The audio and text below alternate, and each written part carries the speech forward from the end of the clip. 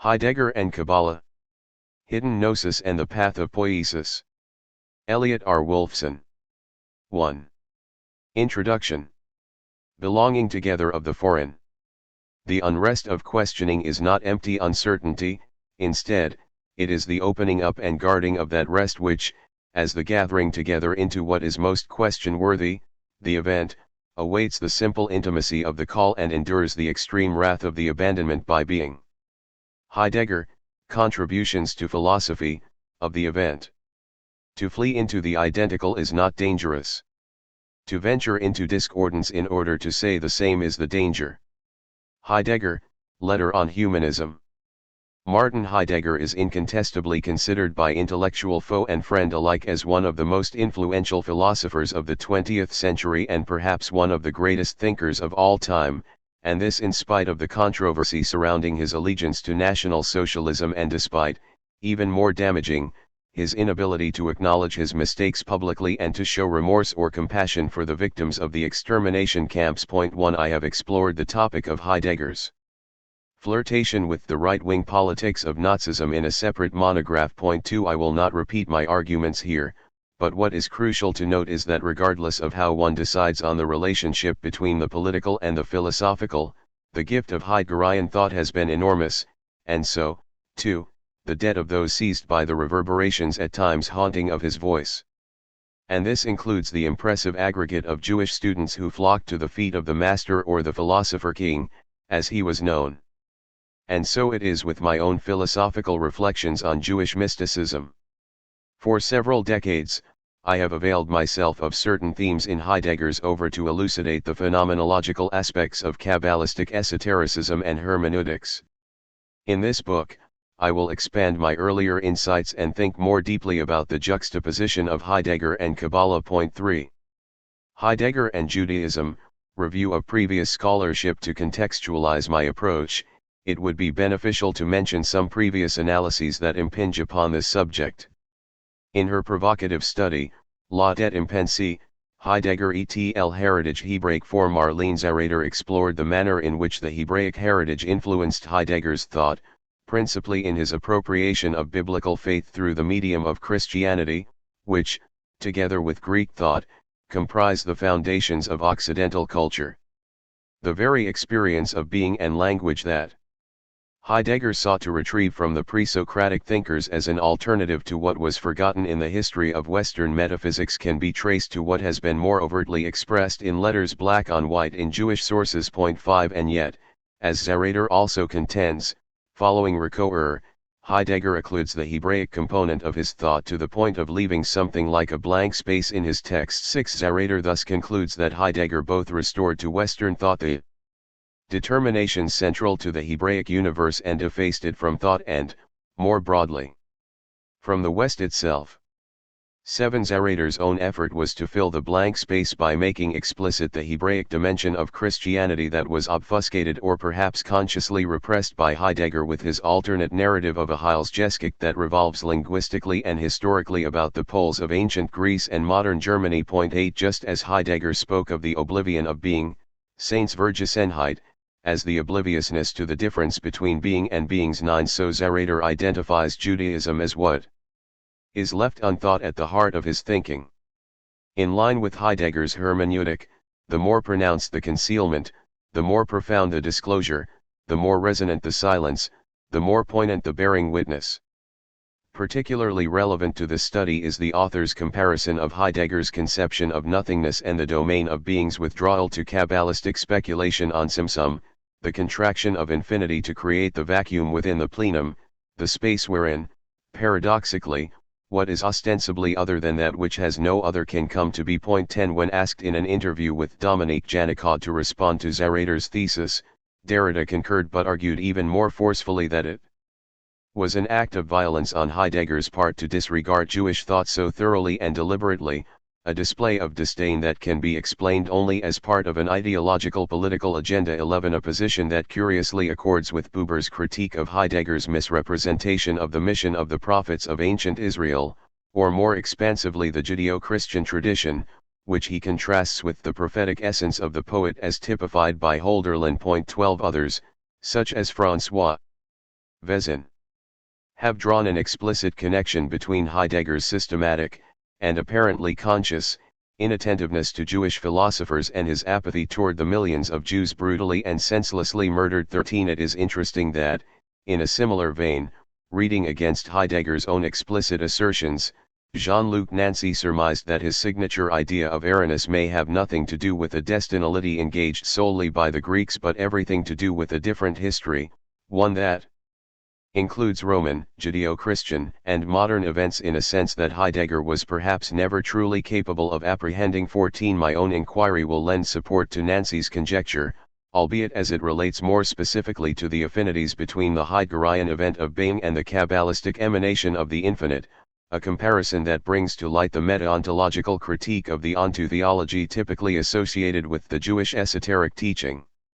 The validity of juxtaposing Heidegger's Seinsdenken and the Kabbalistic contemplation of infinity will be strengthened by attending to several other topics worthy of comparative analysis, to wit, the hermeneutical nature of the human experience of history and the contours of tradition, the conception of authentic time as a linear circle that instantiates the replication of difference, the simultaneous disclosure and concealment of the mystery, and the intricate triangulation of language, peoplehood, and land. Another work that should be mentioned is Johanna Junk's Metaphor und Sprachmagie, Heidegger und die Kabbalah, in philosophisch Untersuchung. Even though this book is marred by the fact that the author does not seem to possess the philological skills requisite to read Kabbalistic material in its primary languages, and thus her analyses are based on the evaluations culled from other scholars, Junk's study yields some important insights and interpretive strategies that substantively enrich the discussion and illumine the fundamental question of the compatibility of Heidegger's path and the esoteric tradition of the Kabbalah. 15. Noteworthy as well are Richard Vaughan's Heidegger's Children, Hannah Arendt, Karl Loewe, Hans Jonas, and Herbert Marcuse. 16. And Samuel Fleischhacker's edited collection Heidegger's Jewish Followers, Essays on Hannah Arendt, Leo Strauss, Hans Jonas, and Emmanuel Levinas. 17. These works are serious engagements with the complicated relationship that several leading 20th century Jewish thinkers had to Heidegger, but the latter's relationship to Kabbalah or Jewish mysticism is not discussed at all in either book.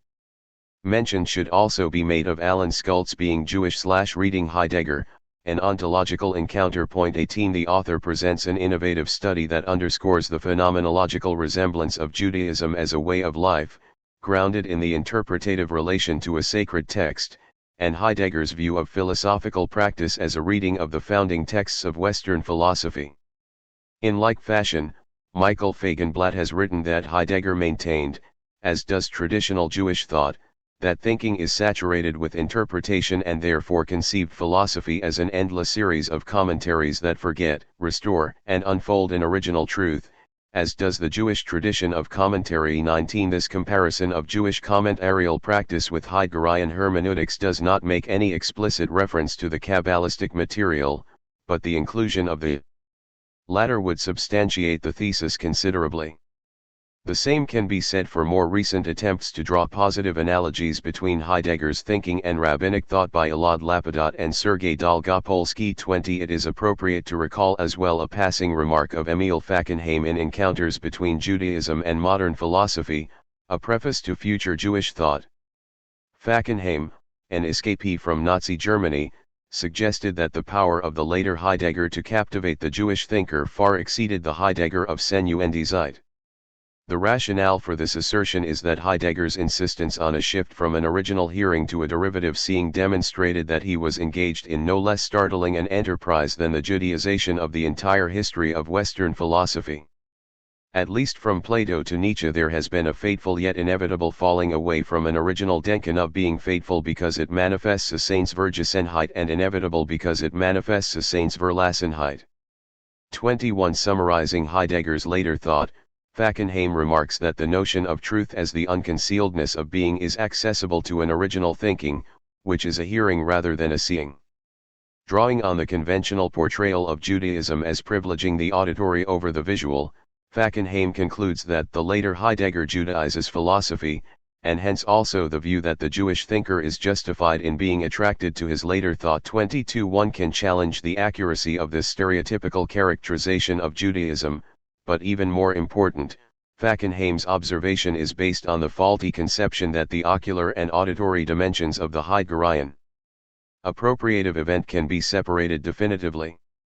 The spuriousness of this claim is attested, for instance, in Heidegger's statement about the nature of Aranis as the saying that is the showing, die Sage ist Zeichen, or its corollary, the showing of the saying, das Zeichen der Sage.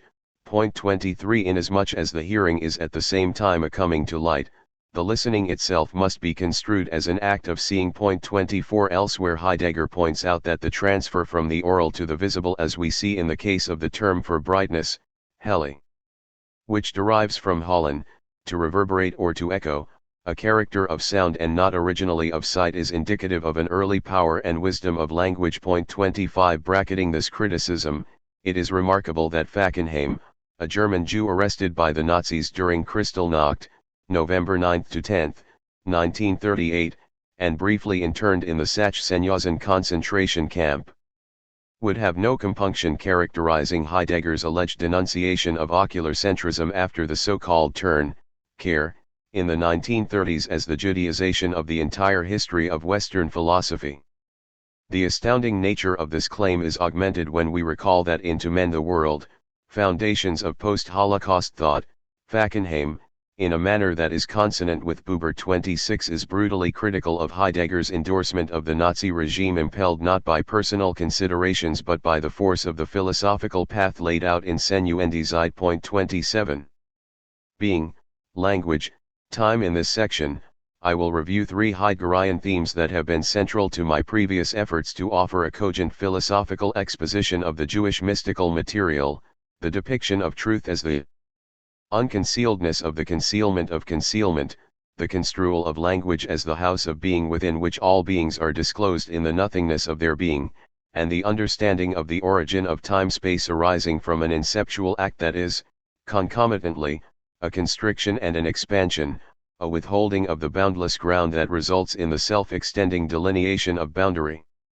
Turning to the first topic, I have been struck by the way Heidegger's conception of truth as the clearing, Lichtung, for the self-concealing, Sichtverbergen, of being, the bringing to light, the lighting up, of what remains enshrouded, well captures the paradox of secrecy and the meontological understanding of the infinite non-being at play in a plethora of Kabbalistic sources. Point 28. The clearing within which beings are unconcealed is the concealment of those very beings. Kabbalists would surely assent to the Heideggerian assessment that the nature of nature, phi sigma iota, is such that every being we encounter keeps to this curious opposition of presence and wesens, in that it always withholds itself at the same time in a concealedness. Verborgenheit. 29. The concealment that occurs within the clearing is thus a form of dissembling, Verstellen, whereby the being that appears presents itself as other than it is, es gibt sich anders. Als es ist. Point 30. This insight into the concealment that conceals and dissembles itself leads Heidegger to the disquieting conclusion that the unconcealedness, Unverborgenheit, is dominated by a denial that takes the form of a double concealment, Verborgen, the concealment of the concealment, such that truth, in its very essence, is untruth, die Wahrheit ist in ihrem Wesen Unwahrheit, a proposition that is not intended to state that truth is necessarily falsehood, Falschheit, but only that, in defiance of the principle of non-contradiction, it is always itself and its opposite, that is, truth is the disclosure regarding which it is essential that it remain concealed. 31. Much as Heidegger understood that untruth belongs inextricably to the comportment of truth, insofar as the latter is the unconcealment, aletheia, of that which is hidden or forgotten, lethe, the mystery that is the concealing of what is concealed, die Verbergung de Verbergenen. The nonsense, Unwesen, that is essential to the essence of truth. 32. The self-withdrawing, Sichenzihend, 33. That initiates the nonshowing of being in the showing of every non-being. 34. So for the Kabbalist, divulging the secret is a double negative that yields a positive, the concealment that conceals itself to be revealed.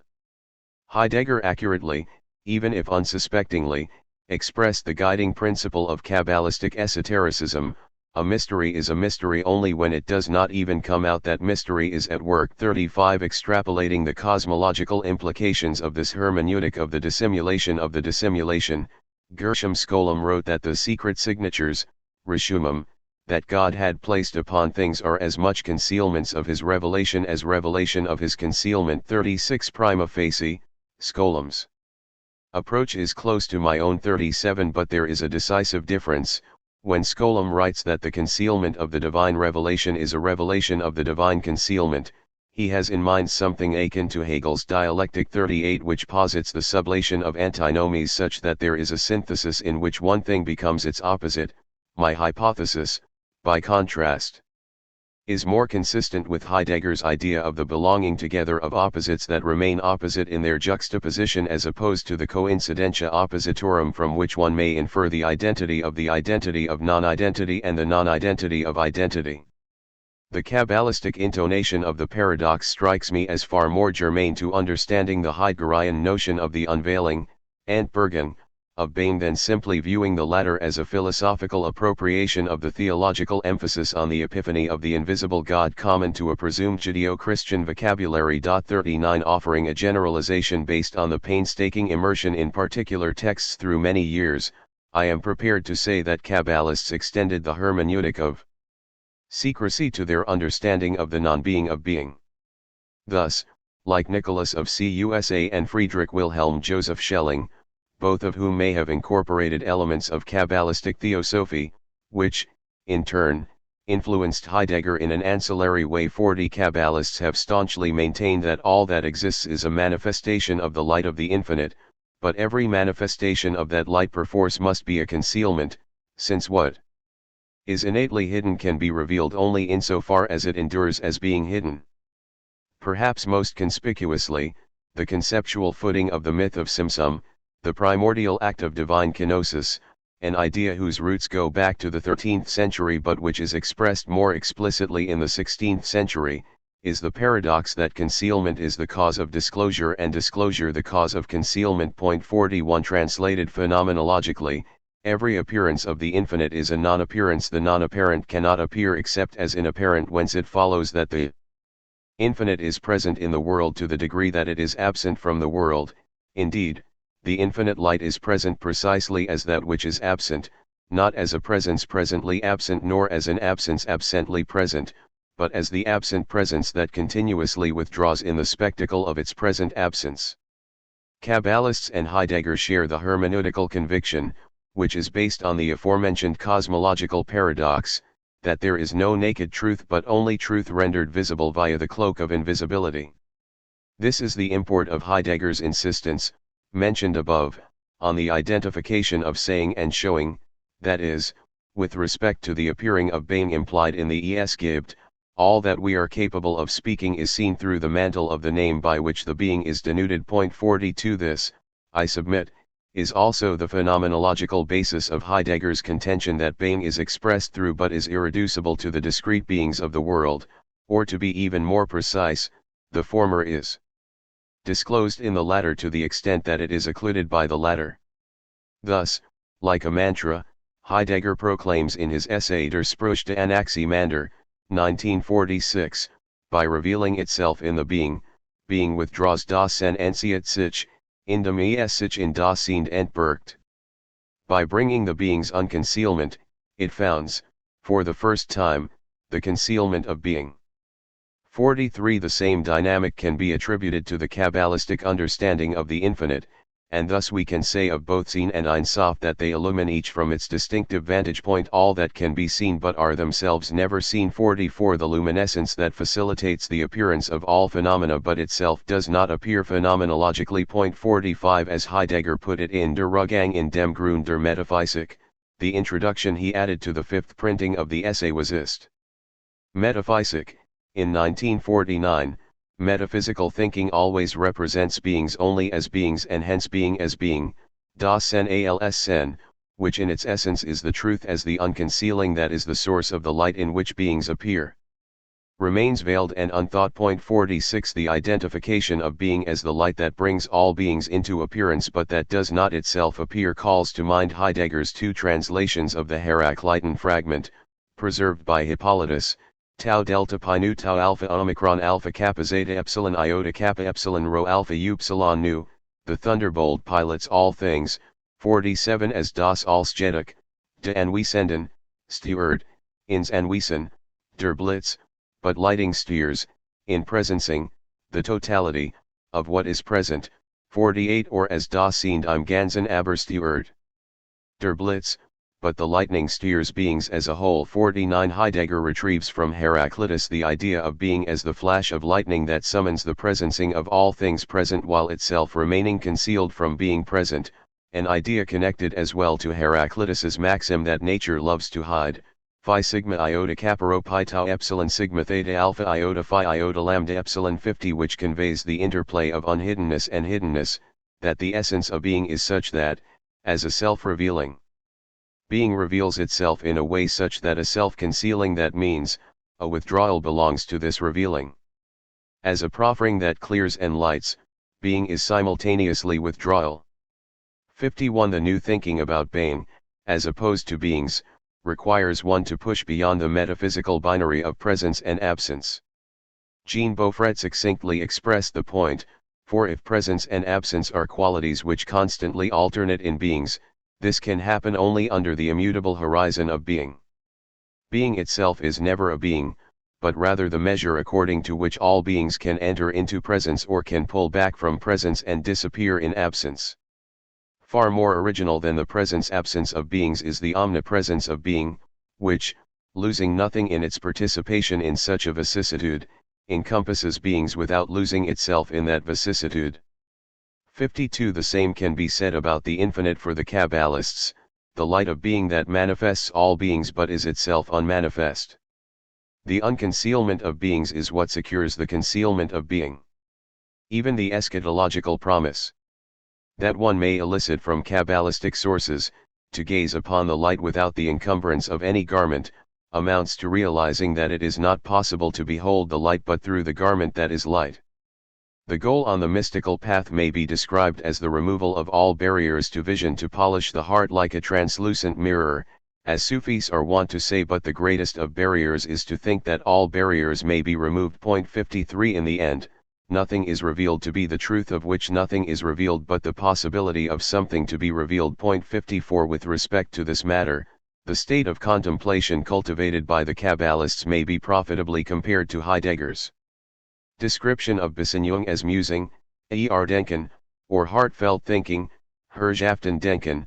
55 That is, the contemplative reflection, besinnlich nachdenken, or meditative thinking, besinnlich denken, that occasions the release, Gelassenheit, into what is worthy of interrogation with respect to being rather than a computational thinking, Rechnend denken, that thinks being from the perspective of beings and thereby reinforces the metaphysical fallacy of obliterating the ontological difference. 56 Heidegger felicitously called this mode of contemplation thoughtful configuration, Denkerisch. Gestaltung.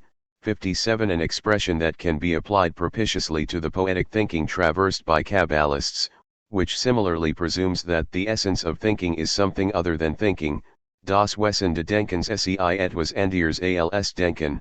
58 Embarking on this path of thinking that is other than thinking leads one to the discernment that the Heideggerian Sinn and the Kabbalistic Ein Sof each denote a presence that is always a non-presence, a presence that can be present only by not being present.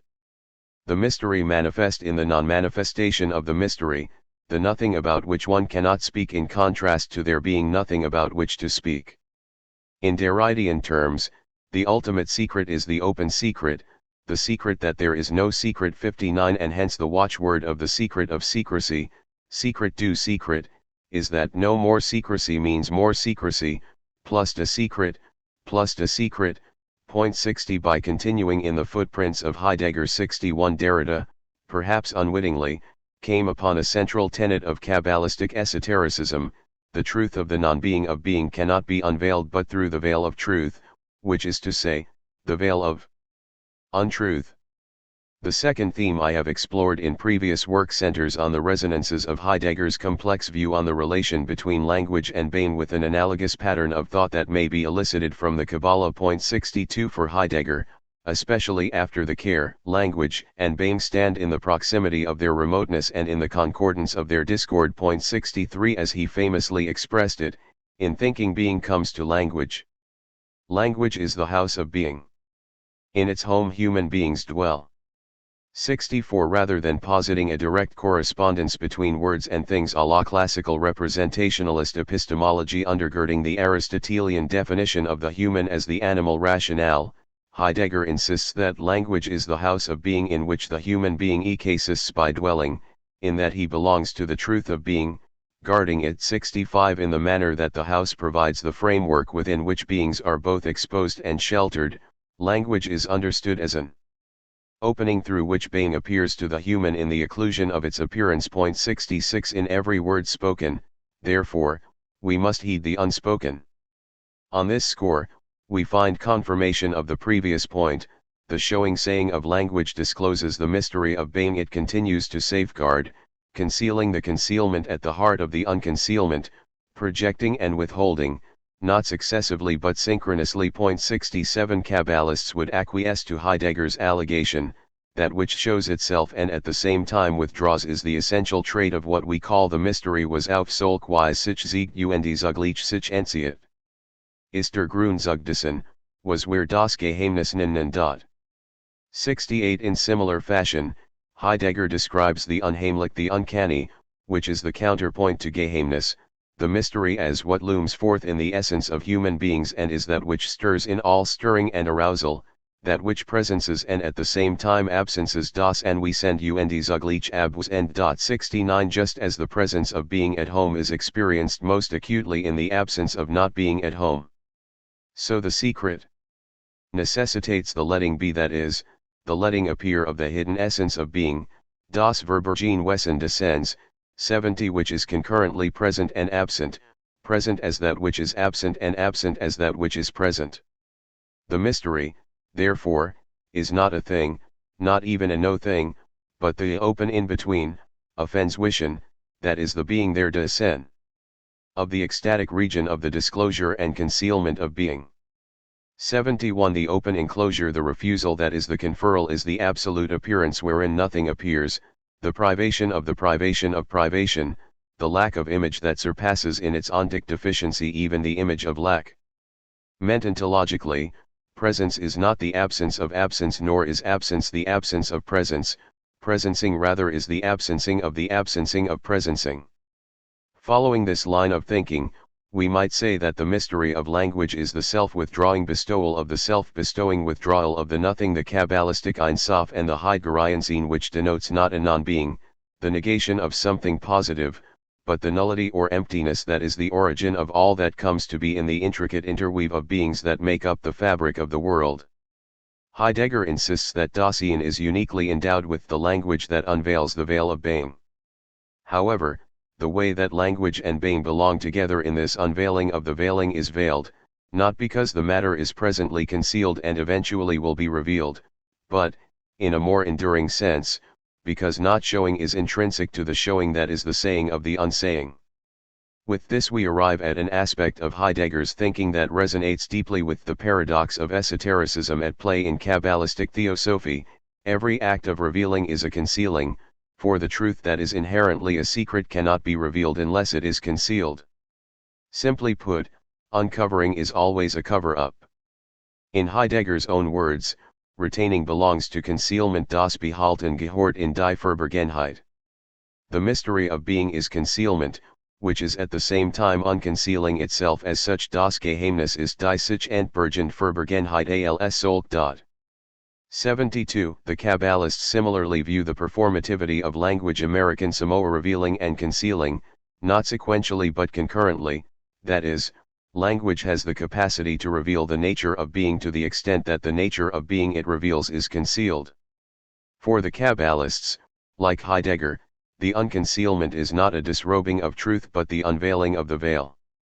All revealing, writes Heidegger in a decidedly Kabbalistic tone, belongs within a harboring and a concealing. but that which frees the mystery is concealed and always concealing itself. Freedom is that which conceals in a way that opens to light, in whose clearing shimmers the veil that hides the essential occurrence of all truth and lets the veil appear as what veils. 73 To let the veil appear as what veils. This corroborates the point made above concerning the eschatological goal of the mystical way. Lifting the veil, ostensibly to see the face laid bare, amounts to discerning that there is no way to see the face but through the veil of the face. Hence, the final veil to lift is the veil that one can see without a veil. 74 Heidegger's poeticized thinking, as it is enunciated in relation to Greek and to German, a belonging together that connects but also keeps separate thought and poetry, finds a close parallel in the Kabbalistic allocation of ontological significance to Hebrew. 75 From the vantage point of the Kabbalists, unfailingly and uniformly upheld through the generations, Hebrew is the matrix language, and hence it is accorded the status of being most conducive to unmasking the masking of the unmasking, to disclose the secret of the concealing of what is concealed in ascribing a name to the nameless.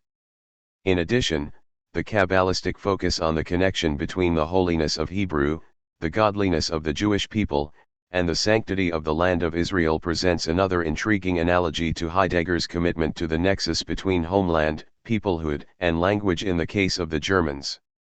Far from avoiding the difficult political questions that surround this indissoluble link between place, nationality, and speech, in the final chapter, I will show that Kabbalistic sources are susceptible to the reproach that has been leveled against Heidegger for what he himself called the folkish thinking, Volkisch Denken, 76, which mandates the ethno-linguistic enrootedness and invocation of historical destiny for a particular people to the exclusion of others.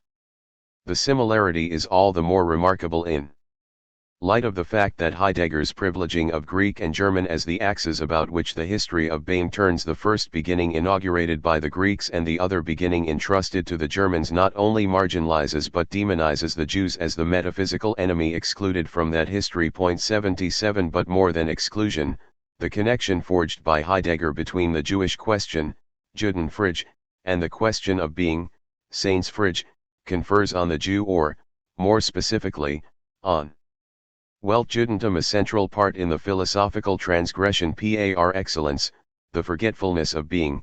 The question of the role of world Judaism is not a racial question, but a metaphysical one, a question that concerns the kind of human existence which in an utterly unrestrained way can undertake as a world historical task the uprooting of all beings from being. 78 Apparently, Heidegger did not think the Jew was capable of realizing the innermost structure of the metaphysics of Dasein. 79 Which enables the expansion into the metapolitics of the historical people, that is, the task of belonging to the voke determined not racially or biologically but by an essentially collective and historical destiny that is metapolitical. 80 As Donatella di Cesare has aptly put it, Heidegger's apocalyptic vision sees the Jew as the figure of an end that obsessively repeats itself, preventing the German people from reaching the other beginning, that is, a new dawn of the West. The metaphysics of the Jew gives rise to the metaphysical Jew, an abstract figure to which the qualities that supposedly pertain to the idea of the Jew, the fantastic model of the figural Jew, are obscurely transferred. The metaphysics of the Jew thus produces a metaphysical Jew, the idea of the Jew defined metaphysically on the basis of the secular oppositions that relegate the Jew to inauthentic appearance, that reduce him to a soulless abstraction, to a spectral invisibility, and eventually to nothingness. 81 The third theme in Heidegger that I have invoked as a prism through which to examine Kabbalistic texts is the idea of time. 82 In modes of discourse beholden explicitly to Schelling, and by implication to the theosophical Gnosis espoused by Kabbalists, Heidegger depicts the Abgrund as the primary clearing, or the nameless abyss, the groundlessness that grounds its ground in the holding sway of its grounding, that is, the ungrounding of the non-ground, the spot or interval prior to the partition of time and space into the differentiated representations that mark the signposts of humankind's historical destination. Heidegger's understanding of the origin of time-space within the revealing concealing of the Abgrund, which constitutes the essence of truth, is indebted to Schelling's rendering of time as the space of the ungrund, the infinite within which oppositions are preserved in the indifference of their identity.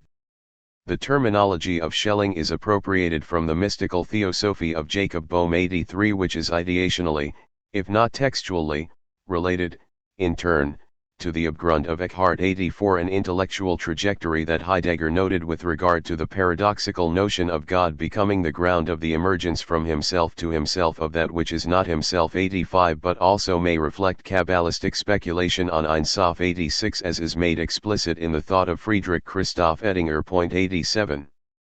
Previous scholarship has documented the possible influence of Kabbalistic motifs on Schelling and the probable channels of influence, to wit, Latin translations of Zoharic and Lurianic texts published in Christian Nor von Rosenroth's Kabbalah Denudata, 88 original treatises of Christian Kabbalah by Pico della Mirandola, Johannes Ryuklin, Guillaume Postel, Egidio de Viterbo, Francesco Giorgi, and Paulus Riccius, to name a few of the better-known examples.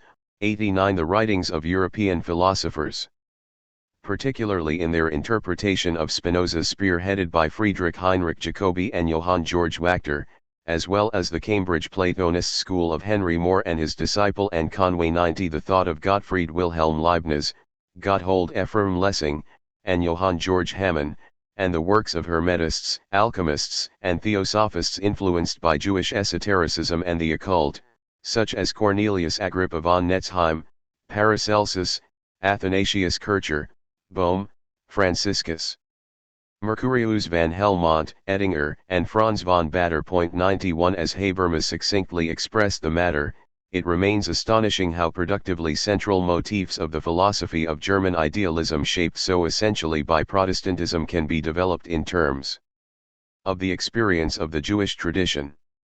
Because the legacy of the Kabbalah already flowed into and was absorbed by idealism, its light seems to refract all the more richly in the spectrum of a spirit in which something of the spirit of Jewish mysticism lives on, in however hidden a way. 92 It is feasible to extend this argument to Heidegger and to assume an incidental influence of Jewish theosophical speculation on his path of inceptual thinking/enowning, an inspiration that remained unspoken and unthought. At the very least, the similarities are striking and call for interpretation. Belonging together and the correlation of sameness through difference, this monograph, to the best of my knowledge, presents the first serious attempt to lay out the comparison of the Heideggerian and Kabbalistic corpora on the basis of textual philological criteria. As I already noted, it may very well be that Heidegger became aware indirectly of Kabbalistic motifs and symbols through the work of Schelling. 93 With regard to the more general influence of mystical theosophy on Heidegger, which may independently exhibit a symbolic kinship with the Kabbalah, the likely vehicles of transmission would have been the Latin and German writings of Eckhart 94 and the theosophical compositions of Boehme. 95 The impact of these thinkers on Heidegger has been duly noted. But no one has paid attention to how the Kabbalistic resonances in their works may have inadvertently imprinted Heidegger's thought. An investigation of this sort would certainly contribute to unearthing new facets and dimensions of European intellectual history from the Middle Ages to modernity and into contemporary postmodernism. At various pivotal junctures in the ensuing chapters, I will argue that certain Kabbalistic ideas made their way into Heidegger's thought through secondary conduits. The argument in this book primarily, however, assumes a different form. It is not influence that is the focal point of my concern. I am sympathetic to Heidegger's denigration of this kind of analysis. 96 But rather the constellation of themes underlying the respective viewpoints of Heidegger and the Kabbalists, a constellation that demonstrates the disarming correlation as opposed to dialectical coincidence of sameness through difference, that is, the identity of the non-identical in the preservation of the non-identity of the identical. Without denying the cultural and existential disparities too obvious to warrant specification, it is justifiable nonetheless to bridge the two, to ponder the Kabbalah in light of Heideggerian poetic thinking, and the later in light of the former, on three accounts. First, as I noted above, historical connections between Heidegger and Kabbalah through intermediaries like Boehme and Schelling cannot be ruled out unequivocally. Second, Heidegger's relation to Gnostic, mystical, and esoteric currents in Western Christian thought 97, including principally Meister Eckhart 98 and Angela Silsu's 99, suggest the possibility that he may have been enamored with ideas from these sources that have strong parallels in the Jewish material. Third, and most important, leaving aside the historiographical question of influence, the comparative analysis is justified methodologically by conceptual affinities. The path of Heidegger's later thought turns in a paradoxical manner predicated, as it is, on the poetological heeding of the unspoken in what is spoken that is particularly appropriate for the study of the apophatic dimension of the Kabbalah. The predictable anachronistic charge of anachronism against this approach is readily dismissible as the philological insistence that a text be studied in a diachronically modulated historical context, though valid up to a point, need not be accorded hegemony in the hermeneutical task of constructing meaning. Availing ourselves of the Heideggerian distinction, the analysis in this book may be considered historical as opposed to historiological. To avoid potential misunderstanding, let me be clear that I am not advocating an interpretative method that discards philological competence on the specious grounds that all readings are equally tenable, an erroneous and self-contradictory view that lamentably has gained great currency in the marketplace of ideas. It is fitting to recall the acerbic observation of Nietzsche: he who wants to mediate between two resolute thinkers shows that he is mediocre, he has no eye for what is unique, seeing things as similar and making things the same is the sign of weak eyes. 100. Lest I be accused of mediocrity and feeble vision, I will state clearly and unambiguously that I have no intention of equating Heidegger and Kabbalists on the basis of superficial comparisons that ignore the specificity of the respective historical, social, and cultural environments that informed each body of thinking.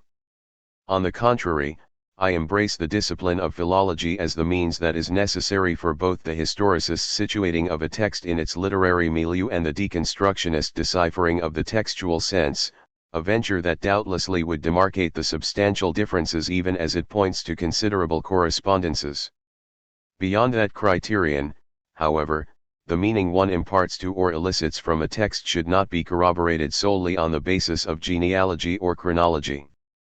As Heidegger himself in one place expressed the matter, it is possible, for example, to ascertain historically down to the last detail what Leibniz said about the being of beings, and yet not to understand in the least what Leibniz thought when he defined the being of beings from the perspective of the monad, and defined the monad as the unity of perceptio and aptitus, as the oneness of perception and appetite. 101. What Heidegger wished to convey here, and in countless other passages in his voluminous corpus, is that the philosophical understanding may be enhanced by, but it is certainly not confined to, the historical setting, at least if that setting is determined exclusively and predominantly by historiological assumptions. Granted that one's hermeneutical orientation cannot be disentangled from presumptions about experience more generally, and especially the elaborate role that memory plays in the psychosocial formation of identity and the eidetic confabulation of time. Criteria that respect these realities foster a broader and more diversified conception of historical enframing that epistemologically problematize the commonplace belief that we can be certain that the future does not flow into the past through the present, or that the past is not as much occasioned by the future as the future is by the past. In contrast to this more conventional standpoint, the temporal presupposition buttressing my hermeneutic embraces the prospect of a reversible timeline, what I have called the time swerve of linear circularity, such that the present is as much the cause of the past as the past is the cause of the present. The past persists in the present as the trace that is reconfigured anew each moment through the agency of anamnesis. In sync with Benjamin and Heidegger, I view scholarly reconstruction as a type of futural remembering 102, or a remembering expectation 103, an act of recollecting that has the capacity to redeem the past, not by describing how the past really was but by imputing to it meaning that it never had except as the potential to become what it is not. The radical possibility of time as future, a perspective shared by Kabbalists and Heidegger, implies that the past itself is only past insofar as it is the reiteration of what is always yet to come. The gesture of mindfulness most apposite to this temporal possibility is the leap, sprung, which takes us abruptly to where everything is different, so different that it strikes us as strange, as opposed to a steady progress, where we move unawares from one thing to the next and everything remains alike. 104 The deeper attunement leads to the recognition that appropriation of one's own requires the disappropriation of confronting the stranger. The encounter with the alien is what propels the journey home, the struggle with the unordinary instigates the return to the ordinary. Accepting this hermeneutic plausibility, it is reasonable to propose that Heidegger can provide a meta-discourse to excavate structures of thought latent in Kabbalistic literature. His own words on the nature of genuine comparing in Einleitung in die Philosophie, Denken und Dichten, a lecture course announced for the 1944-45 winter semester at the University of Freiburg but cancelled after the second session as a result of the intrusion of the Nationalist Socialist Party in November 1944, are especially germane. After all, comparing Vergleichen is not supposed to result only in the determination of what is the same and different, die Feststellung von Gleichem und Verschiedenem. Rather, with real comparison, we aspire to see what is different through the same and through the difference of the same. Durch das Gleiche das Verschieden und durch das Verschieden die Gleichen, to always see into the very essence of that which stands in comparison. 105 In this book, I will seek to achieve the vision of that which stands in comparison so that difference is disclosed through the discernment of the same, and the same through the discernment of difference. There is no appeal to a transcendental ideal for the nature of being or to a concept of experience that can be extricated from specific historical contexts, no postulating a metadiscourse or a monolingualism universally applicable to the multiple networks of socio-linguistic meaning. To paraphrase Derrida, even the speaking of one voice requires that there be several voices. 106 As Stephen Burek has argued, the circumspect reader may elicit from Heidegger's own work a model of comparative thinking that is not expressive of syncretism or monotonization that would level out all difference, but rather the forging of a bricolage of thought based on convergence marked by deep-seated divergence. 107 Or what has been called more recently by Eric Nelson intercultural hermeneutics. 108 In Heidegger's own formulation in the 1929-30 lecture course Die Grundbegriffe der Metaphysik, Weltendlichkeit Einsamkeit, the comparative examination is the most approachable and adaptable method because in the process of making and grasping distinctions we can first really glimpse whatever is coincident Übereinstimmend and the same selbige. 109 Here it is pertinent to recall that Heidegger was fond of distinguishing between the identical, das Gleiche, and the same, das selbe. 110 Thus, for example, in Die Ontotheologische Verfassung der Metaphysik, a lecture delivered on February 24, 1957, in Tottenauberg as part of a seminar on Hegel's Wissenschaft der Logik, he put it this way: but the same is not the merely identical alien, das selbe ist nicht das Gleiche. In the merely identical, the difference disappears, verschwindet die Verschiedenheit. In the same the difference appears, erscheint die Verschiedenheit, and appears all the more pressingly, the more resolutely thinking is concerned with the same matter in the same way. Von der Elben Sach auf die Elbe Weise.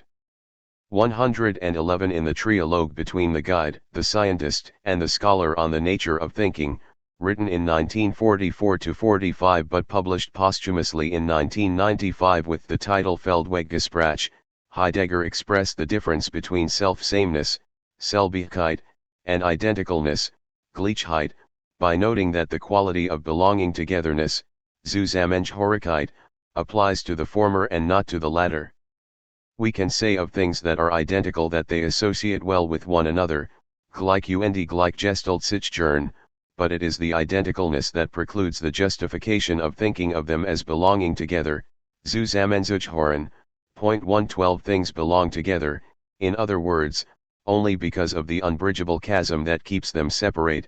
Sameness is discernible through difference, but not in a dialectical way that sublates the disjuncture of their conjunction. 113 The centrality of this notion in Heidegger's thought can be gauged from a passing comment in the address he gave in Meßkirch on October 30, 1955, commemorating Konradin Kreutzer's 175th birthday.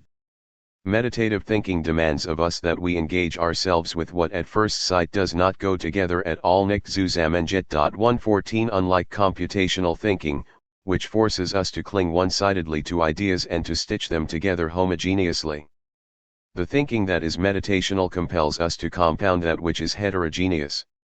From a comment in Der Satz vom Grund, the 1955-56 lecture course on the principle of reason delivered at the University of Freiburg, it can be further deduced that Heidegger considered the matter of sameness as the belonging together of difference, an archaic truth of Western thought that perseveres as the unthought yet to be thought, which is to say, the essential thought that is prevented from ever becoming an object that is no longer underway to being thought.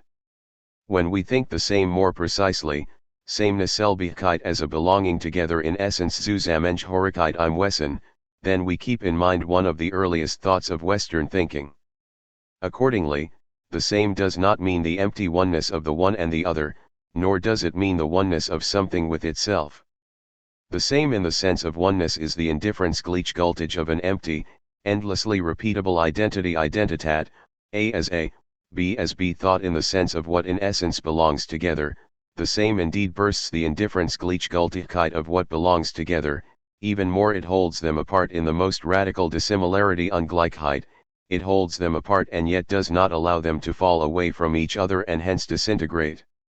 This holding together, Zusammenhalten in keeping apart Auseinanderhalten, is a trait of what we call the same and its sameness. This holding halten pertains to a relation Verhaltnis that still stands before thinking as what is to be thought. 115. Utilizing the Schellingen locution, Heidegger thus delineates the same as the relational quality that bursts the indifference of what is conjoined, holding apart what is held together in radical dissimilarity as opposed to the oneness of the indifference of an endlessly repeatable identity. That radical dissimilarity is the underpinning of Heidegger's repeated emphasis on strife, the contentious encounter of combatants bonded in their disunion. The discriminating ear will hear echoes of this Heideggerian theme in Schelling's comment that the outcome of opposing infinite activities is a static conflict, which is equivalent to rest.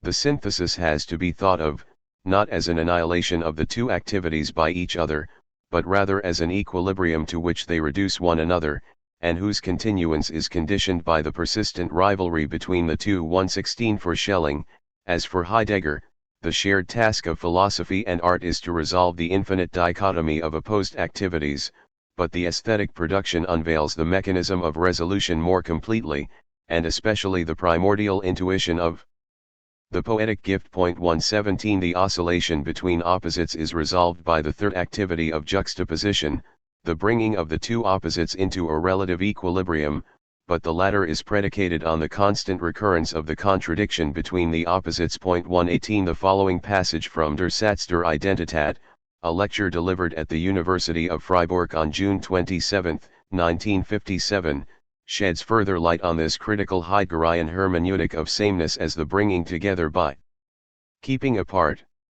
If we think of belonging together Zusammengehören in the customary way, the meaning of belonging is determined by the word together, that is, by its unity. In that case, to belong means as much as, to be assigned and placed into the order of a together, established in the unity of a manifold, combined into the unity of a system, mediated by the unifying center of an authoritative synthesis.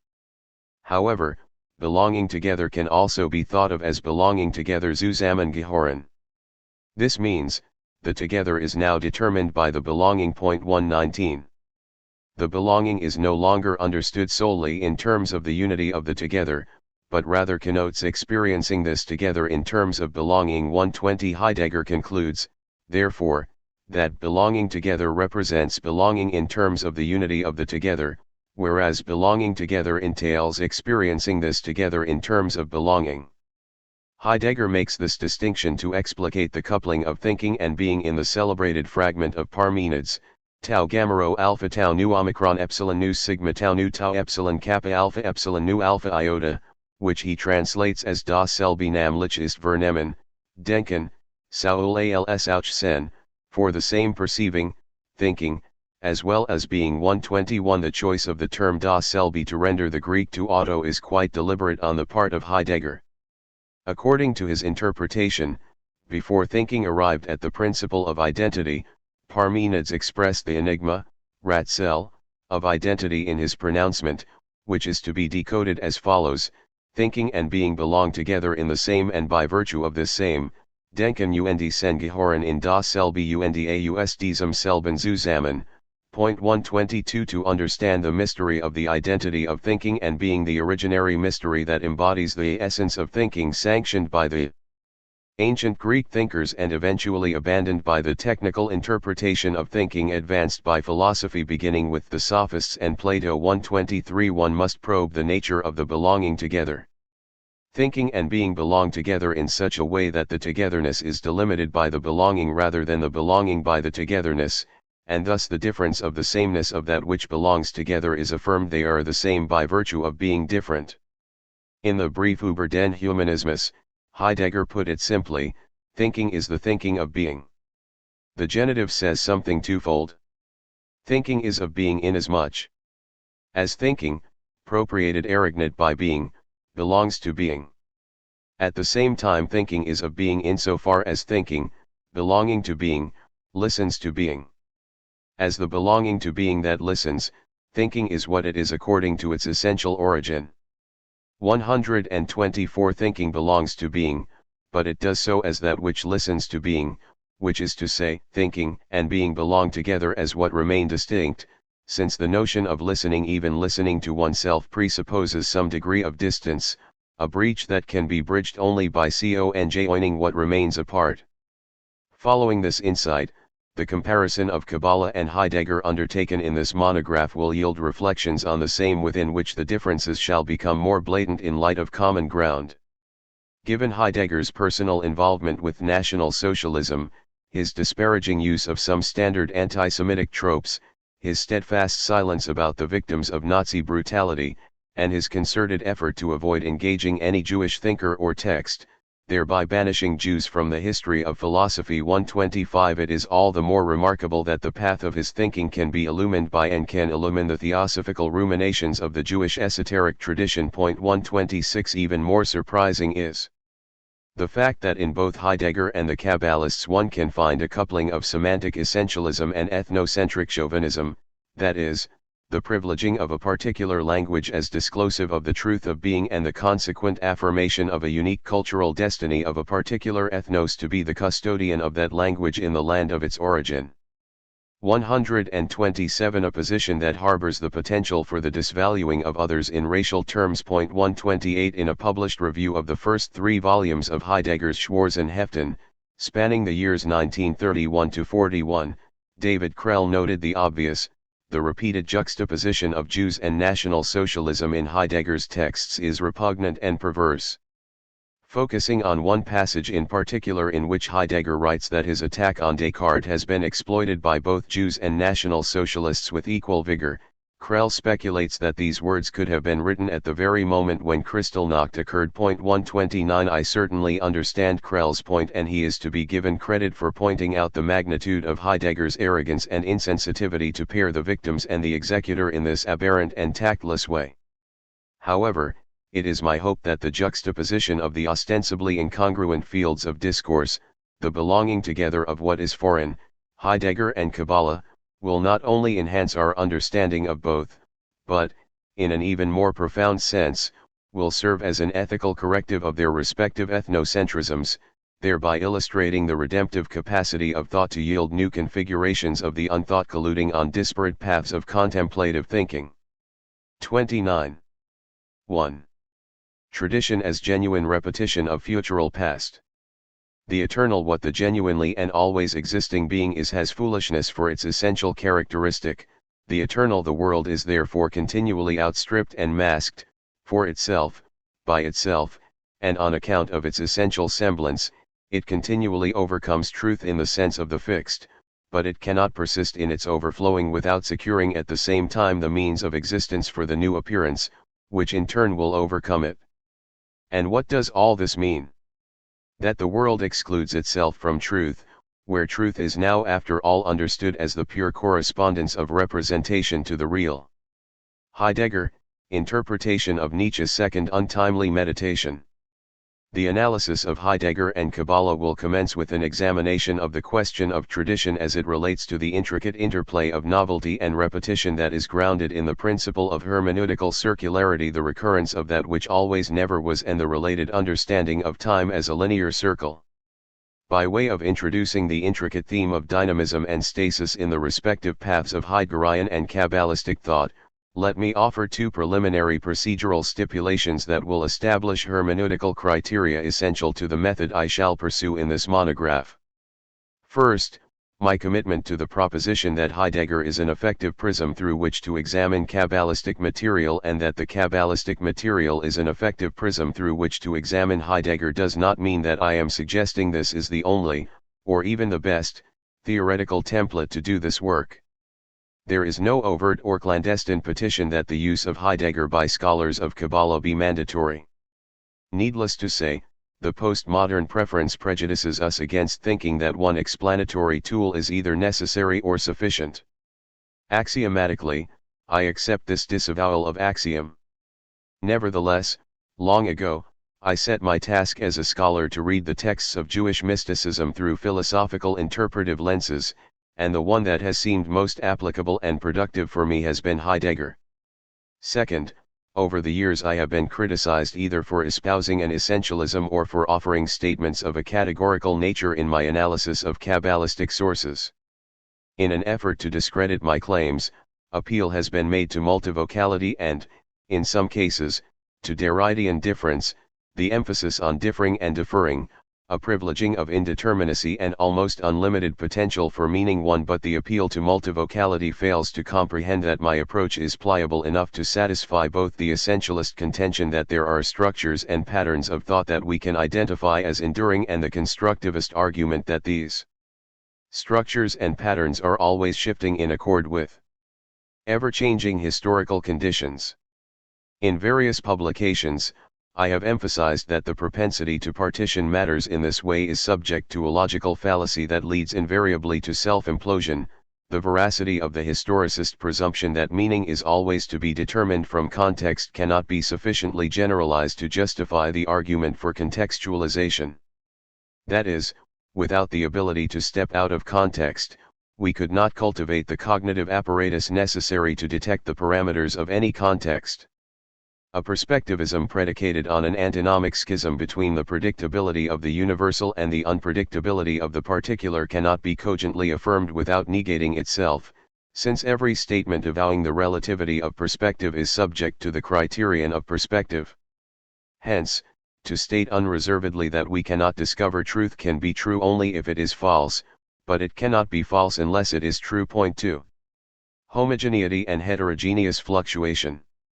As one who is sympathetic to both deconstruction and postmodernism, not only do I not eschew the call for pluralistic interpretation as an advantageous explanatory tactic, but I would go so far as to say that the heuristic contrivance of univocality is audible only through the chorus of plurivocally. There is no monological speech that is not in truth dialogical.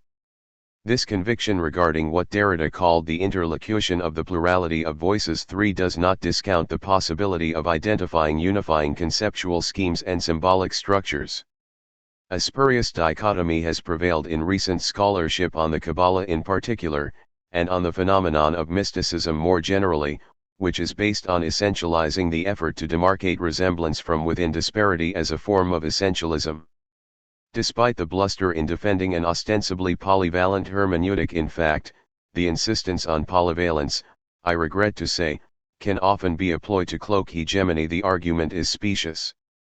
There is no compelling reason to separate heterogeneity and homogeneity. Epistemically, the latter is detectable only against the backdrop of the former. As Jean-Luc Nancy reminds us of this commonsensical point too often obscured by the haze of political correctness, difference is not the opposite of identity, for difference is what makes identity possible, and by inscribing this possibility at the heart of identity, it exposes it to this, that its meaning cannot be identical to it. We are our identity, and we designates once again, in the simultaneous and undecidable reference to our singularities and our community, an identity that is necessarily shared out, in us and between us. Difference takes place in this sharing, at once a distribution of meaning into all significations and a withdrawal of meaning from all signification, a withdrawal that each signification indicates, at the limit. For even from a neuroscientific standpoint, the cerebral coding of information precludes positioning the homogeneous and the heterogeneous in binary opposition. We could not recognize deviation empirically without hypothesizing stability ideationally. Expressed somewhat more technically, syncretic processing is assigned to the right hemisphere of the brain and the diacritic processing to the left hemisphere. The activity of signifying, a cornerstone of our cogitative and linguistic aptitude as thinking beings, involves interaction between the two on the basis of what is referred to as a bimodal reticulation of similarities and differences. 5. Insofar as the brain discerns that things resemble one another only when it perceives that they are inconsonant, we can postulate more abstractly that discrimination facilitates the detection of correspondence. In the words of William J. Clancy, essential to the architecture of memory and learning are the ideas of systematicity and compositionality. These ideas suggest the existence of rule-like pattern comprehension and generation, which result from categorization of sequences, with later reactivation of sequences admitting substitution of subsequences and couplings. The processes of temporal sequencing, substitution, ongoing generalization, and compositional reconstruction provide an explanation of productivity, roughly, the ability to understand and produce relatively unbounded expressions from finite means. Most important, the architecture must be such that conceptual structures form without an executive assembly process that interprets a descriptive language of features, parts, types, orderings, semantic associations, and so on. The process of constructing categories, sequences, and compositions of them is the language of thought, although at this level, it can only be a poetic use of the word. 6. Some have argued that memory is not to be conceived as one homogeneous function, but rather as split into different subfunctions and subprocesses. It must be considered, therefore, an umbrella concept that covers heterogeneity of different functions and processes associated with different neural mechanisms and regions in the brain. Accordingly, what appears to be homogeneous on the conceptual level, turns out to be heterogeneous in neuronal, empirical terms. 7. One could counter, however, that experiential variation cannot be appreciated without the presumption of conceptual uniformity. Similarly, the scholarly task to mark difference can be executed only if some degree of sameness is presumed. Indeed, it is the different sameness that engenders the same difference. If it is true that the same is the same in virtue of the other, then it is correspondingly true that the other is other in virtue of the same. The positing of recurrent patterns does not disallow diversity by ignoring specific details and historical changes that would account for plurality. In line with François Laruelle, I would argue that thinking from the perspective of a principle of unification, what he calls the one, implies generic fluctuation rather than systematic totalization, that is to say, the general is rooted in and must always be tested against the unassimilability of the particular. 8. The deployment of repeated structures in the study of Kabbalistic doctrine and practice does not imply that this variegated history should be subsumed monolithically under the stamp of immutable essences.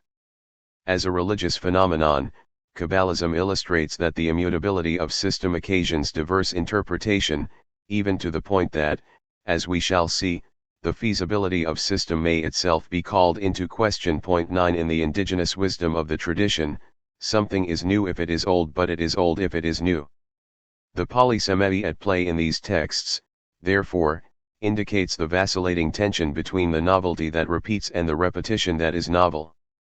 The inflexible bifurcation of innovation and conservation, which has dominated the academic approach to the study of Kabbalah, can be avoided if we accept the dialectic repudiation of the law of non-contradiction based on the assumption that the identification of opposites in the identity of their opposition yields a genuine and irresolvable contradiction, that is, the truth of a statement that presumes the paradoxical form alpha and alpha, which translates into the disjunctive syllogism: if it is the case that alpha, then it is not the case that alpha, is a direct reproach of the more prevalent logic that for every statement either alpha or alpha is true, but both cannot be true at the same time and in the same relation. 10. With this shift in orientation in mind, we can attempt to understand the substratal presupposition of the hermeneutical axiology and the conception of time as a linear circularity based thereon.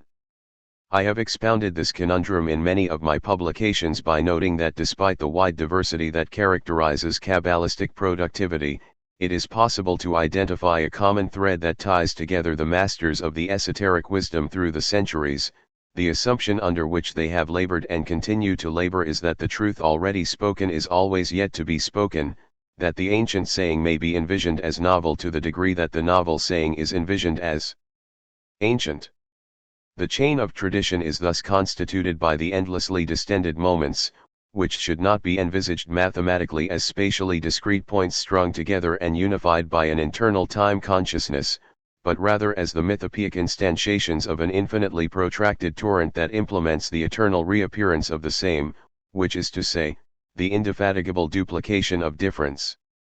The hermeneutical circle that enframes both Kabbalistic speculation and Heidegger's thinking is marked by the following temporal paradox: each moment is steadfastly the same because irresolutely different, and hence, originality is construed as the recovery of an archaic truth that is repeatedly discovered as what has not yet been uncovered. Point 11. Commenting on Heidegger's description and existential grounding of the hermeneutic circle in the anticipatory movement of the ontological structure of the fore-understanding, Hans-Georg Gadamer wrote: "The circle, then, is not formal in nature.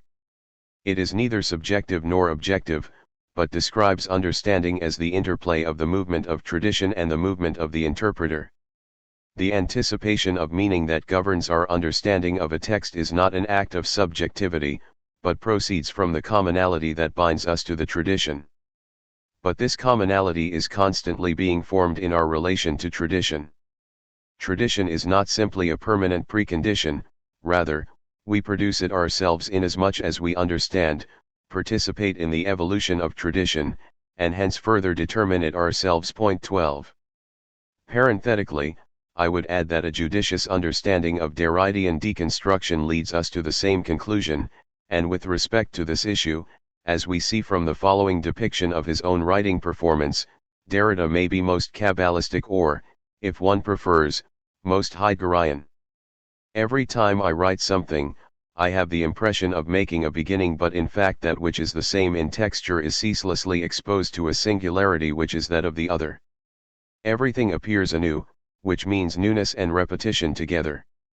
In the actual writing, of course, I'm well aware of the fact that at bottom it all unfolds according to the same law that commands these always different things." 13. The comment leaves little room for opacity or obscurity. Everything must appear as new, but newness is unintelligible without the presumption of repetition.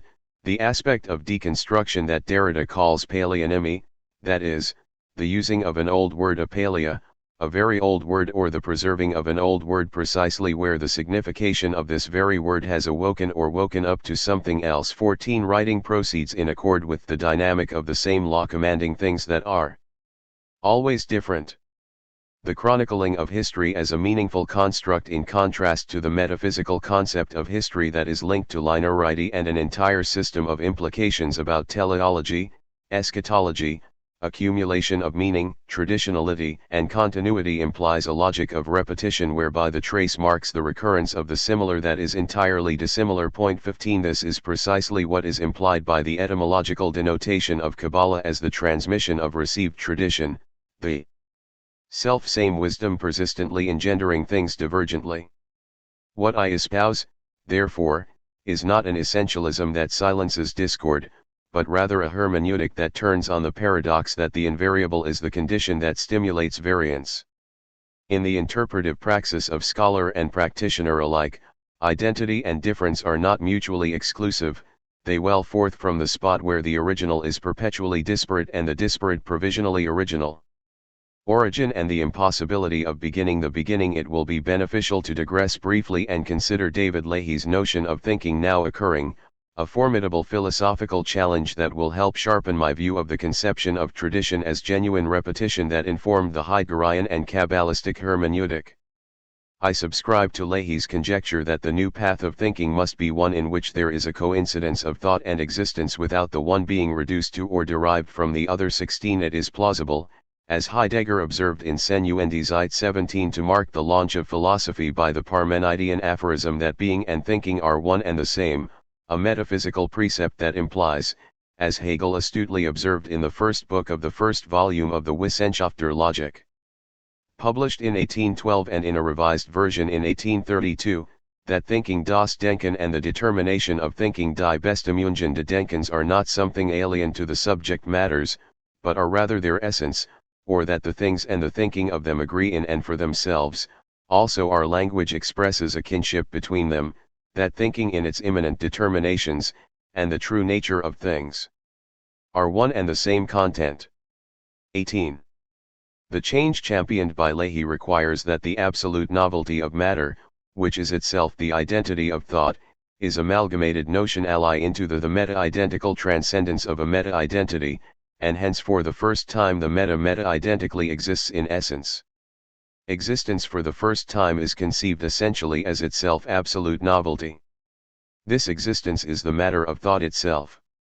19. I take issue, however, with the understanding of the temporal interval as it emerges from Leahy's thinking that is now occurring.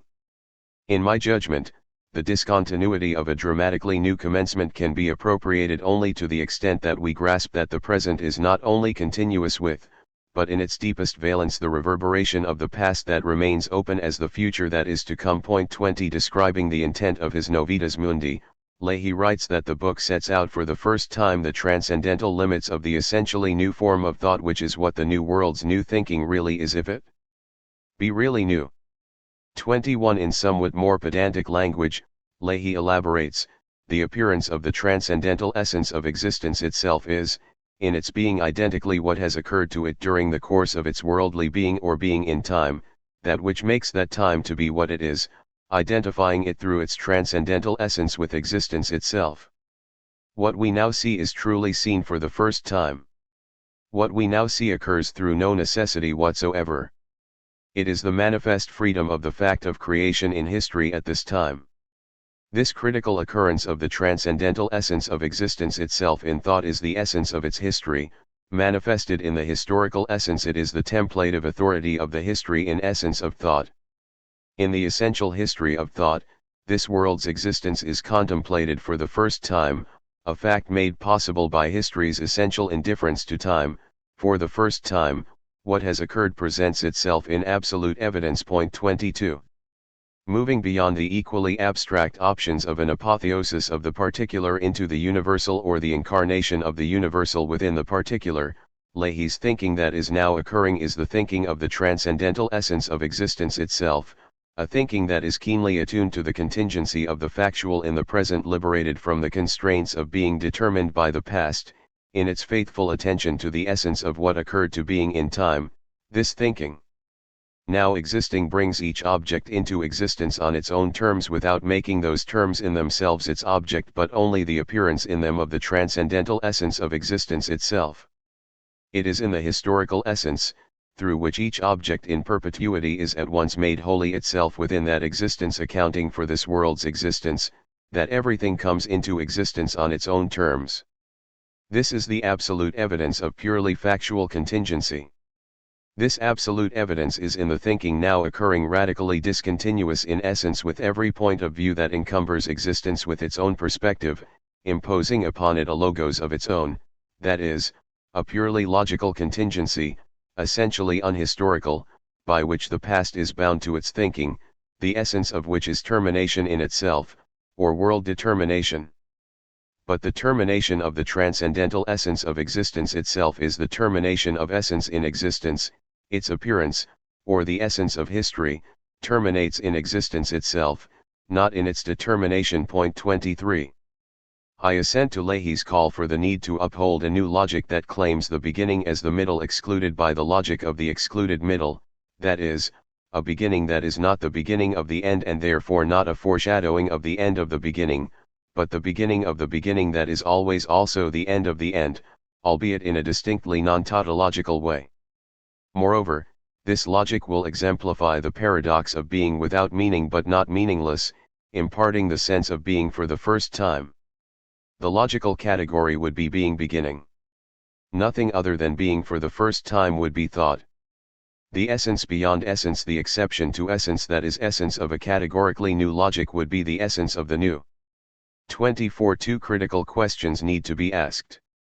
First, has Leahy articulated the most felicitous understanding of newness, and second, is it possible to speak of a beginning that exists for the first time in history without presuming that there is a concatenation of successive nows, each coexisting in the absolute relativity of its own spatial temporal dimensionality?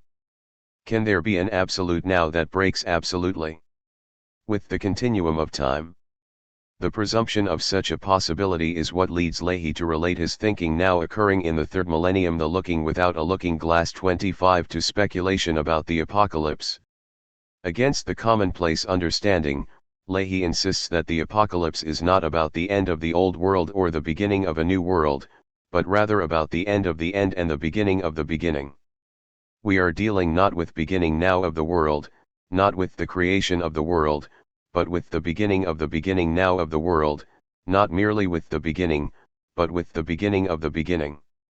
We are dealing not with the final now of the world, not with the end of the world, but with the end of the final now of the world, not merely with the end, but with the end of the end. 26. The now of the apocalypse, on this score, is deemed the first now of the world. Then the beginning of the new heaven and the new earth is the beginning of the universe now beginning. For the first time the I now speaking is apocalyptic. 27. Implicit in this turn is the collapse of the temporal divide, for the not yet is absolutely now. 28. To heed the imperative of the apocalyptic, consequently, is to discern that tomorrow is now because now is tomorrow. An absolutely new beginning, however, logically necessitates an absolute ending of the beginning that is now ending. Naturally, Leahy is attentive to this possibility, and thus he argues, this beginning of fully apocalyptic thinking is anticipated in previous conceptions of mind in the history of thought. But precisely because previous thought anticipated this beginning of an essentially new form of mind, its actuality before now is precluded. 29. With all due deference to Leahy, I would argue that the pure immediacy of now entails the reiteration of the new that renders the supposition of an absolute novum untenable. This plain-spoken wisdom is deftly expressed by Immanuel Falk. The new, in philosophy as in theology, cannot be formulated except insofar as it arises from what was there before. 30. Nuancing and further complicating the argument, I would contend that what was before could never be retrieved except as what has not yet taken place. Hence, rather than speaking of the thinking now occurring as existing for the first time historically, it is more accurate to speak of the present in which that thinking transpires as the reprise of what has always been what is to become. Utilizing a distinction made by Edward Said, we can say that the point of departure is inaccessible because it is not a transitive property determined by an anticipated end or an expected continuity, it is rather a radical and intransitive starting point that has no object other than its own relentless clarification. 31. The beginning is thus making or producing difference, but and here is the great fascination in the subject difference, which is the result of combining the already familiar with the fertile novelty of human work in language.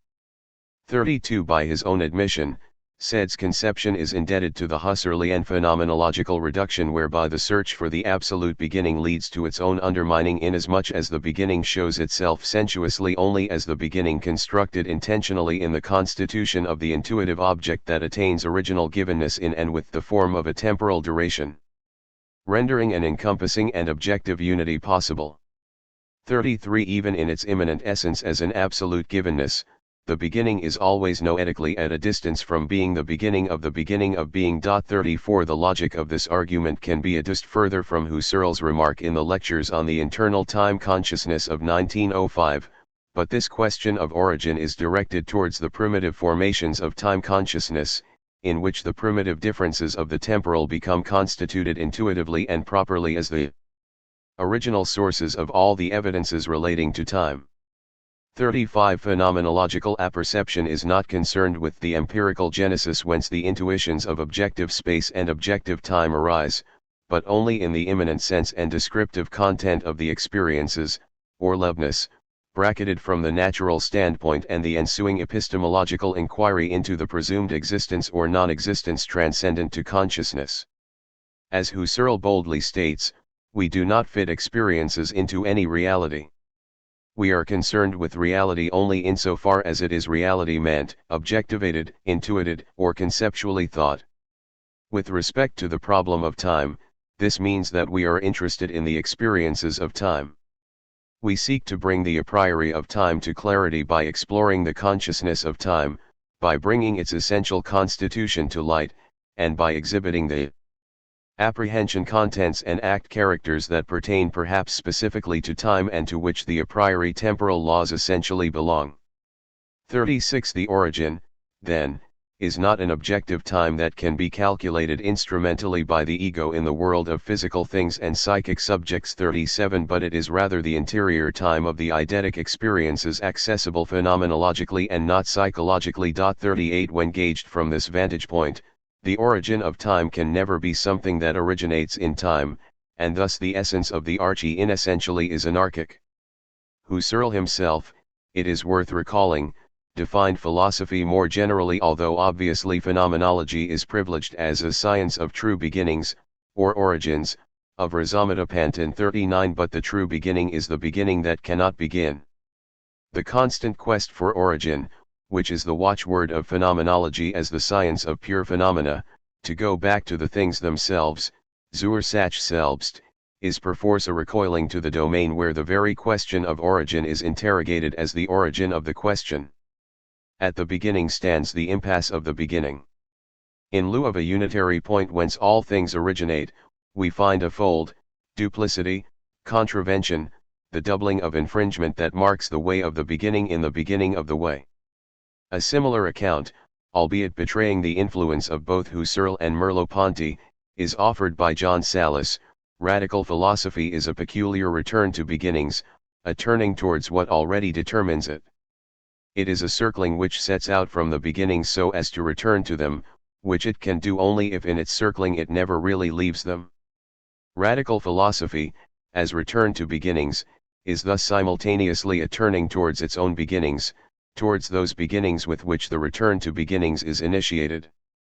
40. I would add, by way of amplification and not dissension, that the return to the beginning is a return to where one has never been, because the very notion of beginning, as Sallis himself wrote elsewhere, is always a redoubling, which is to say no beginning at all. 41. The beginning bears the paradox of existing only after the fact, that is, it has always already been the beginning, but if this is so, then there is no beginning that has not begun prior to beginning, and therefore destabilizing the very possibility of beginning. 42. In Derridean parlance, the onset can never be anything but second, an echo, a trace, the originary iterability. 43. Only that which is distinct can be duplicated, since what recurs is the same difference that is indifferently the same.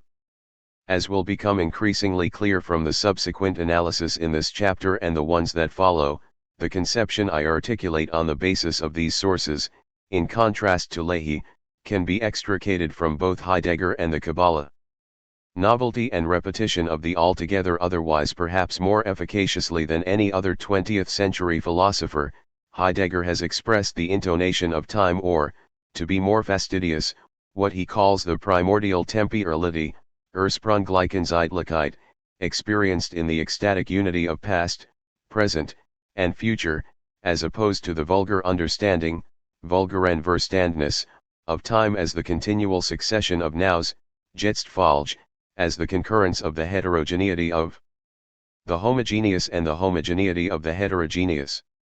This confluence is expressed as well in spatial terms as the primordial outside itself, in and for itself, das Ursprungliche außer sich und für sich selbst. 44. That time is extrinsic to itself in the manner of being intrinsic to itself suggests that the temporal flow consists of the recurrence of the same, in which the same is the recurrence of difference. 45. Following this notion of time, thinking itself is best characterized as a circular movement, Kreisbewegung, by which one is restored to where one has previously not been.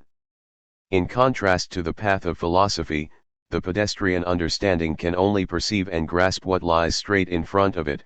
It thus wishes to advance in a straight line, moving from the nearest point on to the next one, and so on. This is called progress fortschritt. 46 Heidegger's sarcasm is palpable as he expresses his disdain for the quotidian sense of time that even treats the orbicular motion in a linear fashion as straightforward progression, Geratoschen, culminating in reverting to the starting point and coming to a standstill. The fuller hermeneutical error implied by this conception of the serial progress of time, as it relates more specifically to a historiological as opposed to a historical perspective, is articulated by Heidegger in a meditation on the mystery of language from the Schwarzheft. We understand a result Erfolg as the effect wirken that follows folgt upon a cause Ursache, but is not the result now what precedes that which is supposed to count as true? A result is not so much something effectuated bewirkt as it is the first properly backward effectuation rückwärts wirkend, insofar as the result extinguishes all other possibilities, ones which then would have the result of being able to deny the claim to what is true. 47 The mundane understanding of causality rests on the assumption that the result is cognized as an effect consequent to an antecedent cause, but the result is veritably a backward effectuation that is the last consequence of the sovereignty of the human being as the historiological animal, that is, the surrendering of all history to an anthropomorphizing concept of historiology wherein the past is determined completely from the horizon of planning and using, and the human being is sequestered from all being. 48 A historical comprehension, geschichtlich begriffen, shows that the humanity entangled in results and in their calculation and production twists history into a constant and increasing backward motion Rückwärtsbewegung and indeed one behind the obviousness of the progress which everyone can see and which is all that is seen. Both that regress Rückschritt and this progress Fortschritt belong together. 49 The emphasis on progress is, in truth, regressive, insofar as the preeminent form of the movement of history, and the essential sense of modern humanity based thereon, are pursued through the ascendancy of historiology.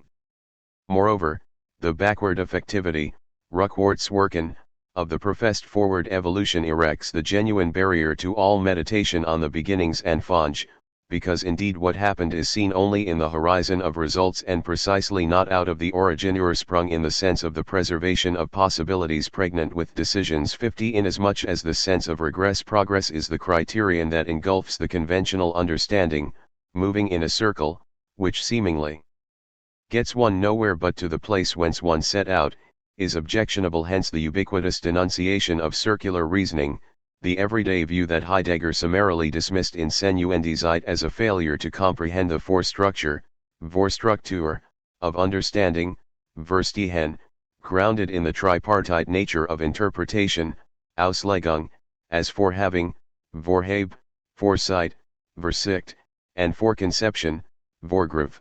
Point 51 When the hermeneutical condition of Dasein is viewed from this perspective, then the matter of the vicious circle, circulus viciosus, commands a response different from the stock dismissal.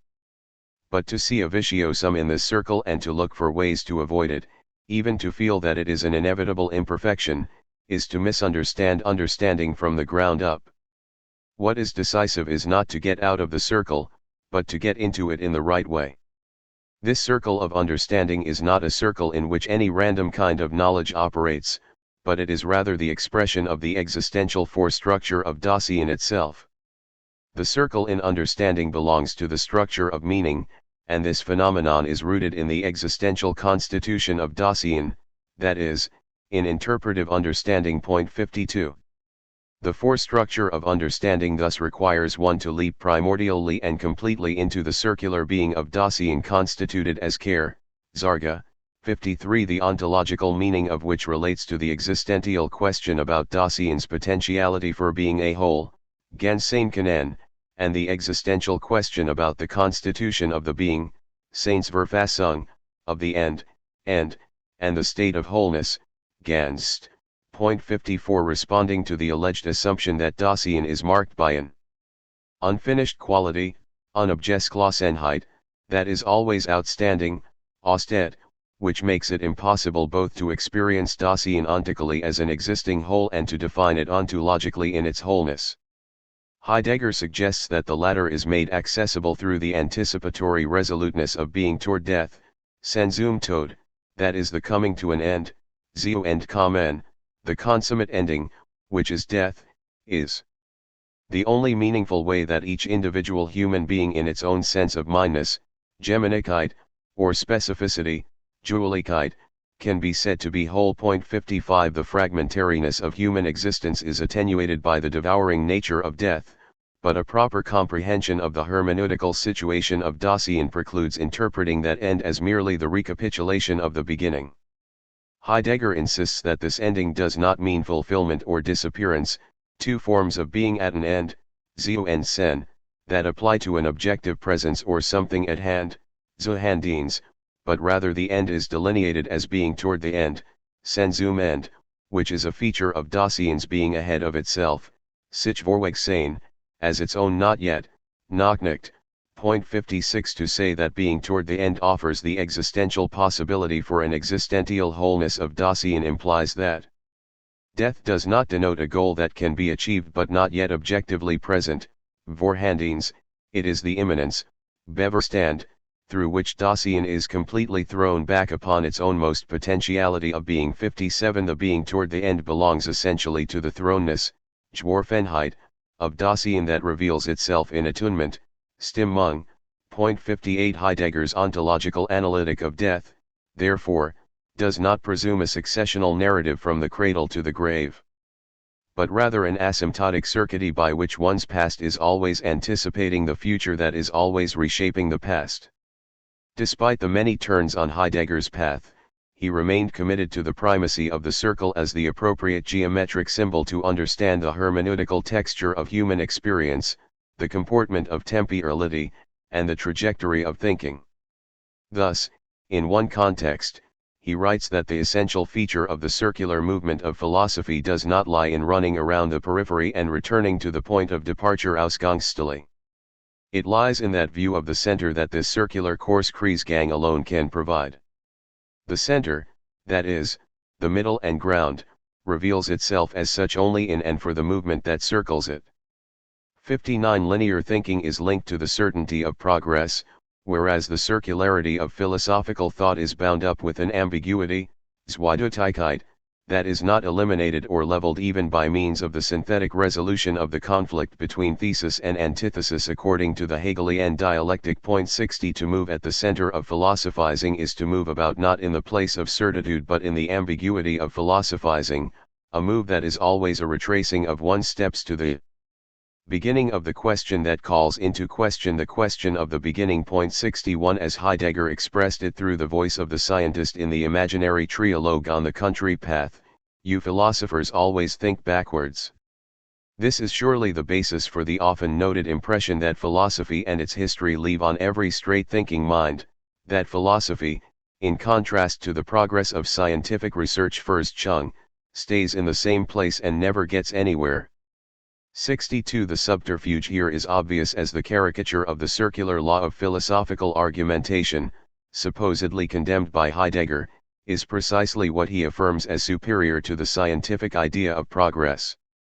This is the import as well of Heidegger's assertion that the guiding question, Leitfrage, of inceptual thinking, Anfanglich Denken, concerns the essentiality of the essence die Wesentlichkeit des Wesens, which consists of the greatest possible generality größtmöglichen Allgemeinheit of the essence.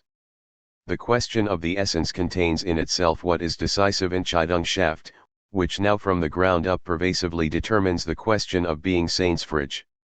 The principle of inceptual thinking therefore sounds like something doubled gedoppelt, all essence is essential occurrence als Wesen ist Wesen. 63 The discourse to displace the closed circular movement and the ancillary assumption that the future truth is already determined by the past must partake of this doubling and what appears tautological from the perspective of the more prosaic linear logic. For Heidegger, the genuine tautology names the same only once, and indeed as itself, nur einmal dasselbe nennt sieundies war als selbst. 64 Tautological thinking is thus predicated on the temporal paradox of the same that can be disclosed only once, and in this respect it is the primordial sense of phenomenology. 65 The task, for Heidegger, as Derrida well understood, is not to circumvent this hermeneutic circulation, as viciously futile or as pointless as it might seem, but to engage in it by going all around it. 66 This is implied in the Heideggerian emphasis on resoluteness, Entschlossenheit, and authenticity, Eigentlichkeit. The experience of the circular closure does not close anything, it suffers neither lack nor negativity. Affirmative experience without voluntarism, without a compulsion to transgression, not to transgress the law of circle and pas de circle but trust in them. Of this trust would thought consist. The desire to accede, by this faithful repetition of the circle, to the not yet crossed, is not absent. The desire for a new step, albeit a backward one, Schritt zurück, ties and unties this procedure de marche. Tie without tie, get across franchir the circle without getting free a franchir of its law. Pas sans pas step without step without not without step not without not. 67. With regard to the temporal quandary of the law of the circle, the future auguring the reversion to the past where one has never been, the fourfold connotation of the idiomatic expression pas sans pas, there is continuity between the so-called earlier and later Heidegger. 68 To cite one relevant passage from Senuendi Zeit, the three temporal modes are said to commingle around the notion that only the being that, as futural Zukunftiges, is equiprimordially having been gleichursprunglich. Joascend, can hand down to itself its inherited possibility Möglichkeit, take over its own thrownness and be in the moment for its time augenblicklich sein für seine Zeit. Only authentic Temporality eigentliche Zeitlichkeit, that is at the same time finite, makes something like Faitsschicksal, that is, authentic historicity eigentliche Geschichtlichkeit, possible. 69 In some measure, Heidegger's early thought bears affinity to Husserl's description of the eidetic laws of compossibility, the rules that govern simultaneous or successive existence and possible existence together, anchored in the motivation of the transcendental sphere, as opposed to causation, structured as the universal unity form of the flux, that is, the formal regularity pertaining to a universal genesis, which is such that past, present, and future become unitarily constituted. Over and over again in a certain noetic noematic formal structure of flowing modes of givenness. 70 Consciousness constitutes itself for itself in the unity of its history, and in that constitution are contained the constitutions of all the objectivities, whether ideal or real, transcendent or immanent, that exist for that concrete and monadic ego. Heidegger translated Husserl's insight into his own conceptual and terminological registry, the authentic temporality of Dasein. The finitude that makes possible the destiny of our historicity is distinguished by the anticipatory resoluteness, Vorlaufenden Entschlossenheit, of appropriating the present moment as the realization of the future recuperating the past. This resoluteness, as it emerges from Heidegger's reflections on Dasein's essential being guilty, schuldig sein, entails being thrown to the ground of nullity, Grund der Nichtigkeit.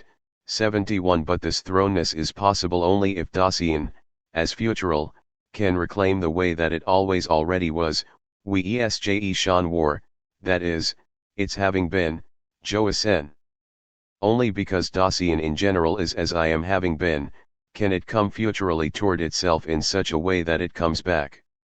Authentically futural, Dasein is authentically having been. Dasein can be authentically having been only because it is futural. 72 Once more, we encounter Heidegger's embrace of circularity applied hermeneutically to the structure of temporality. Dasein projects to the future to the extent that Dasein is thrown back to the past, but Dasein is thrown back to the past only to the extent that it projects to the future. From this it follows that the quality of resoluteness becomes the repetition Wiederholung of a possibility of existence that has been handed down. 73 That the repetition is deemed a handing down, Überlieferung, implies that Dasein can mentally recuperate the stations of the journey it has traversed, but this does not mean that there is an exact reenactment of the past. The authentic repetition of a possibility of existence that has been is grounded existentially in anticipatory resoluteness, for in resoluteness the choice is first chosen that makes one free for the struggle over what is to follow, Kampf and Nachfolge, and fidelity true to what can be repeated.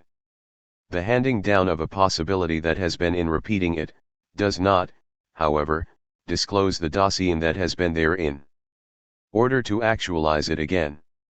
The repetition of what is possible neither brings back what is past, nor does it bind the present back to what is outdated. Arising from a resolute self-projection, repetition is not convinced by something past, in just letting it come back as what was once real. Rather, repetition responds to the possibility of existence that has been there. But responding erweiterung to this possibility in a resolution is at the same time, as a response belonging to the moment als Augenblick like, the renunciation wiederof of that which is working itself out in the today as past. Repetition neither abandons itself to the past, nor does it aim at progress. In the moment, authentic existence is indifferent gleichgültig to both of these alternatives. Repetition first makes manifest to Dasein its own history. The occurrence itself and the disclosedness belonging to it, or the appropriation of it, is existentially grounded in the fact that Dasein is ecstatically open as a temporal being. 74. The resolve to live momentously, to be responsive to the moment, depends on repetition, but an indispensable component of that repetition is renunciation of the past. Authentic existence entails the being there that is forged neither by a retroactive glance backward nor by a proleptic glance forward, but by repeating what is unrivaled with regard to the untruth of the truth that was once true as untrue. To leap to where one is no more is to retreat to where one is yet to be. 75 Thinking on its way, unterwegs, therefore, may be construed as a step back, den Schritt zurück, out of metaphysics into the essence of metaphysics, as a migration out of the oblivion of difference into the destiny of the withdrawing concealment of Perdurance. 76 In the lecture course Vom Wessender Wahrheit, Platons Hallengleichnis und Theatet, offered in the winter semester 1931-32 at the University of Freiburg. Heidegger writes, "For in genuine historical reflection we take just that distance from the present which allows us room to leap out hinausspringen beyond our own present, i.e. to treat it just as every present deserves to be treated, namely as something to be overcome überwunden. Genuine historical return is the decisive beginning of authentic futurity Zukünftigkeit. In the end it is historical return which brings us into what is actually happening today. In the end it is also only a self-evident and therefore doubtful everyday opinion which takes history as something past." 77 History is emphatically not what happened factually in the past, as the discipline of historiology presumes, but what can be relived in the present as the way to heed the destiny that beckons us into the future. In that regard, the genuine historical return is the decisive beginning of the authentic futurity.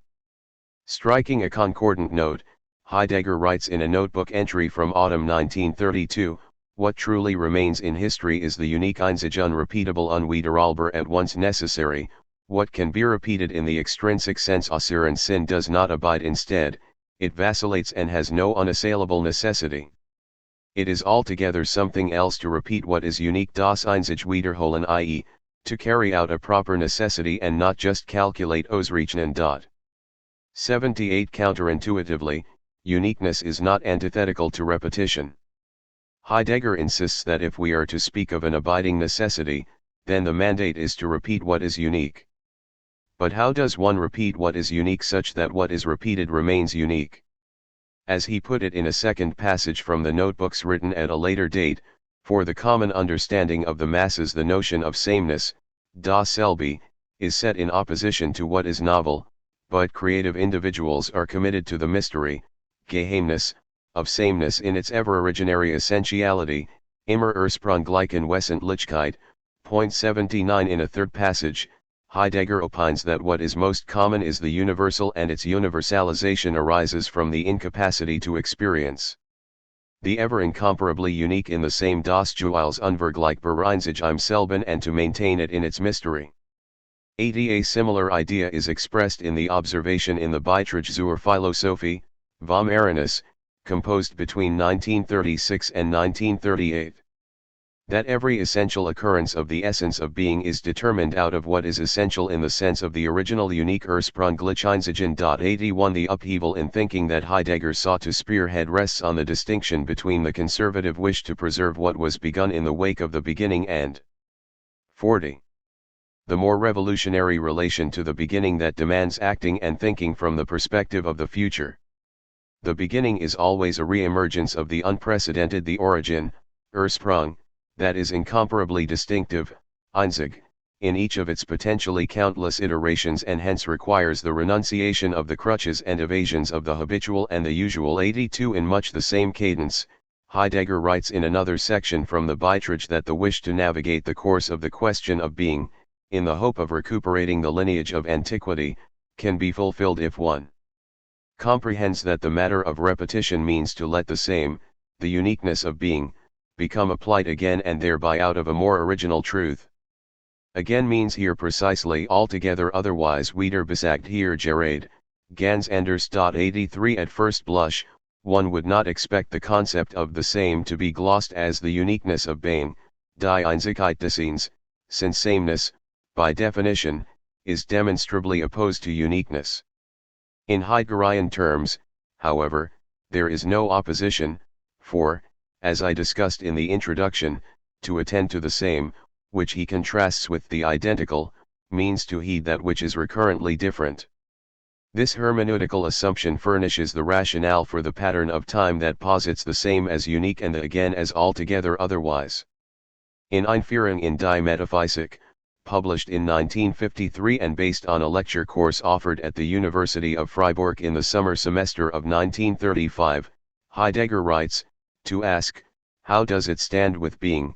This means nothing less than to repeat and retrieve wiederholen the Inception Anfang of our historical spiritual Dasein, in order to transform it into the other inception. 84 The repetition of the novel is the basis for the phenomenological nexus that Heidegger establishes between time, Zeit, eternity, Wichheit, and the moment.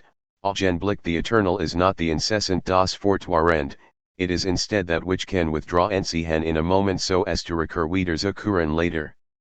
What can recur, not as the identical das Gleiche but as the newly transforming verwandelnde, the one and the unique Einzig, i.e., being, such that it is not immediately recognized, in this manifestation, as the same das Selbe. 85 Conspicuously suggestive of both Kierkegaard's idea of eternity as the movement of becoming, which is the fullness of time, and Nietzsche's doctrine of the eternal recurrence of the same, Heidegger insists that eternity is not set in opposition to time, it is rather that which withdraws each moment to recur again the future. 86 What recurs, however, is not the identical but the same, that is, the unique being that is always originarily different. Tradition and the present of futurally having been inceptual thinking is characterized as the original repetition, Ursprünglichere Wiederholung, of the first beginning, the appropriating event, Erinnernis, of being, which is set in confrontation, Auseinandersetzung, with the other beginning. The antagonistic positioning of the two beginnings transfigures the nature of time as the still to be unfolded other beginning as a reattaining, Zurückgegelingen, of the still to be won back first beginning, the future past that comes from the questioning of the truth of being that stands at the origin of philosophy, the dawning of Greek thought that initiated the history of Western metaphysics. 87 Insofar as every beginning is unsurpassable, it must constantly be repeated and must be placed through confrontation into the uniqueness of its incipience, die Einzigkeit seiner Anfänglichkeit, and thus of its ineluctable reaching ahead. 88 Just as the work of art, Kunst, epitomized in poetizing, Dichtung, is inceptual, Anfänglich, and futural, Künftig, in tandem, so the event in its eccentricity begins each time as that which was already yet to come. 89 Following the suggestion of Rainer Scherman, I concur that the there of being in the world Insenuendizeit was transmuted from an ontological trait to the possible momentary sight, which denotes the non-generalizable other of all that has passed for universal and necessary. It names the event occurring only once and just this once. The singular event, thought from out of the singular there, that is the other of the ontological tradition. 90 Sherman goes so far as to surmise, Heidegger is to be read backward, from the last to the first writings. By reading him in this way, one glimpses precisely the motives and paths. 41. That led him to raise the question of being for its own sake and out of itself, motives arising from the singular, and paths prompted by the many ways of accentuating the internal conflict arising from singularization. 91. If one appreciates the extent to which Heidegger's notion of time is shaped by this unwavering sense of singularity, then it is clearly inaccurate to label his thinking as a regressive path. 92. Since the beginning to which one relapses is always a new and more primeval beginning than the one from which one has departed. The individuals responsible for initiating the second beginning are described as still bringing with them the past of the concealed history of being, that detour, as it may seem, metaphysics had to take through being so as not to attain being and thus to come to an end which is strong enough for the plight leading toward the other beginning. This beginning at the same time leads back into the originariness Ursprünglichkeit of the first beginning and transforms the past into something not lost. 93. The way to the future is a detour, Umweg, to the past but not in the sense of just going back. The temporal markers of old and new are drastically altered. The old is not the archaic, as understood in historiological terms, but rather that which, as manifest in historical confrontation and meditation, cannot be surpassed in essentiality by anything younger. Analogously, the new is not the modern that is currently in vogue, but the freshness of the originariness of the re-beginning, that which ventures out into the concealed future of the first beginning and thus cannot at all be new but must be even older than the old. 94. Already in the Prolegomena zur Geschichte des Zeitbegriffs, the published version of the lecture course given at the University of Marburg in the summer semester of 1925, Heidegger taught that the portrayal of tradition as genuine repetition, Echtwiederholung, in contrast to traditionalism, traditionalismus, does not presume an uncritical revisiting of the past, but rather a return that goes back prior to the questions which were posed in history, and the questions raised by the past are once again originally appropriated. This possibility of assuming history can then also show that the assumption of the question of the sense of being is not merely an external repetition of the question which the Greeks already raised. If this formulation of the question of being is a genuine one, then the repetition must rather bring us to understand that the Greek formulation of the question was conditioned and provisional and, what is more, had to be so. 95. From the specific case of grappling with the philosophical question about being raised by the ancient Greeks, we can induce the following general maxim: to appropriate the past originally is not merely to repeat the past derivatively, but it is to apprehend the unique circumstances that occasion the past so that it will be reclaimed from a perspective that is always responsive to and changing in accord with the moment at hand. As James Ward observed, retrieval is never an exercise in nostalgia and is certainly not, in Heidegger, a moment in the economy of conservatism. 96. From the Heideggerian perspective, as we find in Rosenzweig as well, albeit with the crucial difference that the latter blatantly utilized the theological categories of creation and redemption. 97. We decidedly cannot say of the end that it shall be precisely as it was in the beginning. The beginning itself is transformed by the projection into the future that is the eternally evolving and constantly regenerated end. The temporal cyclicality, a facet of Heidegger's hermeneutic circle, does not involve relapsing to where one has been, a mere repetition of patterns, but it is rather a reverting to where one has not been and indeed where one can never be. To attend to the past as the coming of what has been, die Ankenfeet de Joasen, is not to commemorate the passing of the past, das Vergehen, but rather to appropriate the gathering of what endures, die Versammlung de Warenden.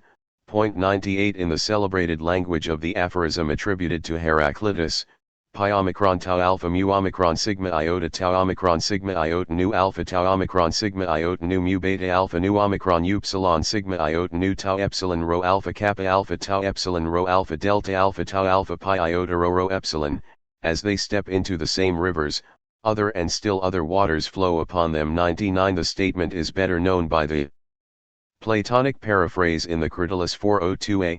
Heraclitus, I believe, says that all things pass and nothing stays. Pi nu tau alpha chi omega rho epsilon kappa alpha omicron delta nu mu nu epsilon iota, and comparing existing things to the flow of a river, he says you could not step twice into the same river. Delta tau nu alpha tau nu pi omicron tau alpha mu nu omicron kappa nu mu beta alpha eta. 100. The original dictum, however, is more paradoxical than 42.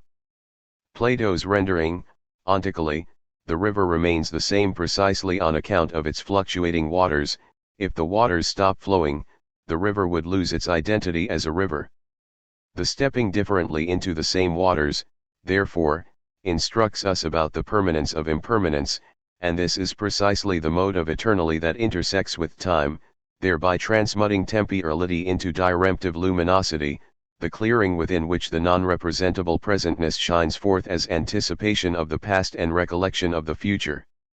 From the unique and primordial essence of temporality spring the most extreme contraries, Gegensatze, decisive renunciation, Entschieden Verdichten, and unconditional awaiting, Unbedingt Erharren.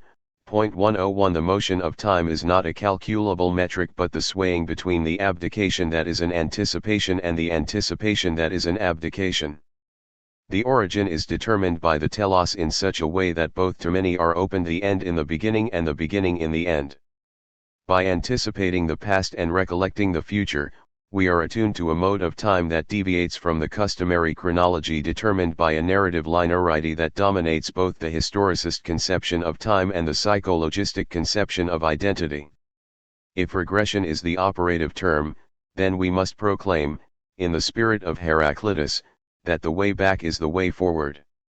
In Heidegger's own language, which lends credence to the aforecited remark of Sherman, we still get closer to what is if we think everything in reverse, assuming, of course, that we have, in advance, an eye for how differently everything then faces us.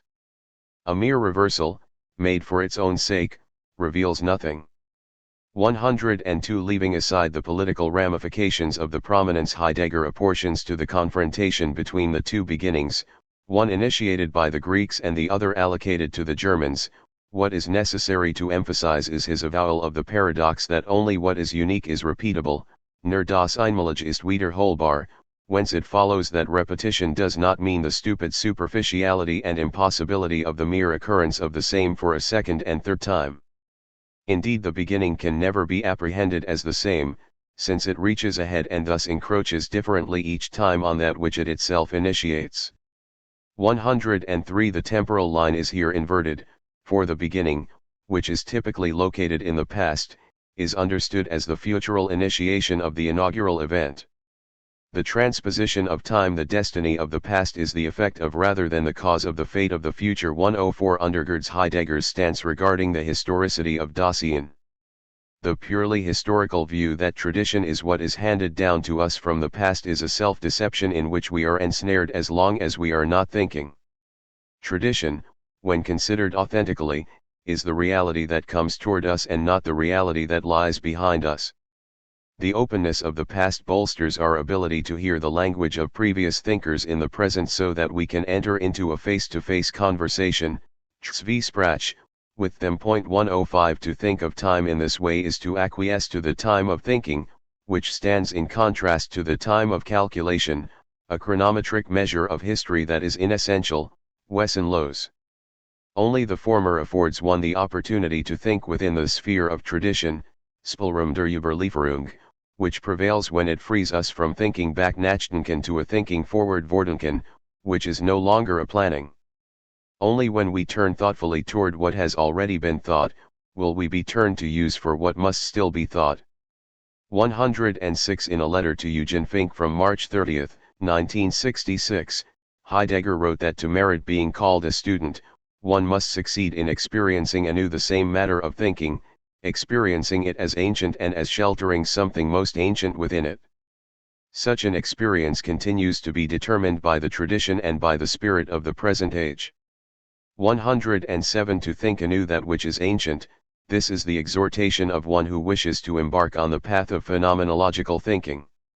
The latter is not a particular direction of philosophy, but a method, a way to pursue knowledge, the possibility for thinking to attain the things themselves Sachen selbst, or to put it more clearly, to attain the matter of thinking Zuder Sach des Denkens. 108 For Heidegger, the Husserlian directive of going back to the things themselves, zu den Sachen selbst, can be realized only when one thinks what is sheltered unexpectedly as ancient in this matter of thinking, an experience determined equivalently by the tradition of the past and the spirit of the current moment. 43. The path has led us to a profound irony. On the one hand, as the publication of some volumes of the Schwarzheft has demonstratively proven. Heidegger disparagingly reprimands Judaism as a religious culture that is beholden exclusively to a mathematical technological sense of time, a classification that corresponds to their privileging the historicist orientation, Historismus, which denies them proper access to history. Geschichte 109. On the other hand, his own posture with respect to history accords well with the dialogical foundation of the experience of time that shaped the rabbinic conception of the oral Torah, which in turn provided the ideational and sociological framework for the notion of tradition approved by the Kabbalists. The temporal apperception shared by rabbinic sages, Kabbalistic masters, and Heidegger fosters intergenerational dialogue by allowing one to blend with or, in a more contemporary vernacular, to channel the spiritual demeanor of a luminary from a previous era. 110 The rabbinic and Kabbalistic notion of the oral tradition, which complements and expands the written scripture, is well captured in the words of Heidegger cited above. The new refers to the concealed future of the beginning, and hence it is older than the old. 111 The sharp scholarly distinction between innovative and conservative dissolves in light of this hermeneutical principle. What is old because it is new, and what is new because it is old.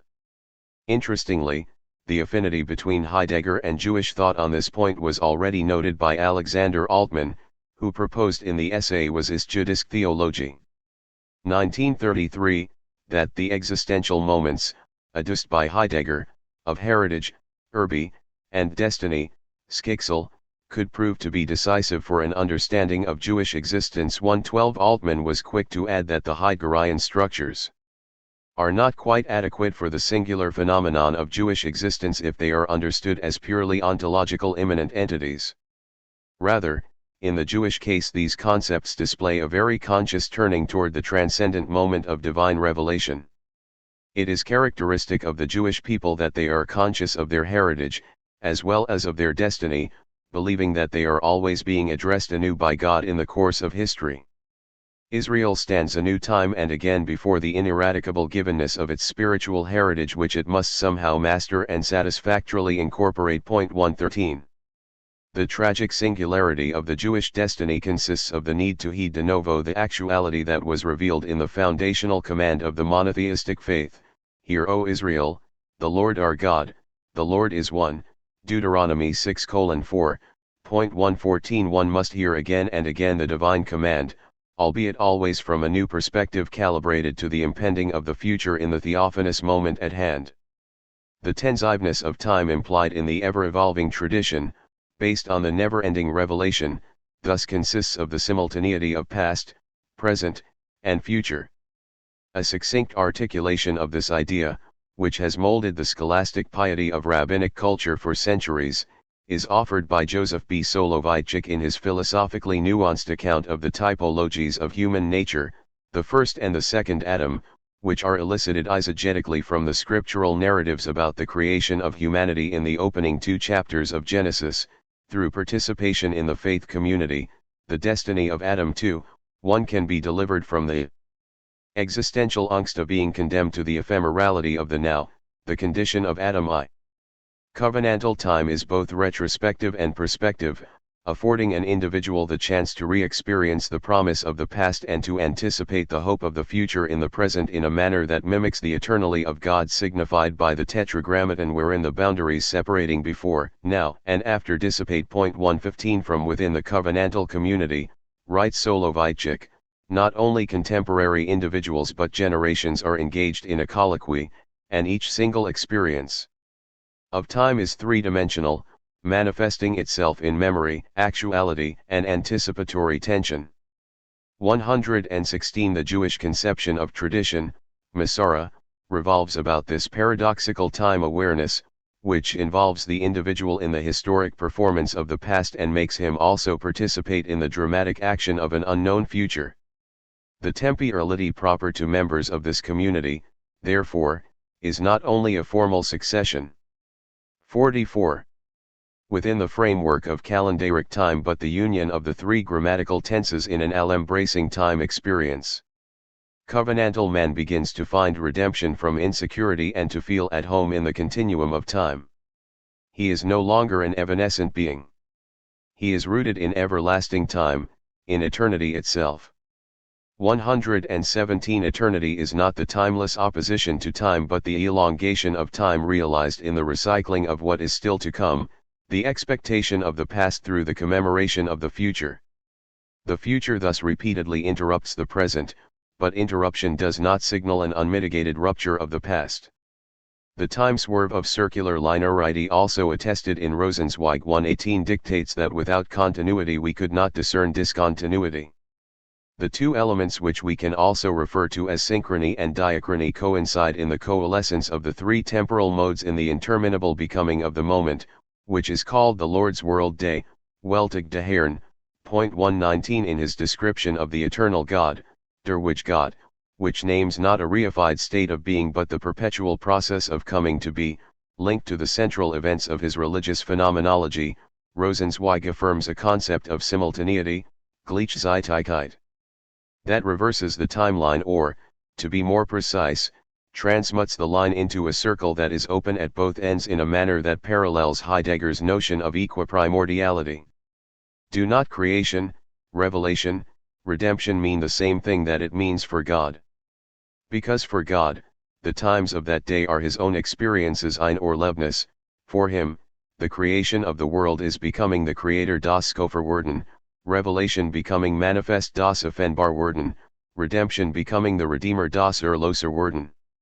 He becomes in this way till the end. All that happens is a becoming in him, alles was geschieht, ist in ihm werden.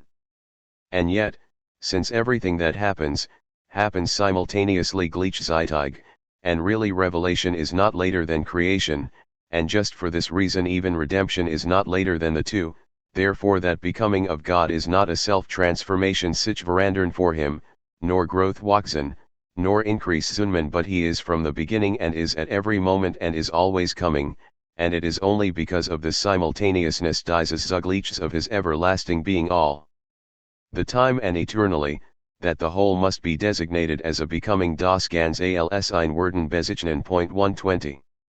The temporal depiction of the eternally of the divine as the simultaneous and continual becoming of the past, present, and future serves as a model for the temporality experienced by the eternal people in the circular linearity of their sacramental life. For Rosenzweig, the Jewish liturgical calendar transforms time from a linear to a cyclical progression, which is a prefiguration of eternity. Participation in Jewish ritual affords the eternal people the task of fulfilling their meta-historical destiny in the circular rotation of time, which is lived experientially as a linear succession that is nevertheless an inversion of the temporal sequence, Verkehren der Zeitfolge, that is God's time, Gottszeit, which establishes the life of the eternal people. 121 Its eternal life constantly anticipates the end and makes it therefore into the beginning. In this reversal Umkehrung it denies time as resolutely as possible and places itself outside of it. To live in time means to live between beginning and end. He who would want to live outside of time and he who wants to live not that which is temporary, but an eternal life in time, must want this. He who therefore wants this must deny that between. Such a denial, however, would have to be active, so that there would result not merely a not living in time nicht in der Zeitleben, but a positive living eternally wig Leben. And the active denial would take place solely in the reversal. To reverse a between means to make its after into the before and its before into the after, the end into the beginning into the end. And the eternal people does that.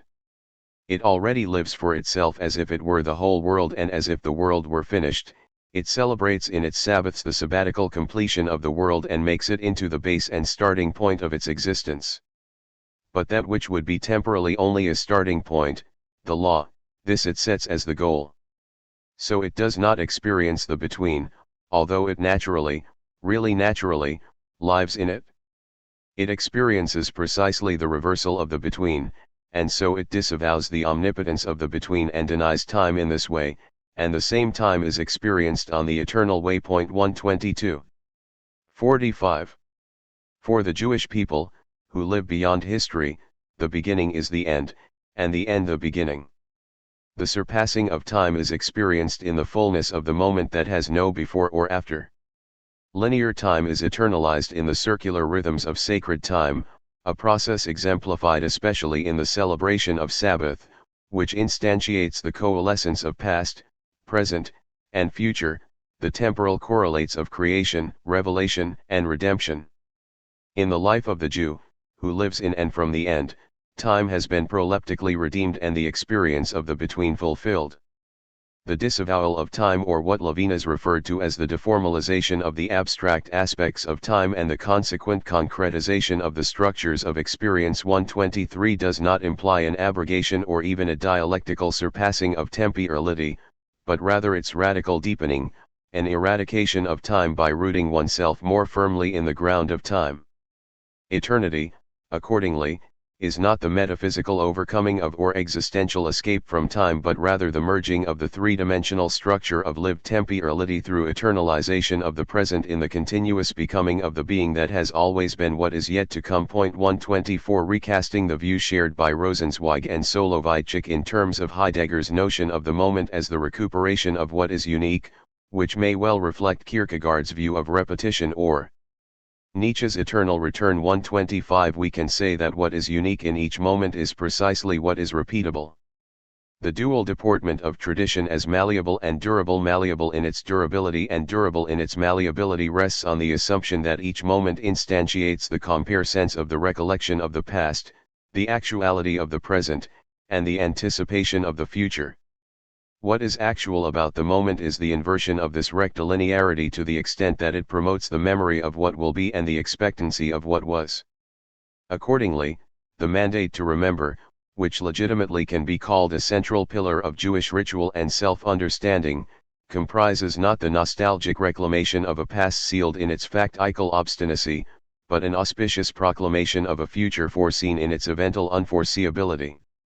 The compare sense, as Heidegger noted, is not the result of the accumulation, Anhäufung, or sequence, Abfolge, of the three ecstasies of time, but rather of their equiprimordiality, Gleichersprunglichkeit, that is, the convergence arises as a result of the temporality that temporalizes itself out of the authentic future. In such a way that, futurally having been zukünftig Joasen, it first arouses the present Gegenwart. The primary phenomenon of primordial and authentic temporality is the future. 126 I will evaluate Heidegger's tempocentrism in Chapter 6, but what must be borne in mind here is that he was well aware that the future cannot be severed from the other two modalities of time.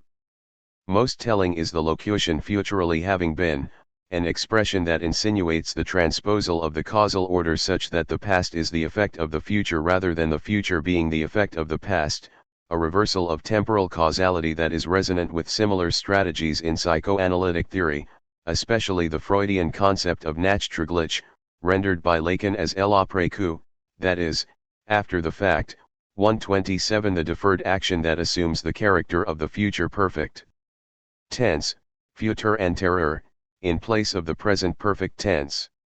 In Lacan's own words, what is realized in my history is neither the past definite as what was, since it is no more, nor even the perfect as what has been in what I am, but the future anterior as what I will have been, given what I am in the process of becoming. 128 According to this construal of time, the symptom does not relate primarily to an occurrence in the past but rather to an event that awaits its futural unfolding. 129 Lacan thus tenders a corrective to the time function of the logic implied by Freud's idea of repeating, Wiederholen, and remembering, Erinnerung, according to which the real is that which always comes back to the same place, to the place where the subject insofar as he thinks, where the residential cogitans does not meet it. 130 To remember, in its deepest assonance, is to repeat, but to repeat, as I have noted several times, means to come back to the same place where one has always never been.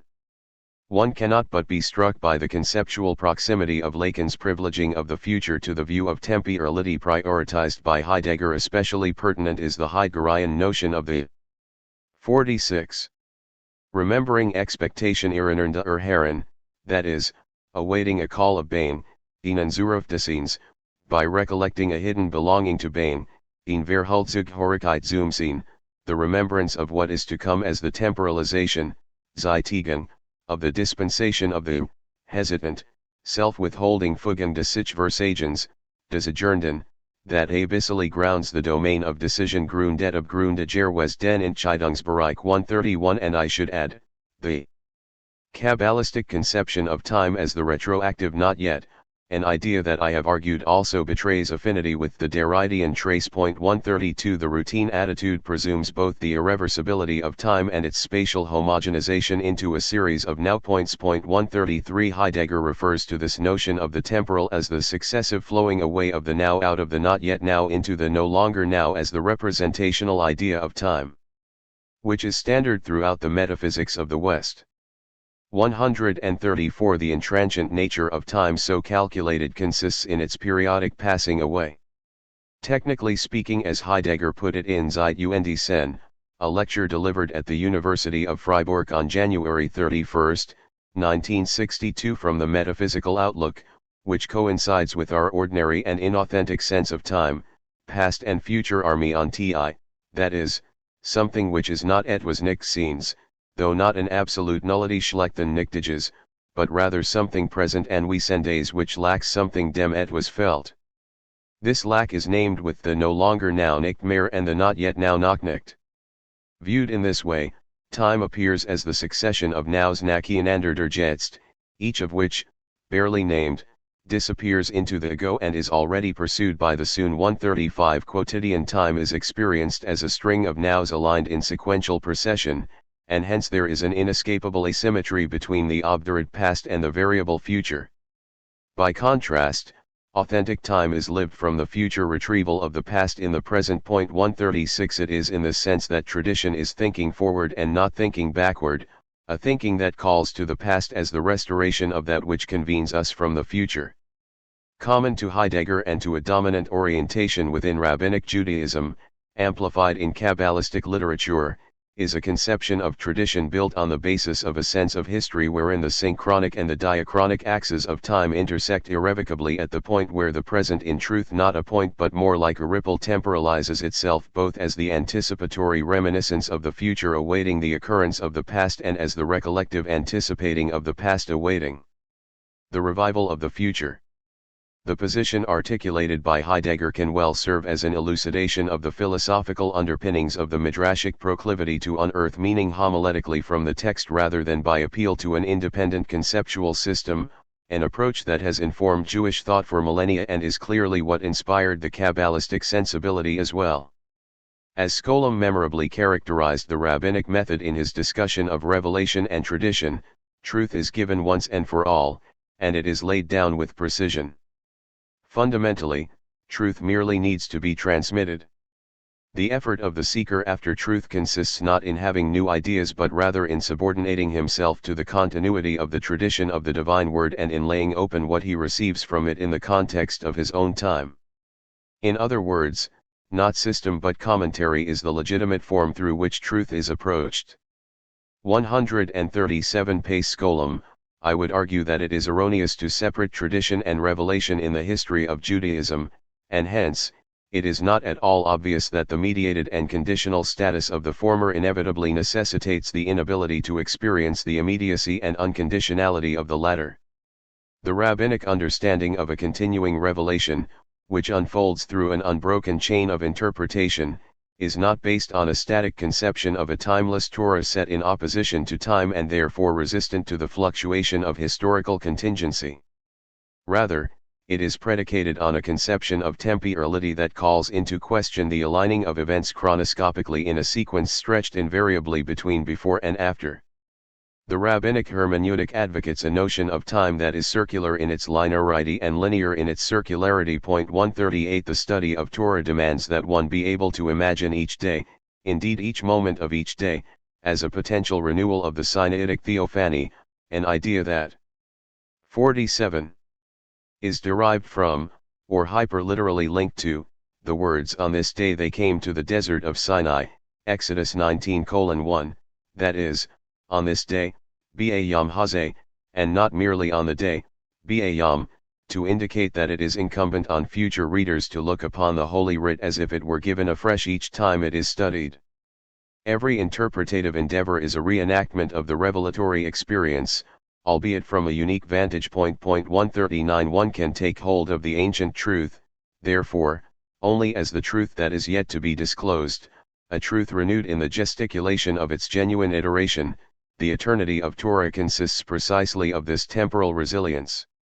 The midrashic mindset inculcates the interweaving of time and hermeneutics in the discernment of the discontinuity of continuity that characterizes the rabbinic approach to the scriptural verse, subject to continual reinterpretation and, even more significantly, to continual rewriting. Consider in this light Heidegger's remark: the poetry of the poet or the treatise of the thinker stands within its own proper unique word. It compels us to perceive this word again and again as if we were hearing it for the first time.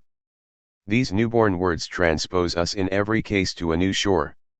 140 Heidegger's poetic thinking shares with the rabbinic Kabbalistic hermeneutic the assumption that the uniqueness of the word triggers the need to hear it again repetitively as if it were uttered for the first time, a transporting to the new shore where one has already not been.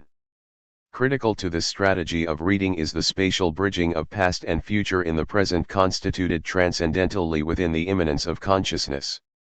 Phenomenologically speaking, what has been and what will be have no temporal density apart from the noematic lived experience of the moment, but the latter has no ideational content except through the noetic synthesis of the intentional acts of retention and protension, which point respectively to the past and the future, crisscrossing in the perceptual present that cannot be represented as presence inasmuch as it always exceeds what can be presented, the now, we might say, that is interminably not now, the temporal interlude that cannot be fathomed conceptually or empirically. 2. Philosophy is always a beginning and requires an overcoming of itself. Philosophy and worldview are so incommensurable that no image could possibly depict the distinction between them. Every image would necessarily bring them too close together. Heidegger, Contributions to Philosophy, of the Event. And if thinking is the distinguishing mark of the essence of the human, then what is essential to this essence, namely the essence of thinking, can be first properly caught sight of only insofar as we look away from thinking. Heidegger, Country Path Conversations. In this chapter, I will juxtapose Heidegger's post-metaphysical ponderings and the theosophical musings of the Kabbalists in an effort to show how these disparate ideational orbits provide examples each from its idiosyncratic perspective of a thinking that demands a looking away from thinking. The goal of the path which we will pursue not by following one single highway but rather by snaking circuitously through a labyrinth of byways that seemingly go nowhere, an excursion with no fixed destination that brings us back to where we have always never been, one may very well be to venture beyond the path, but to undergo such an adventure, the code of the road, as it were, requires one to travel the path continuously. Hermeneutically, there is no overcoming except by undergoing. Kabbalistic infinitivity and the meontological transcendence of transcendence. The thinking of time diremptively explored in the previous chapter is related to another salient feature of the Kabbalistic mentalite. The mystical contemplation endorsed by Kabbalists in parallel with Heidegger's meditative thought does not progress deductively or inferentially from one point to another on the premise that there is an underlying structure holding the parts together in a unified whole. If we are to speak of a semblance of wholeness, it is the permanently inchoate aggregate fashioned embryonically by the striving of individual entities for correlationality. The algorithm of Kabbalistic thought, what one anonymous author in the 14th century famously referred to as the order of divinity, Ma'arakeh ha'Elohot, too presumes a structure without a reified center within which the particulars harmoniously coalesce. That is to say, the sense of uniformity and consistency ensues not from a single canon of rationality or intellection, as we find in the structuralist conception of an Elliotic unity upholding the surface diversity, but from the untold aspects of infinitude. 62. Fabricated in our ongoing attempts to imagine the virtually real as really virtual by representing the non-representable and conceptualizing the non-conceptual. By non-representable and non-conceptual I do not intend to posit an invisible entity positioned beyond the periphery of visuality, a something that is innately hidden. These terms, by contrast, allude to the enigma of nothingness prior to the polar division into being and non-being, what the Kabbalists call Ein Sof and Heidegger called seeing, the emptiness at the core of the invisibly visible spectrality glimpsed within but at the same time removed from the panoply of the visibly invisibles that constitute the immanent realities of this world. In my constructivist reading, to speak of the infinite as the invisible does not betoken a transcendent being but rather the principle of falsification of any such being, the signifier of the absence of the signification of the signifier, the delimited negativity of the positivity that makes possible the impossibility of the symbolically real whose reality is symbolic.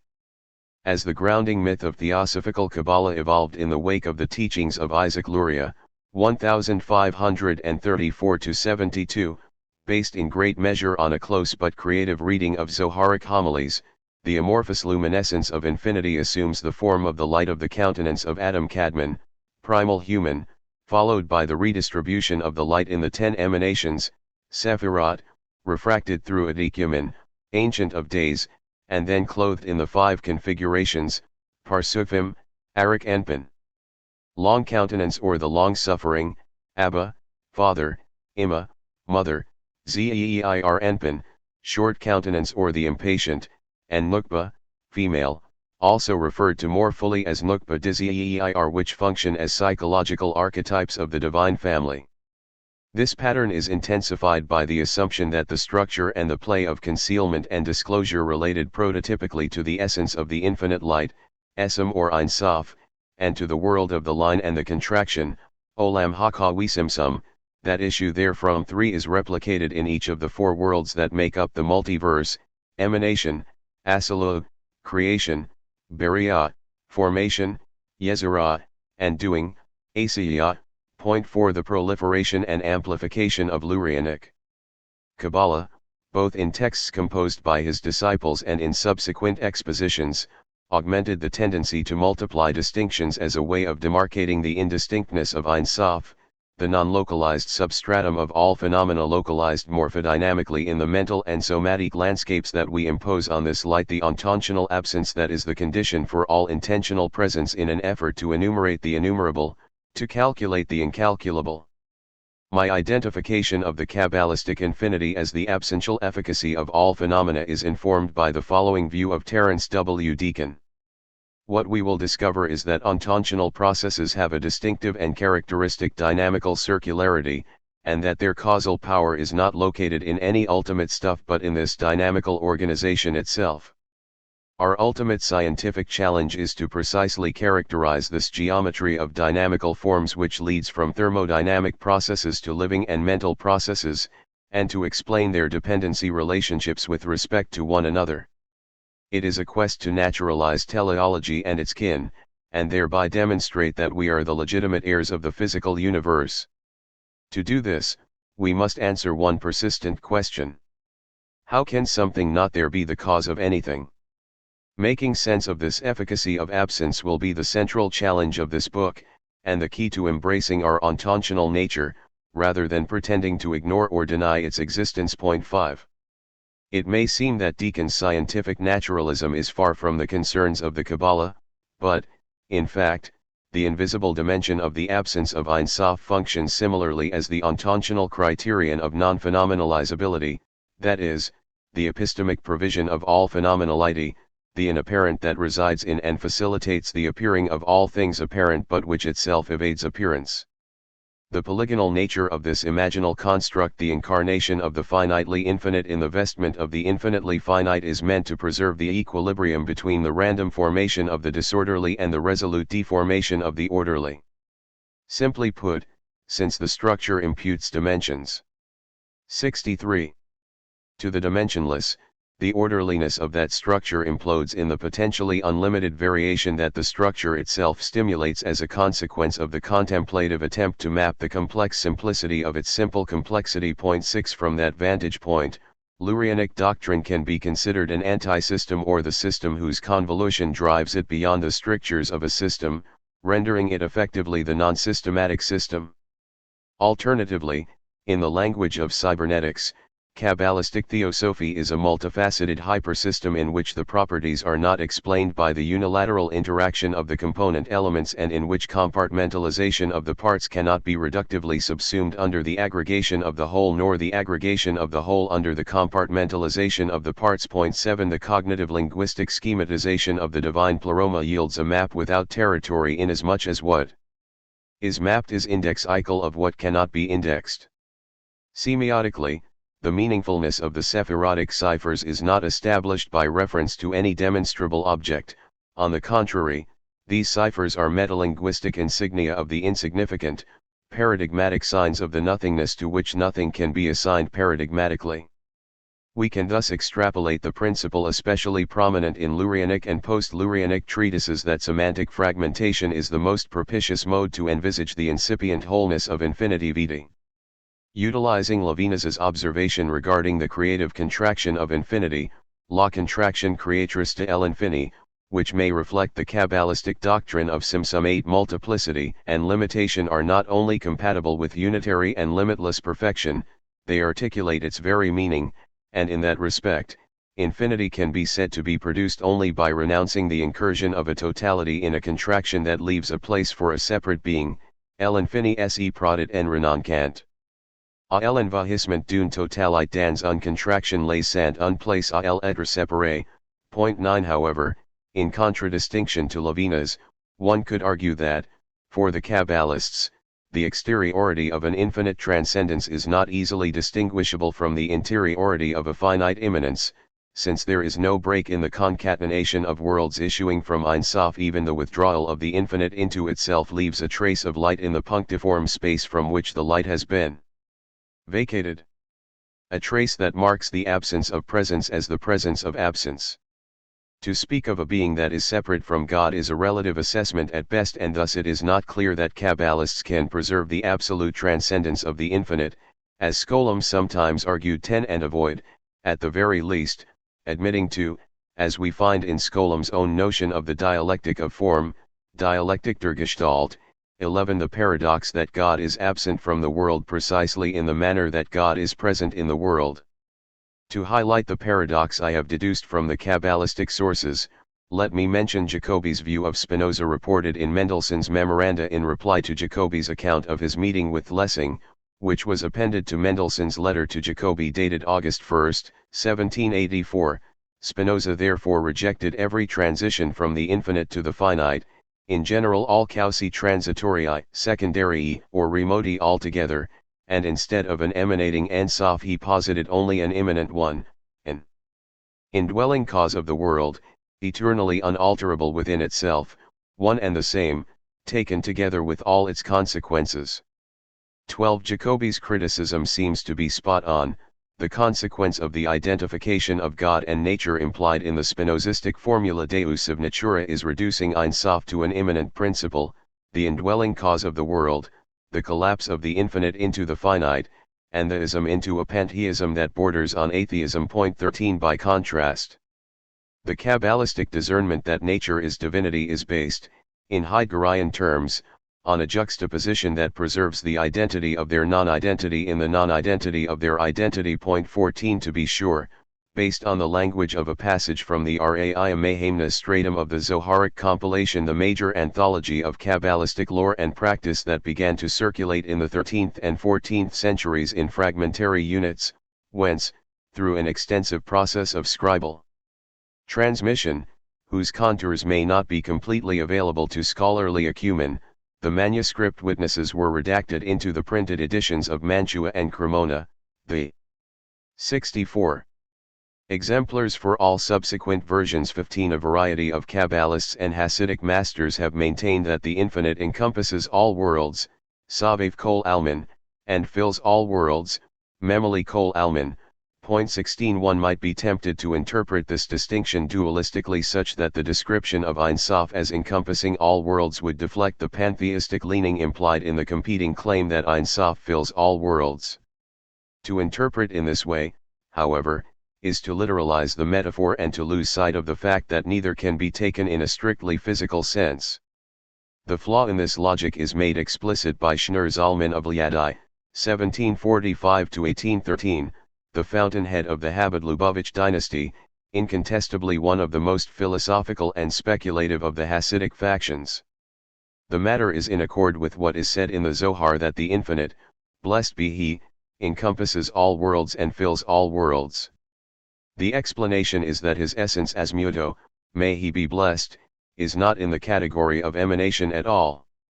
Thus it is explained that the light of the Infinite or Ein Sof refers to the vitality that illumines and extends from Him, blessed be He, to sustain the worlds, for it is like the splendor and illumination exclusively like the splendor of the sun vis-a-vis the sun's hashimish legabe hashimish.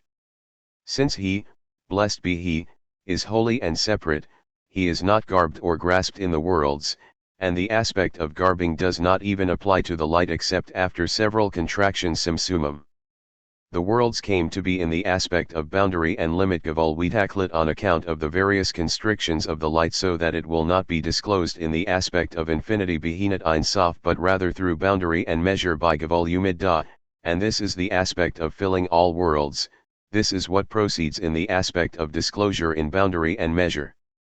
The beginning of the disclosure is in Hakama, and the totality kalalat of that aspect, when compared to the actual light of the infinite, is not even like a drop in relation to the ocean, for it does not radiate in the aspect of the disclosure and the garbing in the worlds but in the aspect of encompassing all worlds. The meaning of encompassing Savef is not that it encircles from above Shemaktif mi limala, for there is no place devoid of Him, 17 but rather that it is not comprehended or grasped. And it is called encompassing in accordance with what is written as the will within the will, Ezekiel 1:16, that is, like a small circle within a bigger circle that encompasses it from all sides, for it is not possible to say that what is encompassing from above is superior to what is encompassing from below within the smaller will because the bigger will is actually uniform Sha'ah from above and below. Thus, it is with the light of the infinite, blessed be He, He renders small and great as equal Sha'ah umishwe katan we gadal. 18. As is the case with Habad texts in general, the specific details of the aforecited passage are exquisite in their intricacy, and I could not possibly do justice to them in this context.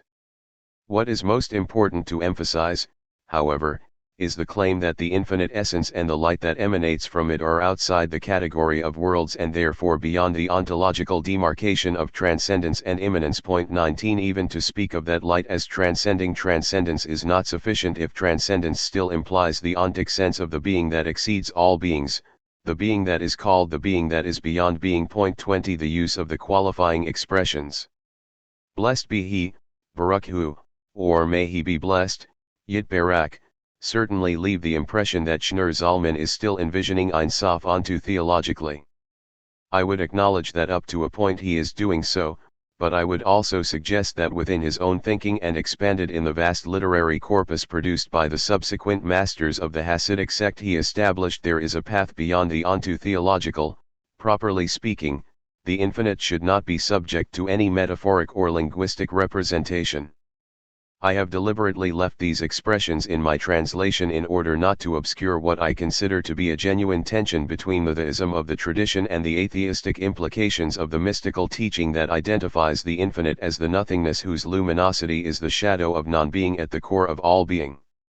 In relation to this nothingness, any cataphatic depiction, including the very concept of godliness, Elohut, is too restrictive, amounting to a kind of spiritual idolatry, Eliliud Ruhanit, in the language of Abraham. 65. Isaac Kook, 1865–1935, Point 21 The most personalistic expression to designate the providential care of the divine presence in the world is accordingly turned, based on the meaning of holy, Kadosh, as that which is separate, into a signifier of the transcendence that is detached from the world and therefore beyond the cosmological distinction between transcendence and immanence. To cite Schneur Zalman again. The sages, blessed be their memory, called the Creator, blessed be He, the Blessed Holy One HaKadosh Baruch Hu, for He is holy and separate from all the worlds Kadosh Umafdal Mikol HaOlamot. And with respect to this matter He is called encompassing all the worlds, and it is known that the explanation is not that He encompasses and encircles from above. but rather that the efflux from him does not come in the aspect of disclosure in the worlds in the aspect of cause and effect. For in the concatenation of cause and effect, the effect knows and comprehends some comprehension of its cause, and it is nullified in relation to it by this comprehension, and thus the overflow of the cause in the effect is verily in the aspect of disclosure. This is not the case with respect to the created beings in relation to the light and the potency that overflows in it from the infinite, blessed he, to bring forth something from nothing, for the potency that overflows in it is not comprehended by it at all. 22. The light of the infinite, which is contrasted with the infinite itself, comports two fundamental characteristics: it encompasses all worlds and it fills all worlds. But, as Schneur-Zalman argues, the terms used to delineate transcendence, savef, and maktiv, encompassing and encircling, cannot to be taken literally because there is no spatial demarcation that applies to this light, and surely not to the infinite essence. Hence, these terms should be interpreted figuratively as a way of communicating the incommunicable, which entails undermining the distinction between the figurative and the literal. Only those who do not know the secret distinguish the external and the internal. Moreover, from the perspective of the infinite, a perspective that eradicates all perspective, as it is the perspective from which there can be no perspective, transcendence and immanence are indifferently the same, just as in the scriptural example of the wheel within the wheel, the smaller circle is encompassed entirely and evenly within the bigger circle from all sides, and thus there is no basis to distinguish above and below. One might still argue that the onto-theological interpretation I am challenging is reinforced by the application to Ein Sof of the rabbinic motto that God is the place of the world but the world is not the place of God. 23. A saying that even made its way, most likely as a later interpolation, into some versions of the long recension of Sefer Yetzirah 24, a foundational text for Kabbalists through the centuries. This asymmetry conveys, at the most basic level, that the divine gives life to and sustains the world just as the soul gives life to and sustains the body, but it is ontologically separate from and therefore irreducibly transcendent to the world. 25. But, as noted by Hayim Ikovitz, the Lithuanian Kabbalist better known as Hayim of Volozhin, 1749–1821, the deeper meaning of the attribution of the term place, makam, to God, a being to whom spatial delimitation clearly does not apply, is that even though the world has the facade of ontic autonomy, in fact it has no existence apart from the life force it receives from the divine. 26. Philosophically translating the secret of the rabbinic slogan, a mystery beyond rational comprehension, we can say that it can be described as affirming both a cosmism and occasionalism. In the Volozhiner's own words, there is verily nothing besides the Blessed One. 27. No reality at all in all the worlds, from the highest of the heights to the lowest depths of the earth, until you could say that there is here no creature or world at all, but rather all is filled with the essence of his incomposite oneness. This is also contained in their dictum, may their memory be for a blessing, that he, blessed be he, is the place of the world and the world is not his place, that is, even though all the places are perceived by the senses to exist mergashim lahush by mesiut, these places are not independent asmiyim, but rather he, blessed be his name, is the place of all places hamakam shel kol hamakomot, and from his perspective, blessed be he, they are all considered as if they are not in existence at all, even now as it was before creation. 28. 66. To denominate the divine as the place of the world, therefore, underscores that the world is created anew each moment because it has no self-sufficient reality. This, too, is the esoteric meaning of the statement in Sefer Yetzirah, 10 intangible Sephirot, close your mouth from speaking and restrain your heart from contemplating, and if your heart races, return to the place Shav Lamakam whence you emerged, for thus it is written running to and fro, Ezekiel 1:14. 29. We comprehend the concept, muscle, of God creating the world unceasingly from the sensible image, Dimayan Hamergash, of place even though there is no analogy, Eric, or similitude. Dimayan, between the comparison, mashal, and what is compared, Nimshal. 30. More profoundly, and more germane to our main focus, the notion that God is the place of the world challenges the rigid dichotomization of transcendence and immanence. The full dialectic sweep of the Kabbalistic viewpoint is the simultaneous affirmation of presumably contradictory propositions. Infinity encompasses all worlds precisely because infinity fills all worlds, whence it follows that absence from place is the meontological condition that makes presence in place possible. One of the more forthright distillations of this subtle philosophical point was made by the third of the seven Habad-Lubavitch masters, Menahem Mendel Schneerson, 1789–1866, known as the Sema Sedek, who described the infinite in a manner that extends the words of his grandfather, Schneur Zalman: everything is nullified in relation to it. And before it darkness is as light, and above and below are equal, for its substance and its essence Mahyudo we as Mudo is found below as it is found above, verily without any division or change at all, not in the aspect of fills all worlds or in the aspect of encompasses all worlds, for it is not in the aspect or taxonomy of the worlds at all. 31 Adopting the only language available to him, the Sema Sedek was trying to communicate that Ein Sof is outside the ontological economy. Although he continues to personalize the infinite by adding the qualifier may he be blessed, Yitbarak, and he speaks of its substance, Mahut, and essence, Asmat, two things are clear. First, Ein Sof cannot be personified and hence the qualifying phrase must be taken as a rhetorical device to inculcate reverence, and second, Ein Sof has no substance that can be objectified with an identifiable essence. The terms essence and substance, consequently, purport their very opposite, that is, the essence whose essence consists of having no essence and the substance whose substance consists of having no substance. In light of this clarification, I would suggest that the dyad of transcendence and immanence is also subject to being undermined. Expressed in Deleuzian terms, the import of the Kabbalistic teaching is that transcendence is the immanent point of reference in the same manner that immanence is the transcendent point of reference. Instead of viewing immanence and transcendence as polar opposites linked dialectically in an identitarian discourse, we should see them as coterminous forms of mutual differentiality. 32 Attempts to differentiate the interiority of infinity from its exteriority are futile, since there is no outside that is not inside as the outside and no inside that is not outside as the inside. However, if one wishes to retain this language, as we find in the sources themselves, then we must affirm the paradox that Ein Sof is immanent in everything as that which is transcendent to everything.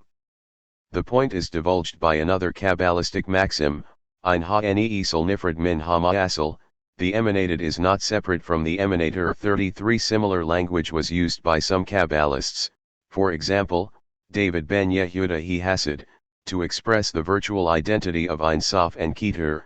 There is no difference between the cause and the effect except that this is the cause and that is the effect, and the enlightened will understand and be silent before the Lord. 34 This principle may reflect the language of Liber de Causes, a medieval tract based on Proclus's Elements of Theology, which was likely known to Kabbalists through Hebrew translation. 35 The effect is in the cause after the mode of the cause, and the cause is in the effect after the mode of the effect. 36 Be that as it may.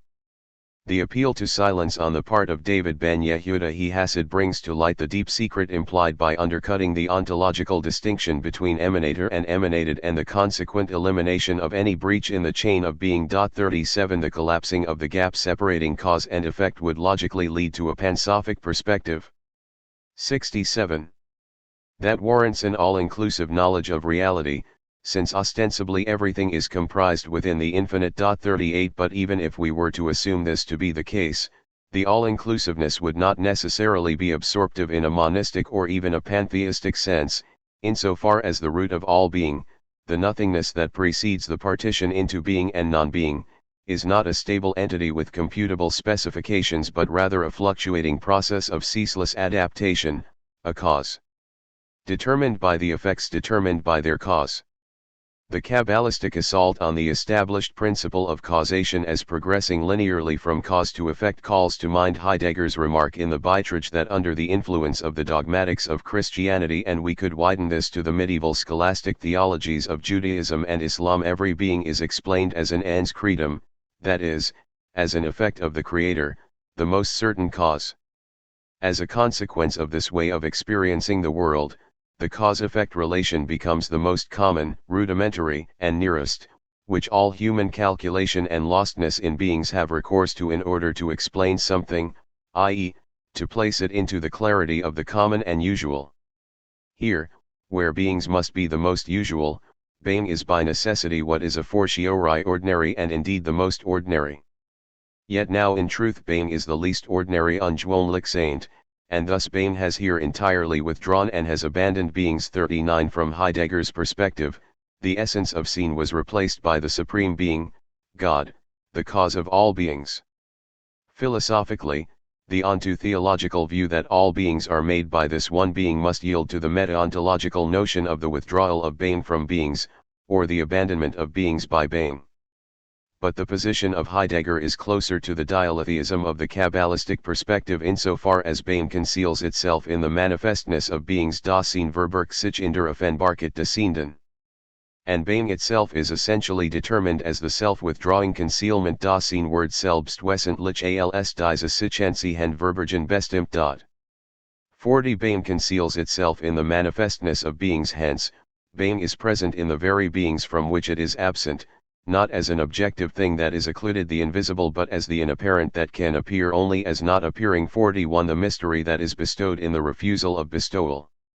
Along similar lines, Heidegger distinguishes his idea of the gestal and the instrumentalist understanding of causality, thus where everything that presences exhibits itself in the light of a cause-effect coherence, even God, for representational thinking, can lose all that is exalted and holy, the mysteriousness of his distance. In the light of causality, God can sink to the level of a cause, of causa efficiens. He then becomes even in theology the God of the philosophers, namely, of those who define the unconcealed and the concealed in terms of the causality of making, without ever considering the essential provenance of this causality. 42 Adapting Heidegger's language, we can say that Ein Sof is not the causa efficiens, but the cause in the sense of enframing, that is, the revealing of the ordaining of destining, the unconcealment of the concealed that is always concealing itself in what is brought forth into the open. 43 Interestingly enough, my explication of the Kabbalistic credo is corroborated by Agamben's remark regarding the development of the Neoplatonic idea of emanation as a flux, fade, in Avicenna and its later articulation in Albert the Great. The first principle acts neither by will nor by choice but simply exists and, from its existence, accomplishes and flows into the world. The fact that in the image of flux what is in question is a tendential neutralization of the concept of cause, in the sense of the reciprocal immanence between causing and caused, is implicit in the way in which Albert the Great takes up this idea, only that can flow in which flowing and that from which it flows are of the same form, as the river has the same form as the source from which it flows. 44. If one maintains the image of flux, then the most adequate form for thinking mode is that of conceiving it as a vortex in the flux of being. It has no substance other than that of the one being, but, with respect to the latter, it has a figure, a manner, and a movement that belong to it on its own. The modes are eddies in the boundless field of the substance that, by sinking and whirling into itself, disseminates and expresses itself in singularities. 45. 68. Following this way of thinking about the first principle, a radical reading that somewhat narrows the gap between the Neoplatonic scheme and Heidegger, which does not mean that the latter should be read Neoplatonically. We can say that no metaphysical ipseity is attributable to the infinite non-ground posited by the Kabbalists. The one being is more fittingly described, like the Heideggerian sense of seen, as an intricate lattice of codependent interrelationality constellated by the illimitable flux of the inimitable iterations of the eventfulness of being that constitutionally escapes the ontological categorization of beings. The activity ascribed to the hidden essence of seen, accordingly, is outside the confines of the ordinary understanding of causal determinacy, for being has no equal whatever. It is not brought about by anything else nor does it itself bring anything about. Being never at any time runs its course within a cause-effect coherence einem causalen Wirken Zusammenhang. Nothing that affects, as being, precedes the mode in which it being itself takes place so as to adapt itself, and no effect, as being, follows after. Sheerly, out of its own essence of concealedness, being brings itself to pass erignat sich sen into its epoch. 46 Being is a spontaneous event that is neither the effect of a preceding cause nor the cause of a succeeding effect. The unsettling of the hierarchical relation of transcendent cause and immanent effect leads, moreover, to an epistemic disorientation, a maddening lucidity, which proceeds from the awareness that there is no naked truth to behold, no face behind the mask that is not itself another mask, no essence that is visible unless it is enveloped in the invisibility of the non-sense. Foucault thus described the abyss of unreason extracted from Nicholas of Cus's account of the experience of God as utterly unutterable, unintelligible, and immeasurable. The wisdom of God, when man is blinded by it, is not a reason that has long been concealed by a veil, but a depth without measure. There the secret is still fully secret and contradiction contradicts itself, for at the heart of its all-surpassing comprehension is this wisdom that seems vertiginous folly. 47 The secret is revealed most transparently when there is nothing to be manifest but the non-manifestation of the nothing that is manifest. To plumb this impenetrable depth, one must accept a logic whereby contradiction contradicts itself and hence feigns a truth that both is and is not a contradiction. This teaching embodies an elemental tenet of the Kabbalah, a foundation, by definition, that is anti-foundational in its very foundationalism. Thinking the unthought, radical immanence and the given without givenness here, too, we note an astonishing affinity of the Kabbalistic upending of a logically coherent system with the methodology appropriate to Heidegger's path of thinking. As is well known, Heidegger penned the following motto as the epigraph for the Gesamtausgabe, the collection of his writings, Wege nicht Werke, Ways not Works. 48 Work connotes something fixed and susceptible to systematic analysis, whereas way is fluid and prone to turns and twists that are capricious and disruptive. We should recall as well the prefatory remark of the Schwarzheft: the entries in the black notebooks are at their core attempts at simple designation, not statements aussagen or even sketches notizen for a planned system. 49 Admittedly, the comment is restricted to the notebooks, but I do not think it is unwarranted to extend it to Heidegger's writings after the turn more generally, compositions that are more aphoristic than systematic in nature. In another passage in the notebooks, he comments on the possibility of a Heideggerian philosophy to the extent that such exists at all is always only represented by other ones, i.e., embedded as a standpoint and assembled into a nullity. 50 Heidegger disavows the idea of claiming a philosophy of his own, viewing it principally as a construct formed on the basis of and in relation to other philosophical confabulations. The equation of standpoint, standpunkt, and nullity, nichtig, in his characterization of these taxonomic efforts suggests his ardent disapproval of rendering his thinking in systematic terms. Thus, in the opening section of the Beitrag, Heidegger writes, "The age of the systems has passed. The age that would elaborate the essential form of beings from out of the truth of being has not yet come. In the interim, in the transition to the other beginning, philosophy 69 needs to have accomplished something essential, the projection, i.e., the grounding and opening up, of the temporal spatial playing field of the truth of being." 51 In another aphorism, he describes the goal of his teaching as follows: not a proclamation Verkündigung of new doctrines to the bemired bustling about of humans, instead, a dislodging Verrückung of humans out of the lack of a sense of plight and into the most extreme plight, namely, the plight of lacking a sense of plight. Aus der Notlosigkeit in die Not der Notlosigkeit als die Außerseint. 52 By Heidegger's self-appraisal, the main purpose of his thinking is to divert others from the dearth of distress into the utmost distress, which consists of becoming distressed by the want of distress, a Gnostic awakening that is the initial step in understanding the predicament of being human, the plight of lacking a sense of plight. The substance of that awakening is specified in a second passage, for the task is not to bring to cognition Kenntnis new representations of beings neuen Vorstellungen vom Sehenden, but rather to ground the being of the human being Menschsein in the truth of being, and to prepare this grounding in the inventive thinking Erdenken of being and Dasein. 53 As he writes in a third passage, with respect to the occurrence of seen gathering into its essence, for thinking no longer possesses The advantages of a system, thinking is historical in the peculiar sense that being itself as appropriating event bears all history and therefore can never be calculated. In place of systematics and deduction, there now stands historical preparedness for the truth of being.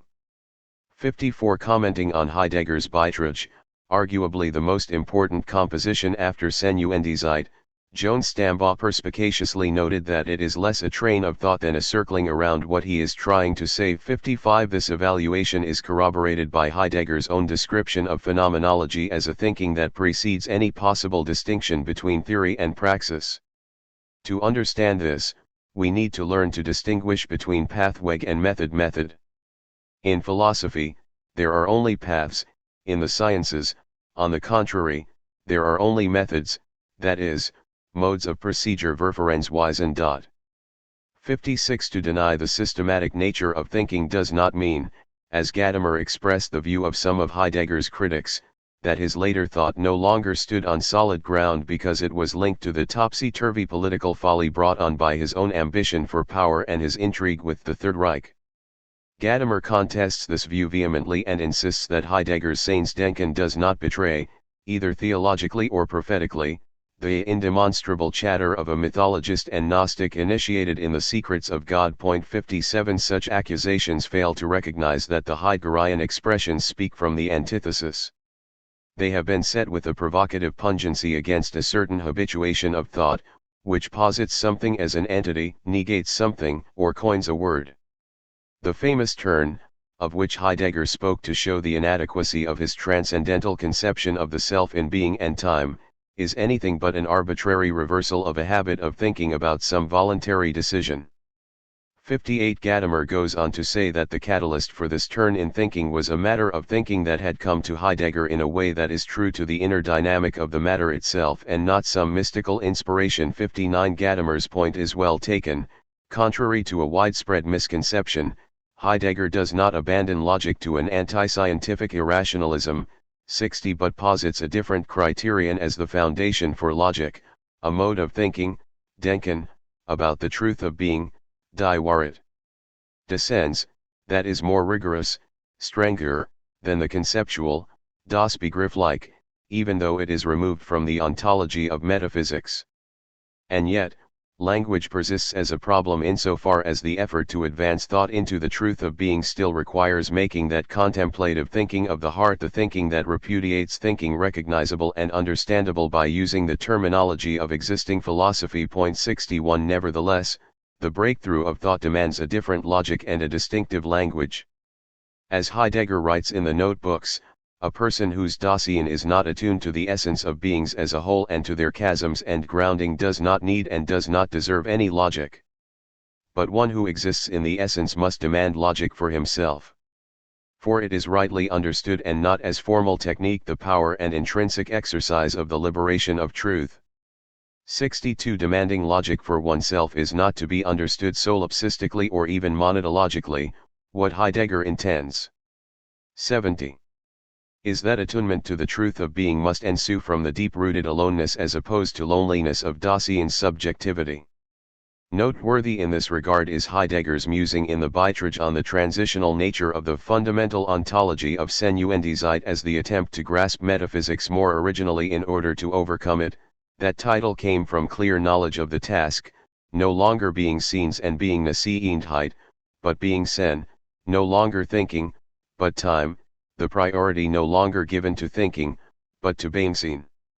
Time as a name for the truth of being, and all this as task, as still on the way unterwegs, not as doctrine Lehre and dogma dogmatique. 63. The truth of being, which is time, cannot be ascertained by a thinking that is doctrinal or dogmatic.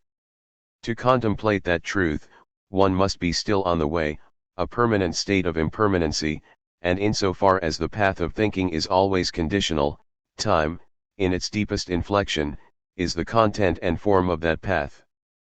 The concluding words of Heidegger's 1919 lecture course Die Idee der Philosophie und das Weltanschauungsproblem, a course in which he set out to question the conception of worldview as either the immanent task of philosophy or as its limit. 64 and to demonstrate that the construction of a worldview in no way belongs to philosophy. 65 On the nature of phenomenology already attest to the hermeneutical intuition that shaped his thinking. A worldview is an objectification and immobilizing of life at a certain point in the life of culture. In contrast, phenomenology is never closed off, it is always provisional in its absolute immersion in life as such. In it no theories are in dispute, but only genuine insights versus the ungenuine. 66 As Heidegger later wrote in the Schwarzheft, the promulgation, Verkündigung, of a worldview, Weltanschauung, appears only when the notion of world, Welt, falls out of joint, the passion for world projection flags, and everything must remain a mere substitution. 67 According to another passage from the notebooks, a worldview is merely an expedient and must break to pieces if it does not turn into a world-grounding Weltgründung. Worldview, a late word originating from the place where one looks back and classifies, calculates in types. Nothing futural Zukunftiges instead, only a standing still and halten and a tying down Fesselgen, the death of all great and fruitful doubt. 68 The unphilosophical character of worldview is cast in temporal terms, for the worldview is a mode of calculation that offers a typology of a past that stands still and thus has nothing of the quality of being futural associated with a healthy skepticism. Heidegger repeats his contempt for the pragmatic nature of worldviews in yet another passage. Worldviews remain outside the sphere of creative thinking, philosophy, and of great art as well. They are ways in which philosophy and art are immediately brought, i.e., directed to use or rather to misuse by everyone. Therefore, philosophy can never be worldview, nor may philosophy ever think to take over the place of worldview. 69 Reiterating this perspective in Das Wesen der Sprache, 1957-58, Heidegger sharply contrasted the movement of the way, Bewegung, related more specifically to facilitating an experience, Erfahrung, with language and the codification of method, to the modern mind, whose ideas about everything are punched out in the die presses of technical scientific calculation. The object of knowledge is part of the method. And method follows what is in fact the utmost corruption and degeneration of a way. 70 In that context, Heidegger appeals to the Tao of Lao Tzu's poetic thinking, Die Tendendenken, to convey his understanding of the mystery of mysteries of thoughtful saying, Das Geheimnis aller Geheimnisse Denkenden Sagens, that is the way that gives all ways, the very source of our power to think what reason, mind, meaning, logos properly mean to say properly, by their proper nature. Perhaps the enigmatic power of today's reign of method also, and indeed preeminently, stems from the fact that the methods, notwithstanding their efficiency, are after all merely the run-off of a great hidden stream which moves all things along and makes way for everything. All is way, alles ist Weg. 71 Truth, in the end, is not substantiated by means of proofs, Beweis, but by being grounded as Dasein steadfastness, Instandigkeit, in the face of the event, Errorness, 72 or the happening of being, Seingeschehnis. 73 The sway of Heidegger's thinking, portrayed metaphorically in the images of trail marks. 71.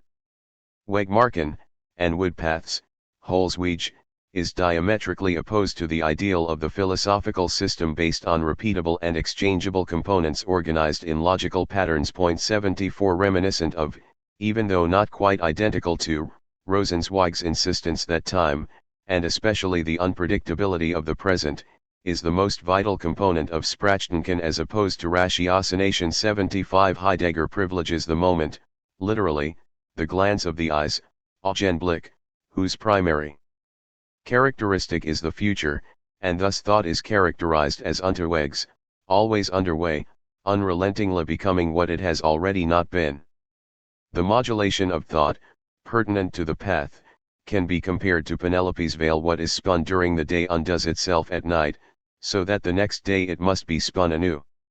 Each of Heidegger's writings, Arendt remarked in her tribute to him on his 80th birthday, despite occasional references to what was already published, reads as though he were starting from the beginning and only from time to time taking over the language already coined by him, a language, however, in which the concepts are merely trail marks, by which a new course of thought orients itself. 76 The notion of the way, in contrast to that of the work, evokes an inherent indecisiveness that cannot be settled even by invoking authorial intent, since each time the thought of a thinker is diligently re-examined, it generates new meaning, perhaps even unknown to the author. Insofar as each event of thinking is a recapitulation of the incomparable, there is no justification for privileging even Heidegger's voice in fortifying the text's meaning. As Trani observed, Heidegger has no philosophy, no doctrine that could become the model for an academic school. The thinker's writings are open attempts. One can learn from Heidegger that philosophy is a philosophizing, always rather a questioning than an answering.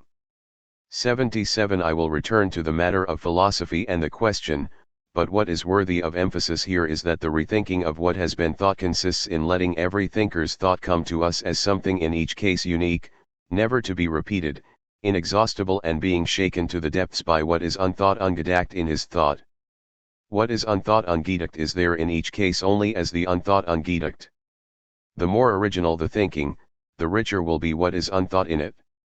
The unthought is the greatest gift Geschenk that thinking can bestow. 78 Derrida correctly noted that just as Heidegger insisted that there is one single and unique thought for every great thinker, so there must also be one unthought that is still to be thought in a non-negative way, de facto non-negative.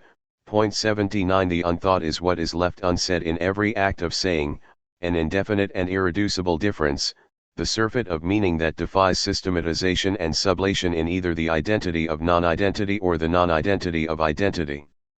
I thus accept the assessment of Gary Shapiro that Heidegger's mode of thinking aims at subverting the metaphysics of presence by means of a historical reduction or bracketing, in which the entire sequence of thought from Plato to Hegel, Nietzsche, and Husserl is put into parentheses. Outside those parentheses lies a different kind of thinking, a play of absence and presence, lighting and concealment, in which truth is not the telos of a system but an inevitably partial disclosure that always wavers or trembles between presence and absence. 80 Cast in the language of Laruelle, Heidegger's thought of the unthought marks the end of philosophy inasmuch as it presupposes a negative correspondence between philosophy and its inaccessible other, an alterity, a peripheral residue or an external internal condition of philosophical activity, the non-philosophical margin that it tolerates, circumscribes, reappropriates, or which it uses in order to expropriate itself, as beyond or other to philosophical mastery. 81 Support for my contention may be drawn from the similar language used by Heribert Boder to account for the incipient veiling and originary concealment to which thinking reverts as the ground of the ontological difference that Heidegger upholds between being and beings.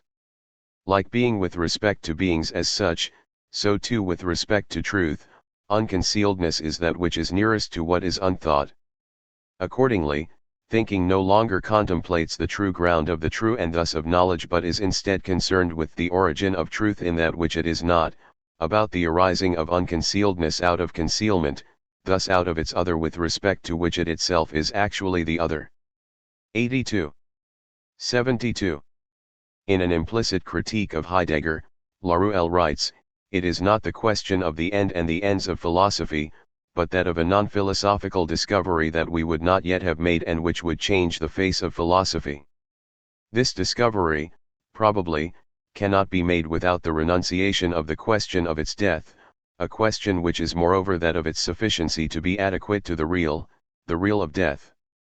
83 Without simplistically collapsing the considerable differences between Laruelle and Heidegger, indeed non-philosophy is identified as post-deconstruction or non-Heideggerian deconstruction. 84 I do not think his portrayal of the end of philosophy is accurate.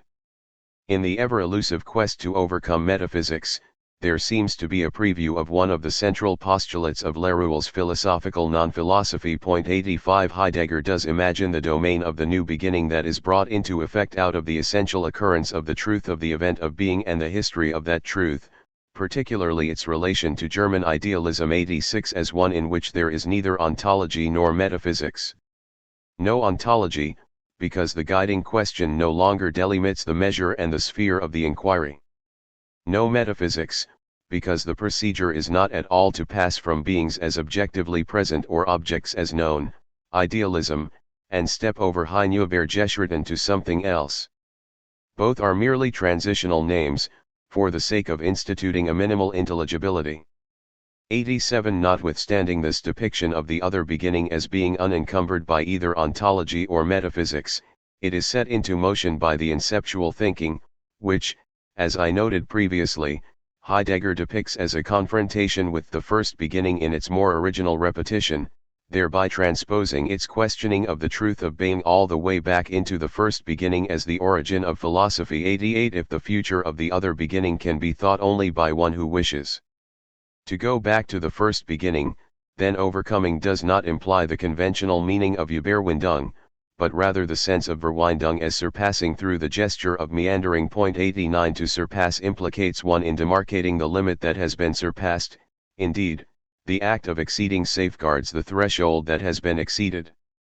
As Catherine Malibu put it, for Heidegger, every real change is partly comprised of a metamorphic dimension, and this applies to metaphysics as well, which in each epoch is reformed and thus undergoes a transformation, literally, a passage or transition to another form. 90 Heidegger alludes to this principle when he comments that overcoming the metaphysical means bringing metaphysics back within its own limits and not a Destruktionszerstörung nor even a denial Verleugnung of metaphysics. To intend anything else would be childish presumption and a demeaning of history. 91 To think the truth of being is to overcome metaphysics, which is always concerned with representing being in the guise of beings, but, as Heidegger acknowledges, this overcoming of metaphysics does not abolish metaphysics. As long as man remains the animal rationale, he is the animal metaphysicum.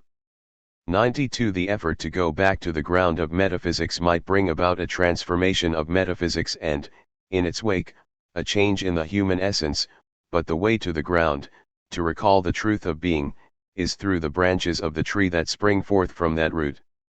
Coming to a similar conclusion, Thomas Sheehan wrote, Metaphysics is clearly a matter of ontology insofar as the operations of questioning and answering, logi, all bear on things, onto. Heidegger's metametaphysical inquiry, on the other hand, takes up where metaphysics leaves off. It turns the outcome of the Leitfrage into the material object of the Grundfrage by taking the very realness of things, and puts that under the microscope as the subject matter of a radically new question. What about the realness itself, this omicron sigma alpha that things have? This is the question not about nu but about omicron sigma alpha, sen als sen, and specifically the question about what accounts for the fact that there is sen at all, which things are said to have. Point 93. Applying the same logic to Nietzsche's invocation to establish a new hierarchy of the relation between the sensuous and the non-sensuous, Heidegger speaks of the overturning, Drehung, of Platonism as a twisting free, Herausdrehung, 94 which is to say, one remains bound to that from which one is unbound, since one cannot flee without still being tethered to that from which one has absconded. In 73. The Beitrage, Heidegger similarly commented on Nietzsche's bringing forward becoming, Werden, in opposition to being, Sen, or beingness, Seiendheit, as the attempt to invert Platonism, yet every inversion Umkehrung is a fortiori return to an entanglement in the opposite, sensible supersensible. Nietzsche is caught up in metaphysics, from beings to being. The first step toward the creative overcoming of the end of metaphysics had to be carried out in such a way that in one respect the directionality Richtung of thinking is maintained, although in another respect it is thereby at the same time radically raised beyond itself. 95 For Heidegger, therefore, the mindset, or the posture of thinking, Denkhaltung, suitable for the end of metaphysics does not summon, as Laruelle intimates, a post-philosophical innocence that recovers the absence of philosophy or a pre-speculative state purportedly superseded by philosophy. 96 It is rather a state of mindfulness by which one contemplates the advent of the new beginning that both regresses to and evolves beyond the first beginning.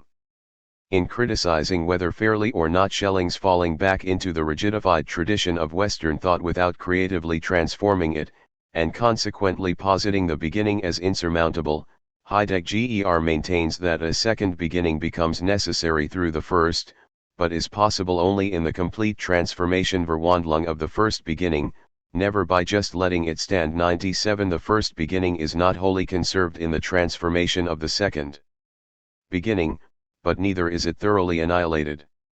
It is instructive to heed carefully Heidegger's exegesis of Nietzsche's statement that the opposite of the Overman, Übermensch, is the last man, letzter Mensch, that suggests that the end first becomes visible as an end on the basis of the new beginning. To put it the other way around, Overman's identity first becomes clear when the last man is perceived as such. 98 We can assume that Nietzsche's idea of the last man, as is the case with the corresponding Heideggerian notion of the last God, letzter Gott, is not a chronological demarcation. Concerning this notion of the last, Heidegger writes that it is what not only needs the longest antecedents Vorläuferschaft but what itself is the most profound beginning der tiefste Anfang rather than a cessation, the beginning which reaches out the furthest and catches up to itself with the greatest difficulty. 99 The last signifies the beginning that is constantly catching up to itself, that which is always in a state of surpassing, Überholend, and hence imperishably withdrawn from. Calculation 100 The terminus of a trajectory that opens up to a new undertaking that is both restorative and innovative. In that respect, the expression das Letzte denotes commencement and not end. As Heidegger expressed it elsewhere, with Nietzsche's metaphysics, philosophy is completed. But with the end of philosophy, thinking is not also at its end, but in transition to another beginning. 101 The bridge that leads from the old to the new is the unthought that is essential to every thinker's thought. In terms of the history of philosophy, being is what has remained unthought in metaphysics, and thus the essence of metaphysics is withdrawn from metaphysics itself in the same manner that the essence of technology is withdrawn from technology, and the overcoming of metaphysics would mean simply surrendering the metaphysical interpretation of metaphysics. 102 The unthought in metaphysics is precisely what guides us to the overcoming of metaphysics, the question being, and time points to what is unthought in all metaphysics. Metaphysics consists of this unthought matter. What is unthought in metaphysics is therefore not a defect of metaphysics. Still less may we declare metaphysics to be false, or even reject it as a wrong turn, a mistake, on the grounds that it rests upon this unthought matter. 103 The relationship of what is thought to what is unthought is proportionate to the link between the end and the new beginning, that is, the unthought is not the negative correlate of the philosophical concept, a covert exaltation of philosophy's desire to know its other, assimilating what cannot be thought in the purview of what can be thought. On the contrary, Heidegger's invocation of the unthought is not a way of explicitly presuming to know what cannot be known or implicitly precluding the possibility of a non-philosophical way of knowing. In my reading, Heidegger articulates, albeit in a different terminology, the inaugurating postulate of Laruel's non-philosophy. 74. According to which the affiliation between thought and reality is based neither on adequation nor inadequation, a correspondence that can be confirmed only through the de-objectification of knowledge and the rejection of positing the benchmark of philosophical sufficiency that would perforce conceive of the non-philosophical other reductively as the negative limit of its own discourse. 104 Contrasting himself with the idea of non-philosophy articulated in post-Kantian philosophers, Laruelle writes, when non-philosophy ceases to designate a simple philosophical relation to the extra-philosophical in order to designate a relationship to the philosophical itself in its identity and ceases to be an attribute in order to become a subject, it speaks of a thought which, without being subsumed again into philosophy, is no stranger to it, of a new relationship to this thought and of a new practice of philosophy. It is philosophy which then becomes an object of non-philosophy, of a pure and no longer metaphysical or ontico-ontological non-transcendental. 105 Non-philosophy liberates philosophy from the epistemological burden of the correlation of thought to the real and its revision in the philosophies of differ, E/A, and CE, evocatively referred to as the contemporary pathos of Alt Eriti, thereby abandoning the terrain of being then that of the other for a terrain of the one or of radical immanence. That has shown us the real itself. 106. The fundamental axiom of non-philosophy is thus summarized as the essence of the real resides neither in being nor in the other, but in the one, a one that is vision in one, seen in one of the world, of being, and of being to which it unconditionally gives phenomenalized being. Nothing of what is not in the one, nothing of transcendence is negated or destroyed by this phenomenalization. 107. Non-philosophy is not on the margin of philosophy, but it is philosophy that ceases to be the site of non-philosophy or its foundation. As the philosophy of non-philosophy, this transcendental or first science aims at the one of which it speaks, the being one, of the one, the being identity, of identity. Philosophy can at most lead only to the being of the one or the being of identity and bars the one by being, which represses it. 108. This is surely not Heidegger's language, but notion ally. How far are we from his effort to safeguard the destiny of Dasein as the shepherd of being differentiated from beings? Laruelle thus comments on Heidegger's critique of the tradition's failure to interrogate the dimension of belonging that is the essence of difference, the essential provenance of the correlation, the truth of being as such. Thinking should not forsake ontological difference, but will allow it to come into what it is in its essence of difference, into its own. What metaphysics, according to Heidegger, leaves indeterminate is this essence, of being, even if it in its own way has to determine being, simply at the interior of difference as the correlation of being and beings and in function of this relation alone. 109. Digging more circumspectly into this correlativity, Laruelle remarks that being is not a generality acquired as a consequence of abstraction from particulars, but it is rather the horizon that we must presume in order to accede to beings. Metaphysics, therefore, sets itself up in the relation of beings and the a priori, a relation that is in turn a priori, a prior place of thought. Thus being refers necessarily to beings, like reality to the real, it intends them in the broadest possible way.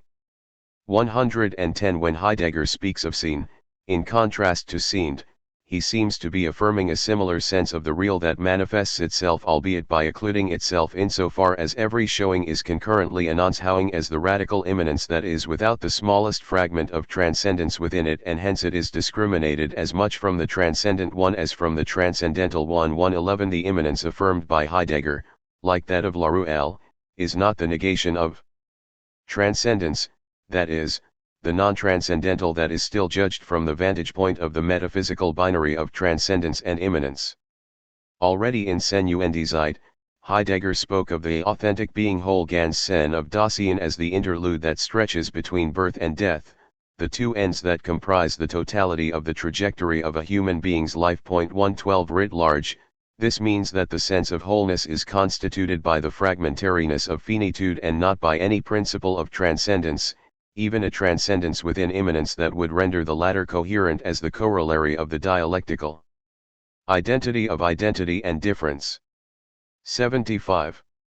The radical immanence is transmitted in Heidegger's notion of es gibt, which parallels Laruelle's characterization of the immanence of phenomenal being. Given 113 as the given without givenness. 114 I can well imagine Heidegger acquiescing to the following words even though Laruelle offers them in part as a corrective to him: the real must rather be already given even outside every operation of givenness, ontological or scientific, which would precisely possibilize it and would take it out of its being given. We are no longer within philosophical questioning here, but rather in another mode of thought that thinks under the necessary and first condition of the real as given without presupposition, and which is not itself a presupposed. We can undoubtedly formulate the status of being given without givenness by saying that we let it be given to us as first in relation to thought. 115 A cardinal difference in nomenclature is that Heidegger continues to speak of the beingness of that which is given as nothingness, but, as we shall subsequently argue, what he intends by beingness is not so far from Laruelle's notion of the real as that which is given without presupposition, that is, beingness is no longer conceived in relation to individual beings as an object of representation standing over and against the representing subject, and the implied presentifying Gegenartigung, that accords temporal priority to the presencing of that which is present at hand. 116. Temporal diremption, atonal thinking, and the jointure of the open system. To circle back to the key point, Heidegger's unthought is neither something that can never be thought nor that which currently is not thought but potentially can be thought. The unthought of which Heidegger thinks is the mystery that pervades all thought as the capacity to be thought unremittingly in the curvature of time. The more original the thinking, the deeper it wells forth from the origin that stays hidden. With every disclosure, the more fecund will be the attempts to articulate the unthought in what has been thought.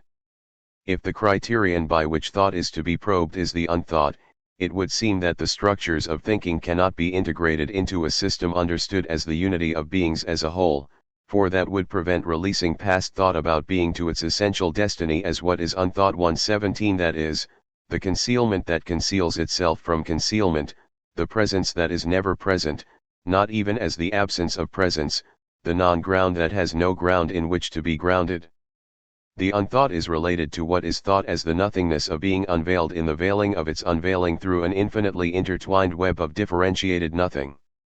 In the next chapter, I will delve more deeply into the comparison of Heidegger's Sinn and the Kabbalistic Ein Sof, but what is necessary to underline at this juncture is that both of these post-ontological constructs call into question the suitability of systematic thinking applied to the being that is the singular fragmentation of all beings, the transcendental fractally of the fold as the identity of the in-between. 118. But that can never be confined to any particular being. 119. The question of the tenability of applying the notion of system to the theosophical edifices constructed by the Kabbalists is illumined by Heidegger's comments on the immeasurability of inceptual thinking as finite thinking. Die Unermesslichkeit des Anfanglichen Denkens als des Endlichen Denkens. This thinking and its order, the unfolded from it, lie outside the question of whether a system belongs to them or not. A system is possible only as the result of the prevailing of mathematical thought, taking mathematical in the broad sense. A thinking that stands outside of that domain and of its corresponding determination of truth as certainty is therefore essentially systemless, unsystematic. Yet it is not consequently arbitrary and confused. Unsystematic means confused and disordered only if system is the measuring rod. 120. The atonality of thought implied in these words is profitably compared to a musical fugue wherein the various aspects are joined together compositionally into a polyphonic whole in which each jointure, fugue, intones the same sequence of notes from a contrapuntal perspective without a tonal center. Inceptual thinking in the other beginning anderen Anfang has a different sort of rigor, the freedom of the joining of its junctures, die Freiheit der Fugen seiner Fugen. Here one thing is joined to the other out of 76. The sovereignty of the questioning way of belonging frag enden zug horens to the call. The conjuncture is something essentially other than a system. Systems are possible, and toward the end necessary, only in the realm of the history of the answer to the guiding question. Each of the 6 junctures of the conjuncture Fugengender Fuge stands for itself, but only so as to make the essential unity Wesentlichkeit more impressive. In each of the 6 junctures, a saying of the same about the same is attempted über dasselbe dasselbe Sagen versucht, but in each case out of a different essential domain anderen Wesensbereich of that which is called the event. If one's gaze is superficial and piecemeal, then repetitions will quickly be apparent everywhere. What is most difficult, however, is to carry out purely and conjuncturally Fusionmassig grain Ziehen and abiding Verharren with the same and thus testify to a genuine steadfastness ichten Instandlichkeit in inceptual thinking. 121. The passage calls for a thorough analysis, but my emphasis here is more limitedly on the utilization of Heidegger's inceptual thought, the fugal conjuncture of Being, which is by nature non-conceptual, unbegriffliches. 122. To clarify the notion of system that systematically invalidates the idea of system, the systemless system, or the open system, akin to a poetics wherein the theoretical structures are ever-changing and cohere as counterpoints in a cacophonous ensemble. 123. From the perspective of inceptual thinking, repetitions are discerned to be conjunctural, which is to say, the replication of difference in the belonging together of what is irresolutely similar in virtue of being resolutely dissimilar. Heidegger raises the thorny question about the ways and modes of presenting Darstellung and communicating Mitteilung, the conjuncture of inceptual thinking. There is an implicit danger that the elaboration of the conjuncture cannot avoid being read and taken as a diffuse system. However, by focusing on individual questions, for example, the origin of the work of art, we dispense with a uniform opening up and elaborating of the entire domain of conjuncture, die Gleichmaßige Hoffnung die Durchgestaltung der ganzen Fugenbereichsverdichten. 124 In a mode of thinking where things coagulate disjunctively rather than schematically, each of the six junctures, the echo, Anklang, the playing forth, Zuspiel, the leap, Sprung, the grounding, Grundung, the ones to come, Zukunftigen, and the last God, Letztendlich God, expresses the essential unity of what is thought by standing for itself and without being compressed into a unifying whole. The six junctures convey the unity of the sovereignty of the questioning way of belonging by reverberating the same about the same out of distinct and discordant domains, each one tendering a disclosure of the sheltering truth of the event, Bergung der Wahrheit des Ereignisses, a truth identified by Heidegger as the stride, of world and earth, that is the grounded structure, joining, of the there, a structure of transport captivation gegründet in Truckungsberuckungsgefüge, Fugung. 125 Notable is Heidegger's use of an image from the realm of music to convey this notion of conjuncture or the repetition of structure from the perspective of a singularity intoning the same as different.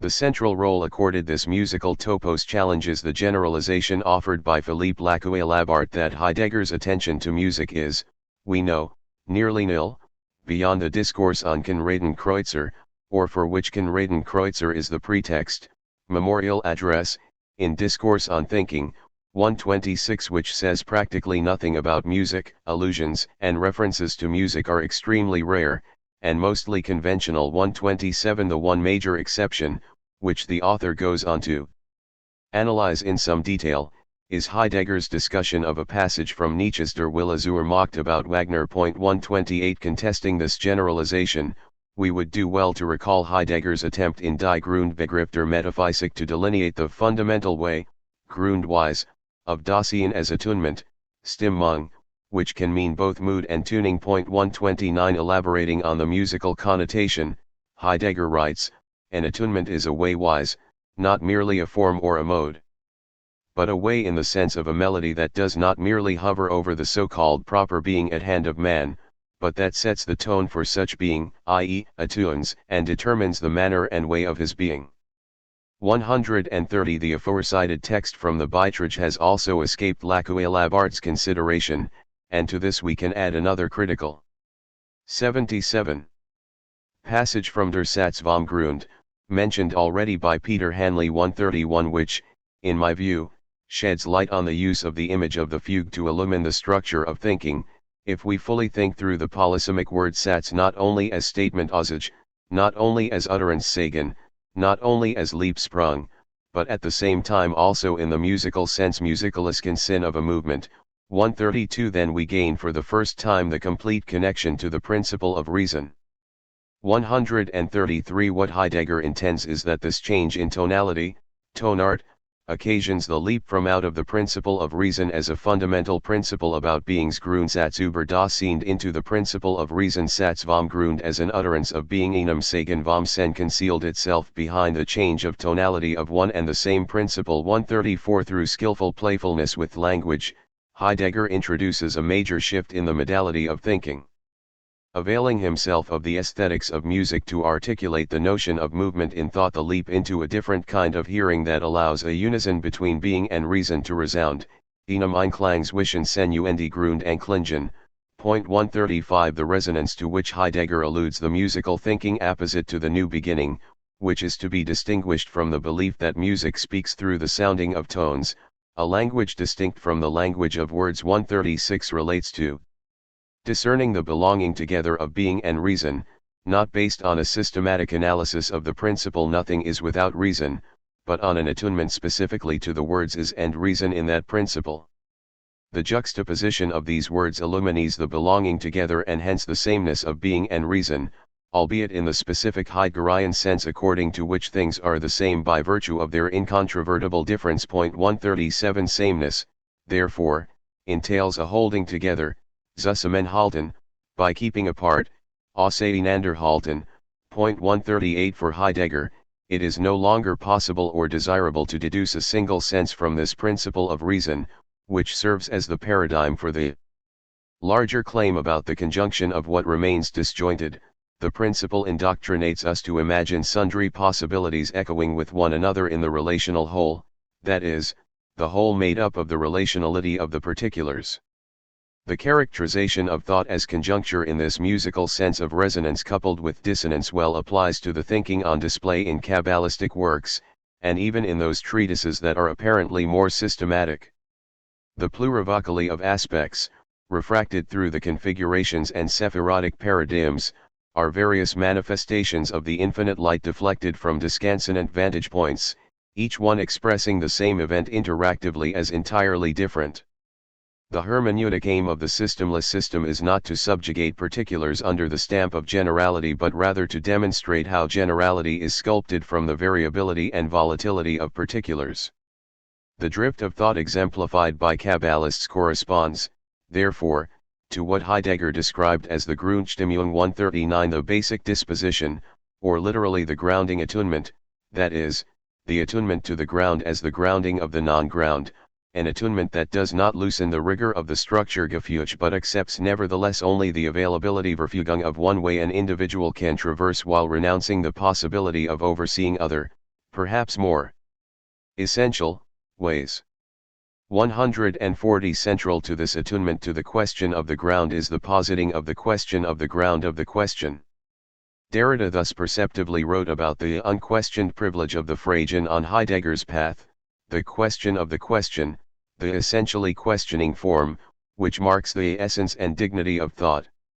Heidegger, we are rightly reminded, almost never stopped identifying what is highest and best in thought with the question, with the decision, the call, or guarding of the question. This piety of thought. 141 The comportment of Dasein in relation to being is determined primarily from the viewpoint of the Seinsfrage, the questioning of being that finds its way into the extreme domain of oscillation, into the belonging to the most extreme occurrence, which is the turning in the event die. Care im Aranus. This finding of its way happens in the leap, which unfolds as the grounding of Dasein. 142 To cite Derrida again, the point of departure in the existential analytic is legitimate first. 78. Of all and only from the possibility, experience, structure, and regulated modifications of the Phrasen. Such is the exemplarity of the entity which we are, of the ourselves in this discursive situation of Mitsein in which we can, to ourselves and to others, say we. 143 The sensibility is already in evidence in Heidegger's depiction of science in the Rechtsratsrede, 1933, as the questioning standing firm fragenden standhalten in the midst of the totality of being as it continually conceals itself. 144 Heidegger eventually came to identify the act of questioning as essential to the path of the meditative thinking that he contrasts with the science of calculative thinking. In a passage from the Schwarzheft, written in the fall of 1932, Heidegger poetically identified questioning as the glowing, consuming, purifying flame of the fire of the original essence of truth whose metal, or the genuineness of the ore, is being seen. 145 From a notebook entry of a later date, 1938-39, Heidegger defines Besinnung as the courage to track down one's own presuppositions and their rationale and to interrogate the goal positings with regard to their necessity. 146. The attempt to think meditatively, as opposed to computatively, depends on becoming a radical thinker capable of wandering through the errant paths of the history of philosophy. 147 As he put in another context, philosophical knowledge is a comprehending disclosure Aufschließen of something in a specifically determined and directed questioning, which as a questioning never allows what is questioned to become something present at hand vorhanden. 148 To be underway on the path of thinking, one must become involved in questions that seek what no inventiveness can find. 149 To think is to ask repeatedly what is it to think, an inquiry that defies any definitive response. Only the question, properly speaking, is thought-provoking, bedenklickend, since it is the gift, Gabe, that endlessly gives food for thought. 150 Ironically, the Heideggerian theme of Fragen, as I noted in a previous study 151, resonates with the well-documented Jewish penchant to respond to a question by posing an additional question, a stereotype adroitly expressed by Skolem in an essay published in 1919. The question is an unending cycle, the symbol of this infinite yud, in which the possibility of an empirical end is given, is the rhetorical question. This, Jewish, question can be justly characterized as medial. It knows no answer, which means its answer must in essence be another question. In the innermost basis of Judaism, the concept of an answer does not exist. 152 The priority accorded the question is the logical consequence of the commentarial as opposed to systematic nature of Jewish thought. The hermeneutical emphasis demands an open-ended interrogation that prevents the open text from ossifying into a sealed book. Even more relevant is Skolem's comment in the third of his 10 unhistorical aphorisms on the Kabbalah. Creatively interpreting a passage in the Zoharic anthology where the attributes of Bina and Malkut, the third and the 10th of the Sephirot, are respectively correlated with the interrogative pronouns who, me, and what, ma. 153 Skolem opines about the lack of object of the highest knowledge, höchsten Erkenntnis, that the Kabbalah yields. The fundamental nature of this knowledge is revealed in the classical form of the question. Knowledge is a question rooted in God to which no answer corresponds. Erkenntnis als in Gott gegründet Frage, die keine Antwort entspricht. 154 If we substitute seen for God, Heidegger would concur, the question rooted in being which, as Gadamer incisively noted, is a verb, a temporal expression, and not at all something that one could articulate as das Sein. The Sein 155 begets not an answer but another question, and so on ad infinitum.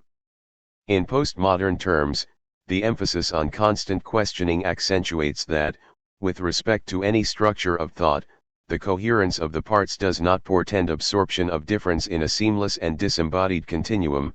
The infinitude of the circular dynamic of the question precipitating a question is expressive of what I referred to before as the transcendental fractally of the in-between, the ring of the same difference that precludes the stasis of once and for all.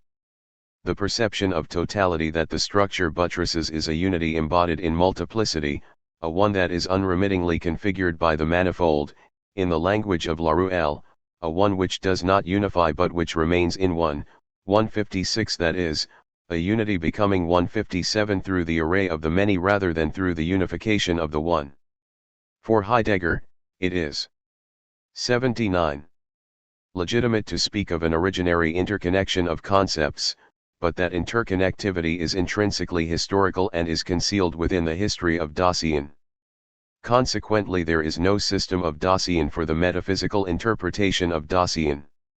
Rather, the intrinsic conceptual interconnection is that of the history of Dasein itself, something which, as history, transforms itself.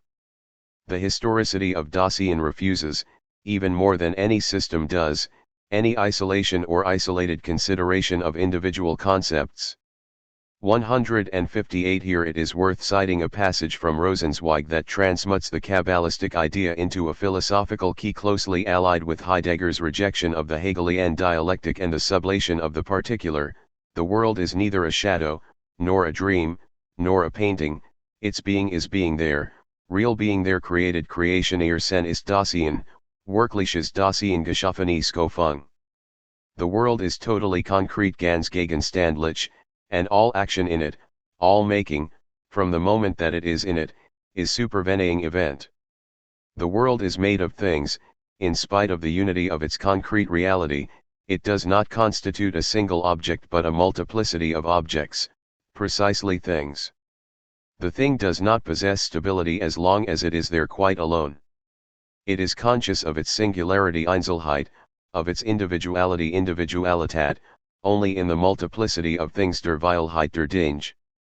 The thing can be shown only in connection Zusammenhang with other things. It is determined by its spatial relationship with other things, within such a connection. Furthermore, as specific thing, it has no essence of its own, it does not exist in itself, it exists only in its relationships. The essence it has is not within it, but in the relationship it keeps according to its genus, it is behind its determination, and not in it that it must seek its essentiality Wesentlichkeit, its universality Allgemeinheit. 159.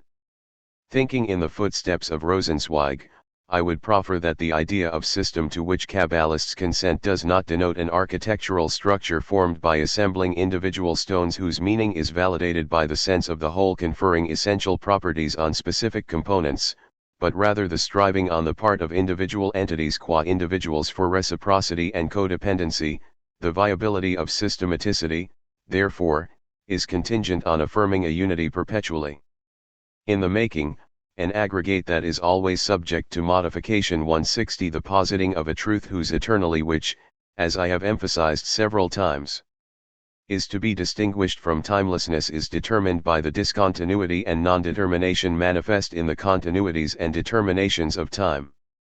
The merit of a system depends on its proposing a unity accruing incessantly, a cohesiveness that exhibits an impulse for order that can be realized only through negotiating but never abolishing disorder. In the disarray of chaos, one finds the nucleus where the lines of the system both crystallize and disintegrate by breaking through the parameters of the system. To paraphrase the words of Charles E. Scott, a framework accounts for something alien to the framework insofar as the framework gives occasion for perceptive alertness to the limits of the framing and to an ephemeral escape from the framework that takes place within the framework. 161. This assessment seems remarkably suitable to the mutability and non-directionality implicit in the Kabbalistic idea of system. In contrast to the Hegelian dialectic that presumes a universal instantiated comprehensively in the particular, a singular universality, wherein the finite vanishes in the infinite. 162. The negation of negation, the concrete, absolute negativity as opposed to the negation that is the abstract negativity. 163. We do better to think of the universal as being constituted relentlessly in light of the random and indiscriminate particulars, the universal singularity. 164. Wherein the infinite materializes in the finite, the negation of the negation of negation, a universal that is, to borrow the formulation of Nancy, always calibrated from the prospect of being with one another, circulating in the with and as the with of this singularly plural coexistence. 165. As Nancy puts it in his exposition of the idea of manifestation and Hegel's negative, the phenomenon is not appearance, it is the lively transport of self and the leap into manifest existence. Manifesting itself, it is in relation. It singularizes itself. Everything is singular, and the totality is also singular, it is the singularity of manifestation itself. The singularity of manifestation, or of the world, it 80. Is that singularity manifests itself to nothing other than itself, or to nothing. Manifestation surges up out of nothing, into nothing. Manifestation is therefore of itself or it is of nothing, it is of itself as much as it is of nothing. 166. The negative of manifestation is not something hidden or non-manifest but the naked manifestation of the non-manifestation of the singularity of all being that is nothing. 167. This corresponds to Heidegger's assertion alles ist einzig, everything is unique. 168. Which I assume means that if we are to speak of universality, the sense of allness, or the univocity of being, 169 must always be reckoned in conjunction with the absolute inimitability of the individual. 170. Heidegger's Einzigkeit corresponds to, and may have been influenced by, what Kierkegaard called den Enkelt, the single, the particular incorporated in the universal as that which is higher than and therefore incapable of being incorporated in the universal. 171. The particular that is absolutely non-existing in its existing, that is, absolutely nothing but existence. 172. The infinite negation of the finite, which is to say, the infinite negation of the self-negation of the infinite. 173. When viewed in this manner, there is no discrepancy between the general and the particular, the former can be expressed only through the latter, and the latter through the former. This is to be distinguished from Hegel's depiction of the essence as the consciousness of self-consciousness, which implies that the individuality of the individual is but the outer form of the universal in and for itself. From the standpoint of the guiding question of Heidegger's inceptual thinking, the understanding of essence in this view is determined on the basis of beingness, see Eindheit, which is related to the Greek omicron sigma alpha kappa omicron iota nu, that is, the common substance, and the essentiality of the essence consists in the greatest possible generality of the essence. Conversely, this means that the particular and the manifold, which fall under the concept of the essence and from which this concept is established, are arbitrary. Indeed, what is essential is the arbitrariness of beings, which nevertheless is precisely what the belonging to the essence indicates. From the perspective of belonging to the essence of being, the essential nature of the plurality of particular beings is their arbitrariness. However, if being is conceived as event, then essentiality is determined out of the originality and uniqueness of being itself. There the essence is not the general but is the essential occurrence precisely of what is unique in each case and of what constitutes the rank of the being. Every essential occurrence is determined out of what is essential in the sense of the original unique. 174 The essence is precisely what is unique and therefore repeatable only as non-repeatable. In this sense, we can speak of the Kabbalistic Ein Sof as the essence of being, that is, the essence that is the absence of essence, an essence that does not, contra Hegel's description of spirit 175 become actual through the determinate forms of its necessary self-revelation insofar as that revelation is inescapably a concealment of essence. About the essence of Ein Sof we can say, therefore, that it is subject to neither apophatic nor cataphatic theology, since it is neither being nor non-being, but the event of beingness, an event that is always the same because always different. The view I have expressed is brought into sharper relief when compared against the depiction of pure experience in Nishida Kitaro. From the perspective of concrete thinking, the universality of a concept is not what we usually say it is, that is, an abstraction of similar natures from something concrete. Rather, it is the unifying force of concrete facts. Hegel likewise writes that the universal is the soul of the concrete. Because pure experience is a systematic development, the unifying force that functions at its foundation is the universality of concepts. The development of experience corresponds to the advance of thinking, and the facts of pure experience are the self-actualization of the universal. We ordinarily think we know the universal through thinking and the individual through experience. But apart from the individual there is no universal. That which is truly universal is the concealed power behind the actualization of the individual. The universal is located within the individual as the power that causes the individual to develop.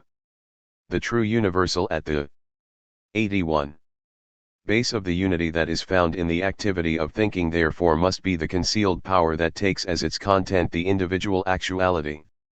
The universal and the individual differ only in that one is implicit and the other explicit. The individual is that which is determined by the universal. 176.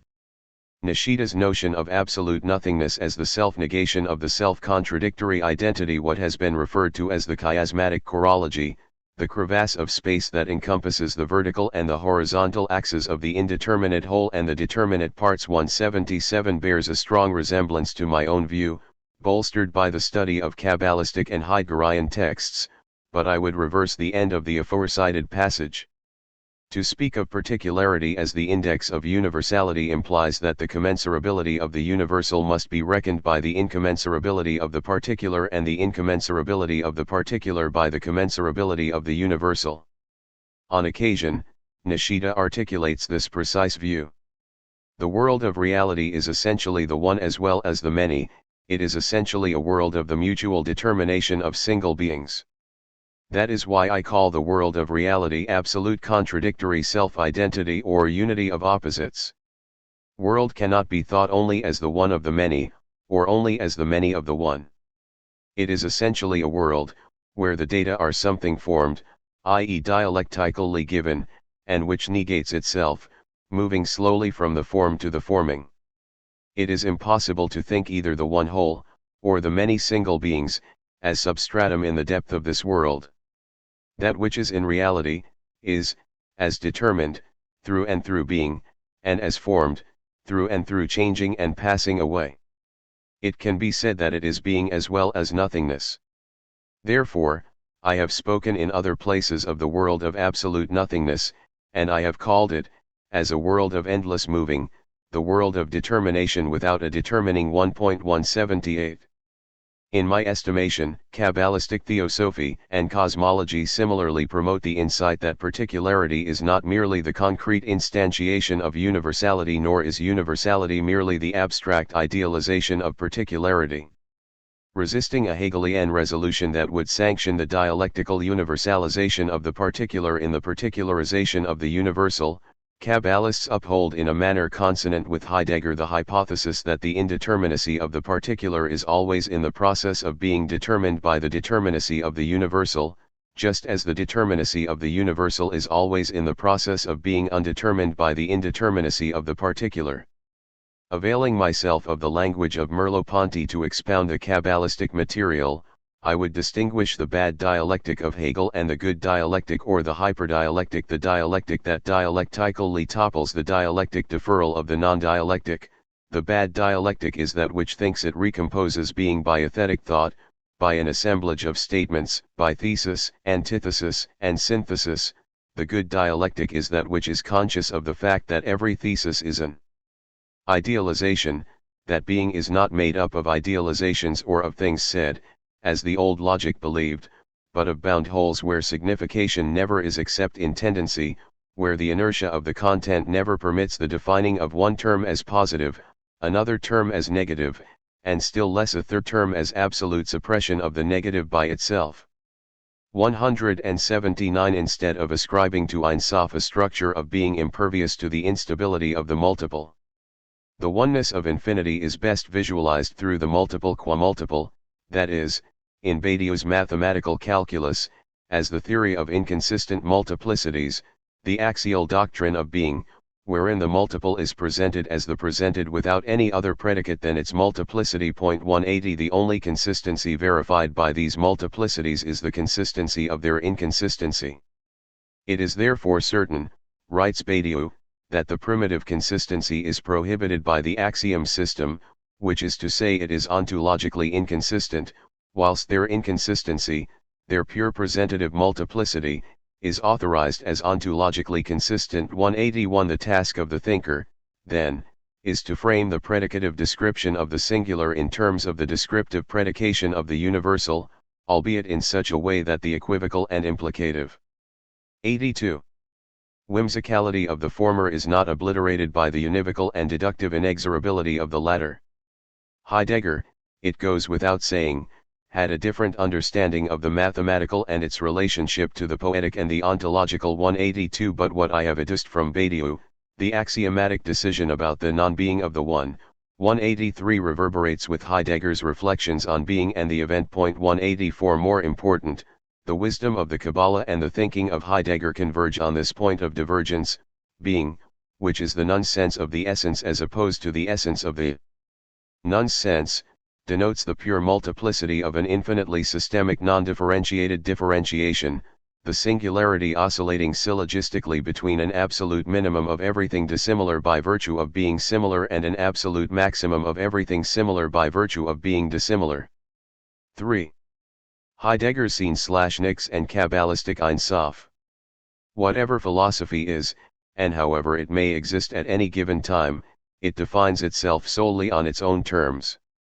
Its proper essence turns ever toward itself, and the more original a philosophy is, the more purely it soars in turning about itself, and therefore the farther the circumference of its circle presses outward to the brink of nothingness. Heidegger, Nietzsche, the will to power as art. The leitmotif of this chapter revolves around the hypothesis that Heidegger's notion of Sinn, which is crucial to his inceptual thinking of a new beginning, can be fruitfully compared to the theosophic speculation on the infinite nothingness attested in Kabbalistic texts since the High Middle Ages.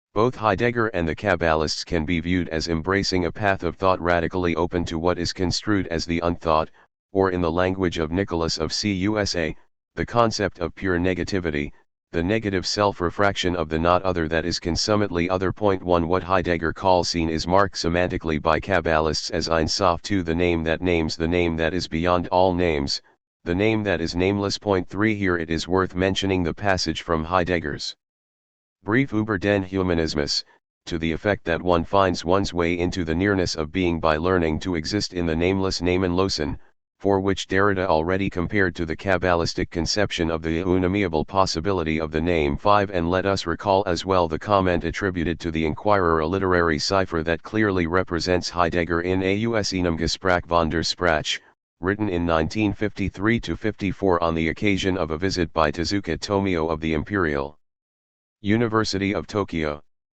6. As a rejoinder to why the terms hermeneutics and phenomenology were dropped from the philosophical lexicon, that was done, not as is often thought in order to deny the significance of phenomenology, but in order to abandon my own path of thinking Denkweg to namelessness Namenlosen. 7. The namelessness to which Heidegger alludes is the scene that is nix, the bane that is nothing, which is not to be decoded as the identity of antinomies characteristic of the Hegelian dialectic, but as the belonging together of the same that persists as irreducibly discrete.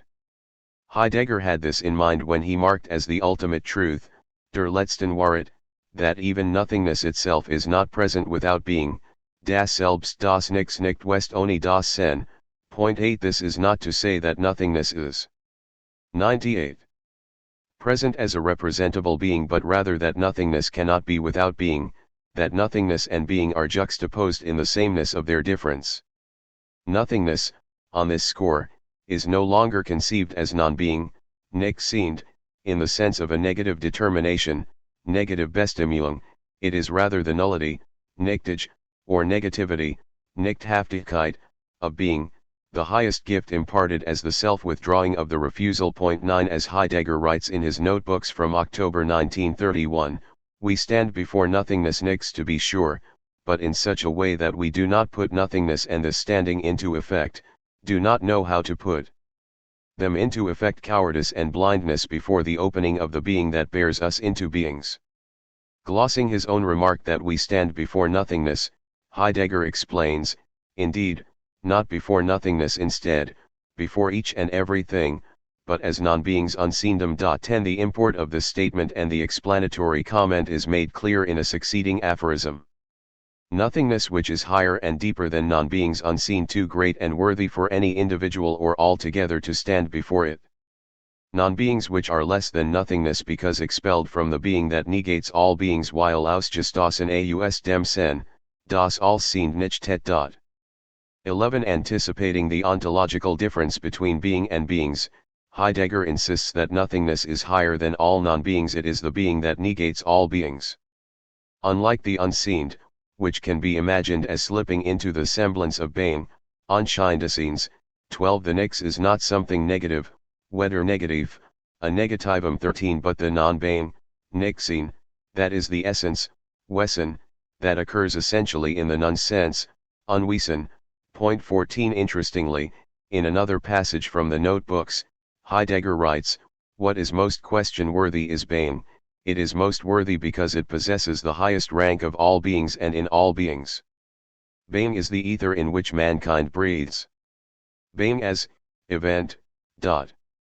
15. In the course of time, Heidegger would modify this view by elevating seen above being and beings, that is, it is the being that is neither being nor non-being.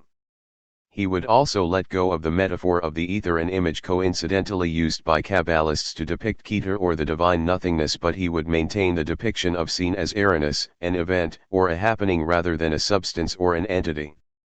Autoerotic quivering, noetic jouissance, and divinizing the infinite. Quite remarkably, Heidegger deploys mythical and polytheistic language to depict the Fischer, Zerkluftung, in virtue of which being is the realm of decision, das Entscheidungsreich, for the battle among the gods. This battle is waged over their Advent Ankenfeet and Absconding Flucht. It is the battle in which the gods first divinize and bring their god into decision, Entscheidung.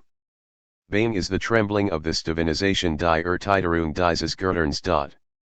16. In the same spirit, Heidegger wrote in his notebooks, being self-refusal as the trembling of the divinizing of the last god, die Verweigerung als die Erteiterung des Götterns des letzten Gottes.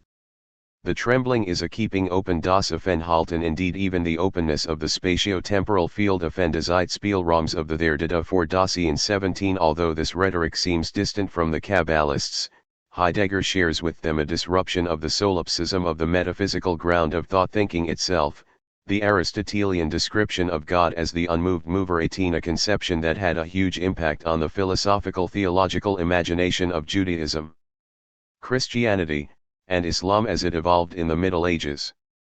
In place of this relatively benign conception, Heidegger proffers a portrait of being that is decidedly belligerent. The primordial fracture inflames the spirit of struggle, Kampf, among the gods in which they divinize and bring their God into decision, the self-refusal of being, the trembling of the divinizing of the last God. On the surface, the word divinizing seems redundant, but the redundancy underscores that the combat itself is essential to the theocratic act of decision that, ironically, results in the flight of the calculable gods, Götter, and the dawning of the inestimable essence of divinity, Gottwesen. 19 A double concealment in virtue of which the non-being of being dissembles as the being of non-being, the theological corollary. 99. Of the metaphysical effacing of the ontological difference between beings and being. 20 What Heidegger at one point actually labeled the theological difference to name the attempt to think the difference of God vis-a-vis beings, beingness, and being, der Unterschied des Gottes vom Sehenden, von der Sehendheit und vom Sein. Point 21 As a consequence of the dissimulation of the nullity of being as something negative, apparent divinities become indistinguishable from true divinities, the one as the other are present only in the absence of their presence in the vacuity. Or literally the spiritlessness, Geistlosigkeit, that is the flight of the gods, Flucht der Götter. 22 And thus are manifest in the non-appearance of their appearance and concealed in the appearance of their non-appearance. Point 23 The trembling results, moreover, in the openness of the spatio-temporal field, the abyss as time-space that makes possible the appropriating event that destines the human being to be the property eigentum of being. 24 To speak of Sein as Eriness, and of the belongingness, Zugehörigkeit, of the latter as the property that is the distinguishing destiny of the human being, does not imply that the event can ever be represented immediately and objectively. The appropriation is the oscillation between humans and gods, and is precisely this between itself and its essential occurrence which is grounded through and in descent. 25 What Heidegger wished to communicate is clarified by another comment in the Beitrag. The inventive thinking Denken of being leaps into being as the betweenswischen in whose self-clearing essential occurrence the gods and humans come to mutual recognition, i.e., decide about their mutual belonging. As this between, being is not a supplement to beings, but is what essentially occurs such that in its truth they, beings, can first attain the preservation proper to beings. 26 Heidegger emphatically denies that the notion of God should be equated with the non-metaphysical event of being. The God is neither a being sehend nor a non-being unsehend, and is also not to be identified with being. Instead, being essentially occurs in the manner of time-space as that between which can never be grounded in the God and also not in the human being, as some objectively present, living thing, but only in descent. 27 The between into which the thinking of being leaps is the clearing wherein humans and gods come to the discrimination of their mutual belonging, which, as we have seen, implies the concurrence rather than the coincidence of what remains separate. The event consigns Überignet God to the human being by assigning Zyinet the human being to God. This consigning assignment is the appropriating event. Dies Überignen Zyinung ist Erinnernis. In it, the truth of being is grounded as Sein, and the human being is transformed verwandelt, set out into the decision of being there Sein and being away weg Sein, and history takes its other beginning from being. The truth of being, however, as the openness of the self-concealing Offenheit des sich Verbergens, is at the same time transposition intrukung into the decision regarding the remoteness and nearness of the gods, and so is preparedness for the passing by of the last God. The event is the between in regard to both the passing by of the God and the history of mankind. Point 28 Humanity and divinity meet in the space of the between that preserves their distinct identities such that they abide in the distance of intimacy. Point 29 That being is identified as the between concurrently revealed and concealed by Dasein 30 as the playing field of time-space Zeitspielraum within which the sheltering of the truth of beings interpenetrates with the absconding and advent of the gods. 31 is another way for Heidegger to articulate the idea that being is nothing, the void that engenders and sustains by withdrawing from all beings. Noteworthy is the fact that the decision in this case is not made by gods against one another but by humans and gods jointly, and curiously, without being combative.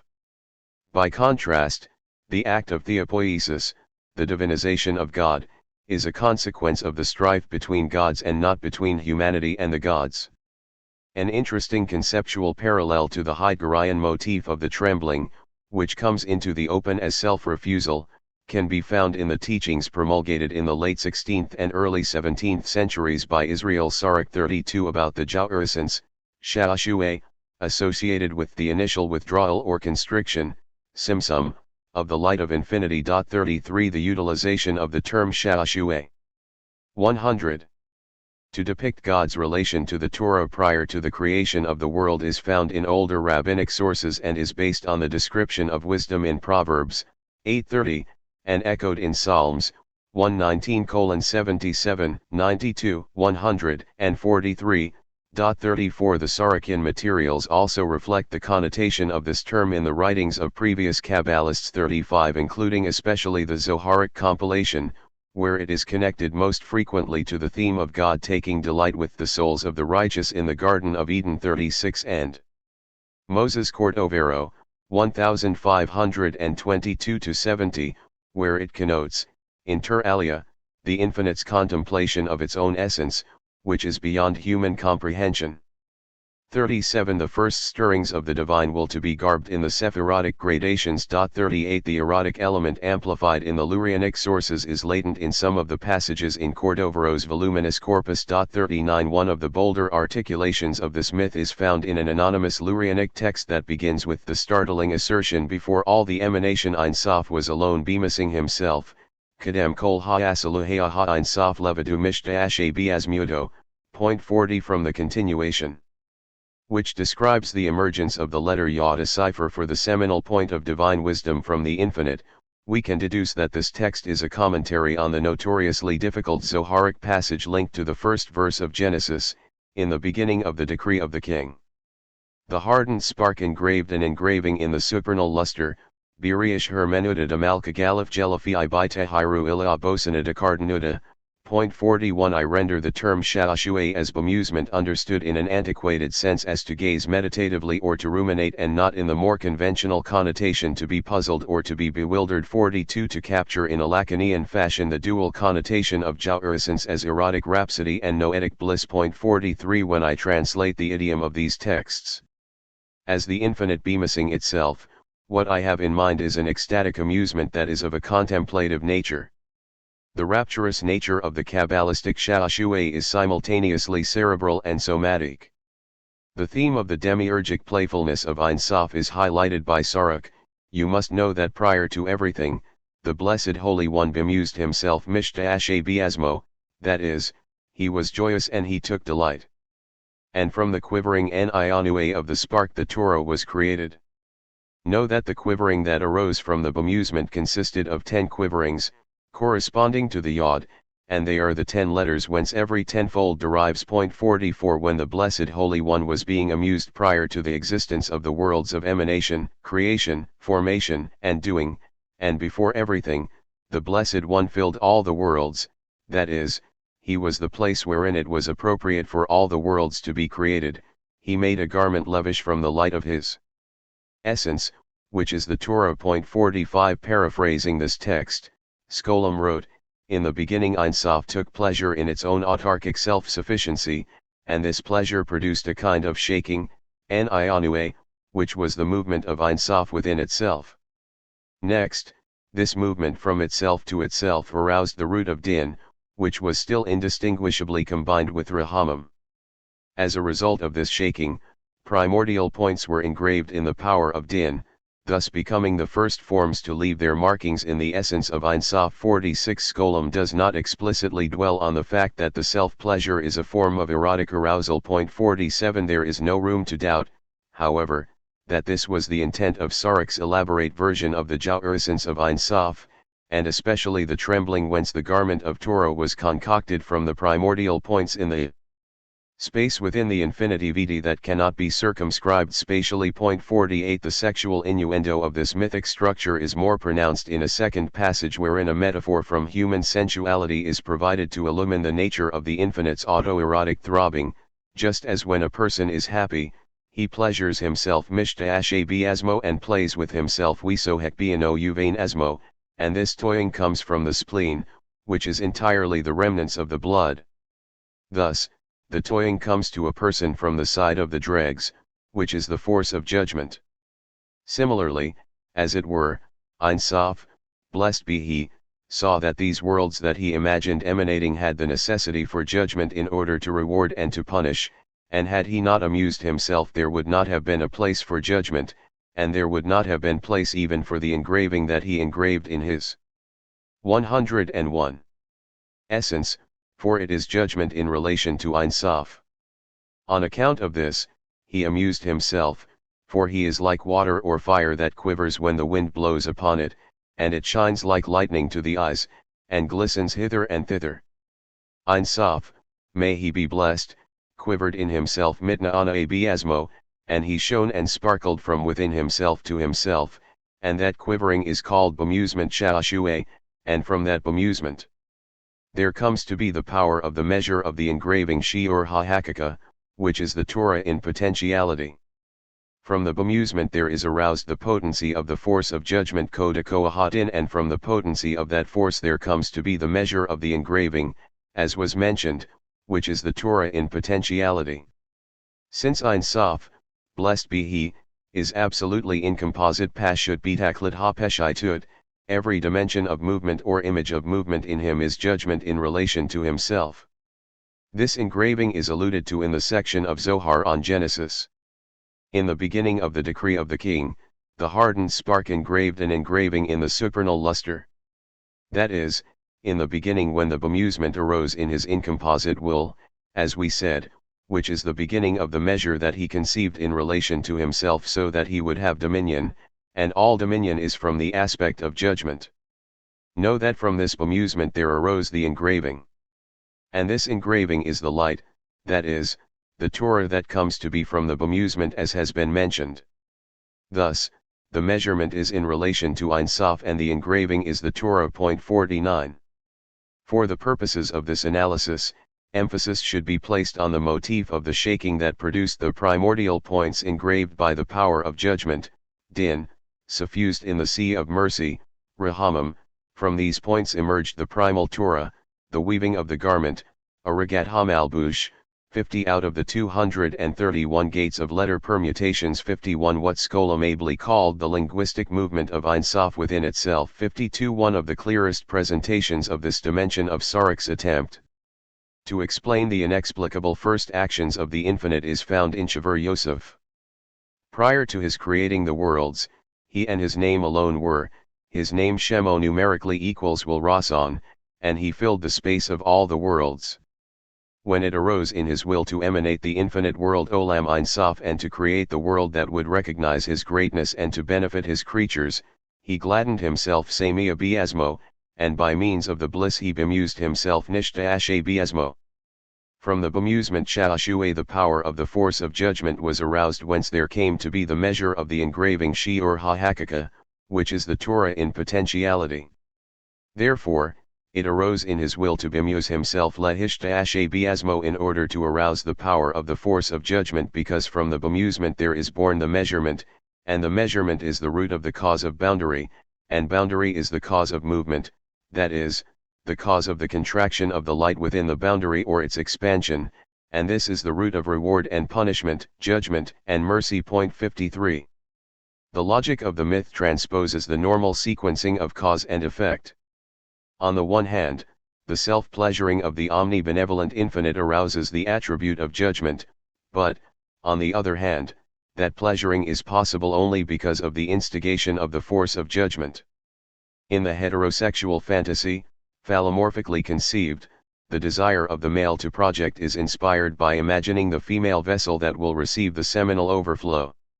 Speaking of the arousal of the force of judgment is not the same as speaking about the creation of the force of judgment. What is aroused existed already in potential, and thus the erotic adventure can be viewed as the outcome, and not the catalyst, of the divine compression. 54 A second passage from Shaver Yosef makes the point explicitly. The secret of the engraving, which is the Jelafo mentioned in the Zohar, is that by means of the bemusement he measured in himself the substance Mahut and the capacity Yekholet of every attribute Middah of the 10 attributes that were hidden in his essence Biasmudo, blessed be his name, and this happened 10 times, and thus there were 10 measurements by means of 10 bemusements, for with respect to each attribute he bemused himself, and from every bemusement there arose a measurement. When he reached the 10th measurement, he imagined in himself that through this measurement it would be fitting to establish the world. 55. 102. Summarizing Sarik's teaching, the 17th century Kabbalist Naphtali Bokrak writes, "They said concerning the secret of wisdom that it is from the light that emanates from the hidden source, and its source is called the source of wisdom, and it is the secret of the world of the garment Olam Hamalbush 56 which is called the primordial Torah, and concerning it our Eliezer said, before the world was created he and his name alone were, 57 and the tetragrammaton in its permutations comprises all of the world of the garment. 58 Employing one of the oldest Jewish esoteric doctrines centered on the identity of the Torah and the tetragrammaton. 59 Bokrak's paraphrase stresses that the name, which is the garment, functions in this context as the attribute of judgment co-eternal with Ein Sof that propelled the linguistic delimitation of the limitless light. In another passage, Bokrak adds words of his own to the Sarakin text, which he copied accurately but without attribution, to clarify the nexus between writing, jouissance, and judgment, from the abundance of happiness that God contemplated in relation to the righteous, he amused and delighted himself mishtaashaumit how he would have a holy nation, and from that movement there was born the potency of the force of judgment, that is, the constricting of the letters kimis ha odiyat, which come to be from the vowel points nekudat that were in the trace rishimu that remained within the circle after the withdrawal. 60 For each and every letter has a boundary on paper. 61 Carrying the metaphor forward, Bokrak interprets the division of the infinite consequent to the movement of self-contemplation into the aspects of the encompassing, maktav, and the encompassed, muktaf, the former correlated with the engraving and the latter with the surface that is engraved, which is identified as the root of the dough of all the worlds. 62 That is, the prime matter whence all beings are fashioned.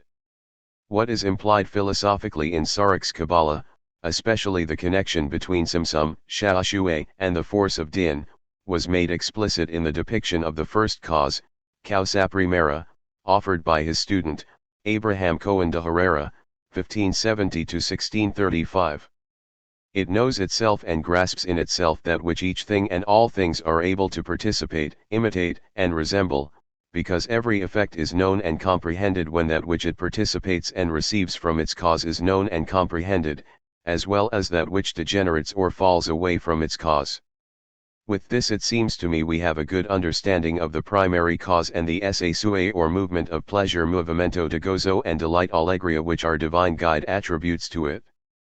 It thus appears that it moves in itself in order somehow to emerge from itself, conceiving in itself Hesed or mercy and the diverse plurality of limited and in some sense imperfect natures that participate in din or rigor, privation, and potency, which it later produced or gave birth to outside itself. This is the esum or shrinking encogimiento that limits and assigns it to diverse, limited operations and effects.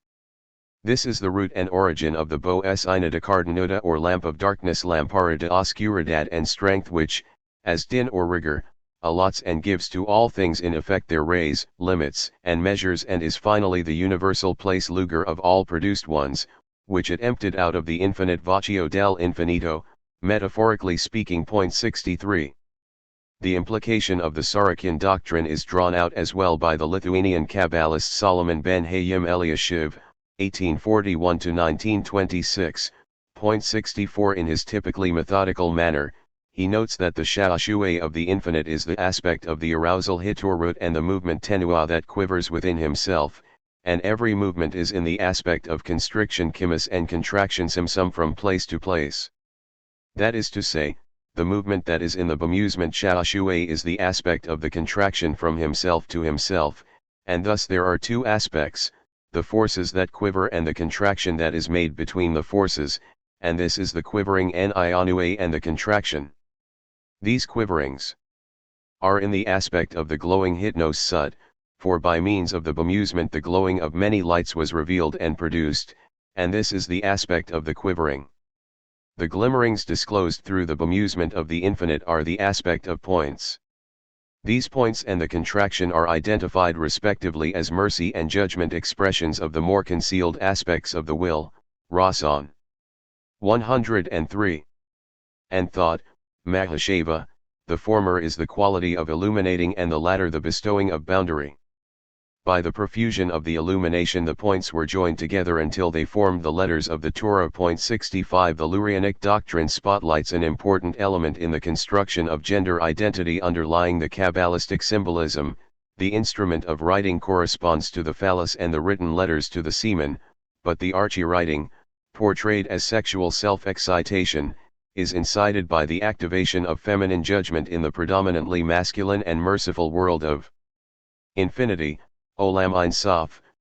66 When the myth of Poiēsis is charted psychoanalytically, it can be said that the will of the infinite to procreate is impelled by the narcissistic yearning of the male to expand the contours of self into the space of the feminine, to extend phallically and to inseminate the receptacle that receives the overflow in order to give boundary to the boundless. The female thus signifies the potential for heterogeneity ensconced in the homogeneity of the infinite. The psychological drive may be viewed as an application of the theosophical myth, or, conversely, the theosophical myth may be viewed as an application of the psychological drive. Once more, the path of thinking leads to an inexorable circularity. Be that as it may, the decisive point is that the creative urge to project is rendered symbolically in the image of Ein Sof toying with himself, which eventuates in the linguistic gesticulation of shaking, the graphic act of engraving. Elaborating the Sorokian reading of the aforementioned Zoharic image, Bockrich remarked that the engraving of the hardened spark involves the letters that stand in the world of delights Olam Hashashuim that surrounds the light of Ein Sof. 67 Sorok and those who followed him embellished the Zoharic myth of the primordial act of the infinite as a linguistic movement, primarily an act of writing, Jelifa or Hakaka, but one that is at the same time an act of speaking. 68 That involved sexual self-gratification, but this daring depiction of the divine is found already in older sources and is not completely the innovation of later Kabbalists. We could go as far as to say that the complicated symbolic structures in this version of Lurianic Kabbalah are midrashic embellishments of Zoharic passages. That this has been the view of Kabbalists themselves, even if academic scholars have not always been sensitive to the issue, is attested, for instance, in the comment of Hayim of Volozhin on the identification of God and the Torah found in several Zoharic homilies. The supernal source of the Holy Torah is in the uppermost of the worlds that are called the worlds of the infinite Olamot Ha'Ein Sof, the secret of the hidden garment Sod HaMalbush Ha'en Elam mentioned in the mysteries of the wondrous wisdom from the teaching of our Master the Ari, blessed be his memory, for it is the beginning of the secret of the letters of the Holy Torah. 69 In comparing the themes of the fissure and the trembling of Ein Sof in the Sorokian version of Lurianic Kabbalah and the application of similar motifs to the originary leap of scene in Heidegger's inceptual thinking. 70 We must note the obvious discrepancy, although in both instances there is a mythical underpinning to the conceptual formulation. For Heidegger these issues apparently have no overt or tacit sexual meaning as we find in the Kabbalistic texts. Setting aside this difference, some astonishing affinities can be noted.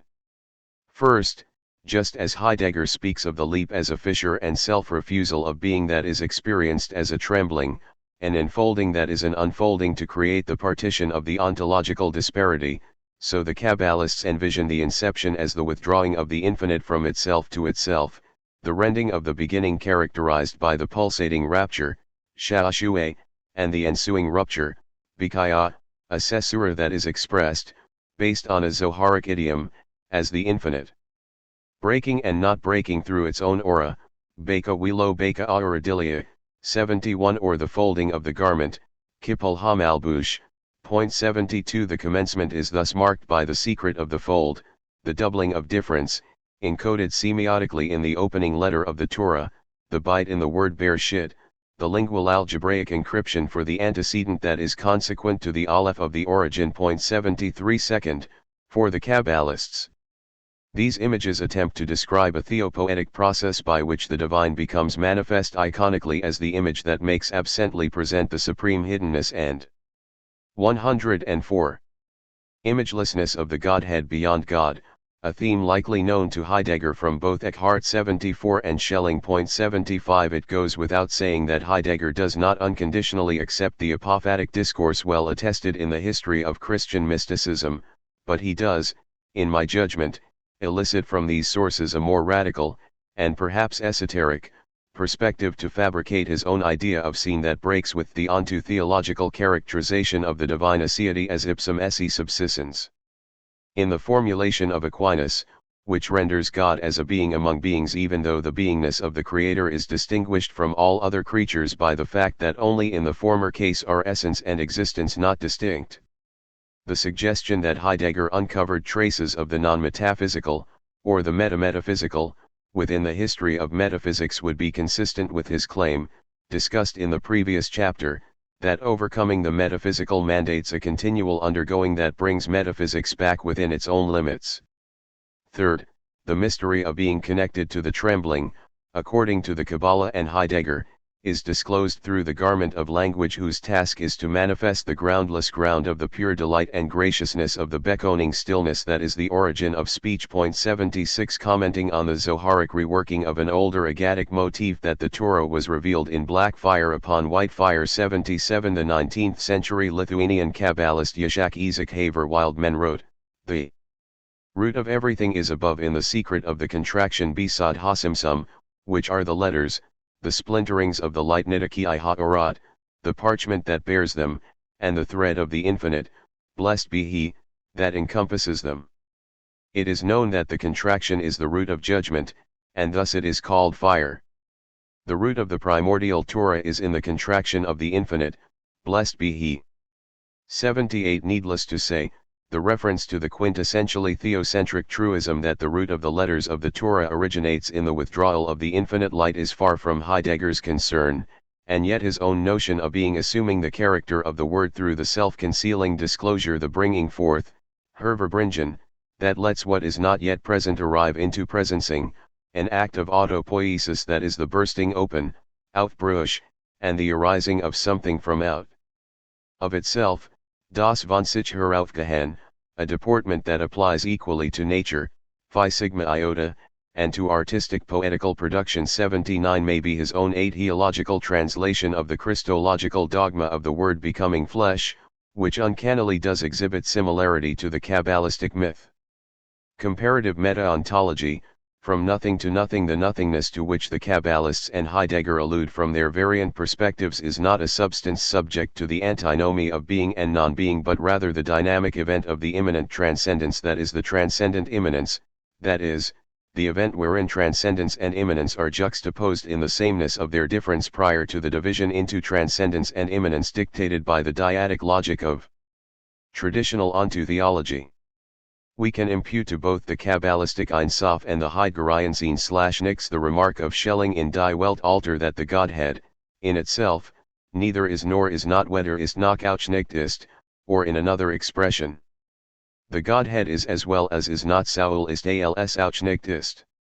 It is not in such a way that being seen would befit it as something differentiated from its being Wesen, since it is itself its being, and yet being cannot be denied to it precisely because in it being is the being itself. 80. Even more Kabbalistic in its inflection, including especially the description of God's self-becoming as arising from the yearning of the eternal will to give birth to itself, an idea likely divulged to Schelling through Boehm's portrayal of the theopoetic desire and autogenesis of the Ungrund. 81 is the following comment in Philosophisch Untersuchungen über das Wesen menschlichen Freiheit: since nothing is prior to, or outside of, God, he must have the ground of his existence in himself. Nix vor oder außer ist, so muss den Grund seiner Existenz in sich selbst haben. This ground of his. 105. Existence, which God has in himself, is not God considered absolutely is nicht Gott absolut betrachtet, that is, in so far as he exists, for it is only the ground of his existence. The ground is nature in God, a being indeed inseparable, yet still distinct, from him ein von ihm zwar unabtrennliches, aber doch unterscheidenes Wesen. 82. Heidegger incisively ponders the ramification of Schelling's assumption that the being of God is a becoming to himself out of himself, das sein Gott ist ein zu sich selbst werden aus sich selbst. Prima facie, ordinary thinking, that is, a thinking whose logic is informed by the principle of non-contradiction and the law of the excluded middle, finds two insurmountable difficulties with this assertion. First, a God subject to becoming ostensibly is no God at all, since anything that becomes is finite. Second, if God becomes out of his ground, then we are caught in an intractable circle of reasoning. God must be distinguished from the very ground out of which God emerged. From the commonplace standpoint, this circularity is contradictory, and contradiction is the destruction of all thinkability. 83. However, insofar as Heidegger affirms the circle as the most appropriate symbol to depict both the hermeneutical condition of Dasein and the attendant comportment of temporality, as we discussed in Chapter 1, it should come as no surprise that this is the meaning he elicits from Schelling's idea of the becoming of God. One presumes that becoming is a transition from not yet being, noch nicht seienden, to being, seienden. But this not yet existing of the ground, das noch nicht existente des Grunds, is what makes existence, possible, and hence the not yet, noch nicht, is that from which precisely what emerges from itself comes. One forgets to notice that in this becoming what becomes is already in the ground, as the ground schon im Grunde als der Grund ist.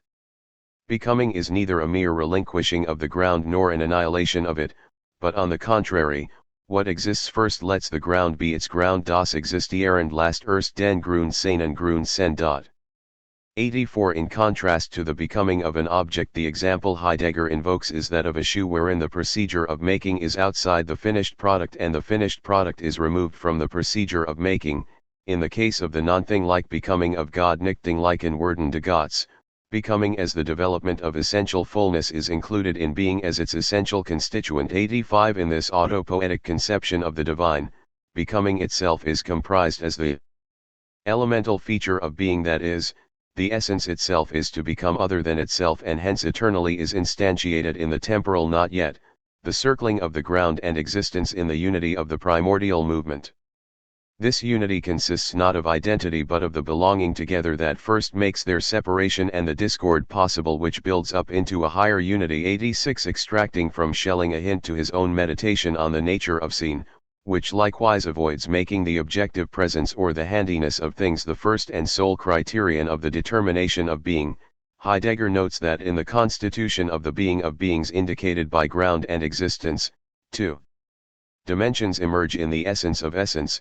First, the primordial temporality of becoming, and second, the necessarily posited dimension of self increasing, respectively falling beneath, self. 87. From Schelling's teaching, which reverberates with the Kabbalistic doctrine, Heidegger concludes that we must not take the two determinations out of the circle, immobilize them and set what is thus immobilized against each other in a seemingly logical thinking. Here a contradiction undeniably appears. The ground is in itself what supports what emerges and binds it to itself. But as emergence from itself, existence is what grounds itself on its ground and founds it explicitly as its ground. 88. In a previous study, I articulated this meta-ontological way of contemplating the Kabbalistic infinity by comparing it to the Mahayana Buddhist identification of the indiscriminate emptiness, sunyata, and the discriminate suchness, tathata, of all that exists. The advantage of this interpretive stratagem is to distance Ein Sof from any suspicion of anusiology or substance-oriented metaphysics. Infinity is the nothingness before the rift between nothing and something, the 106.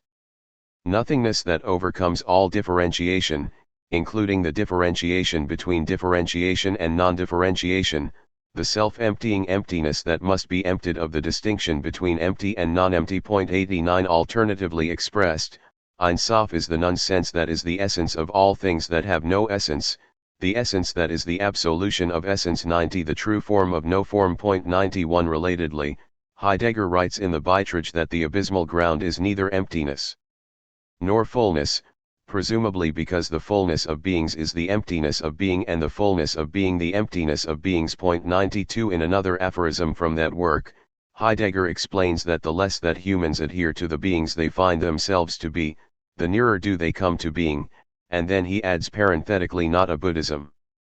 Just the opposite. 93 His protestation notwithstanding, we are justified to juxtapose his thinking about seen as nix and Buddhist reflections on the radiant emptiness of being. 94 Just as emptiness in the Madhyamaka tradition is the linguistic conceptual marker to denote the lack of intrinsic nature, and not itself a reified lack of such a nature. 95 So for Heidegger, the claim that being is nothing is meant to criticize the core ontological assumption that being is the primum signatum, the signified that requires no signification, or in Derridean terms, the transcendental that is logocentrically imperative insofar as in its absence all signifiers lose their signification and are reduced to chaos. This is the import of the 1943 postscript to Was ist Metaphysik.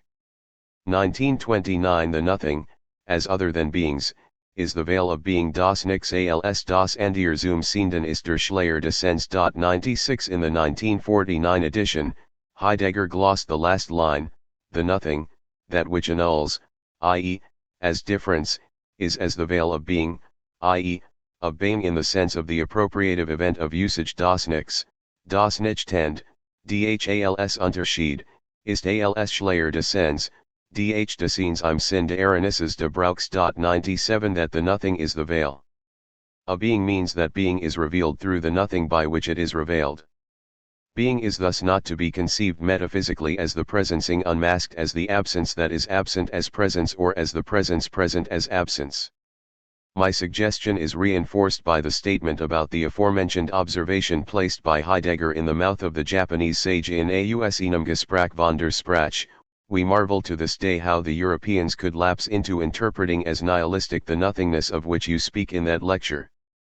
To us, emptiness is the loftiest name for what you mean to say with the word being.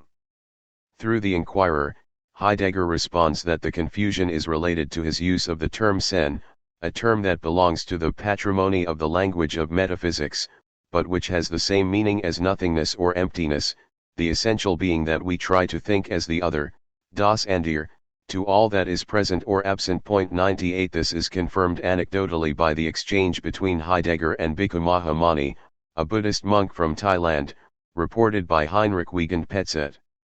After Heidegger opined on the topic of release and openness to mystery, he asked Mani what meditation means for Eastern humanity. The monk responded that meditation entails concentration and gathering oneself without exertion of the will to the point that the I dissolves and all that remains is the nothing. But this nothing is not nothing, it is just the opposite fullness. No one can name this. But it is nothing and everything fullness. Petzet adds that Heidegger understood the words of Mani and remarked, "This is what I have been saying throughout my whole life." 99 Long before Heidegger, the Kabbalists ascertained that if one speaks of nothingness as nothing, one negates the negation of the negation and thereby renders the negative as positive. The mutual insight of Heidegger and the Kabbalists is captured pithily in the language of a verse cited in Asanga's Mahayana Samgraha, a base text of the Yogacara school of the Mahayana tradition. The non-being of beings appears as being. Thus it is like a magic trick, like the empty sky. 100 Piercing through the epistemological sleight of hand, one with eyes truly awakened from the dichotomy of wakefulness and non-wakefulness sees that in its being non-being is without the pretense of being, even as one so enlightened knows that the nature of the formless truth, the empty sky beyond words and images, can only be. 107. Transmitted through forms that accord with the hard wiring of the human brain to cloak invisibility in the veneer of the visible. Consider the comment of Jishin, a high priest of the Japanese 10-day school, "The nature of reality is beyond words. How can it be adequately grasped through conceptualization? Nevertheless, the great hero the Buddha transmitted the truth by relying on forms and images in accordance with the capabilities of sentient beings. The noble Buddha was spiritually proficient and assumed subtle language in order to foster the path. 101 From the standpoint of absolute truth, Paramartha Satya, form is empty, and hence there is neither inherent nature nor intrinsic cause and effect, but there is no access to this truth except by way of conventional truth, Samvriti Satya, predicated on affirming the very precepts that the enlightened consciousness rejects. 102 as Kui Chi, the founder of Fa Shang, the Chinese equivalent of the Indian Yogacara school of Buddhism, expounds the statement in the Heart Sutra that form itself is emptiness, and emptiness itself is form. The Madhyamikans comment that actually emptiness is neither empty nor not empty. It is for the purpose of turning confusion into understanding that form is said to be empty. It is not that the emptiness of form is definitely empty, for emptiness is also empty. Therefore, this passage of the sutra is aimed at breaking attachment to the existence of form. It is not that Dharma nature is empty, rather, what the foolish attach to as inherent nature when sensing the marks of form does not exist. The attachment to the notion of the non-emptiness of form and the attachment to the notion that form becomes empty only after it is destroyed are two erroneous views. Although there are no causes and effects to grasp onto, there are attainable functions and effects. Otherwise, there will be no conventional truth, and if there is no conventional truth, there is no ultimate truth either. One should get rid of the two attachments and seek true emptiness. Therefore, resorting to emptiness, one can eliminate both erroneous views. The form of Dharma nature, in itself, is the true mark, Chen Shang, which is not different from emptiness and is nothing but emptiness. It is not that there is emptiness apart from form, and it is not that form and emptiness are definitely the same or different from each other. Therefore, true emptiness and form are neither different nor not different and neither the same nor not the same. 103. According to the tetraelemic logic of the middle way, Madhyamaka, in the Mahayana tradition S is P, S is P, S is both P and P, S is neither P nor P. 104 To say that form and emptiness are the same and not different implies that they are not the same nor not different. The characteristic of emptiness language inevitably fails me is to be discerned from the middle excluded by the logic of the excluded middle, the chiasm where the reality of the unreality is both and therefore neither real nor unreal, where the existence of the non-existence is both and therefore neither existent nor non-existent, where the difference of the non-difference is both and therefore neither different nor non-different. The conjecture of Brooke-Zipporn, based on the Tiantai school of Chinese Buddhism, can be applied suitably to Heidegger and the Kabbalists. To be a being at all is already, for us, to be that X as non-X, or the asness that is the showing of sness and nonsness. Neither the collapsing of being into beings nor the separation of the two, which makes of being another being, are possible from this perspective, as we saw already in the early Mahayana argument about a relationship between a thing and its marks. We have here a relationship for which both identity and difference are woefully inadequate predicates. 105 There are limits of thought that cannot be crossed except as the limits that cannot be crossed. 106 The culmination of the mystical path is sometimes expressed especially prominent in Sufism as seeing the face of the unseen without a veil, but as I have argued in previous publications, what this means is that one comes to see that one cannot see the face but through a veil, which is to say, the final veil to unfurl is the veil that there is no veil to unfurl. 107 Similarly, the self-effacing interface of Ein Sof, the plenitude that is the emptiness of the plenitude, that is, the emptiness that is itself empty, and therefore identical and not identical to the non-emptiness of the emptiness that is the non-locality of infinite space. 108 Lights up as the showing of the being of non-being enshrouded in the non-being of being. This is attested explicitly by Kabbalists, who assert of the infinite that it is neither something 108 nor nothing, lo yashwi lo ayin. 109 Expressed mentologically, nothingness, ayin, can be addressed only by the interrogative what, ma, which signifies the privation of whatness, hider hamahut, the threshold of our thinking, since we cannot speak of this nothing as being in existence. Messi ut.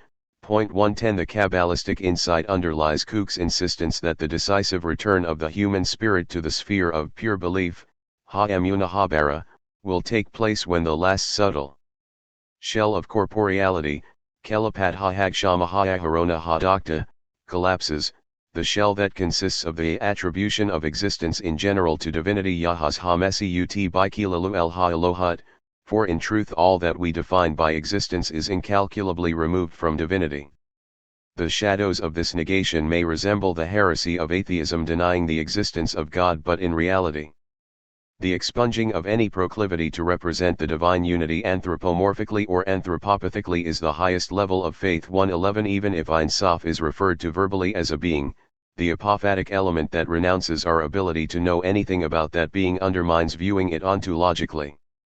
As the Italian Kabbalist Emanuel ben Abraham Hayricki concisely summarized the point, the first cause is called in the mouth of all veritable Kabbalists by the name Ein Sof, for in truth there is no end Ein Sof to his existence, unity, power, and providence.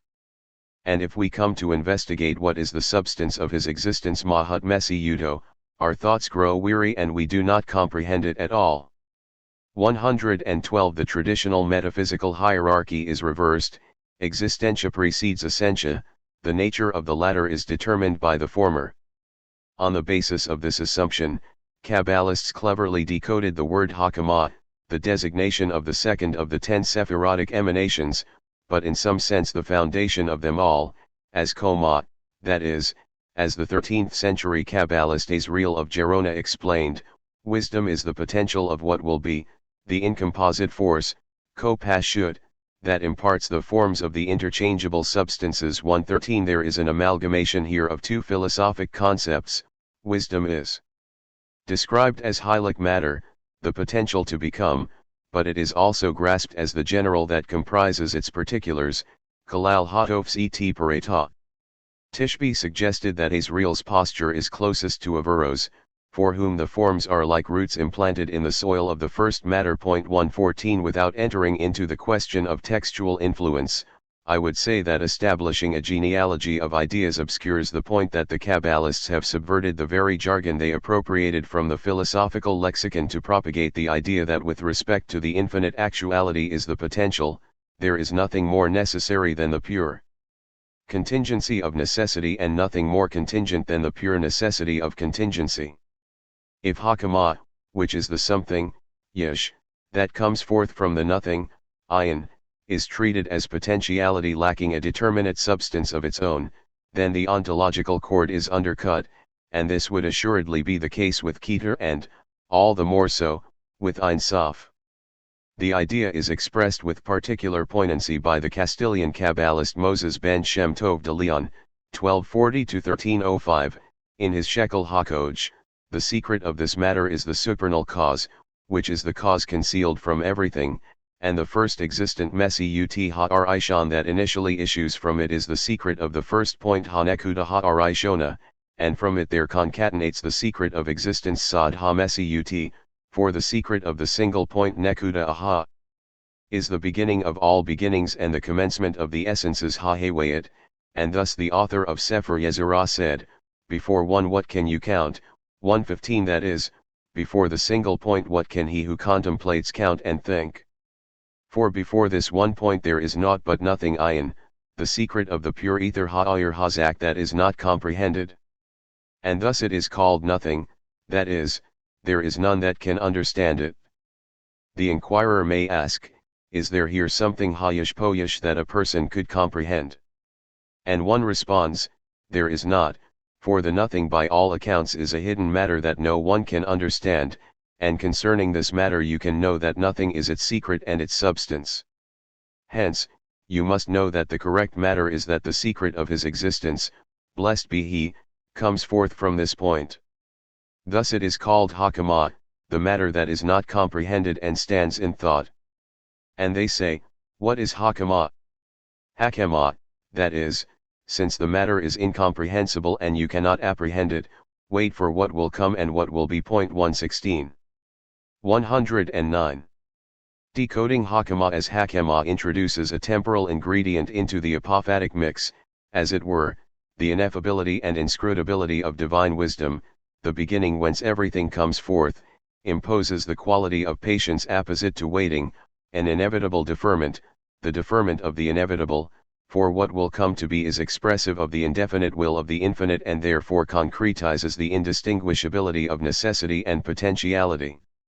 Gnosis of the divine wisdom inculcates the sagacity that in the waiting is the realization of what is awaited. Indeed, there is no awaited apart from the waiting for the awaited that never comes because it is eternally coming, and thus the effluence of time itself may be deciphered as the disruption of the homogeneous continuity wrought by the permanently impermanent alteration of a future that is essential to the inessentiality of the infinite. The implications of de Leon's comment are made clear by the source to which he refers as the anonymous they say, which has been identified 117 as a passage in the Parush Shem HaMephorish by the 13th century Provençal Kabbalist Asher ben David. The great name Yahweh begins with a Yod, and by means of those paths Hanetavo engraved within it 118 everything was produced within it, and this Sephirah is called Hakama, that is, one should await what Hakama will come and what will be, for everything issues from there according to the will Rasan that emanates in it from the Aleph that is before it and from it. For it, too, is the will and the thought of the will Mahashav Rasan in accord with the efflux ha. Meshek that issues from the will and thought, since after the will there comes thought. One cannot cogitate about the will and thought except as running to and fro. Therefore, the rabbis, blessed be their memory, said to their students, who delved into these matters with their questions, be quiet, thus it arose in thought, 119 that is, thus it extended from the will and it was placed in thought, which is Hakama. 120. The first two Sephirotic gradations, will and thought, are distinguished inasmuch as the former is identified as nothing and the latter as something, and hence the traditional dogma of creatio ex nihilo is transposed into a statement about the emanation of Hakama from Keter. And yet Asher ben David contests the legitimacy of this distinction, since one cannot contemplate the nature of either of these emanations. Moreover, the conjunction of the two, marked by the expression thought of the will, suggests that the nature of the ish, the beginning, reshit, that is the origination of the existence, rosh hamesiut, of differentiated beings. 121 The beginning of all beginnings, had halot kol ha hadalot, and the initiation of all beings, reshit kol ha hewayat, that constitute the secret of reality, sod hamesiut. 122 incarnates the abundant emptiness of the ayin, the infinite efflux. That emanates from the mystery of the Aleph, the nothing that is being. Thus, in a different treatise, the Sod Esair Sephirot Belama, de Leon glossed the passage from Sefer Yezerah before one. What can you count? Lipnia ihad ma'ata sofer, as prior to the one what is nothing kadem ihad mahu ayin, and it is called the point nekuda or wisdom hakama. 123 That is, before the emergence of the point of wisdom that to which the mathematical quality of oneness can be first attributed, there is no dyad of being and non-being, and therefore there is nothing of which to speak or not to speak. In a manner consonant to Heidegger's ponderings on the nature of seeing, the Kabbalistic infinity unsettles the philosophical portrayal of God as the summum ends and, consequently, provokes the negation of the negative. 124 A reclaiming of negativity that no longer dialectically contains its own other within the identity of the same, that is, a nullity, nichtigkeit, that is not the negation of some positivity, a la Hegel's idea of true infinity as the negation of negation, opposed to the bad or negative infinity that fails to enable the absorption of the other into the infinite whole and thus does not free itself from the finite. 125 The Kabbalistic equation of whatness and nothingness is well encapsulated by Heidegger's assessment that nothingness is higher than everything positive and negative in the totality of beings. 126 If we presume, as I think we must, that for Kabbalists all beings are the manifestation of infinity, the light that, paradoxically, is described in one Zoharic passage as not existing in light, Nihara de lo Kayama by Nihara, 127 that is, the light so resplendently hidden that it sheds the 110 garment of light in which it is attired, and in so doing denudes the darkness, and any manifestation of that light is concomitantly an occlusion thereof, insofar as the concealment cannot be revealed unless it is concealed in the guise of being revealed. 128 Then it follows that the nothingness of Ein Sof can be beneficially described by what Heidegger refers to in a manner evocative of Bohm's unground, the eternally unmanifest nothingness that is simultaneously present in and yet absent from the multiplicity of beings that are constitutive of nature. 129 As the nihilating, Nichtige, of the original not, Ursprunglichen nicht, the ripeness, Reef, of being manifest and hidden through discrete beings in nature. 130 Insofar as the not das Nicht belongs to the essence of being, the ripeness expressed as the turning in the event, Kehr im Erinness, Being likewise belongs to the not. In other words, what has genuinely the quality of the not das Eigentliche Nichtige is the negative das Nichthafte and is in no way whatever mere nothingness nix, as the latter is grasped through the representational denial of something die Vorstellung Vernichtung de etwas, on the basis of which denial one then says, nothingness is not das Nichts ist nicht. But non-being Nichtsein essentially occurs, and being seen essentially occurs, non-being essentially occurs in the distorted essence das Nichtsein West im Unwesen. Being essentially occurs as permeated with negativity das Sein West als Nichthaft. 131 We can assign to the Kabbalistic infinity the same property, it is not the nothingness that is not, which is to say, a nothingness defined representationally as the negation of something, but rather the non-being that occurs as the being brimming with negativity. To interpret Ein Sof in this way challenges the widespread but unexamined supposition that the Kabbalistic infinite should be classified onto theologically, which in Heideggerian terms is predicated on the assumption that ontology, the question of beings, is necessarily theology, insofar as the ultimate metaphysical substance, that which is beyond beings, pi kappa epsilon iota nu alpha tau omicron sigma alpha, or the origin of beings, rho chi tau omicron nu tau omicron, possesses the character of the divine, theta epsilon omicron nu, or the God, theta epsilon. 132 Brushing against this grain, I would argue that instead of viewing Ein Sof as a substance, or even a hypersubstance, the substance beyond substance, as the one of the Neoplatonic tradition is sometimes described, the non-ontological overabundance contained within the bounds of the ontological.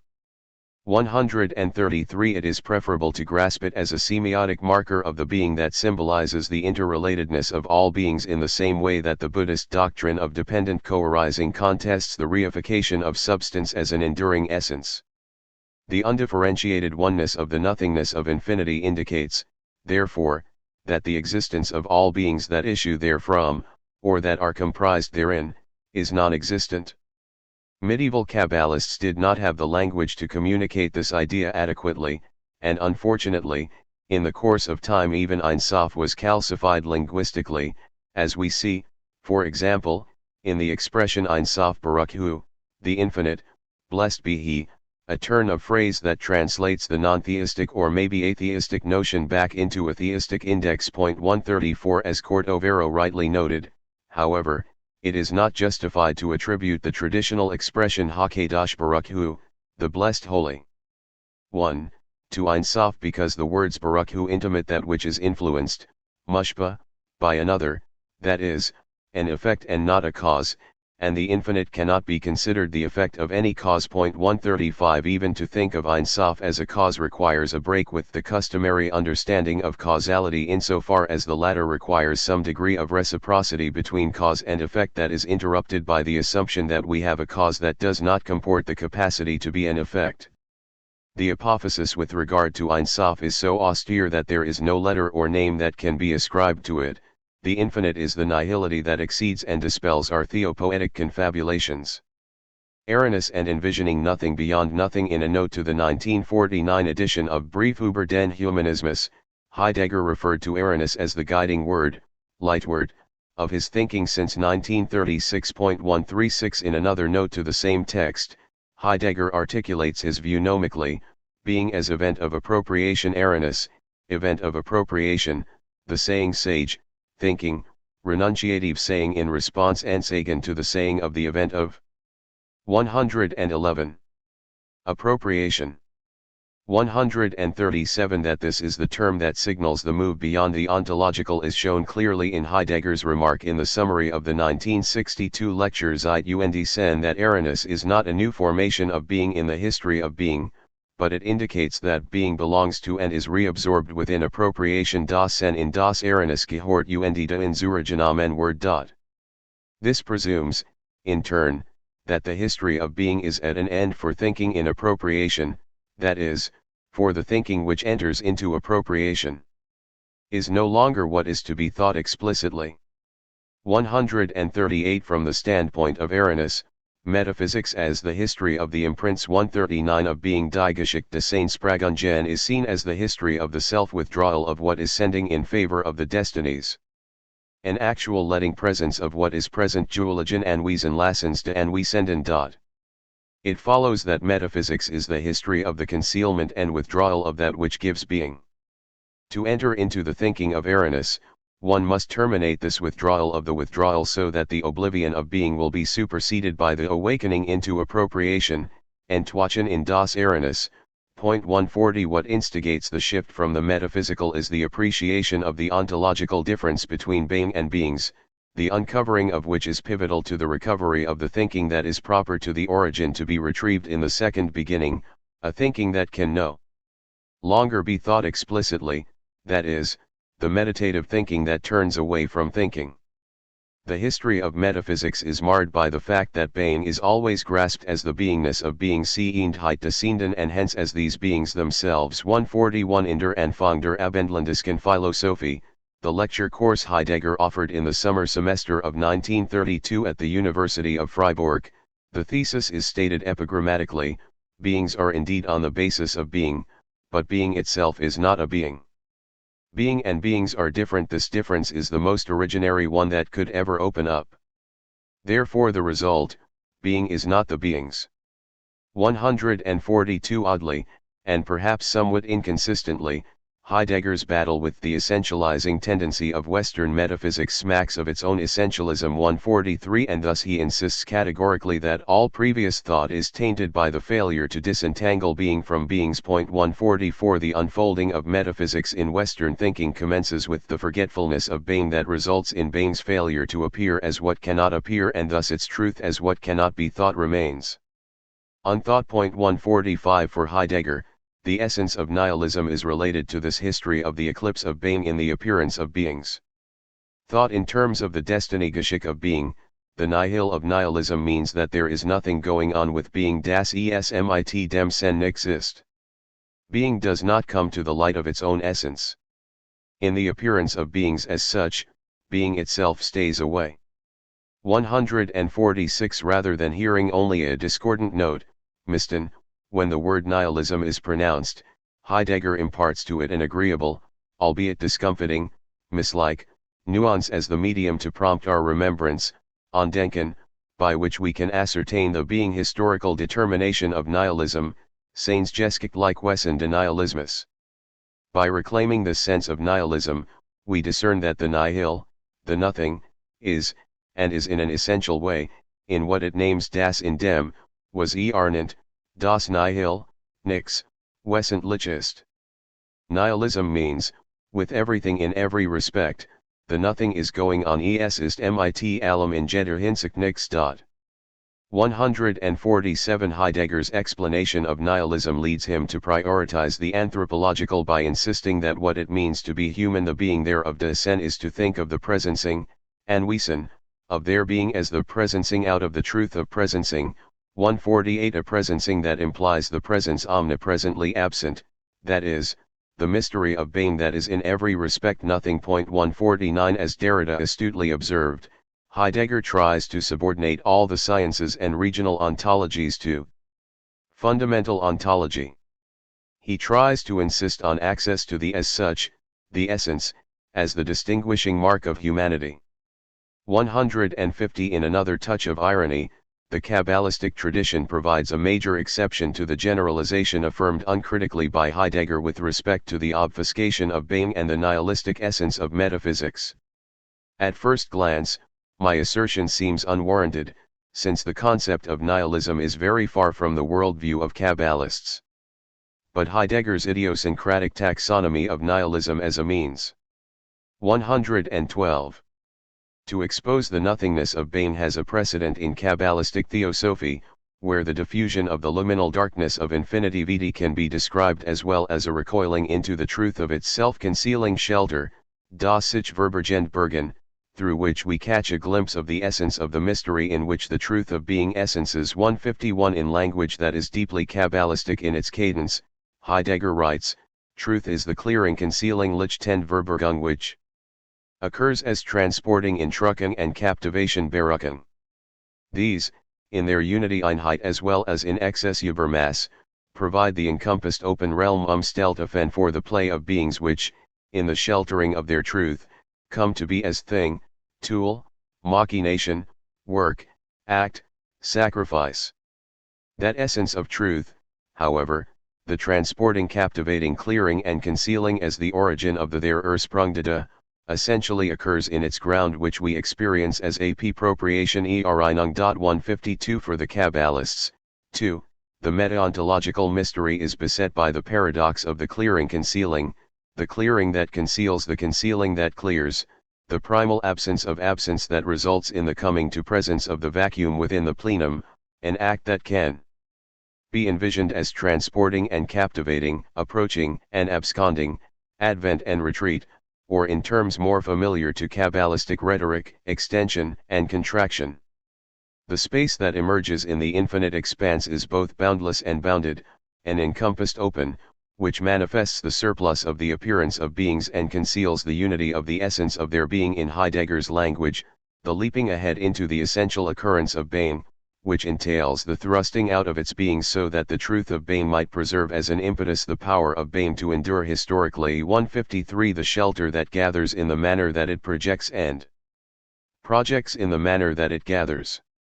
As I noted in the introduction, it is plausible that Heidegger absorbed some Kabbalistic motifs through secondary sources, but what is more crucial to my argument at this juncture is that these affinities disrupt his own adverse characterization of Jewish thought as irrefutably metaphysical. 154 Heidegger could have found in the Jewish esoteric lore a precedent to his inceptual thinking, a counter-narrative to the story he tells of Western philosophy as the tale of a depreciating forgetfulness of being, the philosophical equivalent to the theological account of the fall from grace.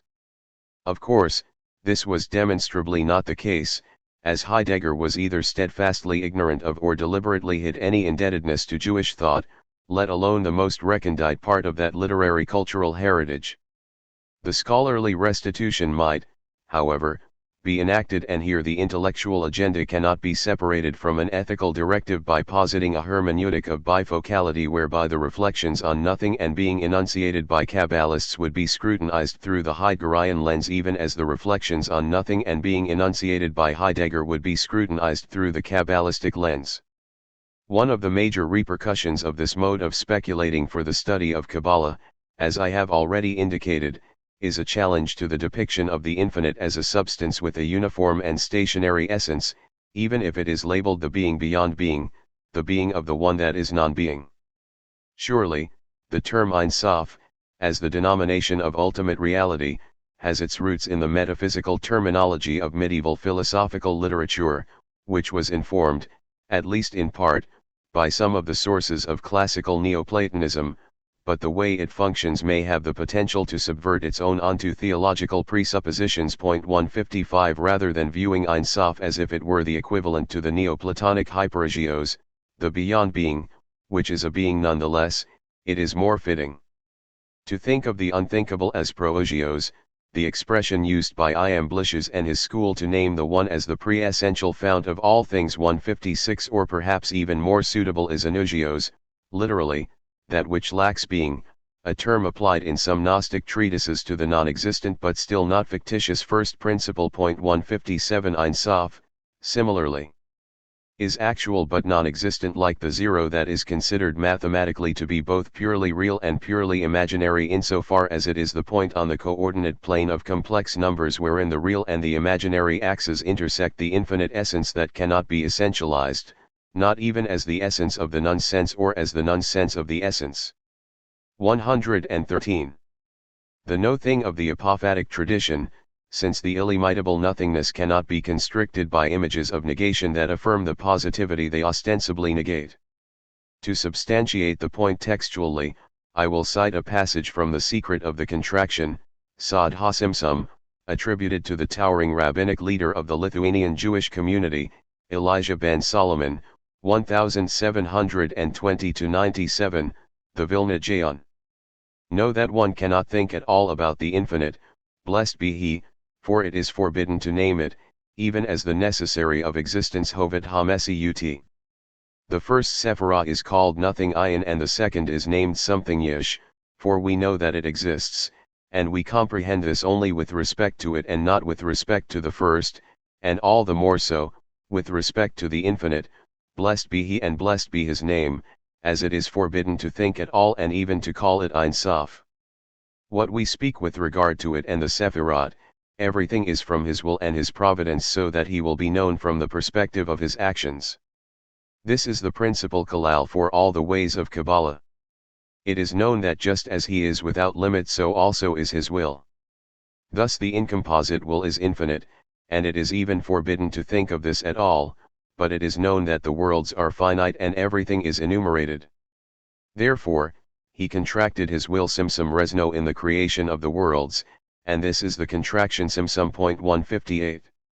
The acute apophaticism expressed in this passage is arresting, so excessive is the ineffability of Ein Sof that it cannot even be named the necessary of existence, the designation for God that entered the Hebrew philosophical lexicon through the translation of Maimonides' borrowing of Avicenna's Wajib al-Wujud. 159. The author goes so far as to say that it is prohibited not only to deliberate about infinity but even to call it Ein Sof.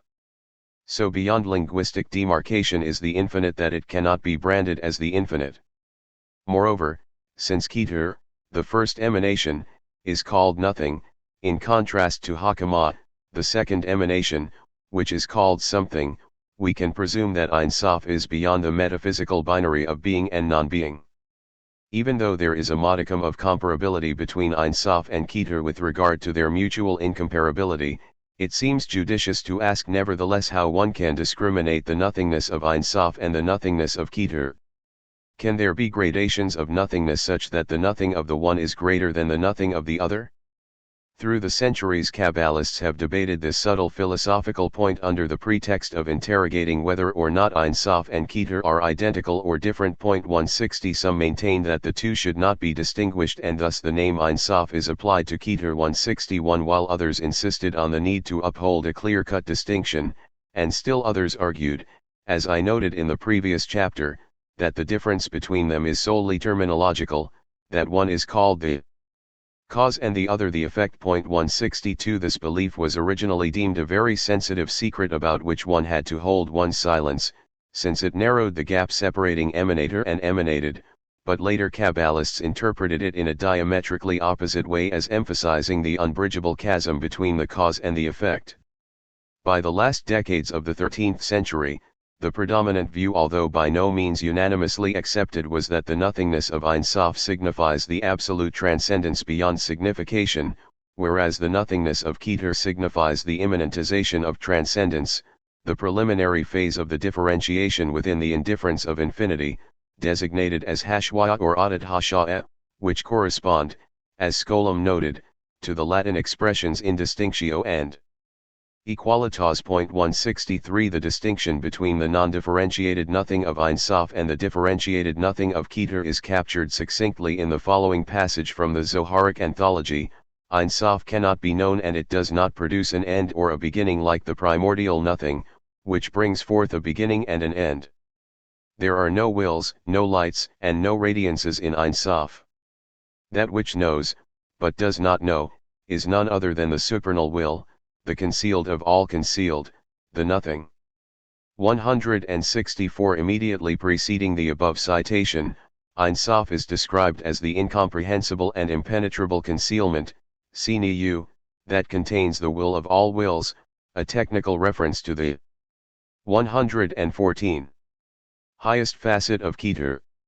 The intent of this remark is to draw attention to the inseparability of Ein Sof and Keter. They are distinguishable and yet coeval, and not to avow that volitional agency can be applied to infinity in and of itself. On the contrary, it is stated explicitly that there is no dimension of will within Ein Sof, for to suggest otherwise would imply some need or lack. As David ben Yehuda he Hasid poetically expressed it, the cause of causes, Elot HaElot, is the place to which forgetfulness Shikiha and oblivion Nishshayon pertain, as in the expression for God has made me forget Ki Nash Shani Elohim, Genesis 41:51. What is the reason? Because concerning all the gradations and sources their existence should be investigated, searched, and probed from the depth of the supernal wisdom, and from there one understands one thing from another.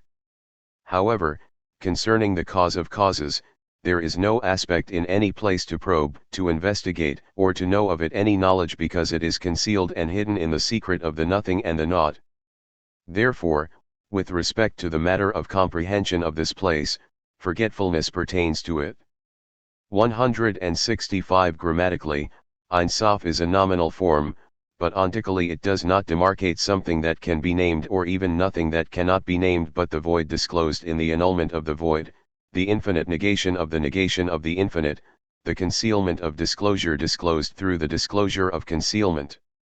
A critical part of this meta-ontology the assumption that the utmost reality is not a definable subject with identifiable properties but rather what Baidia calls an evental occurrence of being, that is, an event of presence that is in excess of being present. 166 demands an inversion of the Aristotelian classification of substance, ousia. A key to understanding the Kabbalistic speculation on infinity, therefore, is the presumption that the projection of being must always be gauged from the standpoint of the non-being of the withdrawal of being. The more absent, the more present, the more secreted, the more transparent. What there is can never be there but as not there, what is given cannot be given but as non-given. This is the phenomenological significance of the doctrine of Simsum, the self-depleting bestowal of the insubstantial substantiality of the infinite as it assumes the substantial insubstantiality of the finite through the agency of the sephirotic emanations, the limited force that is unlimited, ko bi gavol mi beli gavol, in the language of Azriel of Gerona. 167 As the 15th century anonymous author of Sefer HaPeliah interprets Azriel's words, since there is no deficiency in his perfection, we must say that he has a limited force that is unlimited. That which comes forth from him initially are the Sephirot, which are a perfect force ko Shalem and a deficient force ko Hazer. When they receive the efflux that issues from his perfection, they are a perfect force, and when the efflux is thwarted from them, they are a deficient force. Thus they have a potency to act in perfection and in deficiency. 168 According to this interpretation, the two contingencies are mutually exclusive. When the Sephirotic gradations receive the overflow, they are complete, but when they do not, they are deficient. It is feasible, however, to explicate Azriel's words differently such that the status of the gradations vis-a-vis the infinite as the limited force that is unlimited tenders the possibility of interpreting the two qualities not successively but synchronously. Each of the Sephirot is complete and deficient all at once. The power of infinity is protracted only to the extent that it is retracted. Metaphor, dream, and the parabolic bridging of difference. One might still protest that there is no justification for juxtaposing the Kabbalists and Heidegger in the manner that I have suggested, since the nothing that nothings affirmed by the latter is impervious to the meontological bedrock of negative theology that allegedly applies to the nothingness affirmed by the former, that is, the assumption that the being of non-being is present as absence and the non-being of being absent as presence. 169 But the Kabbalistic perspective, I submit, can be elucidated by Heidegger's observation that attunement, Stimmung, to the mood of anxiety brings to light the repulsion, Abweisung/Verweisung, of the nothing, the nihilation, Nichtung, that makes itself known with beings and in beings expressly as a slipping away of the whole. 170 On the face of it, the objection will still be made that this 115 concern seems even more distant from the world of Kabbalistic speculation focused, as it is, on the sense of the whole or the one being in which the totality of beings is incorporated. However, the attentive ear will discern that the aforecited words of Heidegger bring to the fore an indispensable but neglected phenomenological factor of the theosophic ruminations about infinity proffered by the Kabbalists, The unfathomable and unspeakable Ein Sof is not known intellectually by way of deductive inference, or perceptually by way of direct experience, or even intuitively by way of imagistic exemplification, but rather through an encounter with the nothingness that permeates all beings as the being that withdraws from all beings, an encounter that ignites the terror of non-being in confronting the unavoidable void of being, the emptiness of the non-emptiness that is the nucleus of all subsistence. Elaborating this theme from a slightly different perspective, Heidegger writes in Einführung in die Metaphysik, commenting on the juxtaposition of nature and hiding in the Herakleiten fragment 123, mentioned briefly in the introduction 171 phi sigma iota kappa rho pi tau epsilon sigma theta alpha iota phi iota lambda epsilon, which he translates as sen aufgehens erschienen nicht in sich zum sich verbergen, being emerging appearance intrinsically inclines towards self-concealment. Being means, to appear in emerging, to step forth out of concealment Verbergenheit, and for this very reason, concealment and the provenance herkenfeed from concealment essentially belong to being. Such provenance lies in the essence of being, of what appears as such. What maintains itself in becoming is, on the one hand, no longer nothing das Nichts, but on the other hand it is not yet what it is destined to be. In accordance with this no longer and not yet, becoming remains shot through with not being nix sane. However, it is not a pure nothing reigns nix, but no longer this and not yet that, and as such, it is constantly something else. So now it looks like this, now it looks like that. It offers an intrinsically inconstant view. Seen in this way, becoming is a seeming of being worden ist, so dies hen, ein Schein descends. In the inceptive disclosure and Fang like an Erschließung of the being of beings, then, becoming, as well as seeming, must be opposed to being. Yet becoming as arising aufgehen nevertheless belongs to physis. If we understand both in a Greek manner, becoming as coming into presence in die Anwesenheit kommen and going away weggehen out of presence, being as emergent and appearing coming to presence aufgehen erschienen des Anwesen, not being as absence nix sein als abwesen, then the reciprocal relation between emerging aufgehen and decaying untergehen is appearance erschienen, being itself das Sein selbst. Just as becoming is the seeming of being, seeming as appearing is the becoming of being. 172. Heidegger characterizes the nature of becoming, das Werden, as the seeming of being. He does not mean to suggest that the world of differentiation is a mere cosmic illusion or pure nothing, as would be implied by the metaphysical binary from which he sought to escape.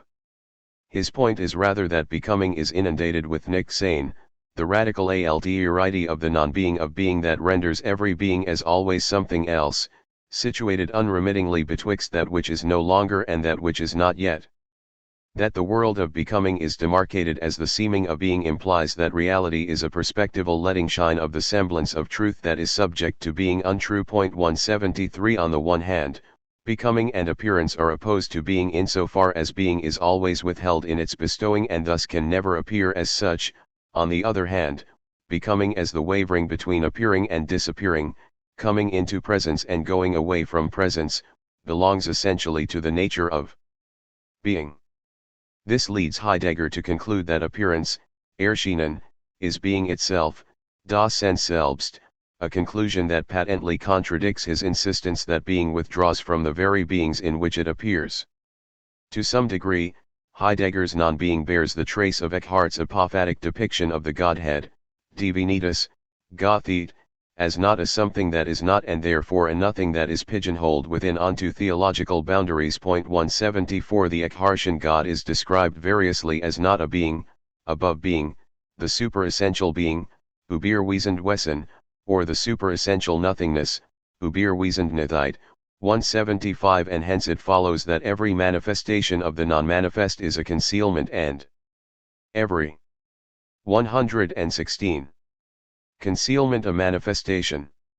In this spirit, the Kabbalistic infinite may be envisaged as the empty suchness of the moment positioned between no longer and not yet, the interval of permanent impermanence wherein becoming dawns and thereby discards the facade of being, the instant that is always the same because interminably different.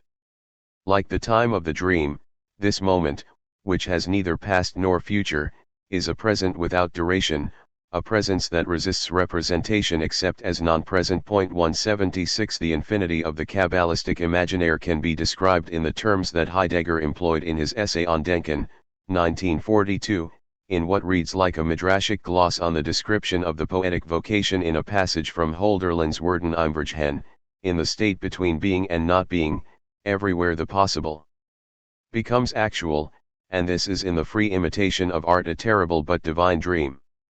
177 In a distinct modulation of Schelling's positive philosophy. 178 And especially his identification of the aesthetic sense of the imagination, discernible most pristinely in poetry, as the true organon of philosophy. Their close affinity is strengthened by the claim that poetry transports one into an ideal world, whereas philosophy makes the real world vanish before one's eyes. 179 Heidegger writes about Poiēsis as a foretelling of what is coming, not in the sense of the Judeo-Christian prophets who utter in advance the word of God, but in the sense of a prognostication that is the poetic calling, Dichtertum, that opens space-time for the luminous blaze of the manifestation of the gods, and accords to humanity the historical task of dwelling upon earth to disclose the non-real, das Unwirkliche, that precedes everything real, the fullness of the imponderable gift suspended between the no longer actual, nicht mehr wirklich, and the not yet actual,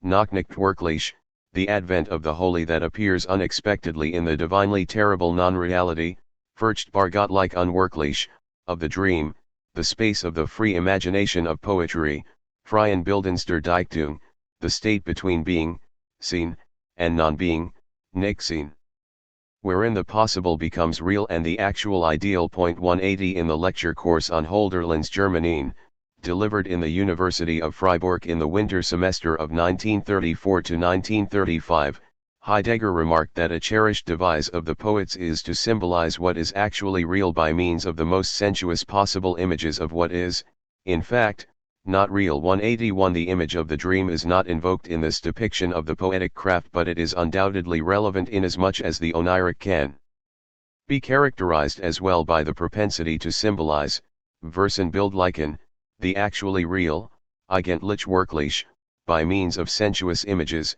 sinnliche Bilder, of what is considered to be unreal, unwirklich. In the essay Hölderlin und das Wesen der Dichtung, 1936, Heidegger made the point explicitly: poetry awakens the illusion of the unreal and of the dream. Dichtung erweckt den Schein de Unwirklichen und de Traum, as opposed to the tangible and clamorous actuality in which we believe ourselves to be at home. And yet, on the contrary, what the poet says and undertakes to be is what is truly real. Was der Dichter sagt und Zeusen übernimmt, das Wirkliche. 182 I would tweak Heidegger's language and replace the term unreal with irreal as it is used by Husserl to name the heiltic immediacy that is given in consciousness without being real or unreal, existent or non-existent, present or absent.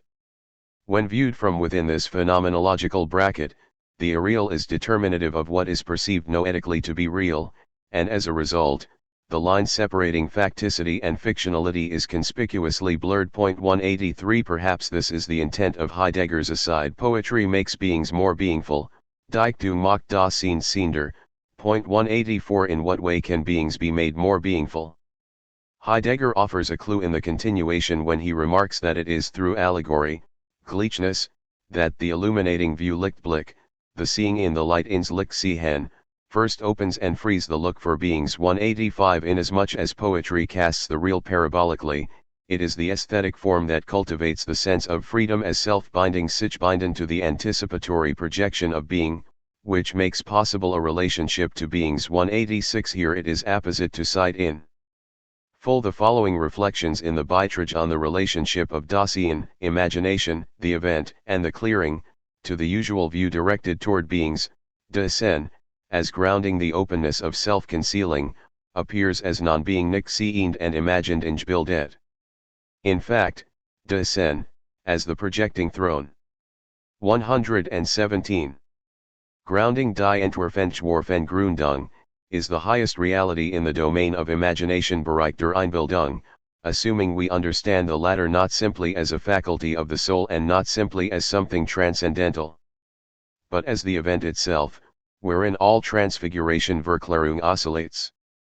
Imagination as an occurrence of the clearing itself, die Einbildung als Geschehnister Lichtung selbst. Yet imagination, imaginatio, is a name that names from the viewpoint of the immediate apprehending of new and of beings. Calculated in those terms, all being and its opening constitute a formed Imagegebilde that is added to what supposedly stands on its own. But all this is inverted Umgekehrt. What is imagined in Gebildet in the usual sense is always the so-called really present at hand wirklich vorhanden, for that is what is brought to an image here in Gebildet, i.e., brought into the clearing, into the there, so as to appear Zeuskeinen gebracht in die Lichtung, in das de point 187. In all probability, Heidegger is here translating Schelling's depiction of the imagination as the activity that wavers in the middle between finitude and infinity, or as the activity mediating the theoretical and the practical, which produces the symbols for ideas, as opposed to the schema for concepts.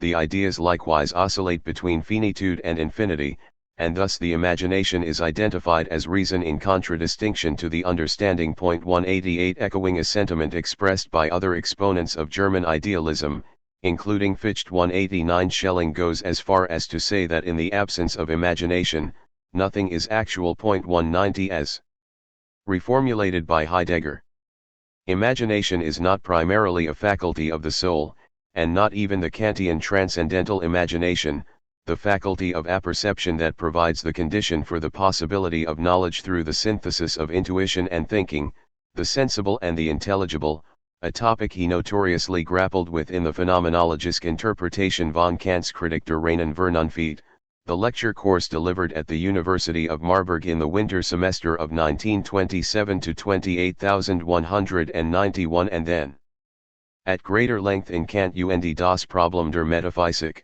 the so-called Kant book, first published in 1929.192. The imagination rather is the clearing, the between of des Sen, the axis in the turning point of the event der Wendungspunkt in der Kehr des Ereignisses, the self-opening center of the counterplay between Call and Belonging, die sich aufeinander mit de Widerspiels von Zuruf und die Zugehörigkeit. 193. Within which being is constituted as a formed image and beings are imagined to be really present at hand. Point 194. Heidegger's critique and adoption of Kant's theory turns on the close conjunction he establishes between the imaginary and time, on the one hand, and the imaginary and language, on the other hand. Both these topics have suggestive parallels in Kabbalistic thought, but I will focus on the latter topic, as I will have the occasion to return to the former in a subsequent chapter. The inherently linguistic nature of the imagination is bolstered by Heidegger's remark that Einbildung is a name that names from the viewpoint of the immediate apprehending of new and of beings. That is, by virtue of the imagination, Dasein is the domain of what is proper Eigentum, the domain of the principality Fürstentum, the sovereign center of the appropriating eventuation as the assignment die Herrschaft like mit der Erinnerung als Zeinung, of the ones who belong, to the event and at the same time to themselves, becoming a self-Selbstwerdung. The individuating transformation is effectuated through language inasmuch as the image is constituted as the response of Dasein to the call, Zuruf, that is both a hearing, Hören, and a belonging, Gehörig. Point 195. The assignment can be narrowed further to the poet because the poetic saying, in particular, provides the site of the trembling or swaying of the event. The transfigured crossing of the leap whereby the beingness of beings, the projecting opening order of being in virtue of which beings are concealed in the deconcealment, Entbergsamkeit, of their concealment. 196 is fortified in a manner comparable to oniric images whose being is solidified in commensurability to their non-being. Dreaming, we might say, is a seeing in night the invisibility that is the epistemic condition of all visibility, the unseeing that enframes every act of seeing that is beyond the binary of externality and internality insofar as the outside of nocturnality is completely identified with its inside. Point 197. The undulation of the dream discloses the limit delimited and yet breached by the imagination in divulging the image whence it is disclosed that the stuff of which 118 dreams are made can be phenomenally present only in being absent from being either ontically present or absent. Point 198. Rather than viewing the dream as a shadow of the light, it can be regarded as an illumination of the shadow, provided it is further understood that the oniric phenomenon is, as Heidegger put it, a kind of absencing on the part of that which illuminates and of that which itself properly appears. His vanishing itself still an appearing, the appearing of a passing away into that which is altogether devoid of radiance, which no longer illuminates. What is dreamlike cannot be crudely globic and mistakenly notched up to what is merely unreal unworklich, or to the erosion of the real into nullity nichtig.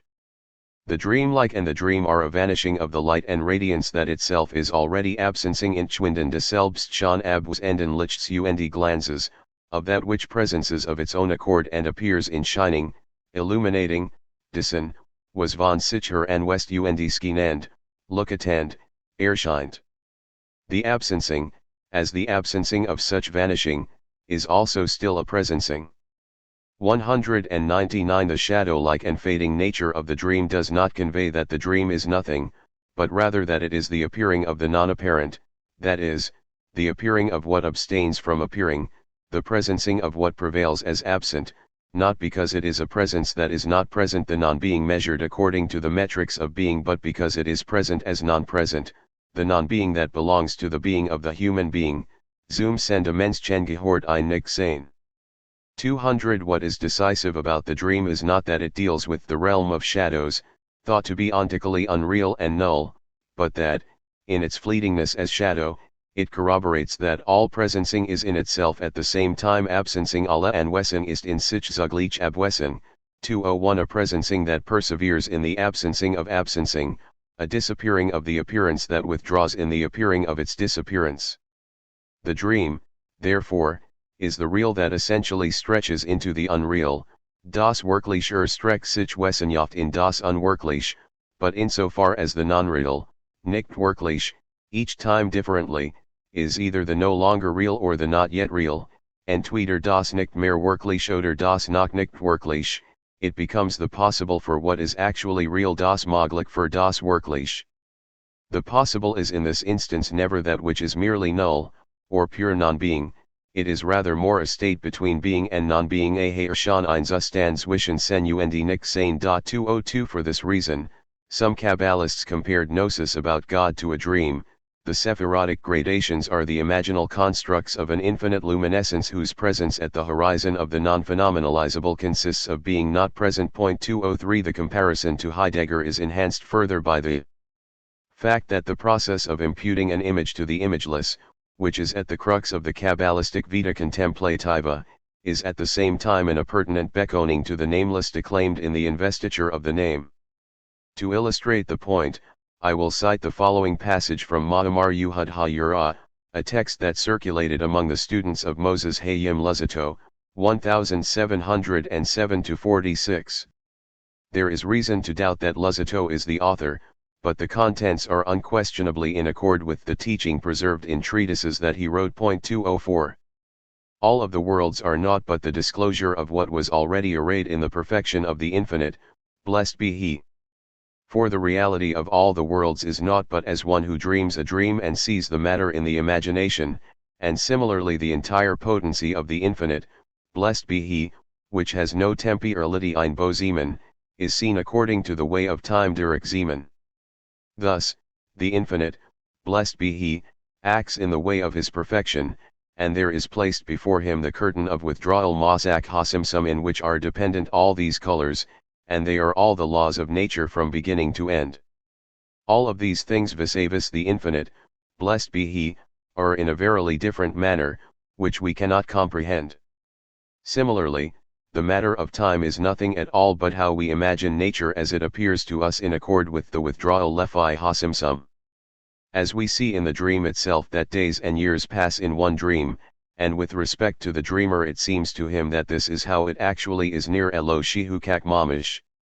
Analogously, when we are awake, we imagine the matters of nature. 119. In accord with what we see, and we call this imagining time, as if there could be 1 hour or 1 moment like the years of a dream, which are in truth a single moment. Riga Ihad. 205. The author of this text exploits the archaic trope that the spatio-temporal world is but a dream, an idea that probably originated in Confucianism and Taoism, was then transported into various schools of Hinduism and Buddhism, and ultimately found its way into both Islamic and Jewish sources at the time when Kabbalah began to proliferate as a historical phenomenon. 206 The disciple of Luzzatto appropriates this wisdom to explain one of the deepest mysteries of the esoteric tradition. If we assume that everything was contained indiscriminately in the incomposite oneness of Ein Sof prior to the Simsum, then what appears to us as the progression of time is in fact the manner in which the single instant of eternity, a moment shaped by the paradoxical simultaneity of immeasurable velocity and interminable rest, is manifest on the phenomenal plane. We cannot speak of anything absolutely new occurring as a consequence of the withdrawal, since all was encompassed in the infinite, and hence time would appear to be illusory like a dream, and yet the trace that remains in the space after the withdrawal is the emanated light, or any easel, that provides the place for all that exists, Makam el-Ekal Nimsa, and thus it is viewed as a new light, or Hadash. 207 The nature of temporality is to be discerned from this image of the trace, which signals not only the novelty of repetition, but also the blurring of boundaries, as what is imagined to be real is really imagined. The comparison of imagining the divine and the dream state is taken up by Luzzatto himself, as we see from this passage. The form in the Sephirot is not essential usmit but contingent mikrat, in accord with the prophetic vision Mar Ehanivya, according to the secret through the prophets I was imaged, Hosea 12:11. For when the supernal will desires to inform a prophet about a secret, it shows him the Sephirot in one image, and afterward when it desires to show him another matter, it shows them in another image, even if it is opposite to the first. And this is verily like a dream, for the subjects change in one moment in accord with the dreamer. 208. The forms assumed by the Sephirot are variable and dissonant, as we find in the case of dream images. That no absolute veracity can be affixed to the images by which the divine is perceived leads to the disquieting discernment that these images are true insofar as they are false, just as the dream is the semblance of the simulacrum par excellence, wherein truth is not opposed to error, since the appearance of truthfulness cannot be determined independently of the truthfulness of appearance. Such a position is attested as well in a passage from Kelapithi Hakama, a treatise that is likely not authored by Luzzatto but which faithfully preserves his teachings. The Sephirot can be seen in images that even conflict with one another. Yekhalat ha Sephirot lira otb dimayanate filuhafki yimze laze, just as one verily sees in a dream that subjects change before him in one moment. Chemo mamish ha ro eba halum shemithalephim ha nos im lefana birige ha. 209 In contrast to the waking sensation, the dream imagination epitomizes the capacity to picture a matter in varying and conflicting images in tandem, a characteristic of prophetic visions as well. Since the Sephirotic emanations are also visualized concurrently in contradictory terms, for example, as circular and linear, as above and below, the oneiropoetic imagination is the epistemic modality best suited to comprehend the paradoxical nature of the imaginal presentation of the infinite beyond all visual and verbal representation. One can well detect here the aforementioned viewpoint of Schelling that the imagination vacillates between infinity and finitude. This is precisely the role accorded the imagination in Kabbalistic lore, the seeing of the heart that makes present that which is absent without collapsing absence into the negation of presence. 210 For both Heidegger and Kabbalists, this activity is realized most visibly and ubiquitously in the dream, a sphere of imaginative activity where the real is symbolized by sensuous images of the 120 unreal. The oneiropoetic, therefore, is the means by which truth is dissimulated intentionally in images that are false. From the inherently metaphoric nature of the dream, and the inescapable reflexivity that this implies, we can deduce, to paraphrase Ibn al-Arabi's appropriation of the ancient Indian Gnosis, that being is apperceived as a dream within a dream, the imagination within an imagination. 211 Furthermore, two other distinct but related postulates ensue therefrom. First, the constitution of metaphor is such that the uncovering of truth is triggered by the recovery of truth in the covering of the uncovering, and second, the metaphor is a verbal leap that purports to bridge the difference that can be bridged only by augmenting the distance between what is bridged. The language of metaphor, as the visuality of the dreamscape, spans the abyss separating literal and figurative, factual and fictional, by bringing together what is kept apart. 212 The truth, accordingly, is the unconcealing of the concealment, which is always also the concealing of the unconcealment. The dream, paradigmatically, embodies the paradigm of the paradigm as the conferring withdrawal of truth as untruth.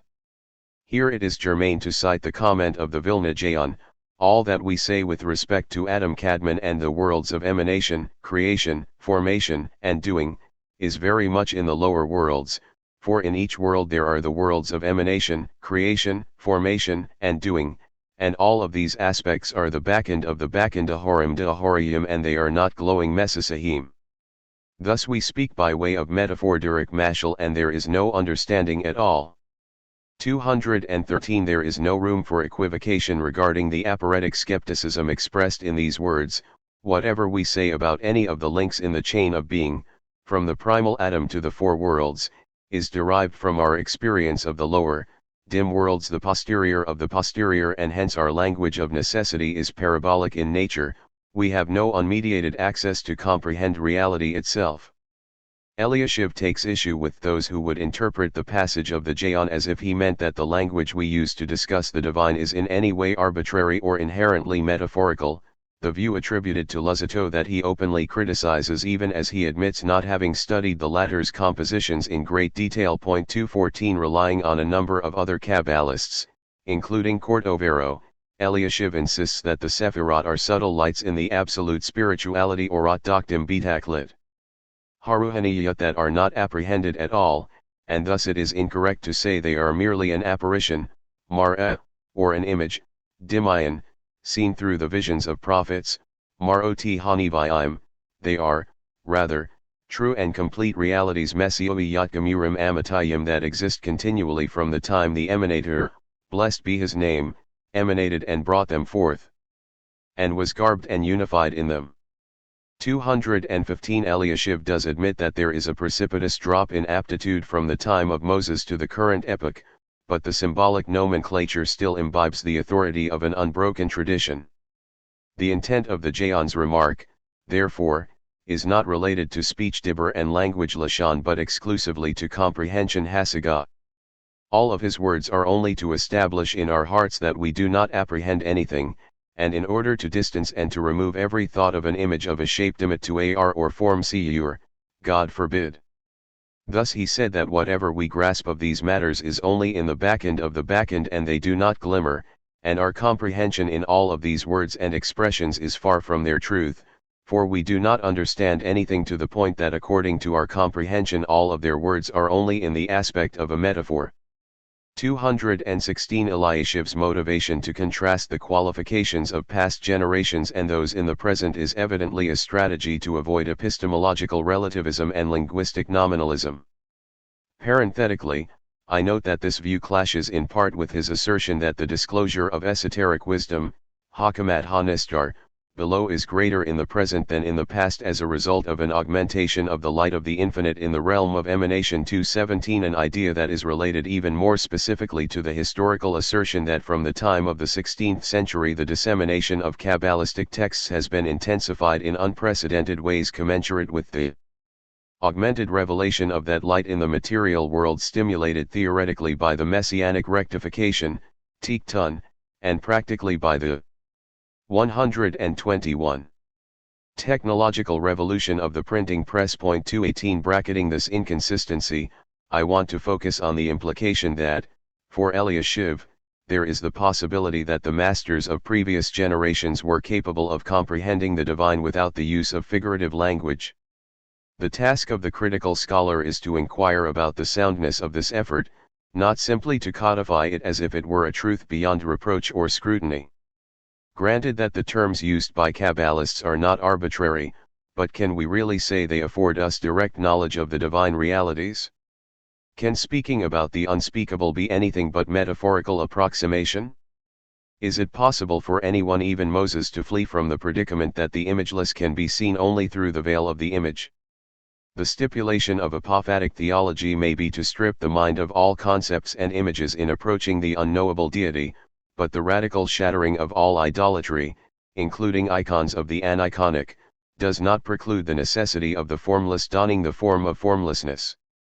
This ancient wisdom and, in my opinion, utilizing William James's celebrated language about the mystical experience of union, hardly altered by differences of clime or creed, can be detected in Pico's statement, nulla residential spiritualis descendens inferius operatur sine indimento, nothing spiritual, descending below, operates without a garment. 219 read Neoplatonically. This implies that spiritual entities assume corporal shape when they descend from the intelligible realm into the sensible world. From a post-metaphysical perspective, we can further extrapolate the cognitive axiom that not only do human beings have no experience of the immaterial except through the vestment of the material, but that the vestment itself is the manner in which the immaterial materializes, whence it follows that truth is inherently parabolic and, as such, can be apprehended only through another parable. Elliot himself comes to this very conclusion. After stating that the infinite can be described by the attributes consigned to the Sephirotic emanations, including especially the anthropomorphic depictions of the she or coma speculation, he observes, "The emanator, blessed be his name, is annulled meshual lol of all these matters in the utmost nullification betaklit hashalila, but all of these matters verily mamish exist in the world of emanation. However, these are only attributed to the world of emanation by way of analogy Eric, for it is higher than and superior to all of the reality of the worlds of creation, formation, and doing. And there is none in all of the worlds of creation, formation, and doing, who can comprehend the substance and form of the world of emanation as it is. There is no equivalency between the world of emanation and the worlds of creation, formation, and doing except in name alone. All of these matters that are in the world of emanation are only by way of metaphor bedirik mashal. The import is in accord with our apprehension of these matters, for certainly there is no analogy or likeness Eric we dimion at all between the true reality that is in them and our comprehension and apprehension of the matter. As we wrote above from the example of the soul that is in the body, even though the soul is actually within us, we do not comprehend its substance at all. According to our comprehension, it is merely an incomposite light, but in truth, there is in it all of the specific faculties of the body. Hence, it is evident that all the aspects of the configurations haparsufim, and all of their matters of which we speak in the world of emanation, are in relation to us. Only by way of metaphor exclusively, for the entirety of the emanation in relation to us is in the aspect of naught and nothing fswain. In all of these matters themselves, there is no metaphor at all, but rather they are truly everything that is said and repeated with respect to them, everything in actuality hakol mamish without any figurative speech maliza or another locution lashon, and without another intention K1.220.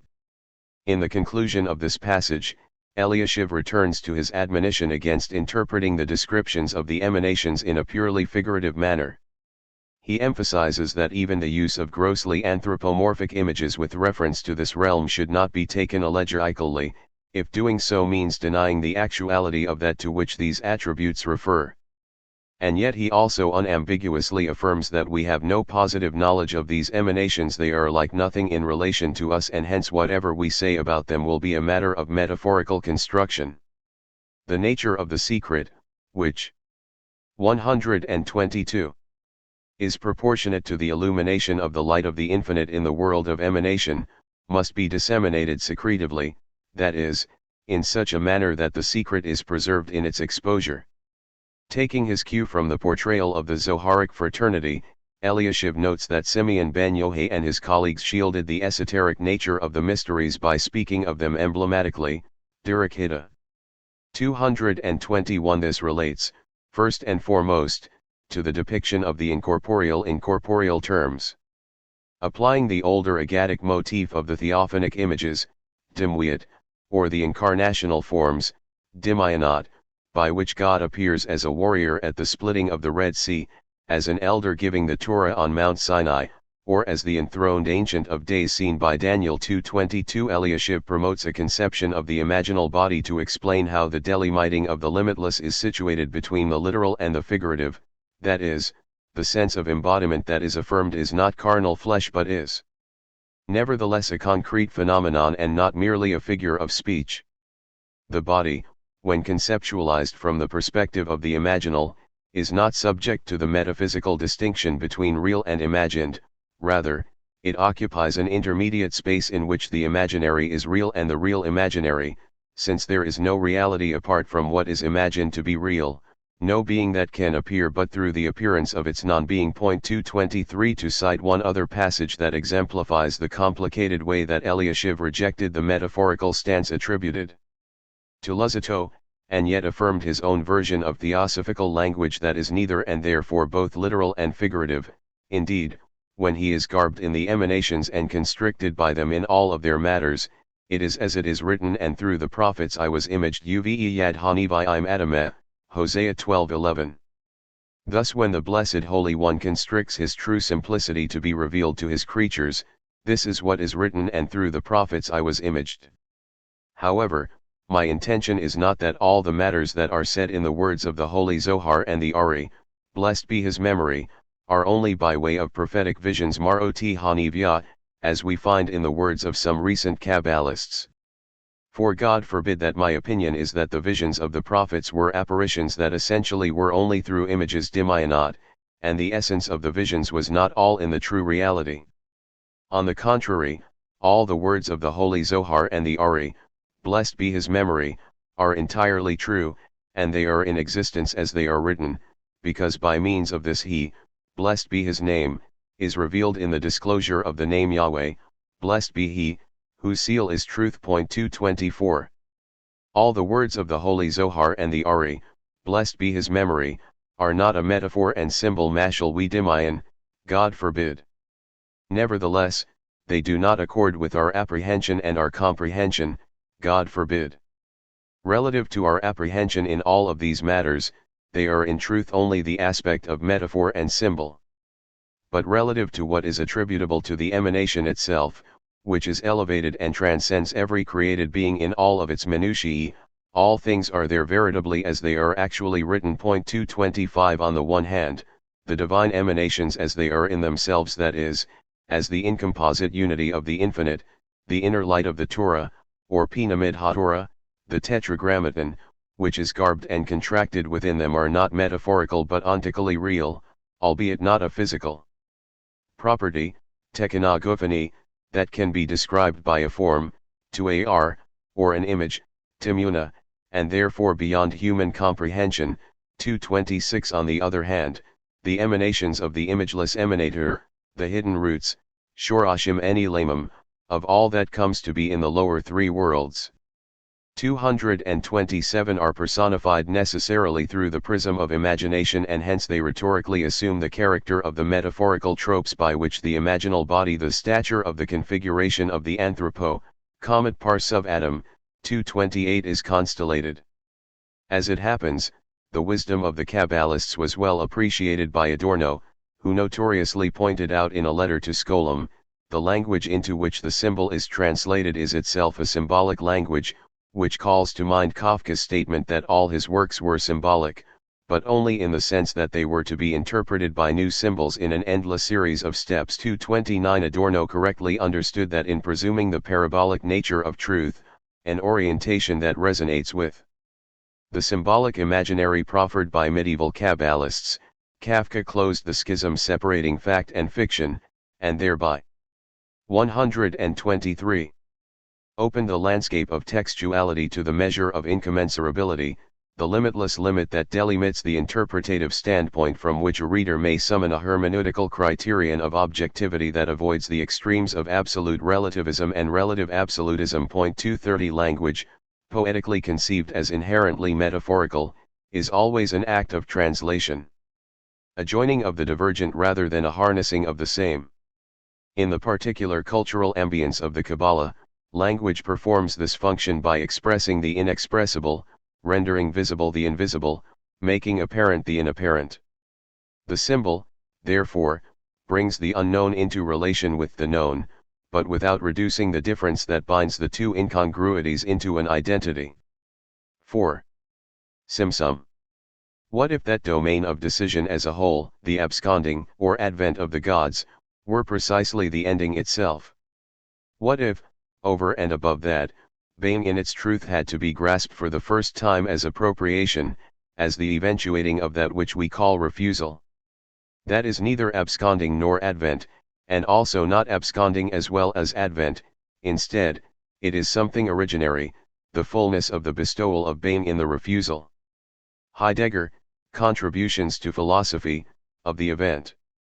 Picking up where we left off in the last chapter, the aim here is to delve more deeply by investigating a conjecture that might strike some as provocative and others as preposterous, the thinking underway in Heidegger's later philosophy concerning the clearing, Lichtung, and the appropriating event, Awareness, wherein being and nothing are the same in the identity of their difference, provides a useful template for understanding the path traversed by Kabbalists in their attempts to account for the derivation of all beings from the nothingness of the being of Ein Sof. 1 might object to this comparison on the grounds that, for Heidegger, the guiding problematic of the question of being, Seinsfrage, can only be thought from the finitude, Endlichkeit, of Dasein's existence. 2 Heidegger thus speaks of humanity's existential condition of being in the world as a characteristic of the innermost transcendental finitude of Dasein, which is unified with the throne projection. 3 Although this language applies to the phenomenological ontology of Senuendizeit,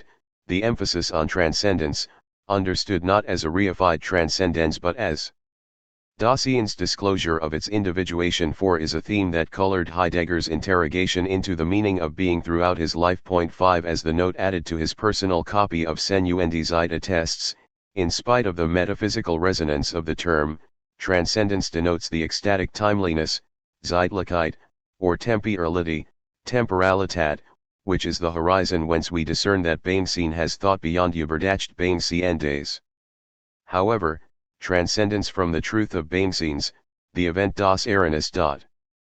6 To identify transcendence as the temporal horizon within which the truth of being as the event is enframed accentuates its radically finite nature. How, then, is it justifiable to juxtapose the Kabbalistic conception of infinity and the Heideggerian notion of being disclosed as the most finitude in what is finite through the structural unity of the transcendence of Dasein? 7 It is precisely in the space of this difference that a relatively ignored facet of the 138th Kabbalistic doctrine may come to light. Anticipating the postmodern emphasis on the inessential essence of the singular, Heidegger wrote, finitude becomes manifest according to its own most essence if it is made accessible through unswerving application, accompanied in turn by the originally grasped, basic question of metaphysics which, to be sure, can never be claimed as the only one possible. 8 Inverting this insight, we can say that, according to the Kabbalah, the essential inessentiality of Ein Sof is manifest as the potentially infinite concretizations of the finite, the absolute emptiness that no being can ever be except by not being. Baines Fisher and the self-concealing concealment in language that reads uncannily like a philosophical translation of the Kabbalistic myth of the contraction, Simsum, of the infinite light. Heidegger speaks in the Beitrage of the event as the oscillation or strife between being, seen, and its negative, nicht heeft, that is, non-being, nicht sein, the withholding of the hesitant denial, zagernde Verweigerung, or the refusal, Verweigerung, and the bestowing of the ripeness, Reif, that bears the fruit, Frucht, and the gift, Verschenkung. 9 To speak of the abyssal ground, Abgrund, as being permeated with negativity does not denote that the ground is negative in opposition to being positive, but rather it conveys in a more originary sense the not, nicht, that occurs as the hesitant withholding, the primordial not, Ursprunglichkeit, the first and highest lighting up of the intimation, das erste und hochgesaint Aufleuchten de Winks, that pertains to the event of Being. 10. In similar terms, Heidegger describes the event of the truth as the resonating Anklang of Being as refusal in the abandonment of beings by being der Seinsverlassenheit descendend. 11 The burden of thinking in the other beginning of philosophy requires that one think inventively to bring Being into its essential occurrence as the event that eventuates in the chasm of the open realm, the vacillation between Being and beings, which Heidegger insists is not a void, Leer, but the abyssal undepletion, ab. Grundige Unerschöpfung, the clearing for self-concealment, Lichtung für das sich verbergen.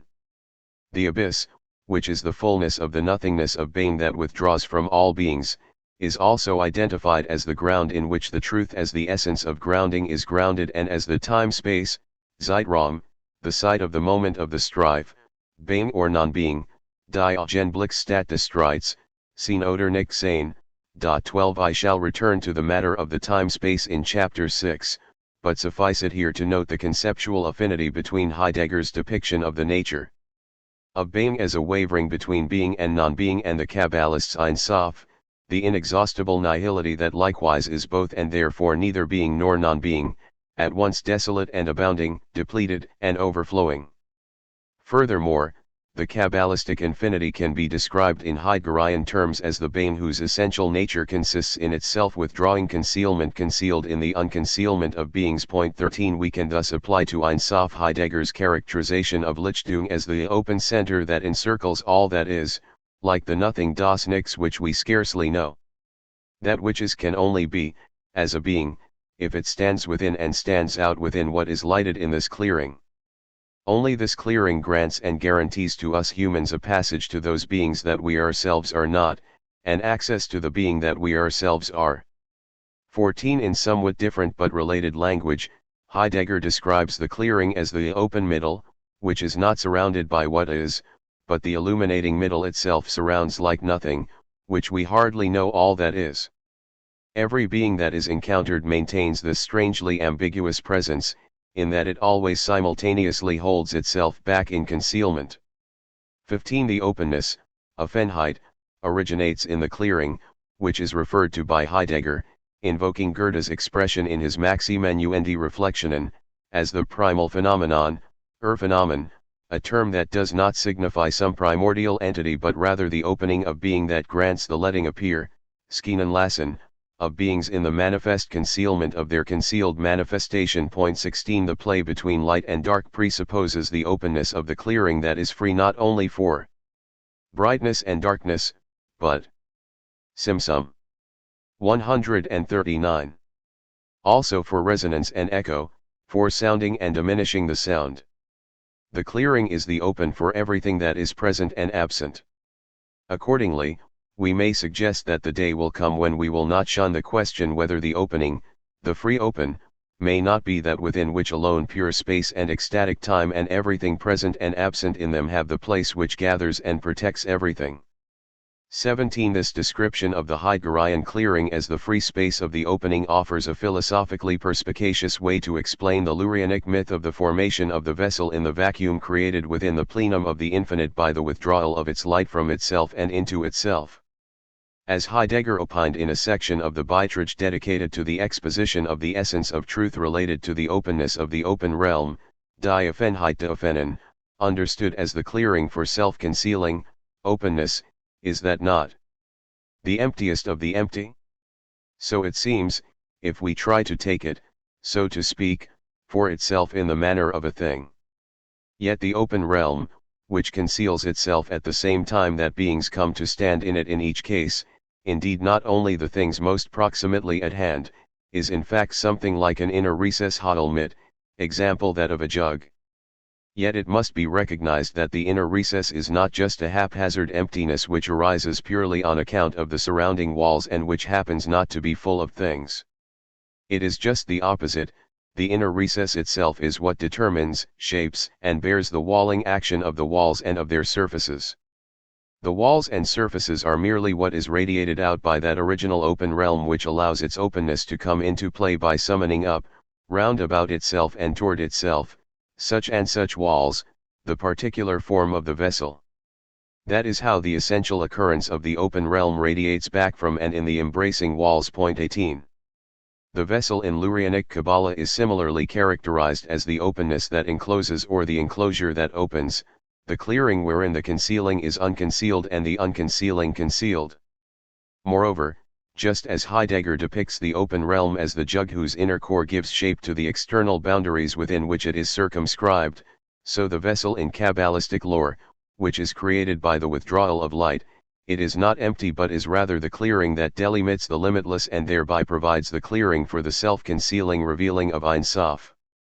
Strengthening the Kabbalistic resonance, I note that in another passage from the Beitrag, Heidegger writes about the Fischer, Zerkluftung, as the self-contained unfolding sich bleibend Entfaltung of the intimacy of being itself, to the extent that we experience erfahren being as refusal Verweigerung and as the encompassing refusal Umweigerung. 19 The symbolism is reiterated in a third passage wherein Heidegger describes the thoughtful projection of being der Denkerische Entwurf des Seins as a crack, Durchriss, that spreads all the way through what then for the first time announces itself as a being scenes in the open, that an errancy, in clearing, snatches into itself everything to make what is true possible. Thoughtful and explorative questioning Erfragen, the renunciation verdict that takes action, that adheres to the refusal and thus brings it into the light. 20 Questioning is an act of renunciation, an arresting act that adheres to and thus brings to light the errancy of the rupture, the bestowal of being that is the refusal of being, the event marked by an intrusion and fall and remaining absent Ausbleib, advent Ankenfeet and absconding of the gods Flucht der Götter. 21 Embracing the paradox forthrightly, Heidegger notes that the refusal is the first and highest gift of being das die erste Hochsehenschenkung des Seins, indeed its primordially essential occurrence itself. 22 Underlying the depiction of the refusal as the supreme gift of being is the further assumption, discussed at several junctures in this book, that withholding and bestowal are inseparably linked. In fact, the one is the other, since being is bestowed insofar as it is withheld, and it is withheld insofar as it is bestowed. The idea is reiterated in Heidegger's delineation of Sinn as the allocating refusal, die zuweisende Verweigerung, 23 which eventuates as the withdrawal Entzug that incorporates into the stillness in which truth, in accord with its essence, comes anew to the decision as to whether it can be grounded as the clearing for self-concealment. This self-concealment is the unconcealment das Entbergen of the refusal, it is the allowance to belong in the strangeness of another beginning. 24 The 140 allowance to belong in the strangeness of another beginning imparts the idea of the unordinary arising as a consequence of the retreat of the ordinary, the being that comes to be as other vis-a-vis the not-otherness of being.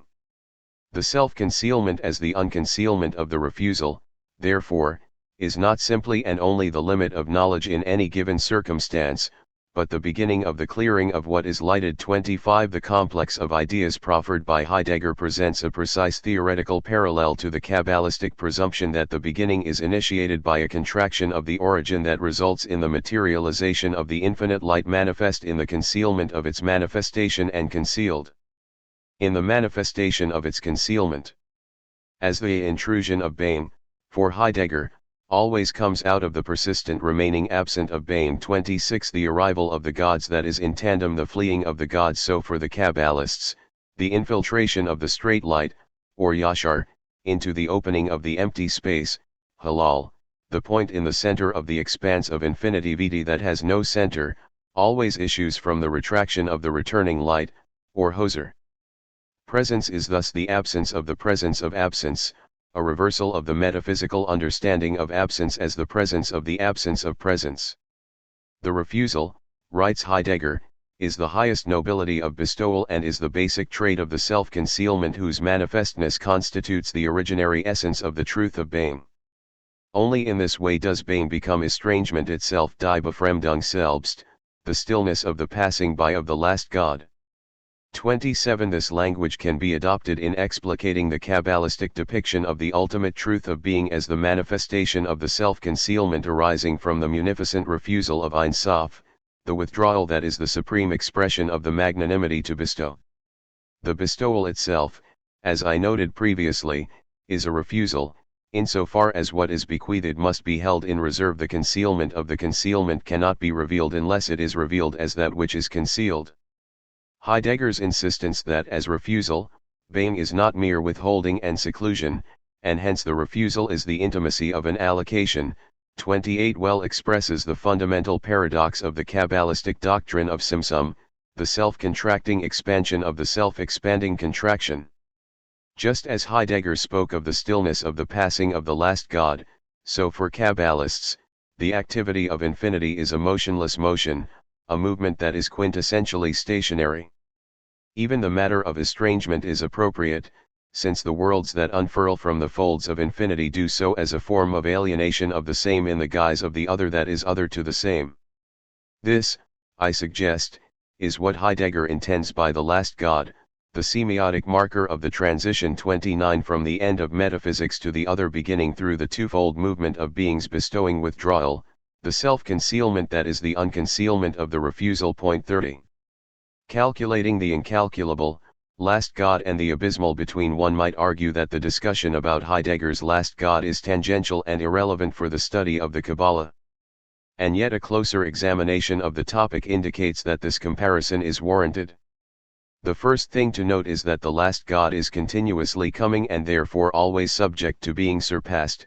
The quality of lastness, accordingly, connotes not what is chronologically the end, but the ultimate in the sense of what is endlessly without end.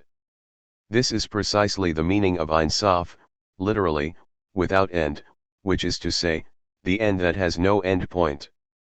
Furthermore, just as Ein Sof is the onset that is the climax, so the last God is the inceptual one in the essencing of being, der Anfang like in der Wesen des Seins.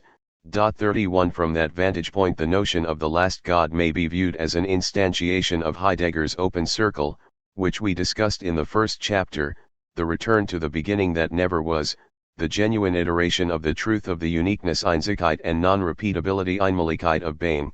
32 The again. That is altogether otherwise. 33 The last, as Heidegger informs us in the Beitrag, is what not only needs the longest antecedents Vorläuferschaft but what itself is the most profound beginning rather than a cessation, the beginning which reaches out the furthest and catches up to itself with the greatest difficulty. What is last is therefore withdrawn from Simsum. 141. All calculation and for that reason must be able to bear the burden of the loudest and most repeated misinterpretation. 34 The most glaring misinterpretation, I might add, is to understand the last God theistically, that is, to attribute to this God the form of transcendence as something that surpasses objectively present beings, among them also human beings. 35 Similarly, one of the most difficult challenges in grasping the heterodoxical implications of Kabbalistic theosophy, a challenge that some Kabbalists themselves have not successfully surmounted, is to resist the temptation to render the infinite in monotheistic or polytheistic terms.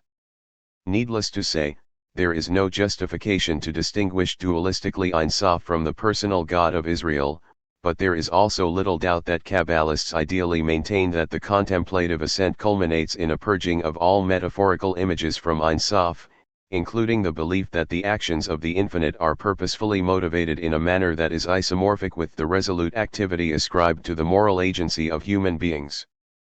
The last rung of the Vita Contemplativa is the abrogation of the personalistic theologism that is homologous with an ego-oriented psychologism, even as we acknowledge in no small measure due to the wisdom transmitted by masters of the Kabbalah that there is no way to the nameless but through the ladder of the name, no way to the formless but through the vehicle of the form, no seeing the face of the imageless but through the image of the mask. Ein Sof is the origin that is the endless end, the end that has no end and therefore brings one to the end of all ends. We can infer from the following elucidation of Heidegger that the idea of the last God likewise entails an unambiguous rejection of the conception of the end as it relates to both teleology and eschatology. The last God is not the end but is instead the other beginning of the immeasurable possibilities of our history. For the sake of that beginning, the previous history must not perish but must indeed be brought to its end, i.e., its transfiguration Verklärung must be set into the transition Übergang and into preparedness Bereitschaft. The last God, the preparation of his appearance, is the extreme venture of the truth of being.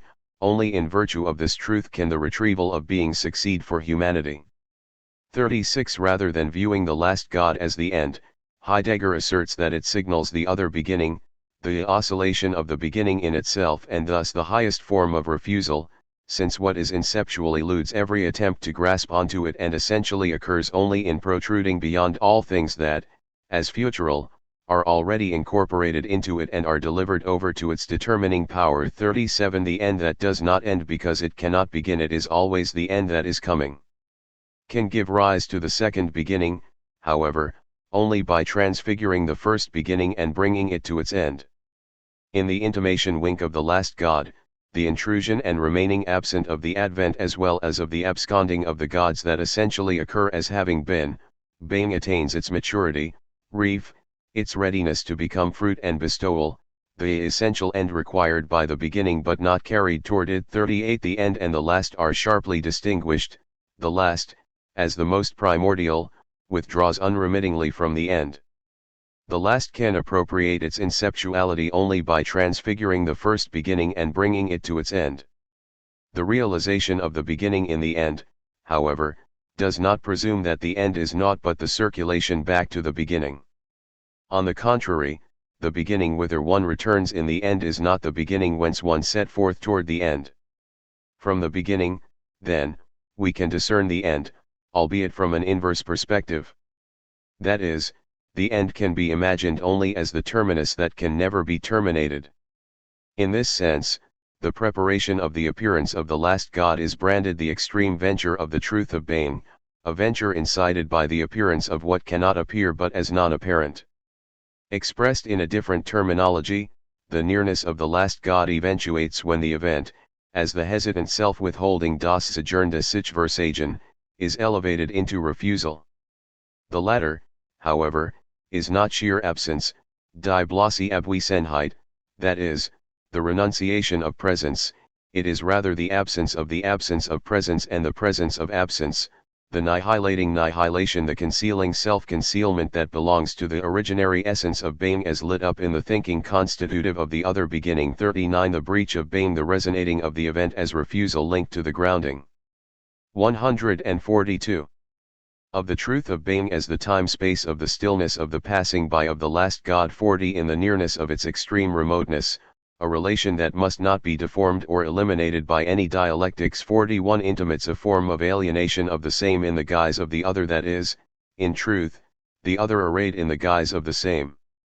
The last God, accordingly, is wholly other than past ones and especially other than the Christian one. 42 Replying to the question whether speaking of the last God is not a degradation of God or even blasphemy, Heidegger writes that the last God must be so named, because the decision about the gods ultimately leads under and among them and so raises to the highest the essence of the uniqueness of the divine being. Das Wesen der Einzigkeit de Gottwesens. 43 What is implied by the term Gottwesen? A clue is offered by Heidegger's contention that the notion of last should not be understood as sheer stoppage and ending, but rather in the sense of the most extreme and most compendious decision about what is highest, that is, as we indicated above, the connotation of the term last is ultimate, the paramount aspect that is impossible to comprehend and for which it is impossible to wait, since the finality of this last God cannot be calibrated by a chronological sequence of the coming to be and the passing away of the gods. The last God, as we may infer from the Kabbalistic depiction of Ein Sof, is the God that can never arrive except as the God that does not arrive, the end that can never stop ending, the future that is perpetually impending. 44 As Heidegger put it in the draft for Kappa Omicron Iota Nunu, zur Geschichte des Seins, 1939-40 Yet the God, how so, the God? Ask Bain. And in its silence, in the inceptual essence of the word, the God answers. You may wander through each and every being. Nowhere does the trace of the God show itself. Nirgends siegt sich die Spur des Gottes. You can rearrange all beings, never will you encounter a free place for housing the God. You may go beyond your beings and will find only the beingness die Seeendheit once more of that which already counted as beings for you. Yet how are you to become a questioner, ein Fragender who asks Being rather than investigating a being, der Dasein fragt und nicht ein Sein erforscht? Only through the voice of silence, die Stimme der Still, that tunes your essence to steadfast insistence within des Sen die dein Wesen zur Instandigkeit im des Sen anstimmt and raises what has been attuned to a Herkenning to the coming das Kommen.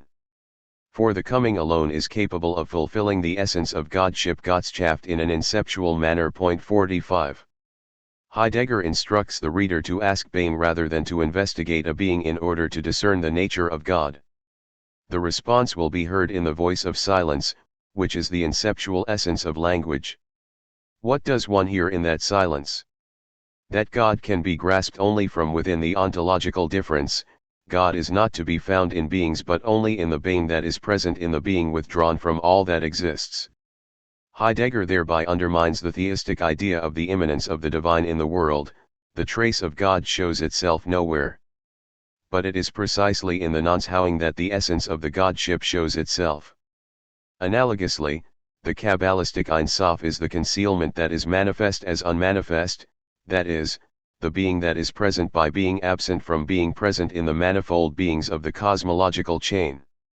Furthermore, in a way intriguingly redolent of the Jewish belief that the possibility of the Messiah's coming is predicated on the impossibility of the Messiah's arrival, the hope in the return of what is interminably still to come, the quintessential event of the non-event. 46 Heidegger maintains that the lastness of the last God consists of the fact that the God is relentlessly coming, which provokes a state of continual waiting.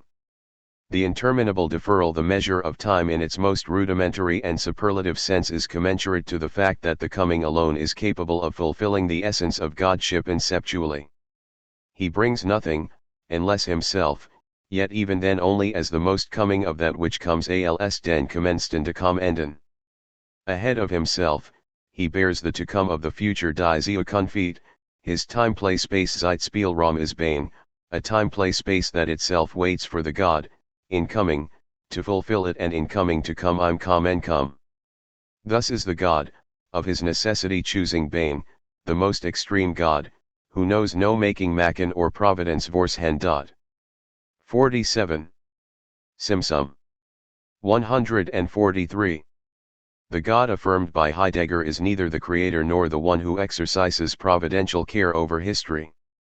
Thinking about Gottwesen, literally, the being or essencing of the divine, is not a matter of calculation but an attempt at meditation zu bezinnen on the danger of the strange and incalculable befremdlichen und unberechenbaren. 48 But what does Heidegger precisely mean by the strange and incalculable? In response to this inquiry, we can begin by noting that it should not be construed onto theologically as if Heidegger was reverting to the apophatic source of the cataphatic God of Christian faith, a God beyond God Allah'ik heart, the Godhead, Gotheit, through which the divinizing of gods is accomplished. 49 The primal experience of theos that precedes translation into the theological criteria of specific religiosities. 50 Nor, in my judgment, is there justification to implant in Heidegger the seeds for a postmodern theology which can restore a sense of the divine mystery, or reaffirm the religious experience of the Holy Other. By taking Heidegger's lead, we can determine that there is more than a superficial resemblance between the thought of being and the mystery of God. Indeed, his thought enables us to address what is distinctive of the divinities as much through the modality of their absence as through their presence. 51 I concur with the final sentence, but I would argue that the modality of absence to which Heidegger alludes is not akin to a mystery of God linked to an inscrutable transcendence, whether understood ontologically as the transcendental or theologically as the transcendent. 52 As Karl Loet astutely noted with respect to what he calls the existential ontology of Sinn und Zeit, Heidegger was undoubtedly affected by the rhetoric and symbols of his religious upbringing, but he translated the theological into a godless theology. 53 In a similar vein, Hans Jonas argued that the fact that the secular thinking in Sinn und Zeit assimilates elements from Christianity does not justify postulating an autonomous parallel between Heidegger and Christian theology. The real challenge, therefore, is not to find validation or corroboration in what Heidegger has borrowed from Christianity, but to examine the philosophical validity of this secularized appropriation. 54 Summarizing his critique, Jonas wrote, "The being whose fate Heidegger ponders is the quintessence of this world, it is saeculum. Against this, theology should guard the radical transcendence of its God, whose voice comes not out of being but breaks into the kingdom of being from without."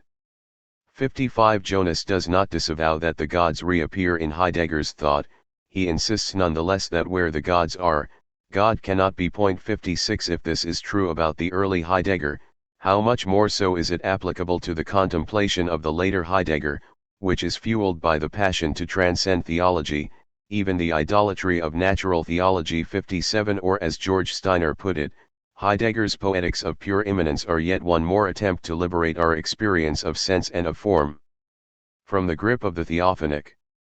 58 In the final analysis, for Heidegger, the sanctioning of scientific knowledge by faith is the very opposite of philosophical overcoming, Überwindung, and transformation, Verwandlung.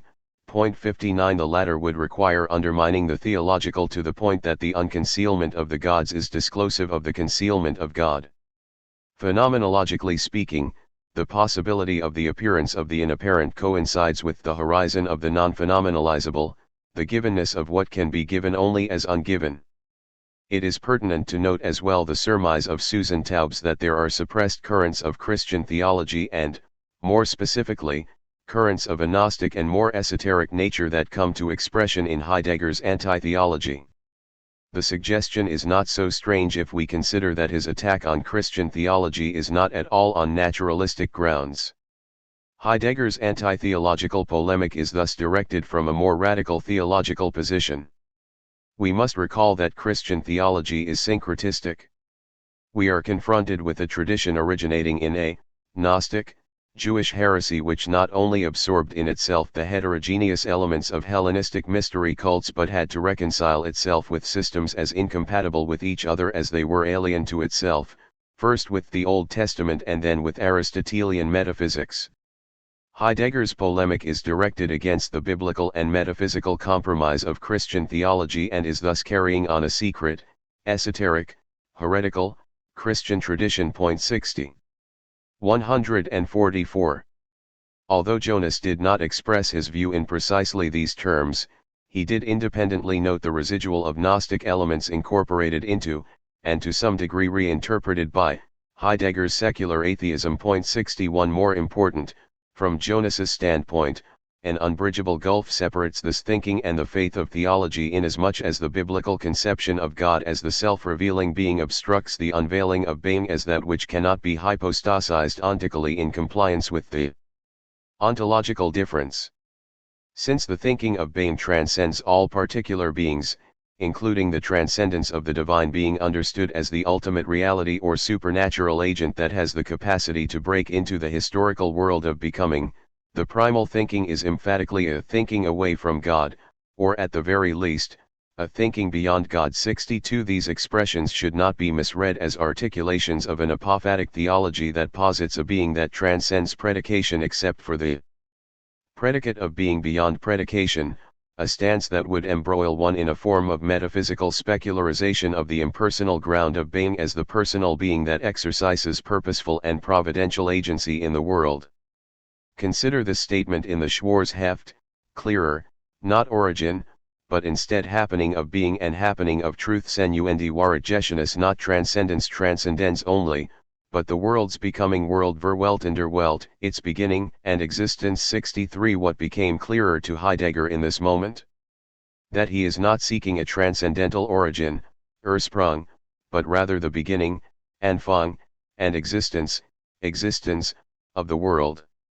There is no longer any appeal to a metaphysical ground, only attending to the happening of being and the happening of truth, the event that is the world becoming world. The relevance of this uncompromising finitude to rethinking theology is made explicit in another entry to the notebooks. We first find God again when we lose the world no longer and truly exist in the power of world formation. Weltbildung. 64 This statement should not be interpreted pantheistically or panentheistically as if Heidegger were affirming either that the divine is nature or that nature is the divine. To speak meaningfully of God, one must fully embrace the worldliness of the world without any recourse to transcendence, and this alone allows one to exist in and to partake of the power of world formation.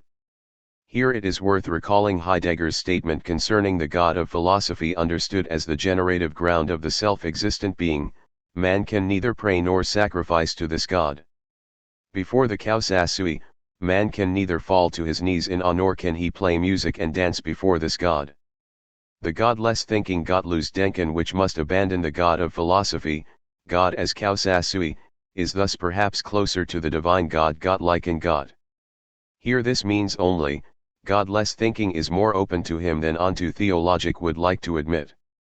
65 The passage reads like an Eckhartian interpretation of Nietzsche's statement on the death of the God of Western metaphysics, that is to say, the atheistic thinking of Nietzsche's madman, predicated on denying the onto-theological conception of the deity, affords one an opportunity to be in more intimate connection with the divine God. 66 The import of this oddly redundant locution "godlike" and "God" may be gleaned from what Heidegger writes elsewhere: all metaphysics and every art that is grounded in metaphysics, poetized and thought gods as beings scenes, at most as being sen itself.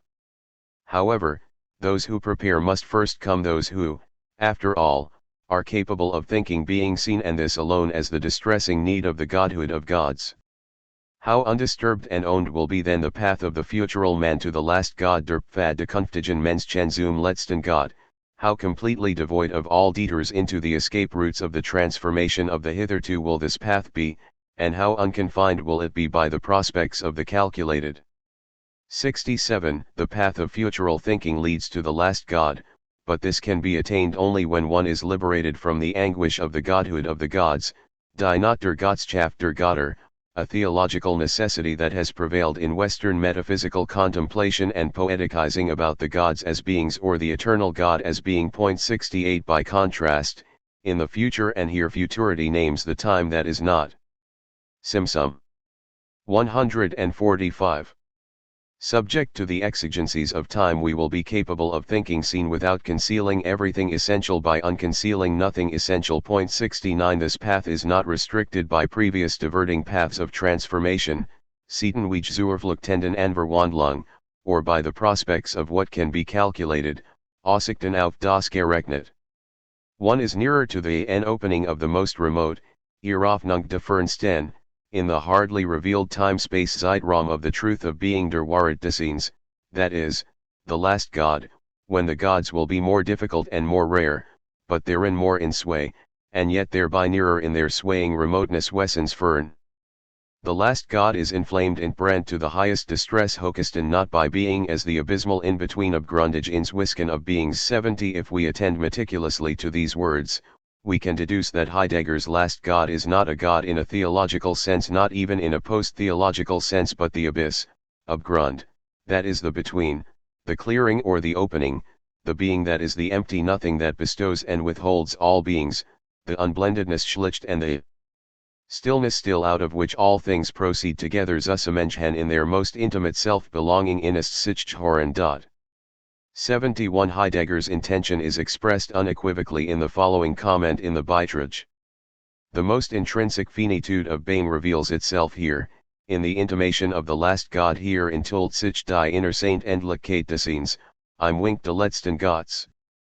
The last God has his own most unique uniqueness, Einzelsaint Einzigkeit, and stands outside of the calculative determination Verrechnenden Bestimmung expressed in the labels monotheism, pantheism, and atheism. There has been monotheism, and every other sort of theism, only since the emergence of Judeo-Christian apologetics, whose thinking presupposes metaphysics. With the death of this God, all theisms wither away. The multiplicity of gods is not subject to enumeration but, instead, to the inner richness of the grounds and abysses in the sight of the moment for the lighting up and concealment of the intimation of the last God in der Augenblickstatt de Auflöcketens und der Verbergung de Winks de letzten Gottes. 72. Those who would use Heidegger as a foundation to construct a new theological edifice have not grasped the collapse of the polarity of theism and atheism in the intimation of the last God, and thus they have not taken to heart the deep-rooted and far-reaching finitude disclosed by this God, an epiphany of nothing to see that imparts knowledge of the most concealed essence of the not nicht, as the not yet noch nicht and the not any longer nicht mehr, the sight of the moment that bespeaks the concealing revealing of the intimacy and pervasiveness of the negative nicht haften in Being, the truth of the not itself. And consequently also of nothingness nichts. 73 Heidegger on occasion uses language that could easily mislead one into thinking that he was advocating something akin to a post-metaphysical theology. Thus, in one passage in the Schwarzheft in which Heidegger distinguishes the many, who identify the Being, seen, beyond beings, über dem Sehenden, as a non-being, Unsehenden, and the creative ones, who know that Being is not a non-being but the nothing, he concludes, consequently, for the many, there must always be religions, but, for the individuals, there is God. Für die Einzelnen aber ist der Gott. 74 Allegedly, Heidegger is attributing to the elite belief in God and to the masses. Conformity to institutional religions. A careful glance at the context, however, reveals the subversive implication of Heidegger's words. Der Gott is synonymous with Dasein, and the latter is placed under beings, unter das Sind, which is to say, being is the strange and incalculable surplus, the event that is neither being nor non-being. In the same manner, der Gott is not subject to any ontic attribution, either positive or negative, like the Ein Sof of the Kabbalists. The term is a sign that names the residual of the residue that cannot be named, even as the unnameable, the residue, as we shall see below, that is the trace of nothing to be traced, the trace effaced in the imprint of its erasure. The decidedly non-theistic meaning of the term God can be culled from another passage in the notebooks in which Heidegger reflects on the notion of culture as it relates to struggle. Pi lambda epsilon mu omicron, the struggling structure Kampferisch Gefüge of the historical Dasein of a people and its destiny, a Dasein. 146. Exposed to the gods Gottesgesetzten. 75. What is implied here becomes more transparent in another passage where the nexus between history, peoplehood, God, and world is expanded, the concept of world a questioning that pushes itself to its limits, where it experiences itself exposed to what is most question-worthy, where the there opens up abyssally abgründig, where the need of preservational disputation necessitates the there, constancy, and Historygeschichte, i.e., a people ein Volk, becomes itself. History is the venturing of the gods, das Gewichtwerden der Götter out of a world and for a world, aus einer Welt für sie, this happening Geschinis is intrinsically Individuation Vereinigung. 76. What constitutes the worldhood of the world is that which is most worthy of questioning, the there of Dasein that opens up abyssally, that is, opens up to the abyss of the groundless ground, the ground that grounds by pulling away from the ground, Abgrund. In and through that clearing, the concealment exposure of language, a people becomes itself and professes its place in history, which is further described as a venturing of the gods, both out of and for the world, that is to say, the happening of the historical partitioning, the individuating event that is the essence of being. 77 is completely immanent and without any transcendental Archimedean frame of reference. As the venturing of the gods, history discloses the abyssal character of the gaining through strife, die Abgründigkeit der Erstreitung, sacrifice and consecration. 78 Through an act of violence of the creating person, the gods are compelled to their individuation and a people is as history. The gods indeed only those of a people, no general God for everyone, i.e., for no one die Götter einer die de Volks, kein allgemeiner Gott für jedermann, dh keinen. 79 The gods are not transcendental beings outside history, they are historical forces that are individualistically apportioned to and requiring a particular people in the struggle to ground beings in the truth of the bane from which they are hidden. 80 That is the import of the directive, need to create, the event, of those gods with whom we can be friends and to whom we need not be slaves. 81 Most significantly, there is no general God for everyone and therefore there is no general God for anyone. The matter is elaborated in the Beitrag. A people is a people only if it receives its history as allotted to it through finding its God, the God that compels this people beyond itself and thus places the people back amid beings. Only then does a people escape the danger of circling around itself and of idolizing, as its unconditioned, what are merely conditions of its subsistence.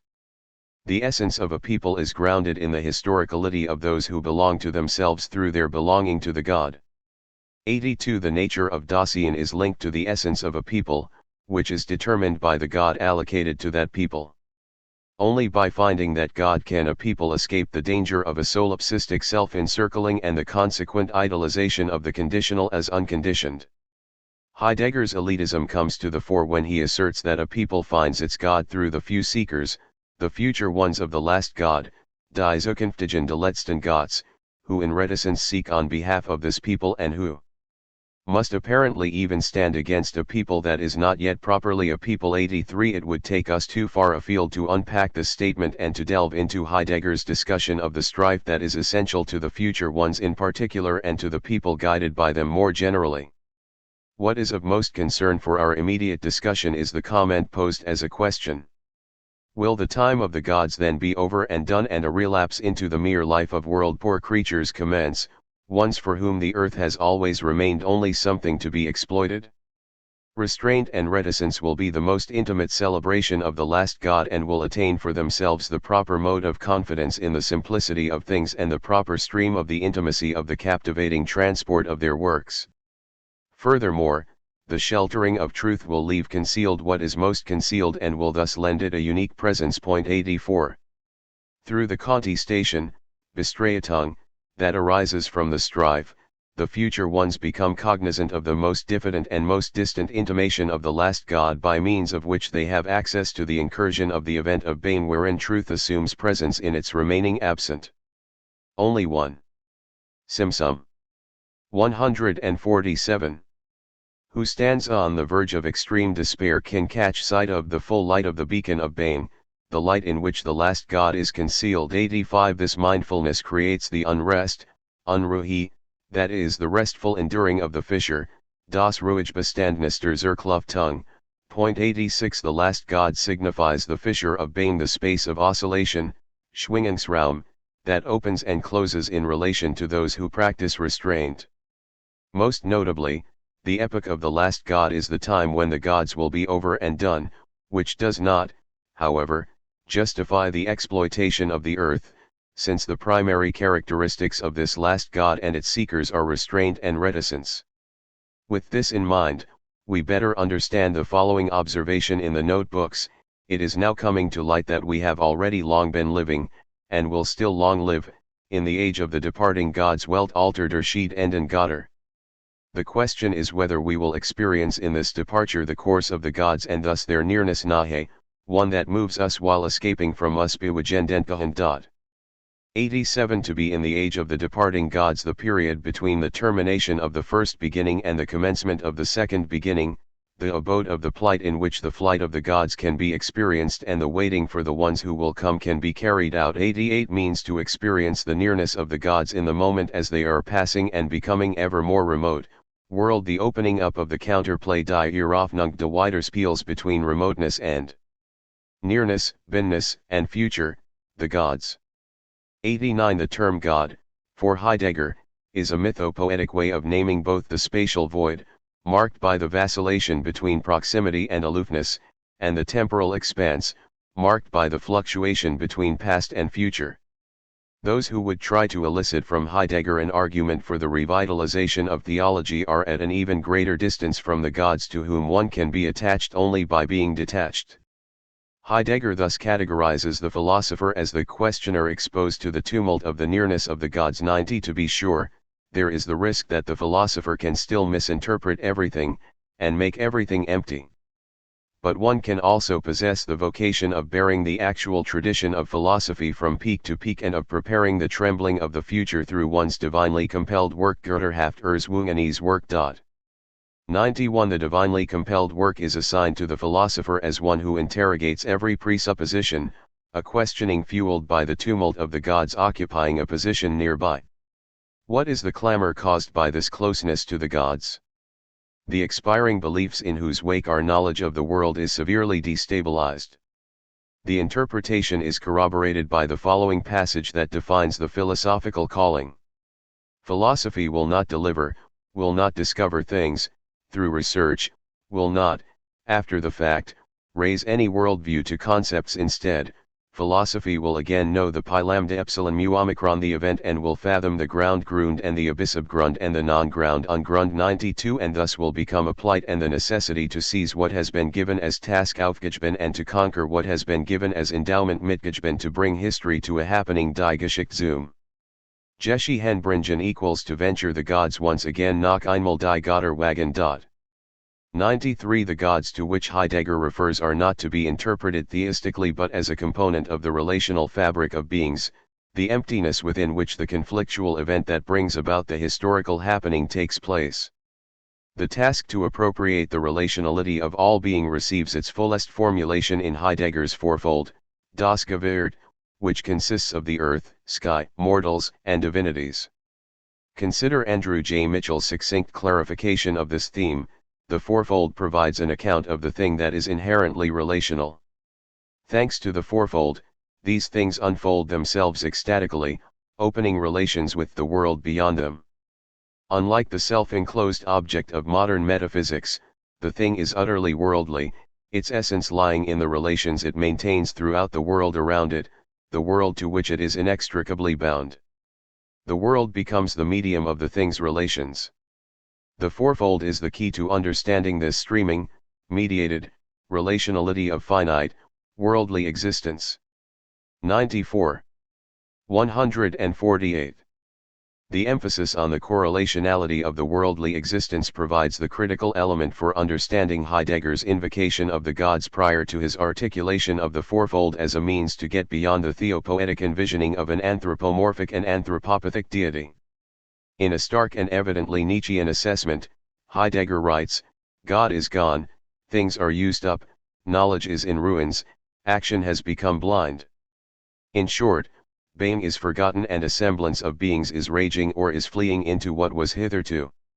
95. The Christian God does not exist, and it is only the idols, which are constructed by our calculating ratiocination, that allow us to continue to attribute activity to that God. 96. On this score, Heidegger juxtaposes the godlessness of Bolshevism, Gottlosigkeit des Bolschewismus, with the moribund state of Christianity, Abgesterbenheit des Christentums, since both are great signs that we have actually and wittingly entered the epoch of the abandonment by being. 97. In another passage, he goes further and labels the forms of modern Christianity as the genuine configurations of godlessness, die eigentlichen Gestalt der Gottlosigkeit. 98. Even Nietzsche's celebrated proclamation that God is dead is, according to Heidegger, spoken in the Christian manner, precisely because it is unchristian. And that is why the eternal recurrence is merely a Christian expedient to give the inconsequential life once again the possibility of importance. And this remains an attempt at salvation in beings versus nihilism of beings. 99. Heidegger's intent can be illumined from a passage in Schelling, Vom Wesen der menschlichen Freiheit, where he noted that the term theology first evolves within philosophy and not in the framework and service of an ecclesiastical system of faith. From that standpoint, every philosophy is theology in the primordial and essential sense that comprehension, logos, of beings as a whole asks about the ground of being, and this ground is called theos, God. In that context, Heidegger reiterates his view that Nietzsche's philosophy, too, is to be considered theological in spite of his declaration of God's death.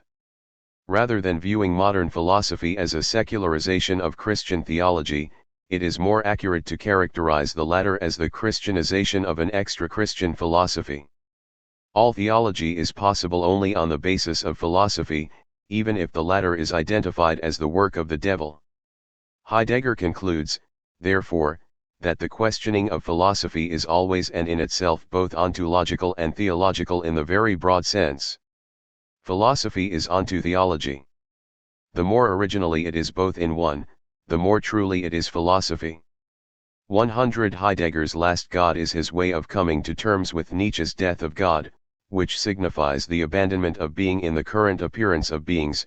101. That is, the last God is the God after there are no more gods. 102. The God depleted of godhood, the God that signals the overcoming of onto theology and hence the setting of philosophy on the new course of thinking about the open concealedness, Offenverborgenheit, of the essential occurrence of being, a mode of contemplation set against calculative reasoning and to which he refers by various names, to wit, originary meditation, Ursprünglichen Besinnung, 103. Thoughtful meditation, Denkerische Besinnung, 104. And thoughtful configuration, Denkerische Gestaltung, 105. In the liminal epoch between the presence of what is absent and the absence of what is present, Heidegger saw his task as preparing the future ones to stand in the remotest proximity of the last God by remaining silent about what is essential. 106. But the last God is, as I noted above, the God that is always to come, and therefore can be proximate only by being infinitely remote. In that respect, the last God is the symbolic enactment of the demise of God. Hence, as Heidegger observes in another passage, the advancing secularism of the disempowerment of the beginning, which proceeds from the inceptual entanglement in being, requires the pushing away of beings, and this will then carry over even to God as the Creator. 107 The God is manifest when what is manifest is no longer a God. One is curiously reminded of Skolom's quip that the atheistic religion brought forth by the secular world endorses the ironic belief that God will appear as non-God. 108 A sentiment that may have been informed as well by his understanding of the Kabbalistic infinite as the nothingness that transcends theistic representations, the Godhead bereft of godliness.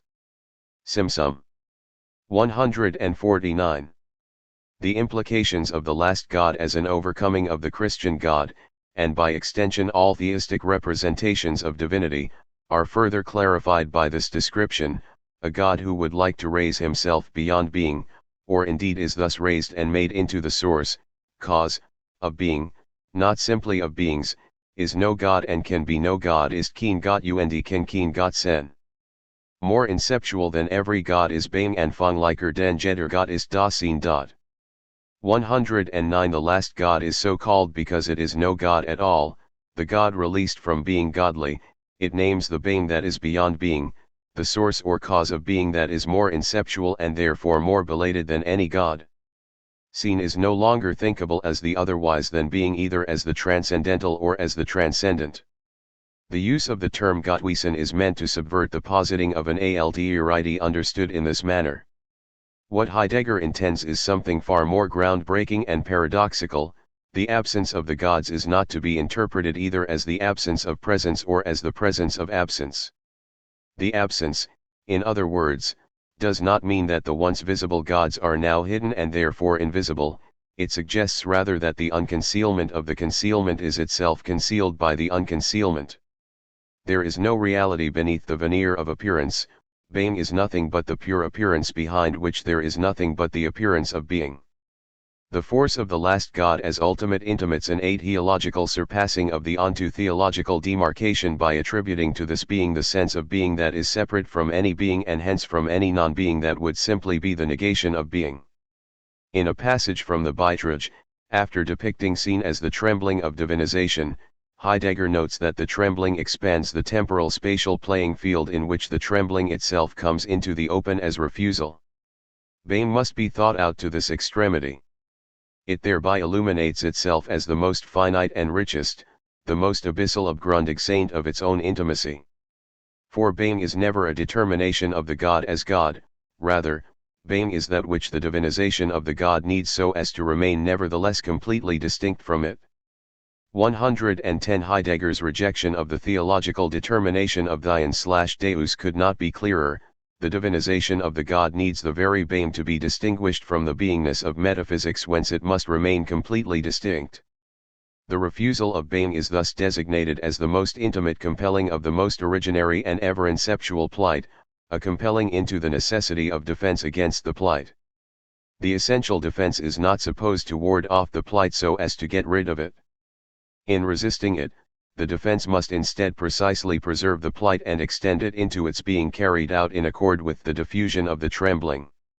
111 In the same manner that the ever-inceptual plight induces the necessity of defense against the plight by preserving the plight, the divinization of the God necessitates the evasion of godliness through the announcing of the trembling of divinization that requires the temporal spatial playing field for its own decision. 112 The danger of obfuscating the ontological difference, the eliding of non-beings in the semblance of being, results in the self-concealing of the clearing as the remoteness of undecidability that is at once the farthest nearness to the God but also the plight of the abandonment by being, which is concealed by the lack of a sense of plight evident in the avoidance of meditation today. In the essential occurrence of the truth of being, in the event and as the event, the last God is hidden. 113 By Gottwesen, Heidegger intends this refusal as linked to the mystery of appropriation, Geheimnis der Erregnung, that is inexplicable and immeasurable, the sheltering clearing that grants the opening to the time-space wherein the being of truth is manifestly concealed as the truth of being. Could we not say analogously that Ein Sof is the strange and incalculable essence of divinity, the essence that is the abdication of essence, the essence beyond the metaphysical distinction of transcendence and immanence that we glimpse precisely when the familiar and calculable God of theistic confabulation takes flight? when the standard configuration of the personal deity in anthropomorphic and anthropopathic images is sabotaged by a mystical atheism that would render all portrayals of God, including the theosophy disseminated by the Kabbalists themselves, as conceptual idolatry. 114 We can impute Heidegger's statement that the most extreme God needs being, der Außerseint Gott bedarf des Seins. 150. To Ein Sof, insofar as the latter is the being that is nothingness, not because it is emptied of beings but because as the interdependence of all beings it is the delimitation of the limitless, the withholding that makes possible the bestowal of beingness from the being that is the consummate threshold surpassed by the constant crossing of the turning, care, that is invariably a counter-turning, wider care, the event that is the highest reign over the advent and absconding of past gods. 115.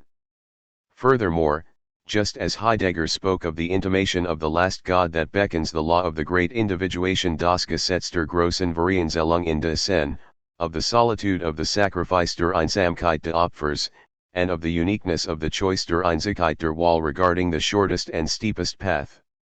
116 So we could say with respect to Ein Sof that it portends elusively rather than representationally the sense of individuation of the self, as long as the latter is understood as the solitude of sacrifice by which one embarks on the path wherein lies the mystery of the unity das Geheimnis der Einheit of the innermost nearing in the most extreme distance innerster Nahierung in der äußersten Entfernung, the traversal of the broadest temporal spatial playing field of being. This extremity of the essential occurrence of being requires what is most intrinsic in the plight of the abandonment by being. 117 Translating the Heideggerian insight into the lexicon of Kabbalistic theosophy, Ein Sof embodies the mystery of the unity of the innermost nearing in the most extreme distance, that is, the essential occurrence of being that is most contiguous in its infinite aloofness and most aloof in its infinitesimal contiguity, neither transcendent nor immanent and therefore both transcendent and immanent, transcendent in its immanence and immanent in its transcendence, the bestowal that withdraws in its bestowal and bestows in its withdrawal. Erasure and the trace of the untraceable. In another passage from the Schwarzheft, Heidegger notes that the questioning appropriate to the second beginning is not the metaphysical query par excellence that paved the way of the first beginning, why is there at all something rather than nothing. 118 One might insist that the Kabbalistic Simsum is suffused with this type of metaphysical thinking.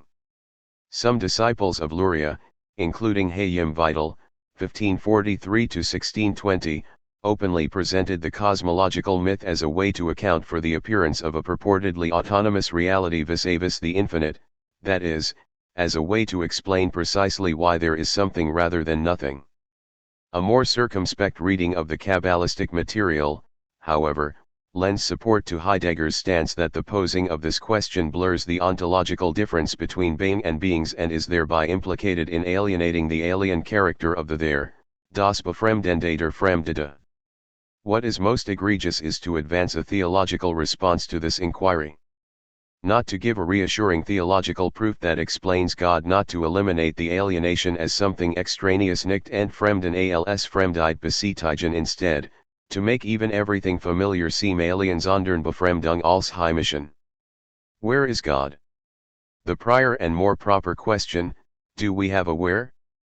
And do we stand within it, such that we can ask about God?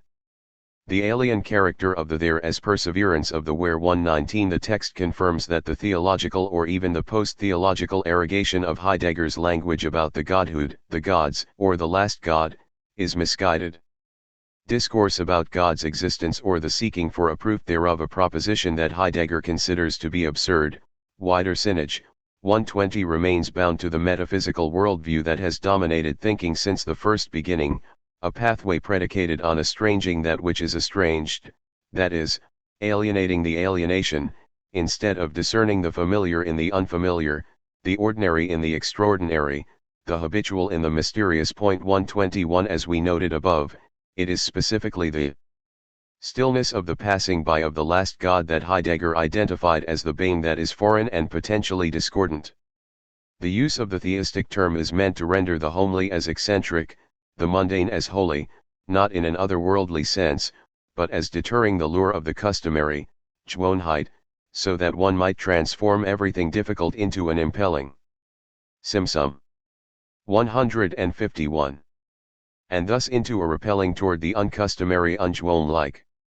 The latter is the space for the nearness and remoteness of the God. 122. Inasmuch as the other beginning is the opening for the time of the last God. 123. The future history of humankind is delegated as the concealed history of the great stillness in which the sovereignty of the last God opens up beings and configures them. Das sind die Aufnet und die Gestaltet. 124. The last God is thus functionally on a par with Heidegger's Lichtung, the clearing in which beings are disclosed in the concealment of their disclosure, being the trace spur of the divinization of the absconded gods der Götterung der Entflohenen Götter, a trace that broadens a clearing. This clearing sets free the self-refusal die Verweigerung as an assignment of Dasein, whereby the clearing is grounded gegrundet, humans are transformed gewandelt, and beings come to be more fully. That tracing of the divinization Spuren der Götterung, the tracing that in itself is this assignment, may be grasped as the appropriation Erignung. To name Bane means to think the event of appropriation. 125. In place of the metaphysical conception of being as a durable and self-subsisting substance, and non-being as the lack thereof, Heidegger portrays Bane as the trace of the divinization of the gods that have fled. This originary trace presumes that the origin is an event or happening of Bane, a presence that can never be present and therefore is erroneously described as absent. What Heidegger intended here is developed at greater length in his argument in Der Spruch der Anaximander, 1946, that not only does the origin remain hidden, but even the relation between presence and Wesen and what presences and Wesendum is still unthought. Unintentionally, presence itself became something present. It is taken to be only the most universal and highest of present beings and hence as one of them. The essence of presence together with the difference between presence and what is present remains forgotten. The oblivion of being is oblivion to the difference between being and the being. Die Seinsvergessenheit ist die Vergessenheit des Unterschieds des Sens zum Sehenden. 126. Heidegger goes on to say, oblivion of being belongs to that essence of being which it itself conceals. Die Vergessenheit des Sens gehört in das durch sie selbst verhüllt Wesen des Sens.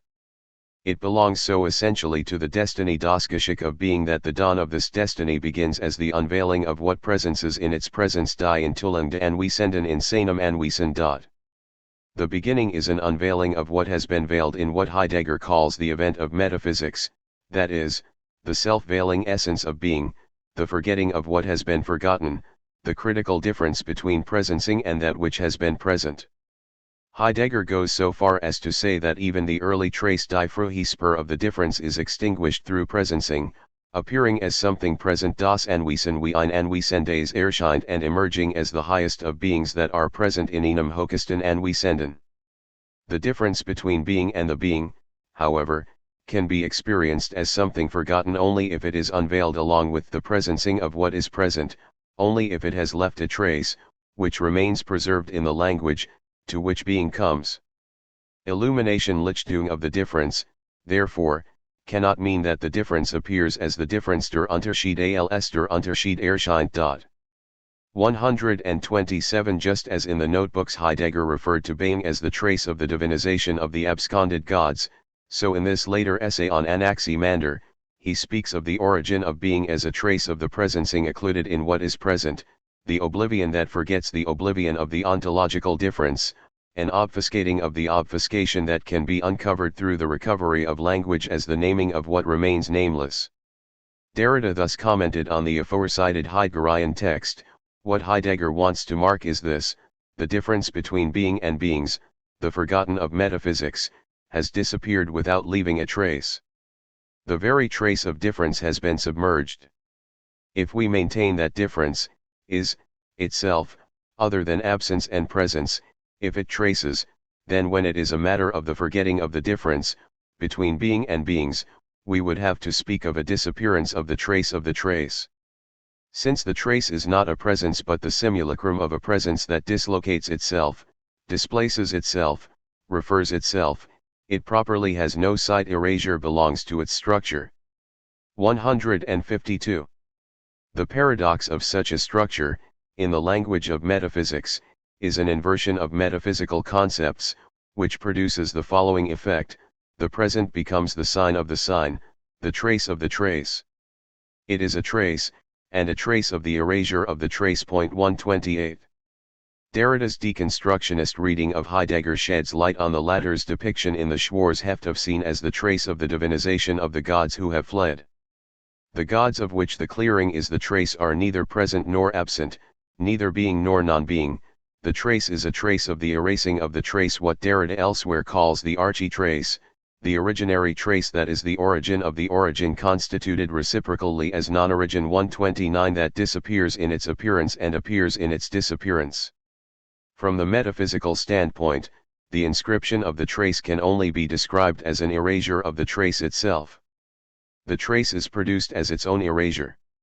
And it belongs to the trace to erase itself, to elude that which might maintain it in presence.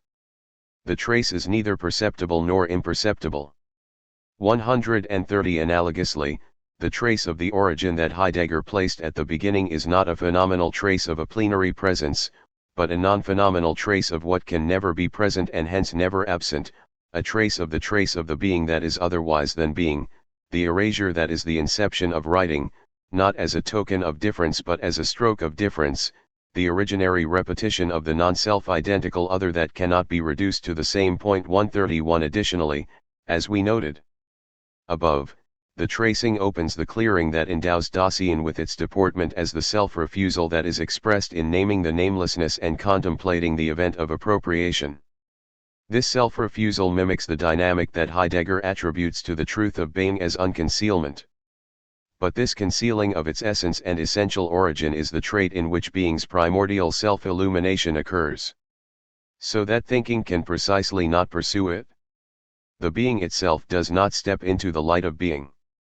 By revealing itself in the being, being withdraws das Sein entzieht sich, indem es sich in das Sein entbirgt.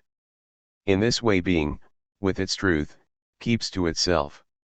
This keeping to itself is the way it discloses itself early on. By bringing the being's unconcealment Unverborgenheit descenden, it founds, for the first time, the concealment of being Verborgenheit descends. Concealment remains, however, the characteristic of the refusal that keeps to itself. 132. The elusive nature of the trace of divinization calls attention to the fact that the gods cannot be reified as objective beings ascertainable by thought or classifiable by language. At best, they are disappropriated in the appropriation of the time-space of the world as vestiges of what is most proximate because most remote. Again, we mark the striking resemblance to the engendering paradox of Kabbalistic theosophy. The being of Ein Sof reveals itself in the beings from which it withdraws. Rather than focusing on the whereabouts of the divine, therefore, it is necessary to ascertain the contours of the world where we stand as the there, the open place, a fenstelle, of nature. Phi sigma iota. 133 The space of the between within which we are destined to ask the question of the where, the unconcealment, lambda theta epsilon iota alpha, that grounds the origin beyond and obfuscated by the beginning. Dasein is most question-worthy, fragwürdig saint, but this status is determined in relation to the domain of nature, the genesis of the gods.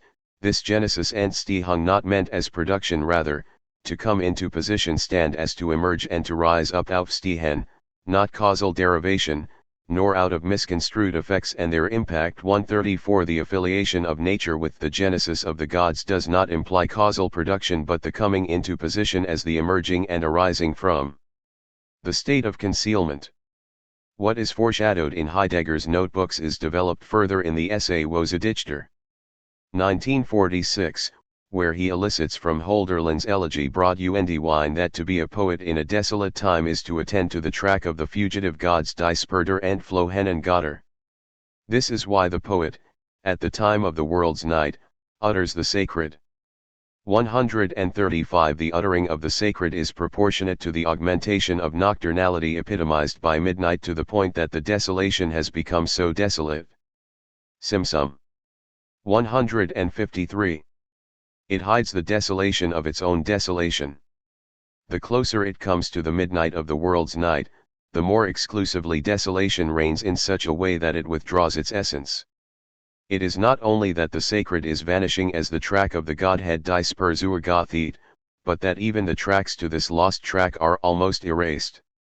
The more the tracks are effaced, the less an individual mortal who reaches into the abyss can still attend to a hint, wink or instruction. Wei Zheng.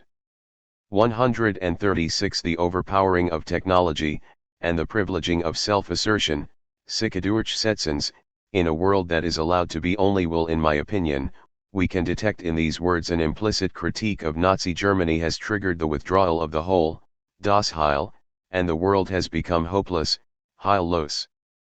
As a result, not only does the holy das Heilige remain hidden as the track to the Godhead, but even what is whole, the track to the holy, appears to be extinguished. Unless there are still mortals capable of seeing what is unwhole and unhealing threaten as unwhole and unhealing, das Heil lose als das Heil lose. 137 The light of the last God, according to a passage to which I have already referred, is perceived uniquely by one who withstands the utmost despair. However, a proper attunement to Heidegger's words intones that the last God is no God at all, at least not in any conventional connotation. What is lost is not only the trace to the Godhead, but the trace of the trace that is lost, the alienation from being alienated, the exile from knowing that one is in exile.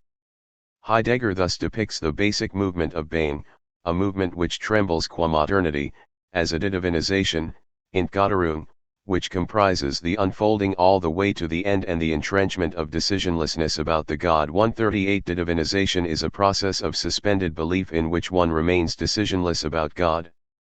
But this decisionlessness is what opens the door to the beckoning of the future. A God is only the one and the ones that tear humans away from beings and that compel being as the between das Zwischen for themselves and for humans, those gods that must have first arrived if a people is to find its essence. But the God is never an object Gegenstand of Christian tactics Christlicher Taktik or of political expedients politischer Maßnahmen or of incantations Beschwörung and drunk on lived experiences or Levnisbetrunkener, incantations in which such objects could perhaps become perceptible. 139 The gods are not transcendent to the world, they are the dimensions of the world that create the space between beings and being. It is in this sense that the arrival of the gods facilitates the people's finding its essence, since the latter is not possible unless there is the willingness to question the truth of being in the pursuit of the being of truth. To interpret that arrival theistically is to obscure Heidegger's resolve that God is not an object we perceive through a lived experience of a theological, political, or magical nature. What Heidegger wished to communicate is clarified by a comment in the Beitrag, cited in the previous chapter but worth repeating here. The inventive thinking Denken of being leaps into being as the between in whose self-clearing essential occurrence the gods and humans come to mutual recognition, i.e., decide about their mutual belonging. As this between, being is not a supplement to beings, but is what essentially occurs such that in its truth they, beings, can first attain the preservation proper to beings. 140 Heidegger ardently challenges the assumption that God should be understood metaphysically or equated with the non-metaphysical event of being. The God is neither a being sehend nor a non-being unsehend and is also not to be identified with being seen. Instead, being essentially occurs in the manner of time-space as that between which can never be grounded in the God and also not in the human being, as some objectively present, living thing, but only in Descend 141 the between into which the thinking of being leaps is the clearing wherein humans and gods abide in the distance of their intimacy. 142 The juxtaposition of this mutuality in the space of difference is what makes possible the atheological exceeding of the theological. Deliverance erlassen from the gods Göttern means, from the idols Götzen to whom belong all purposes and causations and causes, all forms and goals of machination, the science, the technology, the common usefulness, the people, the culture. Why this deliverance, and whence the demand for it? From the truth of being so that every being might again find its way back into its simple. 154. Grundeinfaken Grund and manifest in all this the abysses of being die Abgrundedessens, which alone suffice as sites of the decision on whether being merely bestows beingness to beings or surmounts itself es selbst nach sich überho toward the trembling of that which is most uncertain ungewisssten, the advent or flight of the last God der Enkenfeet oder Flucht der letzten Gottes. 143. In contrast to the divinization of Poiēsis, which is a circling around God, ein Kreisen Gott, that arises from a technological utility. 144 The decision of de-divinization is the final iconoclastic gesture, the destruction of all the forms of objectification presupposed by the doctrines of causality, teleology, utilitarianism, pragmatism, machination, technology, science, peoplehood, and culture.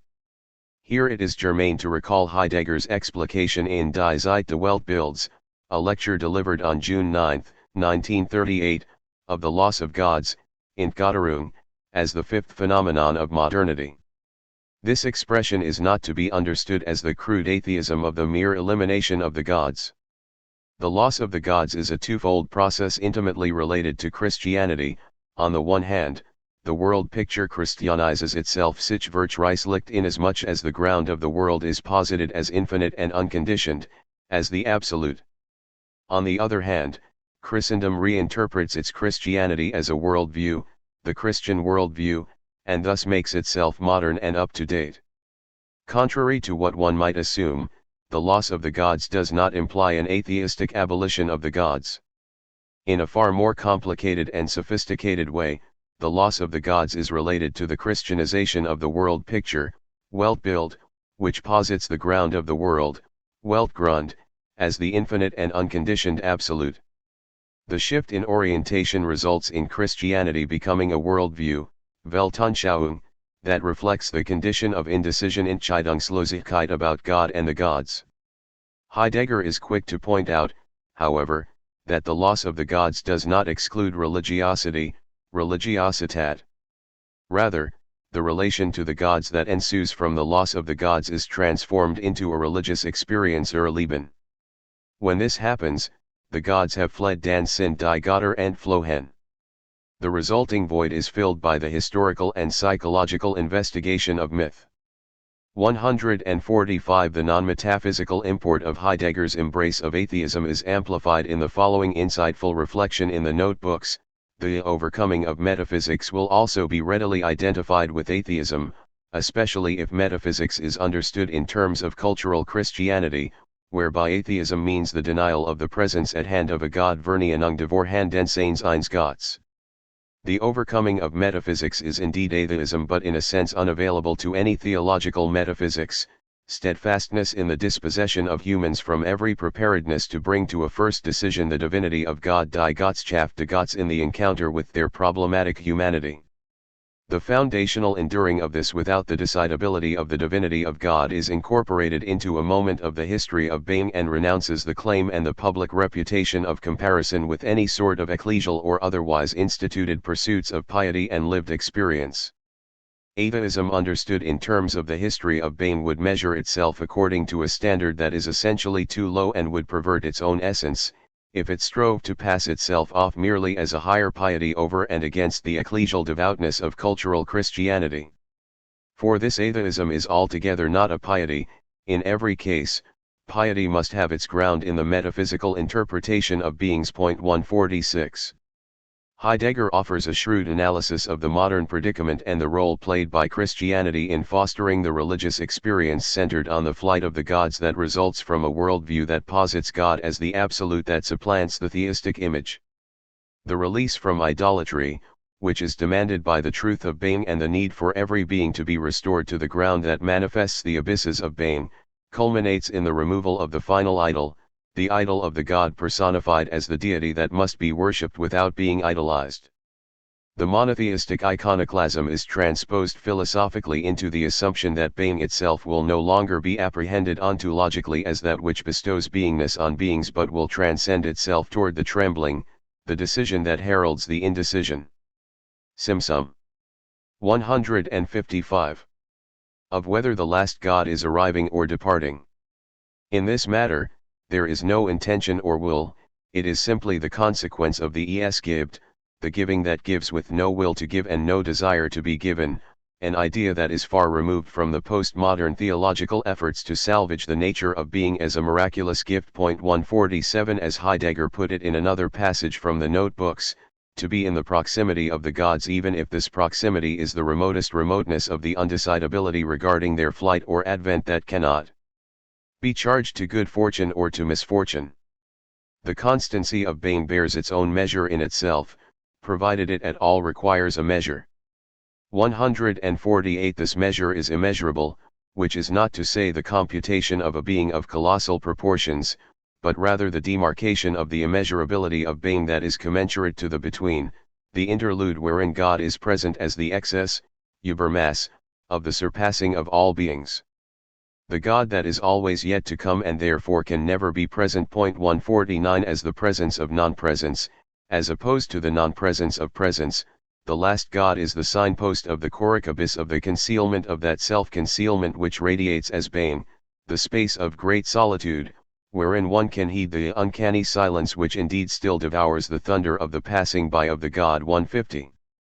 Configuring nothing, disfiguration and the limits of imaginality. In a passage from the Schwarzheft, cited in Chapter 3, Heidegger portrays the self-refusal of being as the trembling of the divinizing of the last God, which occasions the openness of the spatio-temporal field, that is, the there, for the being there of Dasein. 151 As we have noted, there are conspicuous affinities between Heidegger and the Kabbalistic Tzimtzum as the nascent withdrawal that opens the opening of the spatial temporal field that gathers and disperses the beingness of all beings that come to be from and return to the nothingness of being.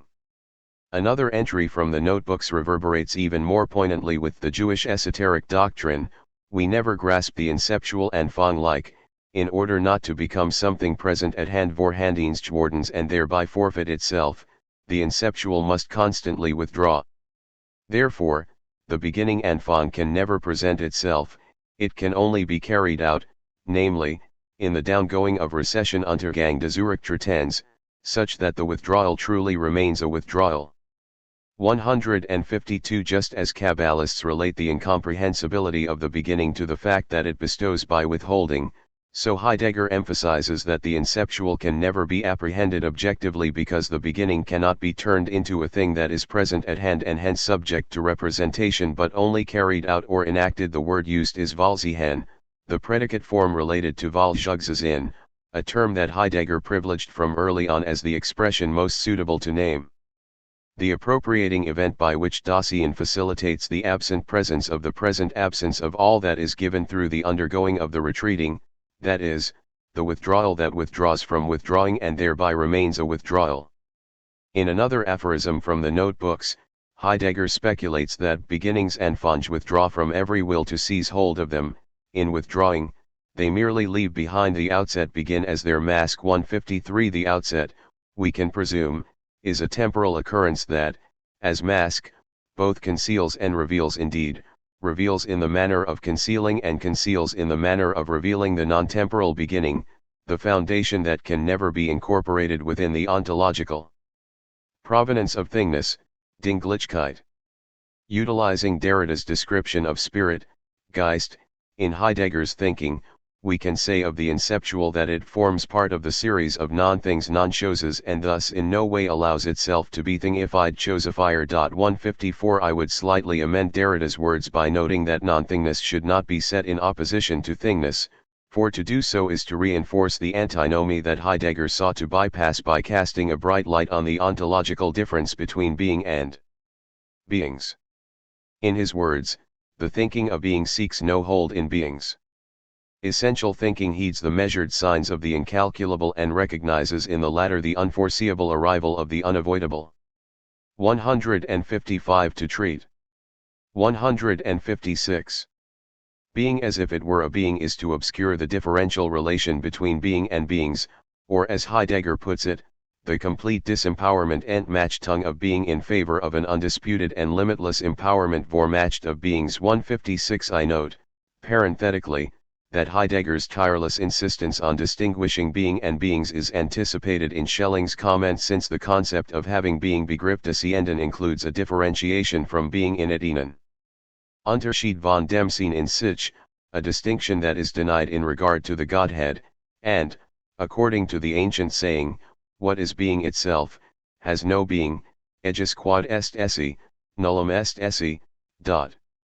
157 Despite his best intentions, Heidegger could not avoid syntactical language when speaking about the basic experience, Grunderfahrung, of being that cannot be transmitted suitably either through an assertion, Aussage, or a proposition, Satz. 158. Aware of the dilemma, he writes in a tone familiar to mystic visionaries. We can never say being, event, immediately and therefore not even mediately in the sense of the heightened logic of dialectics. Every saying already speaks out of the truth of being and can never immediately leap over itself to being itself.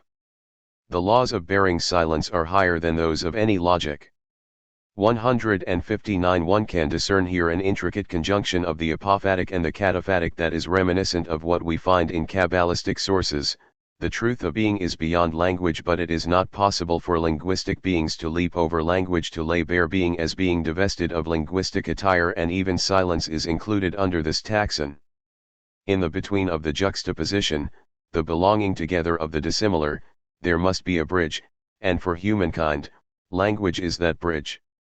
Language imposes itself on Heidegger's efforts to speak of the truth of being beyond language, as we see, for instance, in his depiction of the inceptual as the grounding of the origin of what is simplest in its uniqueness and unsurpassability. 160. The formulation is evocative of descriptions of the self-determination and self-actualization of the highest of beings in scholastic metaphysics cast by Heidegger, as we noted above, in the Spinozistic coinage causa sui, but it is imperative not to lose sight of the fact that, for Heidegger, the nothing is no thing and not the antithesis of a thing. The inner ground of all beings is the event of the clearing and not a being that is grounded in either its own being or in the being of another. 161. This is the crux of Heidegger's criticism of German idealism, and particularly as it found expression in Hegel.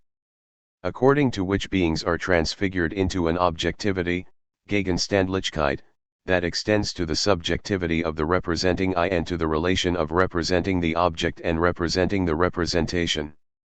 Machination as the basic character of beingness der Seiendheit now lapses into the form of the subject-object dialectic, which, as absolute, plays out to their end and orders together all possibilities of every known realm of beings. Here once again is sought complete security against all uncertainty, i.e., a conclusive grip on the correctness of absolute certainty, but also, unwittingly, an evasion of the truth of being. No bridge leads from here to the other beginning. Yet it is precisely this thinking of German idealism that we must know, for it brings the machinational power of beingness into its extreme, unconditioned development. It elevates the conditionedness of the ego cogito into the unconditioned, and prepares the end. 162. The absolute certainty about the machinational power of beingness is proportionate to the evasion of the truth of being. To retrieve the latter, we must come to the end, whence we unearth the extraordinary character, ungewohnlich, of the beginning as that which withdraws constantly and hence is always most ancient and most novel, reaching backward to the farthest past and extending forward to the farthest future. 163. The greatest power accorded the human is to draw near to being that which is most question-worthy, but the being to which one can draw near presents itself in the mode of that which is most distant. The self-refusal that is the pure relation of the withdrawal of its being, sich entsagen seins. 164. What is withdrawn in the self-withdrawal is the unique and unsurpassable origin, the Ursprung, the source whence the leap, sprung, of the beginning ensues. The beginning is thus depicted as the veil that conceals the origin, indeed an unavoidable veil. The origin keeps itself concealed in the Simsum. 157. Beginning. 165. The origin is consumed by an incipience, Anfänglichkeit, of being that withholds itself from what has been commenced in the beginning, Anfangenen. 166. For the Kabbalists, too, the beginning may be appositely described as the veil that conceals the origin that both precedes and succeeds it, that is, the divine wisdom, Hakama, symbolized by the letter Beit, etymologically related to the word Bayit, is the house within which the agglomeration of beings contained in the Ein Sof or the nothingness, Ayin, of the divine crown, Keter, symbolized by the letter Aleph, the wonder, Pele, that is the master of the world, Alufo Shel Olam, take refuge and gain release. 167. Although the expression Alufo Shel Olam suggests the traditional theological sense of a volitional creator, Scrutiny of its usage in Kabbalistic sources indicates that the overtly theistic language actually signifies the very opposite. The Aleph is the Aleph, which is the Pele. The mystery outside the polarities imposed by the structure of the world, including the distinction between transcendence and immanence.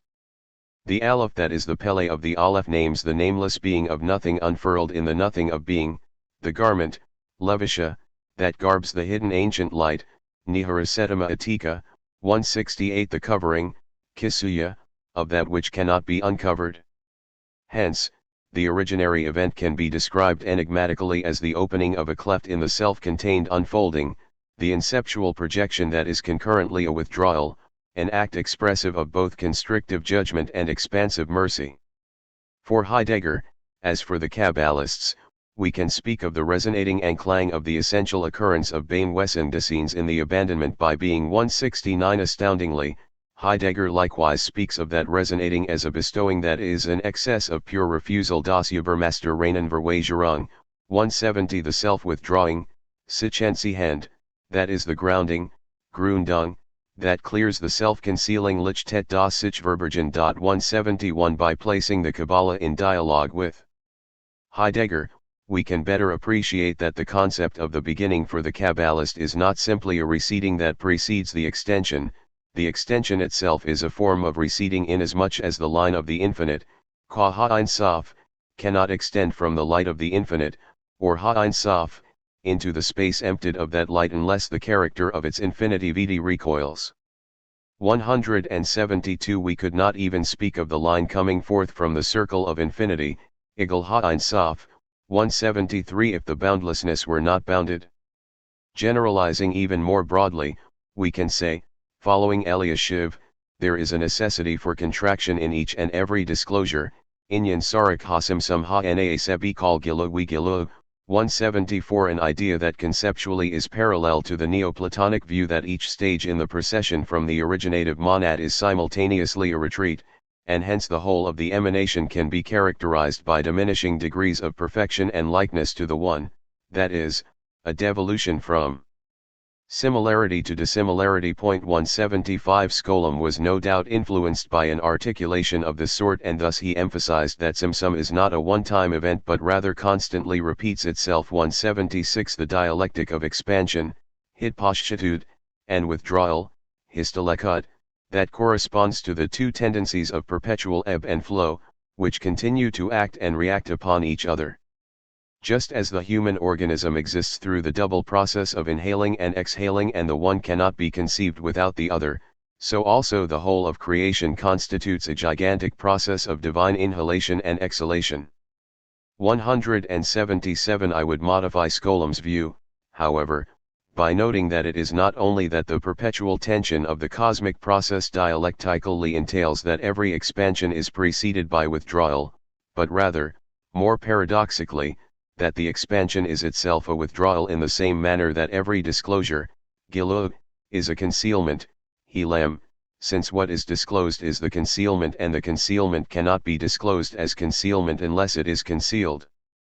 The underlying axiom of this esoteric wisdom was formulated succinctly by Shalom Dabber Schneerson, 1860–1920, the fifth of the seven masters of the Habad-Lubavitch dynasty.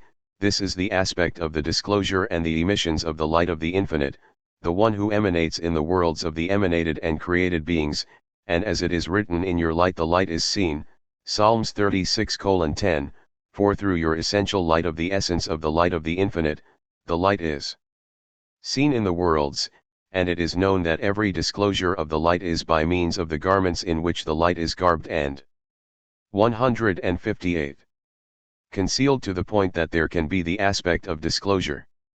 178, the light can be revealed only if it is concealed, which is to say, the truth is exposed though the veil of truth, that is the untruth. That the removal of the veil results in the unfurling of another veil to be unfurled implies that the enunciation of the secret can never coincide with what is enunciated. Inevitably, as Benjamin put it in a fragment on the imagination written in 1920–21, every apparition is a deformation and stall tongue of what has been formed. It is a characteristic of all imagination that it plays a game of dissolution with its forms. 179. Perhaps this is also the intent of Benjamin's somewhat perplexing comment inspired by the apocryphal Hasidic dictum, concocted by Scholam 180 concerning the status of the world to come: everything will be the same as here, only a little bit different. Thus it is with the imagination die fantasy. It merely draws a veil over the distance. Everything remains as it is, but the veil flutters and everything changes imperceptibly beneath it. 181. As a veil, the imagination conceals the images in its purview by revealing them in forms that are the same but indiscernibly different, different precisely because the same and the same precisely because different. In more technical phenomenological terms, the disfiguration of all figures implies that there is no mode of givenness that is not also a refusal to give.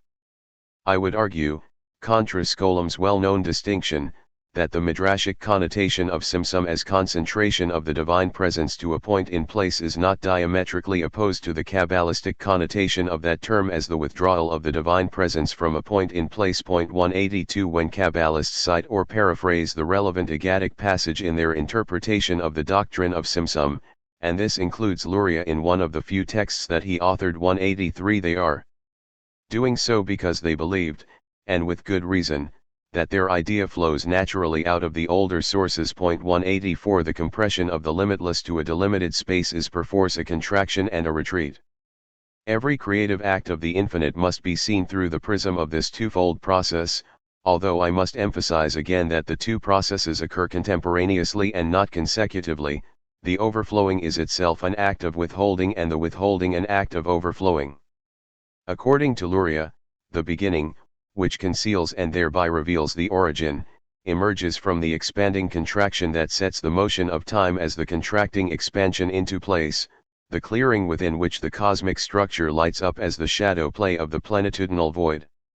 Temporally speaking, the beginning, the interlude that is the oldest and the youngest because the youngest and the youngest because the oldest. 185 displays the quality of the retroactive not yet, the achronic fecundity of the future that is the originary abyss continually voiding itself in the generation of the beginning that passes away incessantly, the trace of the untraceable that is both antecedent and consequent to the withdrawal of the light, the past that comes before as what comes after. 186 The philosophical import of the Lurianic trope is elucidated by Heidegger's Heraclitan understanding of nature, phi sigma iota, as an emerging and an arising, a self-opening das Sikhophnon, which, while rising, at the same time turns back into what has emerged, and so shrouds within itself in dem sich Verschleiß that which on each occasion gives presence to what is present was jenem an Wesenden die an Wesen gibt. Thought as a fundamental word, phi sigma iota signifies a rising into the open, the lighting of that clearing das Lichten jener Lichtung into which anything may enter appearing erschienen, present itself in its outline, show itself in its appearance, epsilon delta omicron, delta alpha, and be present as this or that. Phi sigma iota is that rising up which goes back into itself. It names the coming to presence of that which dwells in the rising up, and this comes to presence as open. 187 The outpouring of being, which is always in addition a withdrawal into non-being referred to as well as the fullness of the truth as the clearing for self-concealing, der Wahrheit als Lichtung für das sich Verbergen, or as the essential occurrence of the negative in being as event, das Wesen nicht Hafteseins als Erinnernis. 188 offers a remarkable parallel to the non-ontological nothingness 189 promulgated by the Kabbalists, that is, the presumption that absolute nothingness, the nothingness that is less than and therefore more than nothing, the infinitesimal source of the negation that is the affirmation of all that exists, can be given only as what is not given. 190 in the Simsum. 159. Formulation of a particularly complex strata of Zoharic literature, the mystery of unity is hidden in the supernal concealment Rasa de Yehuda Temira ila Asedim and revealed through the concealed engravings Wigalia go Jelife Temirin, to ascend in its gradations to be completed above. 191 The secret of divine unity hidden in the supernal concealment can be revealed only by way of the engravings that are concealed. The disclosure is depicted metaphorically as an act of writing, but what is written remains opaque, maintaining a sense of secrecy even in precisely as a consequence of the act of exposing. In line with the Derridean description of the trace cited above, we could say that the concealed engravings come about as the result of a form of writing that is itself an erasure. To cite another illustration from a different but equally difficult stratum of the Zoharic compilation, within the concealment of the concealed by Temirin was etched a trace Rishimu that was not seen or revealed. That trace was etched and not etched Rashim we lo Rashim. Masters of understanding and of open eyes cannot understand it. It is the foundation of all Kiyama Dakala. That trace is minuscule, it is not seen and not revealed. It abides in the will to establish everything, to receive what it receives from that which has no trace or will, and is not seen. 192 Just as for Heidegger, the giving of es gibt, the letting be, sen lassen, of being, is the mystery of the concealing of what is concealed as a whole die Verbergung de Verbergen en im Ganzen, of beings as such 193 and hence what is manifest of necessity is hidden in and by its very manifestation 194 So for the Kabbalist, every bestowal of Ein Sof a trace that is etched and not etched in the concealment of the concealed is concomitantly a withholding, a veiling of what is unveiled in the unveiling of the veil. Naming the nameless and the being of non-being support for my conjecture may be drawn from the following comment of Elliot. Thus the whole secret of the contraction Sod Hasimsum was within the light of the infinite itself Bitok or Ein Sof Asmo, in his middle, as is known. And the matter of his middle is, as it were, in the strength of the quality of the aspect of the infinite Bitok Fe Kudo Divianat Ein Sof. The contraction came about within his very being Hinebo Asmo Naas Esimsum, for it is his opposite, as it were, and the contraction occurred within the infinite itself and it endures within it forever, and this is, as it were, by way of two opposites in one subject Shani I Hafakim Binozi had. And the force of the limit Kohagavul and the limitless Uvilti Gavul stand forever in existence together. And this is the aspect of two opposites in one subject. 195. The mystery of Simsum serves prototypically to enunciate the paradox of two opposites within one substratum insofar as it presumes that the limitless is capable of being delimited. This is the import of the contention that the contraction takes place in the middle of the light of Ein Sof, a depiction that is palpably absurd, since there can be no middle of that which has no dimensions. The middle of nowhere is everywhere to the degree that the middle of everywhere is nowhere.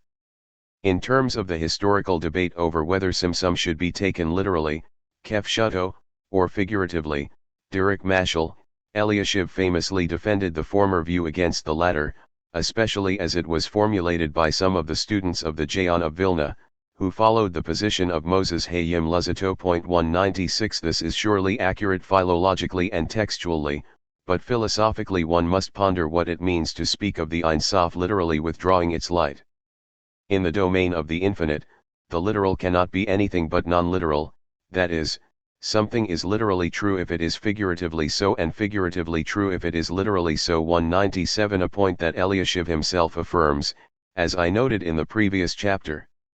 In another passage, Eliashiv points out that the opinion of the masters of Jewish esoteric lore differs with Maimonides' view that the simple unity of the divine essence necessitates that the attributes must be interpreted negatively.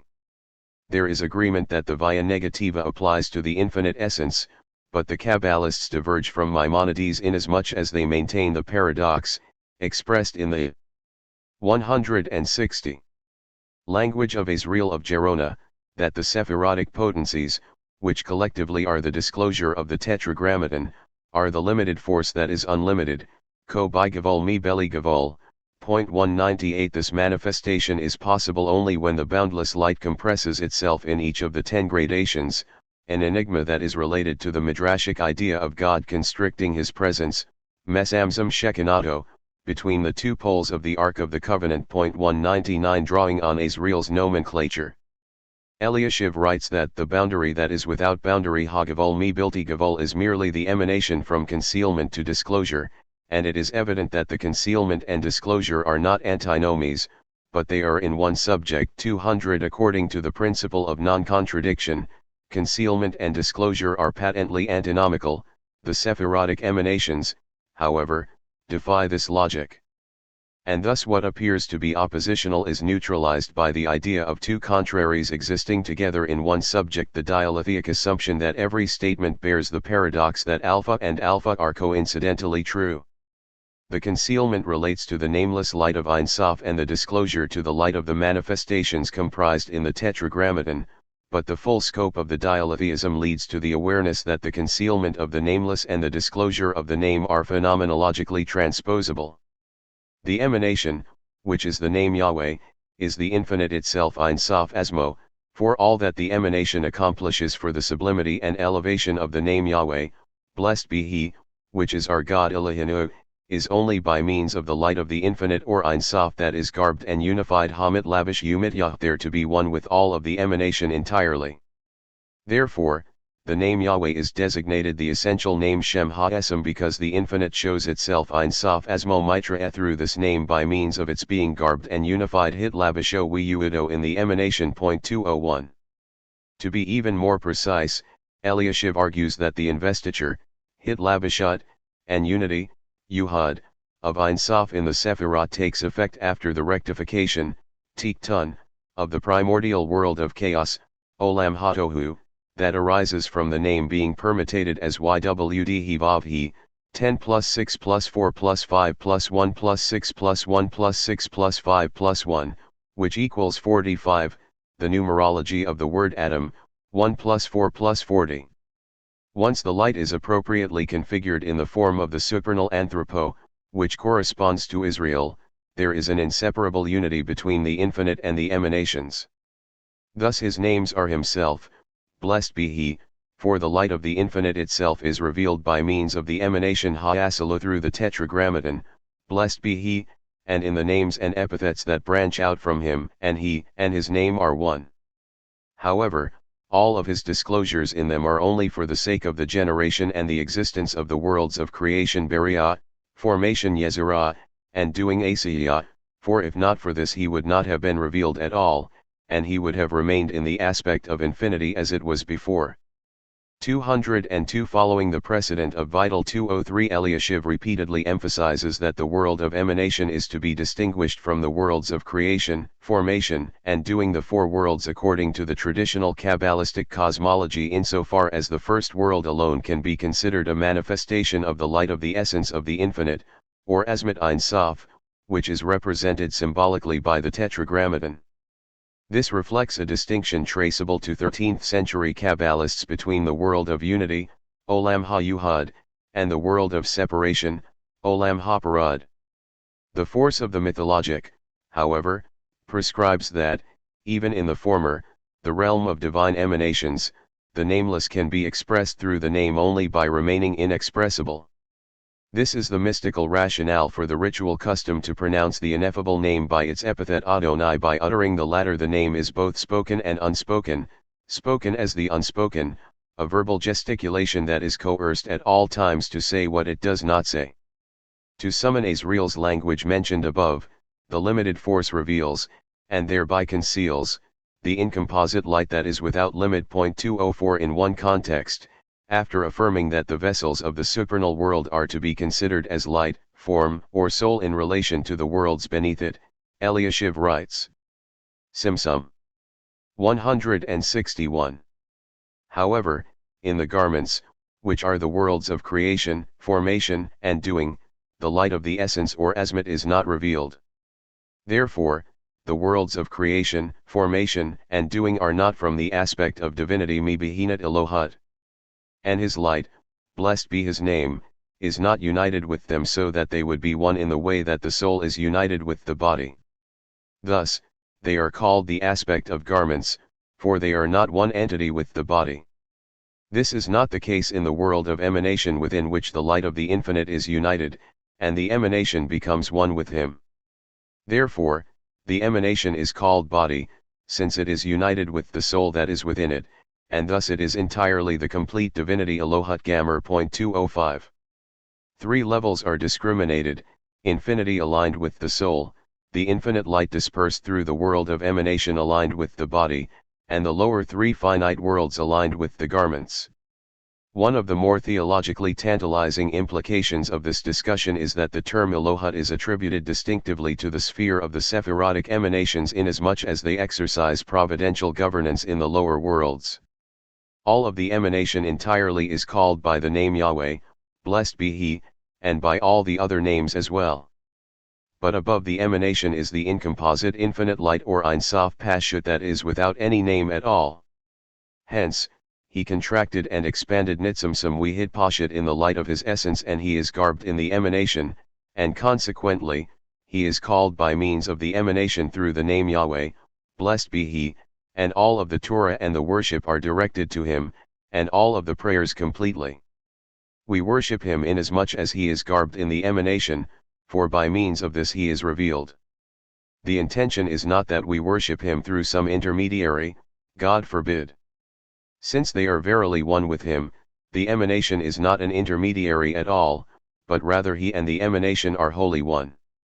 However, the emanation is his disclosures, for by means of the emanation he is revealed, and it is possible now to grasp him through the name, which are all the names mentioned in the Torah. 206. Naturally, Eliashiv wishes to avoid the intimation of dualism, and hence he insists that the fact that prayer is directed to the Tetragrammaton does not imply that we worship an intermediary, even though he states that the purpose of the first contraction within the incomposite essence was to depart from the gradation of infinity Madrigat Ein Sof and to be revealed in the aspect of divinity Elohut in all of the emanations. 207. This is justified by the assumption that the hidden light of the infinite, which is beyond all names, is garbed in the name that comprises all of the divine names. Since the unity of Ein Sof is undifferentiated, it is possible to reach the aspect of infinity, which is above the emanation, through the gradations of the emanation. 208. The predictable pivoting to a rhetoric that breaches the divide between the nameless and the name should not obscure the implication that the theopoetic representation of the deity depends on the emanator, Ma'asel, assuming the demiurgical role classified respectively as creator, Bor, former, Yosur, and maker, Asa, in concurrence with the form that the transcendent light takes in each of the lower three worlds. The term Elohut denotes the light of divinity that emanates and is garbed in these worlds, which is in truth distant from the gradation of his essential, concealed truth. For every word and attribute of divinity through which he, blessed be his name, is called, is, as it were, only the aspect of the fifth gradation from the comprehensive gradations. This is followed immediately by the disclaimer, and yet, every aspect of his divinity, blessed be his name, is perpetually from the essence of the unity. 209. It is possible that Eliashiv is deliberately challenging more blatant cosmic or panentheistic interpretations of Kabbalistic thought, as we find in some Hasidic sources, especially in the texts produced by the Habad-Lubavitch dynasty. 210. My concern, however, is not to adjudicate the questions of historical background or influence but to interrogate philosophically whether Eliashiv himself can maintain this distinction cogently and consistently. Can he truly entertain a break in the chain of being such that the first world is qualitatively different from the other three worlds?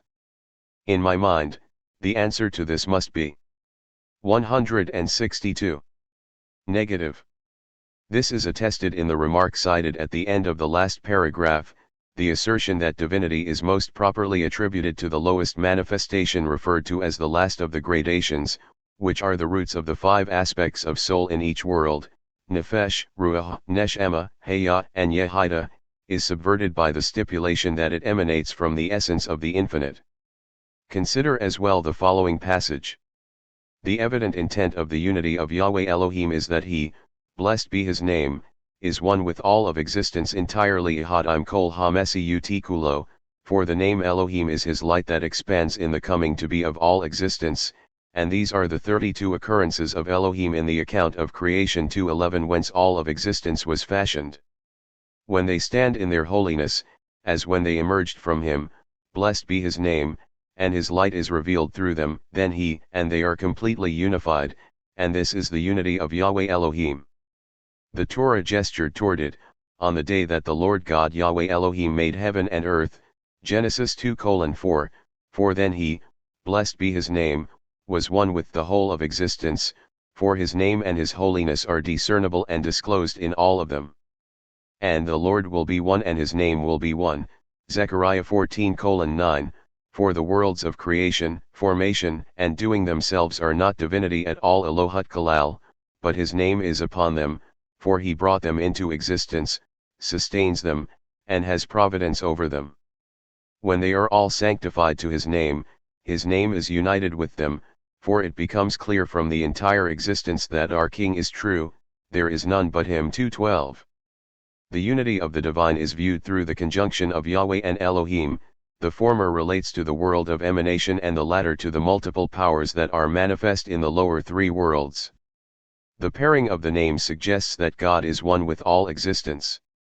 That Eliashiv wants to burn the proverbial candle at both ends is apparent from the statement that, on the one hand, the worlds of creation, formation, and doing are not divinity, but on the other hand, the unique name, the essential name that names the essence whose essence it is to have no essence, presides over them.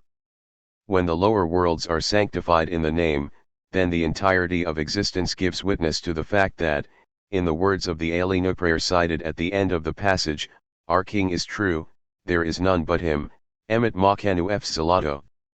This liturgical proclamation, I submit, should not be interpreted as confirmation of the traditional monotheistic belief that there is one deity, rendered in the allegorical language of royalty, but rather in accord with the monistic intent that the infinite is the sole reality, the nothingness in virtue of which everything is transmogrified into nothing. Hence, to affirm that there is nothing besides him, F. Salato, ensnares one in the double bind of nothingness.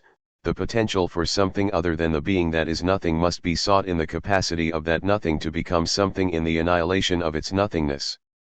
Eliashiv exerted great effort to avoid the pantheistic conclusion that divinity is dissolved in the nihility of the light of the essence, the obverse of the premise that the light of the essence simulates the persona of divinity in the shape of the seemingly independent worlds, but I am not convinced that the patterns of his thinking allow him to dodge this outcome.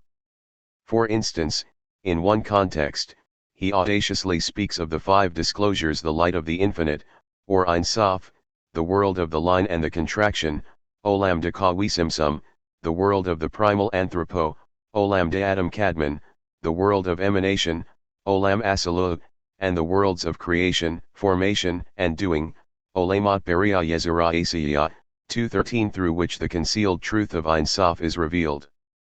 The emanation and emission of the light in each of the disclosures comes to be by means of the aspect of the contraction and withdrawal of the light. 2:14, or, even more daringly, in a second passage, he comments that through the latent force of the divine powers, Gavurot, in the infinite does the contraction come to be, and the measureless is manifest in the aspect of the line and the measure, Ka.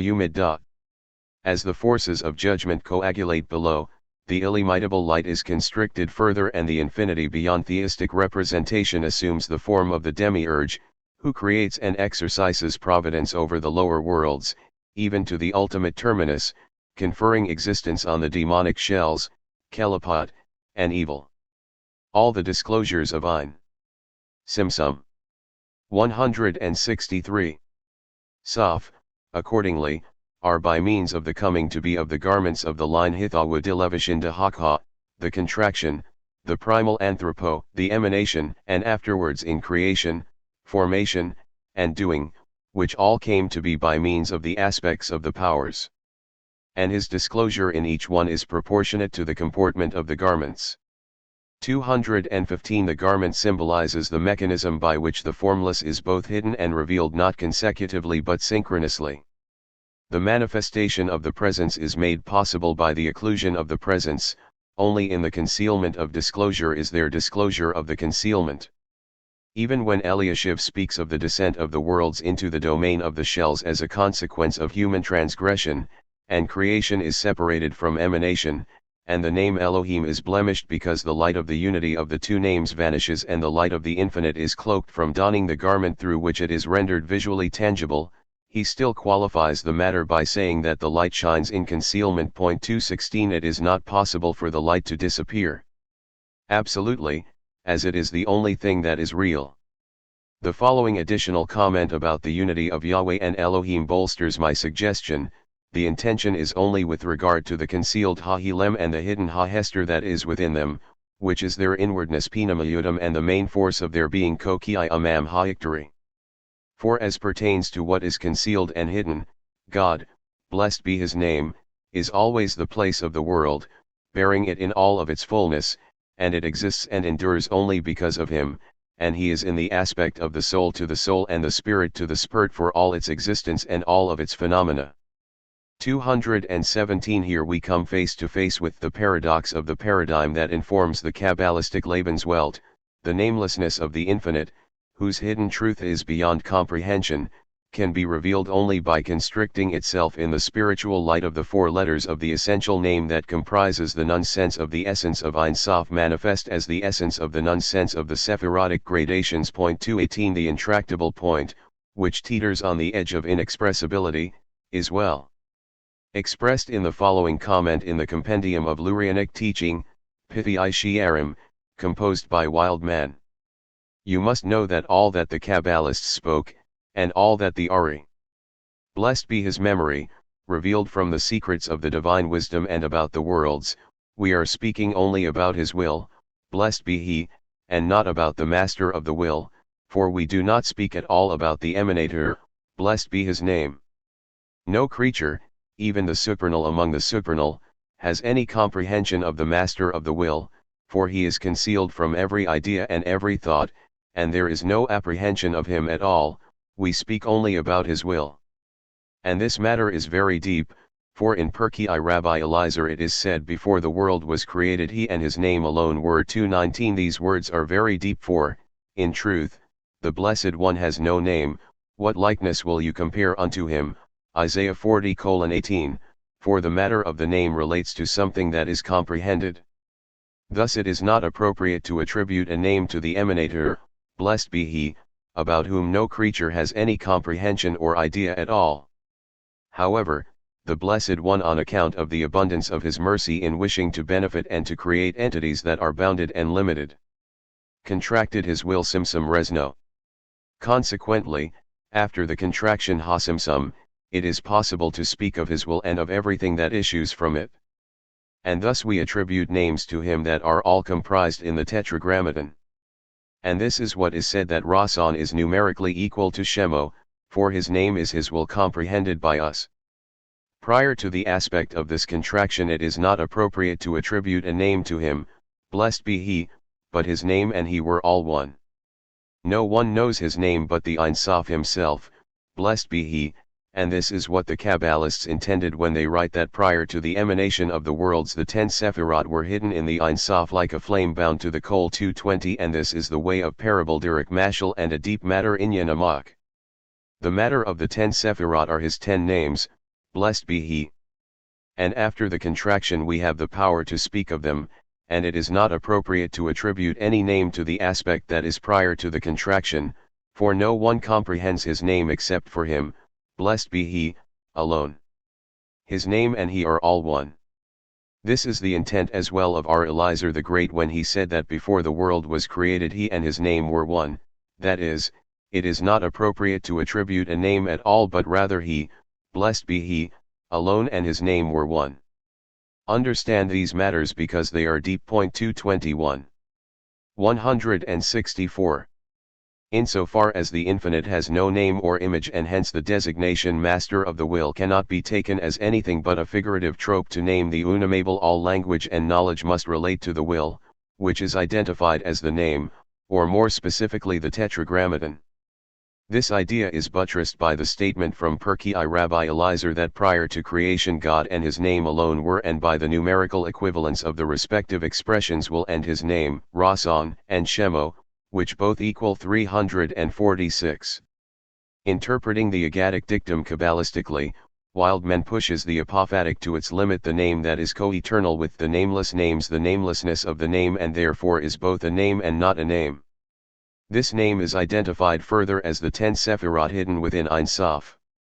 In that state a term whose applicability to what I am trying to describe is questionable, the nameless and the name are distinguished as indistinguishable.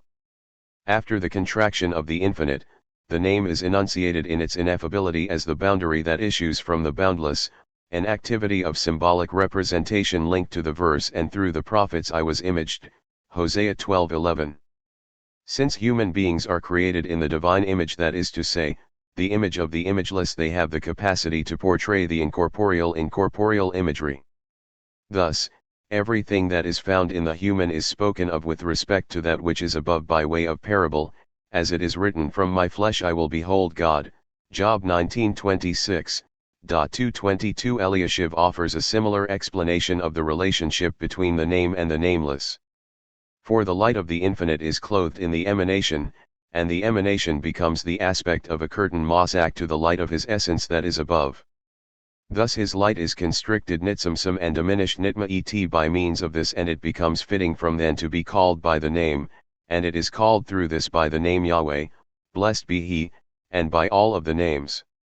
It follows that the name is merely the light of the emanator itself, and concerning the light of the infinite itself, which is exceedingly beyond lima Allah, we can say nothing, since it is outside of the names and above the names. All those names by which he, blessed be his name, is called in relation to us are as a curtain and a window to the light of his essence that is above. 223. The Tetragrammaton names the unnamed in the form of a curtain or a window through which the light is simultaneously exposed and shrouded. Eliashib speaks of Ein Sof as if it were above, using a spatial metaphor to mark the transcendence of the essence voided of essence. But obviously the image is inadequate and should not be taken literally as a characteristic of infinity, since the latter cannot be bound spatially and still be characterized as infinite. Simply put, the unnamed does not denominate an entity with quantifiable and intelligible boundaries. In the preceding chapter, I mentioned that Derrida noted the affinity between Heidegger and the Kabbalists with regard to the relationship of the name and the nameless. Let us recall in this context another remark of Derrida about the name of God in the Kabbalah. The name hidden in its potency possesses a power of manifestation and of occultation, of revelation and encrypting crypt. What does it hide? Precisely the abyss that is enclosed within it. To open a name is to find in it not something but rather something like an abyss, the abyss as the thing itself. 224. Derrida has articulated well the intent of Eliashib, and other Kabbalists, on the essential name that names the essence that cannot be named. The name names the nameless not as a thing but as no thing, the abyss. It is mistaken to render these speculations about the name of the namelessness that gesticulates the namelessness of the name onto theologically. To attribute the predicate above to the essence, which is not subject to spatial coordinates and about which we can say nothing, is the analogical means of portraying the incoherence that is the metric of coherence, the systemic limitlessness that delimits the parameters of the system. 225. Oratorically, the will of the infinite is referred to as the foundation, Yesod, and the telos, Taklit. 226. The purpose of the emanation is thus cast by Eliashib, following the view expressed by Kabbalists. Already in the 13th century, as an apokatastatic restitution of everything to the incomposite and indifferent unity of the infinite. Simsum 165. The cause of the emanation is the infinite light, which is also from the category of disclosures, and all of them issue from him and are subject to him, for he is the first disclosure that is revealed from his concealed truth in the aspect of the disclosure of the infinite light, and he is the cause of causes and the telos of everything. Only for this did he bring forth everything, to restore everything at the end to him, and in order to effectuate this telos, he initially contracted Simsum, the light of the infinite, or de Ein Sof, in the aspect of the central point Nekuda Ha'imsayat that is within him, and he produced therein the place Makam for the totality of existence, and afterwards he emanated there the line of the infinite Hakada Ein Sof, and he brought forth there by means of this the entirety of existence in order to bring them to this goal, for they came forth from the infinite and they will return to the infinite. Thus the contraction entirely Kol HaSimsum is verily as it is literally and plainly Kamishmeo Ukfeshudo Mamish. 227.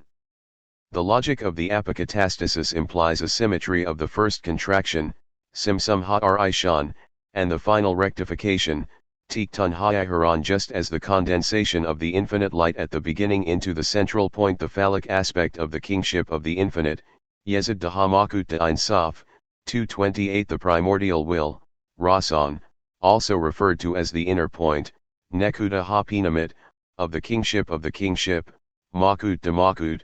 229. The essence, Asmat, that is intermediate between the limited and the limitless. 230 is to be taken literally, so the elevation of all the worlds and the disclosure of the inner light of Makut when it is restored to its source in the aspect of the kingship of the infinite, Makut de Ein Sof, at the end must be taken literally. 231. When one delves beneath these rhetorical casings, however that is, when one views the matter from the perspective of the garbing of the interior in the interior, hit labishut hapinami be hapinami, as opposed to the garbing of the exterior in the interior, hit labishut ha-hisoni be hapinami.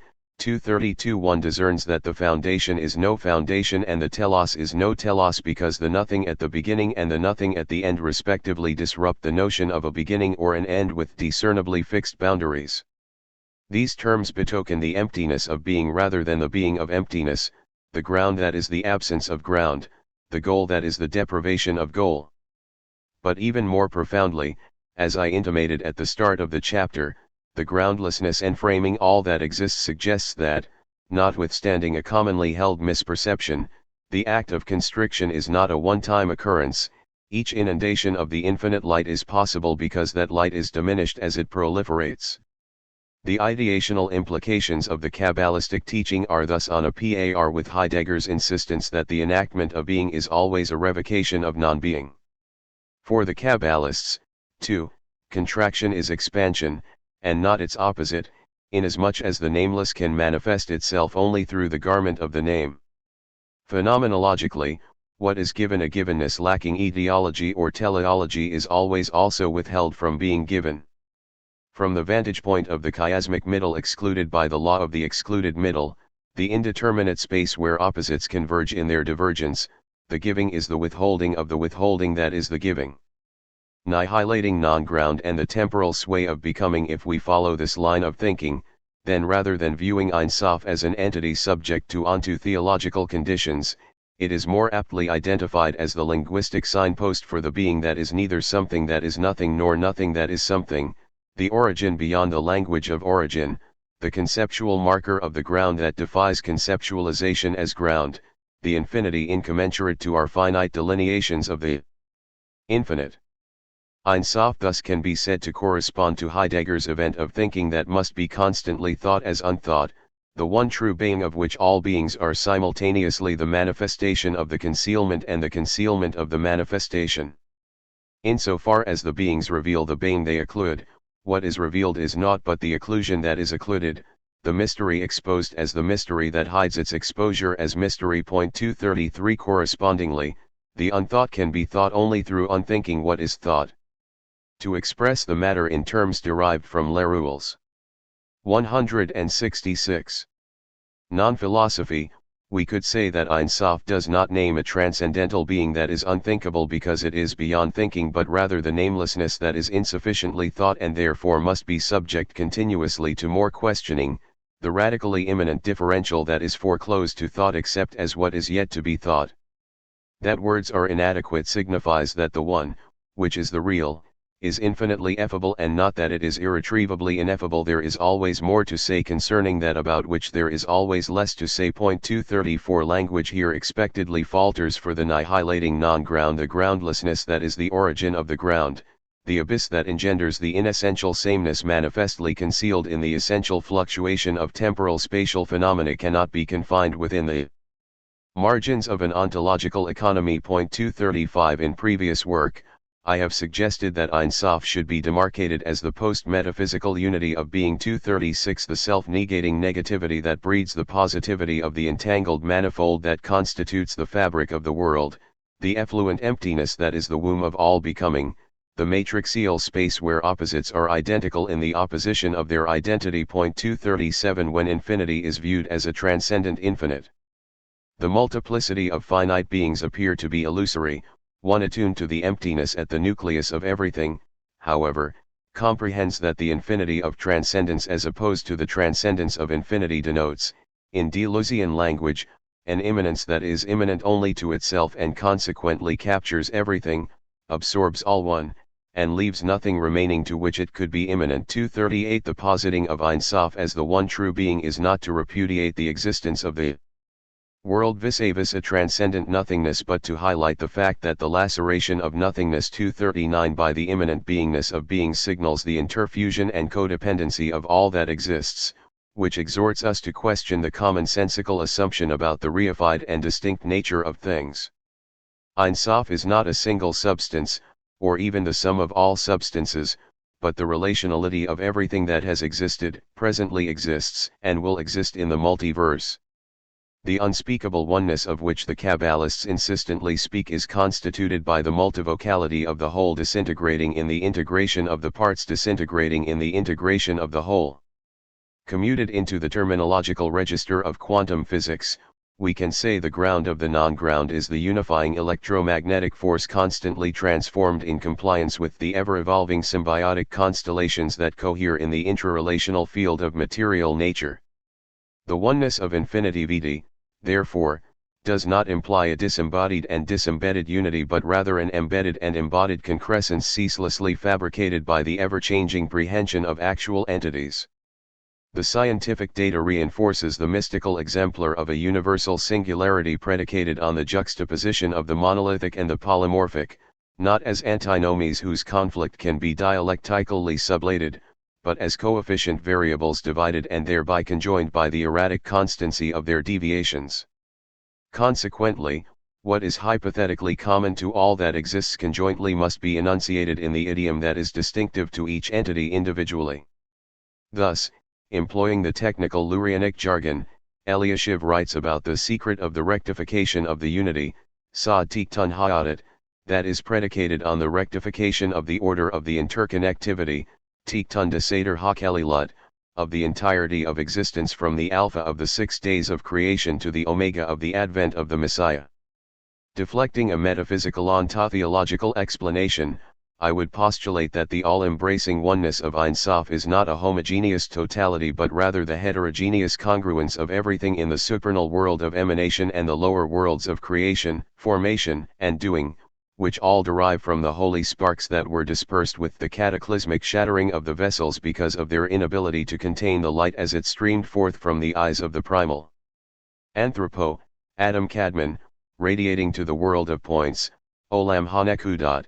Point 240 Insofar as the multiplicity of beings in the differentiated realm originate from the one undifferentiated source, they are interrelated and interdependent. Kol haparadim kulam shibi hataten tiluyim umekusharim zabaze, and they will return apokatastatically to the primary interconnectivity, Keli Lud ha'ar and the secret of the true unity, Sod ha'adat ha'amidi, that is the light of the infinite. Point 241 But Simsum 167. The interconnective unity of this light is not a stable and uniform entity that can be known conceptually or classified linguistically, it is rather a changeable and multifarious amalgamation, both at the beginning and at the end. Consequently, we are closer to the mark to think of the Kabbalistic infinite as the aggregation of the one that is constituted by an open-ended variable, an event of eternal enfolding that is unfolding unceasingly in time, a process that cannot be named or theorized because each and every being is assiduously becoming the nothing it was and continues not to be. Point 242 Put differently, the infinite cannot be delimited by images of affirmation or negation, since the negative images presuppose the positivity they supposedly negate. Hence, to say of Ein Sof that it is nothing is as fallacious as saying of it that it is something. As we read in the text on the secret of contraction attributed to the Vilna Gaon, cited in the previous chapter, the apophatic denial of language is so extreme that it is even improper to consign the term Ein Sof to the infinite. Point 243 Extrapolating the aporetic implications of this lexical point, Elliot writes, thus, if not for the emanation, the emanator would not be called by the name divinity Elohut and not by any name at all, but only by the name Ein Sof or the name emanator Ma'asel. For all of these verily are not names at all.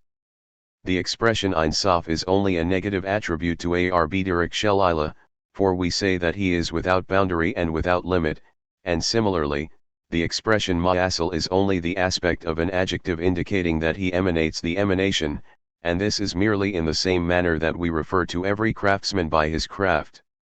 244 Once again we may sharpen our focus by triangulating the Kabbalah and Heideggerian thought with the tetraelemic logic of the Buddhist Madhyamaka.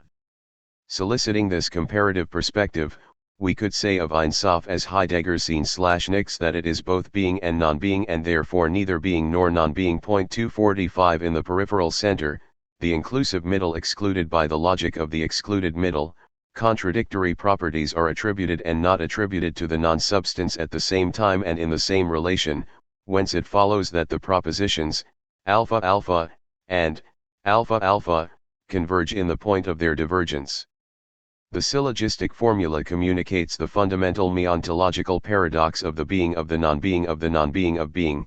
The Kabbalistic Ein Sof and the Heideggerian seen/nix are linguistic signposts that point beyond language to the emptiness that is the fullness of the emptiness. Surprisingly, this gnosis is encapsulated in an aphorism in Der Cherubinische Wandersmann of Johann Scheffler, 1624-77, better known by his nom de plume, Angela Silsus, an author that had a notable impact on Heidegger. 246. The gentle Godhead is nothing and beyond nothing, who sees nothing in all things, believe me, sees this, die Zart Gothet ist das nix und über nichts, wer nix in allem sieht, Mensch glaube, dieser sieht's. 247 To grasp the paradox of the Godhead that is both nothing and beyond nothing, one must be able to perceive the nothing in all things, which is not to ascertain that all things are akosmically nothing but rather to appreciate that the meontological core is the nothing that is everything in virtue of being nothing. Commenting on the passage by Silsus, Schelling elicits the implicit Kabbalistic nuance. The Godhead is nothing nix because nothing can come toward it in a way distinct from its being Wesen and, again, it is above all nothingness because it itself is everything. It certainly is nothing, but in the way that pure freedom lautere Freiheit is nothing. It is like the will that wills nothing, that desires no object, for which all things are equal and is therefore moved by none of them. Such a will is nothing and everything. It is nothing insofar as it neither desires to become actual itself nor wants any kind of actuality. It is everything because only from it as eternal freedom comes all force and because it has all things under it, rules everything and is ruled by nothing. 248. The affinity of Schelling's words to Kabbalistic theosophy is enhanced by his statement that the Godhead in its highest simplicity, Hochsein Einfalt, is above God, über God. 249 One might assail this suggestion by noting that the depiction of the Godhead above God calls to mind Eckhart's famous characterization of the non-differentiated ground in which God is beyond being and distinction, even. 168. The distinction of being God in one sermon, the Dominican monk notoriously prayed to God to make him free of God. 250 I would surely not disagree with that statement, but I would insist nonetheless, as I commented above, that the atheological transcending of the theistic representation of God can be ascribed to Ein Sof as well, and therefore juxtaposing Kabbalah and Schelling, and by extension Heidegger, on this point is not an outlandish proposition. Moreover, just as Schelling speaks of the super-Godhead, Übergotheit, a turn of phrase that he may have appropriated from Silsus but which he attributes to the ancients, Altair, 251 as the pure equivalence, Gleichgültigkeit, or indifference, that is nothing and yet everything. 252 So Ein Sof is characterized as the non-ground wherein being and nothing do not coincide in the identity of opposites but endure as equal in the opposition of identity, and hence being is nothing. In the nothing of being and nothing is being in the being of nothing. Also noteworthy is Schelling's description of the Godhead as the eternal freedom and the pure will without obsession and craving, the will insofar as it actually does not will. 253 The will to which one cannot confer either the property of willing or that of not willing. 254 The grim fate of all life is such that every creature desires to return to the originary delimitation, Einschränkung, and narrowness, Eng, of the silent nothingness in which it existed prior to extending outward into the breadth of self. 255 A striving toward the dearth of conation, de nix swollens. 256. Even more intriguing is Schelling's characterization of the nothingness of pure indifference as being just like the pure happiness rein Freiheit that does not know itself, like the equanimous bliss Gelasene one that is entirely self-fulfilled and thinks of nothing, like the calm interiority still Innigkeit that does not look after itself and does not become aware of its not being Nichtseins. 257. Amazingly, this description corresponds to the portrayal of the Joueressence, Schaashue, of Ein Sof that we discussed in Chapter 3, the noetic erotic arousal of infinity that has no object outside itself and that delights in the being of its own non-being, that is, the being that precedes the dyadic division into being and non-being, a theme that resounds even more precisely with the conclusion of the passage of Schelling according to an alternative version, the calm interiority that rejoices at its non-being. Die still Innigkeit, die sich freut ihres Nichtseins. 258. Schelling's depiction of the pure will of the abyss, the extension of the undesiring desire of the 0 point of the absolute beginning into the void. 259 corresponds to what is attributed to Keter in Kabbalistic literature, the first emanation that is coterminous with Ein Sof, the absolute will that wills nothing, the will wanting naught but its own willfulness. The pure will, the will of all wills, Ra'awa de call Ra'awin, 260, that does not will anything external. In this matter, it behooves us to note the probable influence on Schelling of Bohm, whose idea of the eternal will of the Ungrund and what Ray Elhart has felicitously called the abyssal indeterminate desire. 261 that draws itself insofar as there is nothing extrinsic that can be drawn. 262 the craving that stimulates the becoming of the other within the center of the will as the contra will. 263 that is, the will for the other that is separate from and yet still part of the all-inclusive self. Bears a striking resemblance to the Kabbalistic conception of the autoerotic stirrings of the will of the infinite to emanate. 264 a concise formulation of the Poiēsis of desire. 265 is given by Bohm in the Mysterium Pansophicum. The non-ground is an eternal nothing but forms an eternal beginning as a craving suched. For the nothing is a craving for something. And since there is also nothing that may give something, the craving is itself the giving of that which is indeed also a nothing as merely a desiring begrand craving. And that is the eternal primal state of Magia which forms in itself since there is nothing. It forms something from nothing, and that just in itself, and, since indeed the same craving is also a nothing as only a mere will, the will has nothing and is also nothing that may give itself something, and it has also no place where it could find or rest itself. 266. For the Kabbalist, the goal of the mystical quest is to be conjoined to the infinite, to reverse the order of creation by transforming something into nothing, the same other returning always as what is already other to the same. The hiddenness of the infinite, therefore, does not signify the transcendence. Simsum 169. That protects the theistic dogma of divine separateness. The concealment relates rather to the mystery of the disclosure of nothing in the limitless cycle of beings that has neither beginning nor end. From this perspective, nothingness can be regarded as the temporal sway of eternal becoming, the fullness of time that is interminably emptying itself in the coming to be of what passes away persistently, the moment that is the enduring end of the beginning that is the beginning of the end. In the black hole of infinity, time is eternalized in the non-present present, the present that can never be present and thus can never be absent. The nothing of Ein Sof is the unknowable and unknowable essence of being that permeates and yet escapes all beings, the groundlessness above time and space that is the elemental ground of the temporal spatial world, the pleromatic vacuum that is neither the nothing of something nor the something of nothing, the non-being that continually comes to be in the ephemeral spectacle of being, the void wherein everything possible is actual because what is actual is nothing but the possible. 267 the sheltering concealing. 268 wherein the real is what appears to be real. 269 the clearing in relation to which emptiness is no longer distinguishable from fullness, the matrix within which all beings are revealed in the concealment of their being.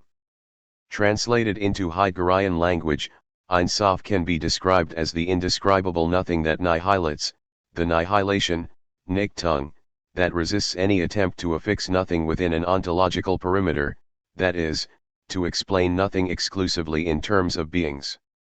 In a mystical tenor worthy of any Kabbalist, Heidegger writes in Was ist Metaphysik, that the nihilation is neither an annihilation Vernichtung of beings nor does it spring from a negation Vernianung. Nihilation will not submit to calculation in terms of annihilation and negation. The nothing itself nihilits das Nichts selbst nicht tet. 270 Clarifying his position in the 1943 postscript to this text, Heidegger wrote that we must prepare ourselves solely in readiness to experience in the nothing the pervasive expanse of that which gives every being the warrant to be was jedem Sinden die Gewahrgibt, Sen. That is being itself das ist das Sen selbst. 271 The Kabbalistic infinity likewise may be pondered as the repelling gesture, abweisend Verweisung, 272 of nothingness vis-a-vis beings as a whole, the refusal of being that prompts the clearing through and in which the plurality of discrete beings are manifest in the unconcealment, Unverborgenheit, of their concealment and therefore can be thought only as unthought, ungedacht.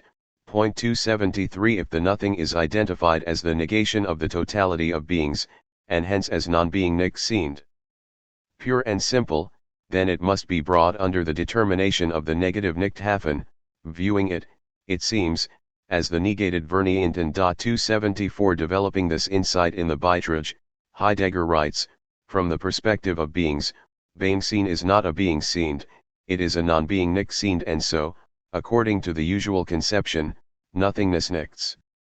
This way of thinking is unassailable, especially if beings are taken in the sense of objects Gegenstand-like and objectively present things vorhanden and nothingness signifies the utter negation Vernianung of beings understood in that sense. Thereby negation Vernianung itself has the character of an objective assertion Gegenstand-like in Usage. 275 In the appendix to Die Zeit des Weltbilds, Heidegger proposes that the operative metaphor to divulge the paradox of that which gives by withholding is the shadow, understood not in its established sense as the absence of light, but as the manifest, though impenetrable, testimony of hidden illumination Verborgen and Lookatens. Conceiving of the shadow this way, we experience the incalculable unberechenbar as that which escapes representation Vorstellung, yet is manifest in being seen and points to the hidden being Sen. Hence, the refusal itself the showing of the unshowing is the highest and hardest disclosure of being Offenbarung des Sens. Like the Kabbalists many years before him, Heidegger grasped that the supreme manifestation of light is the hidden essence of being Verborgen Wesen des Sens, the refusal that reveals itself first of all as the absolute non-being Schlechten nicht sehend, as the nothing nichts. 276 The bestowal of the refusal is thus accorded the status of the nothing that is the highest and hardest disclosure of being. But this nothing, as the nothing of beings nicht hafte is the keenest opponent of mere negating.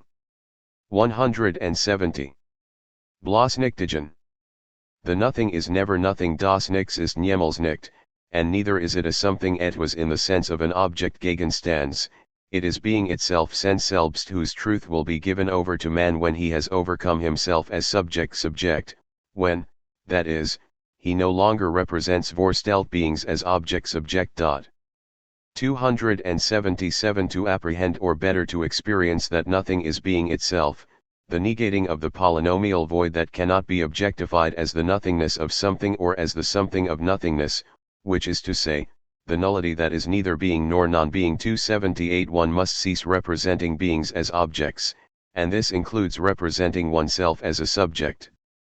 Some and being self-concealing revealing as non-being consonant with the Kabbalists, Heidegger grasped that the manifestation of the hidden essence of being consists of its refusal to be manifest, and hence it can be said of being that it reveals itself as the nihilation of being. A likely channel to explain the affinity between Heidegger and the Kabbalists on this matter is Schelling, who argued that the force of contraction Die Kraft der Zusammenziehung is the real and actual beginning of everything. The greatest glory of development is not expected from what easily unfolds. It is expected from what has been excluded and which only decides to unfold with opposition. 279 More specifically, Heidegger advances Schelling's Kabbalistically inflected insight that the ground of revelation is precisely what negates all revelation. 280 By relating the motif of the twofold nature of the unveiling and veiling of being to the character of truth as the unconcealment in which the concealment prevails as the concealing that conceals the unconcealing. Being's primordial self-illumination is thus described in Der Spruch de Anaximander, 1946, as the unconcealment of the being that darkens the light of being, which leads to a rhetorically startling conclusion that coincides with the principal paradox of the Kabbalistic understanding of infinity. By revealing itself in the being, being withdraws. 281 in Die Seinsgeschichtliche Bestimmung des Nihilismus, 1944-46, Heidegger argued that what is necessary is not to overcome the inauthenticity of the essence of nihilism, which is interpreted as the omission of being in the unconcealment of beings, but to encounter being by undertaking a thinking encouraged by being itself. Such thinking to encounter Entgegendenken rests primarily on the recognition that being itself withdraws das Sein selbst entzieht sich, but that as this withdrawal being is precisely the relationship that claims the essence of man, as the abode of its beings, Advent die Unterkunft seiner, descends, Ankunft. The unconcealment of the being as such is bestowed along with that abode. By thinking to encounter being itself, thinking no longer omits being, but admits it into the originary, revealing unconcealment of being, which is being itself. 282 The essence of the transformation from human to Dasein is related to the fact that we become through the encounter of thinking the dwelling, the opening of being there wherein being reveals itself as the there being in its withdrawal from being. At times, Heidegger expresses this motif in more confounding ways that demonstrate an even keener resemblance to the Kabbalistic doctrine of Tzimtzum, the delimiting of the limitless, a mystery already alluded to in one Zoharic passage where the hidden, supernal concealment, Temira ila asadim, the place that has no dimension, Adar deliat b'shiyura, is characterized paradoxically as precipitating the measure that has no measure, shiyura deliat shiyura. 283 in several passages. From the Beitrage, which can only be regarded as ecstatic in nature, Heidegger describes the eventfulness of being variously as the excess, Überreme, that springs from the self-concealment of all quantification and measurement, the self-withdrawing Sichentziehen of measuring out. 284 The hesitant self-withholding, Zagernde Veragung, the ripeness of time, Die Reifderzeit, which is gravid with the original not, Ursprunglichen nicht. 285 The abyssal ground, Abgrund, of the originary essential occurrence of the ground, Ursprunglich Wesen des Grunds, the staying away of the ground, Wegbleiben des Grunds, the essence of truth, Wesen der Wahrheit, the self-concealing in a protruding that bears. Tzimtzum. 171. Das Sichverbergen im Tragenden Durchregen, the prim essential clearing concealing, Erstwesentliche Verbergung, the appropriation that opens itself in the primordial ground, Urgrund, the emptiness, Leer, of the abyss, Abgrund, the ground that is the repudiation of ground, Abgrund, the non-ground, Ungrund. 286 Heidegger's threefold characterization of the groundless ground as Abgrund, Urgrund, and Ungrund, is surely indebted to Schelling. 287 but he has transmuted the latter's thinking into a deeper mystical key, a poetized translation of an older esoteric doctrine perhaps extracted by Heidegger from the residual of Kabbalistic theosophy in Schelling that might have resulted from the influence of a secondary conduit like Bohm or Ettinger. 288 albeit stripped of any theological import.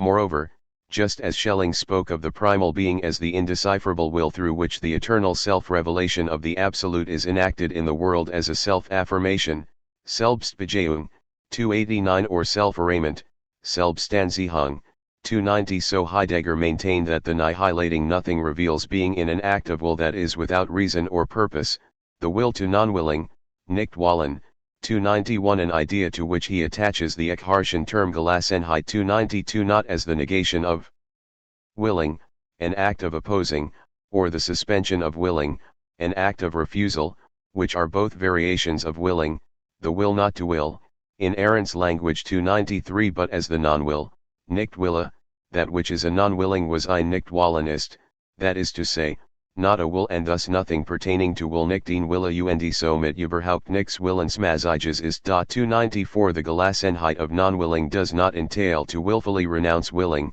willentlich dem Wollen absagen. but rather that which does not at all pertain to the will. 295 Whereas not willing is the passive inverse of the assertion of the will, non-willing is the release that conceals a higher activity than that found in all the doings of the world and in all the machinations of the realms of humankind, an activity that is not an activity, a willing that does not belong to the will and therefore is outside the distinction between activity and passivity. 296 The stillness and restraint of renunciation proper to the essence of meditational thinking may appear as inactivity, as leaving alone, but are in fact perhaps the most extensive overflow back into the letting be of being as event das Senlassen des Sens als Awareness. 297 Gelassenheit on the part of Dasein thus corresponds to the Senlassen of the open region and free expanse of the clearing point. 298 As Heidegger wrote in the Schwarzenheften, being itself is and only being is, and as being it is without a goal. The truth of being is to be grounded, because this truth belongs to being. Because being is only the abyssal ground, it has no goals and averts every setting of a goal.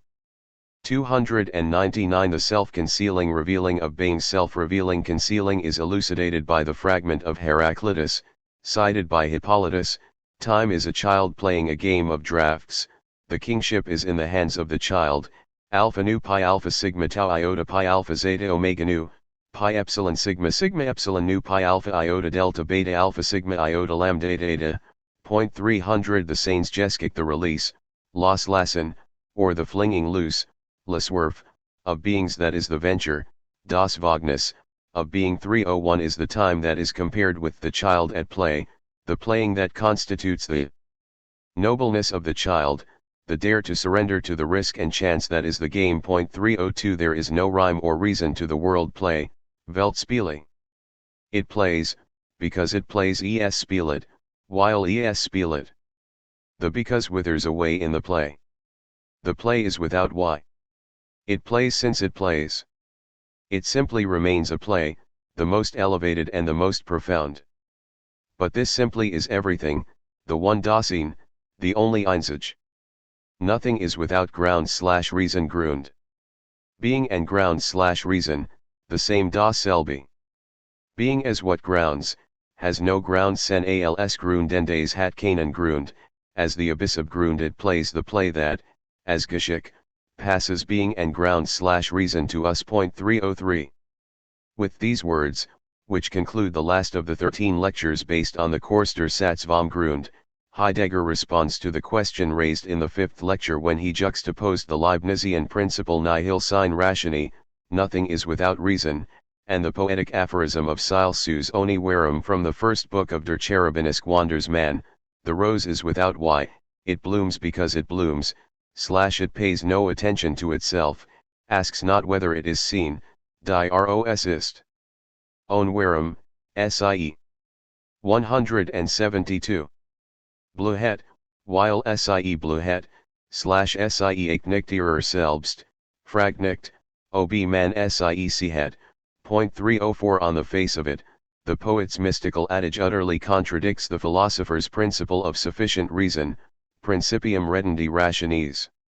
However, as Heidegger plumbs the depth of thought engrained in the poetic verse, perhaps also influenced by Eckhart's exhortation that the works one does from the inmost ground, innersten Gründe, should be wrought without why, sunder warum bei. 305 He exhumes a more sagacious way to understand the paradox at the nub of the principle of logic, or as Renato Christin put it, he tears the principle from its logical tonality, in line with the dictates of calculation, and then transfers it to the plane where the analogy between being and the abyss reigns. Having torn away the shell which hid calculating thought under the camouflage of the obviousness of natural causality, Heidegger can show that behind every basic thesis of metaphysics lies the bugbear of calculation and objectivation. 306 To say that nothing is without reason means that being and ground are the same in the specific Heideggerian sense of the same distinguished from the identical but the abyss of being that grounds has no ground. Like the rose described by Silsus, it has no why and it blooms simply because it blooms. With respect to this play, therefore, absolute necessity is pure contingency. Fortuitousness, Zufälligkeit, and groundlessness, Abgründigkeit, belong to the truth of the essence of being. 307 Heidegger maintains that the inceptual thinking he champions is intrinsically historical, which means that it is determined by the plight of the lack of a sense of plight, not der Notlosigkeit. Such thinking reaches ahead into the necessities connected to the essential shelterings of truth and of the guiding knowledge of it. If it does break out, the plight of the lack of a sense of plight will strike up against the remaining absent of both the advent and the absconding of the gods. 308 The plight of the lack of a sense of plight expressed in the coexistent presence and absence of the gods, not in the sense of a presence presently absent but rather the presence constituted by the absence of presence, dissimulating as the presence of absence, corresponds to the poetic wisdom that the rose blooms because it blooms without reason or purpose. The principle that everything has a reason means in fact that there is no reason for anything. Schelling's concept of the will characterizing the absolute beginning has been linked to the originistic tradition upheld as well by Bohm. 309 Without quibbling with this assertion, I would add that the Kabbalists, too, routinely speak of the beginning in terms of the infinite will that exceeds willfulness, the will that is not subject to the teleological idea of the will motivated by and directed to a final cause. In Heidegger's view, the task of Dasein to ground the domain of decision-making, in Entscheidungsbereich, about the truth of being requires a surrendering, in Tauserung, that is the opposite of self-renunciation, Selbstaufgabe, a relinquishing of self that facilitates the grounding, Grundung, by courageously facing the abyss, Abgrund. 310 And similarly Kabbalists proffer an ideal of quietistic piety that demands the divestiture of self through encountering and imitating the infinite will by inculcating the activity of no activity, the willing of non-willing, Wollende nicht Wollens, that is the non-willing of willing, nicht Wollende Wollens. 311 By affirming this will that definitively wills nothing but the indefinite nothingness of the will, Kabbalists, too, problematize the advent and the absconding of divinity. This is not to deny that Jewish mystics regularly utilize traditional terms and describe the divine will as if it were a personal volition. This is a crucial factor in the theurgical understanding of the commandments. The limitless will, however, which is the hidden nothing that can be present only by not being present, is a will denuded of will, a will in which what is willed is both unconditionally necessary and necessarily conditional. In the will devoid of will, the emptiness of the divine plenitude, what is most determinate is the indeterminate, what is most actual is the possible, what is most indispensable is the contingent.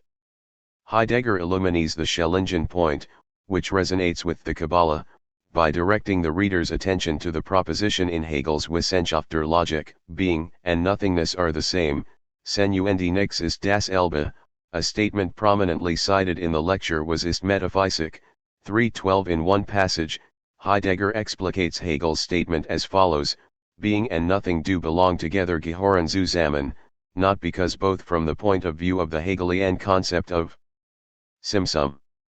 173. Thought agree in their indeterminateness and immediacy, but rather because being itself is essentially finite and manifests itself only in the transcendence of a Dasein that is held out into the nothing.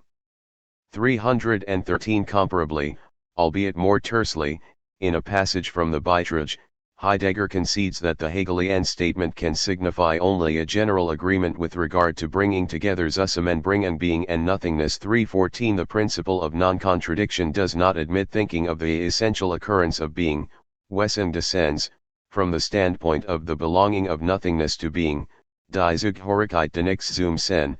315. A juxtaposition that would preclude seeing nothing primarily as either non-being in relation to being or as negation in relation to affirmation. In Heidegger's thinking, as I stated in the introduction, belonging together implies the joining of what lingers as separate. This is the spot where the disparity in the way that Hegel and Heidegger respectively interpret the assertion that being and nothingness are the same comes to light. For Hegel, the sameness entails identity and hence the collapse of difference. Heidegger alludes to this when he writes that from Hegel we can infer that, in the first stage of what is to be thought in the future as being is not determinate, bestimmt, but rather undetermined, unbestimmt, and unmediated, unmittelbar, that is, the pure negativity rein Negativitat of objectivity and of thinking, beingness and thinking, 316 From Heidegger's meta-ontological perspective, Hegel's dialectic is still metaphysically conditioned insofar as the nothing is specified as the negativity of objectivity, which is the only negative that can be thought from within the identity of beingness and thinking. To extricate oneself from this conundrum, one must be mindful of the fact that being is not to be construed as a being and, correspondingly, that nothing is not non-being, that is, the negation of being, but it is rather higher than everything positive and negative in the totality of beings. To say, therefore, that being and nothingness are the same is not an affirmative declaration of their non-difference, the identity of their non-identity, but a thoughtful questioning of their juxtaposition, the bridging that sustains the distance of what is bridged and thus allows one to experience as the most concealed gift the annihilating in being itself das nicht im Sein selbst, which alone genuinely unsettles us into being and into its truth. Then we will indeed recognize that nothingness can never be reckoned, or balanced, against being. Because being, i.e., nothingness, is the between ins wisken for beings das Sind and for divinization die Götterung and can never become a goal. 317 Heidegger's emplacement of Sein as the between and the attempt to distance it from any ontological categorization is clarified from a second passage in the Beitrag. Being never is more fully than beings but also never less fully than the gods, because the latter are not at all. Being is the between amidst beings and the gods, utterly and in every respect incomparable, needed by the gods and withdrawn from beings. 318 Being is between beings and the gods, never more fully than beings since it is withdrawn from beings, and never less fully than the gods since the gods are not at all and thus they are in need of being to claim some sense of being. The being of which Heidegger speaks, therefore, is not a something set over and against nothing but rather over and against the non-being, Nichtsein, that may be construed topographically as the unparalleled between in which beings come to be, an advance that is described poetically as the ripening of the turning in the event, Care im Aranus, point 319 in a passage that is incredibly close to the comment of Rosenzweig cited in chapter 2320. Heidegger notes, where being is conceived as event. Essentiality Wesentlichkeit is determined out of the originality and uniqueness of being itself. There the essence is not the general but is the essential occurrence precisely of what is unique in each case and of what constitutes the rank of the being. The principle of inceptual thinking therefore sounds like something doubled, all essence is essential occurrence als Wesen ist Wesen. 321 To say of nothingness that it is not is to continue to be beholden to the metaphysical representation of nothing as the negation of something and of something as the negation of nothing. Heidegger wishes to place non-being and being outside the dyadic structure of an ontological classification, but he still maintains that it can be said of both that they essentially occur. 174.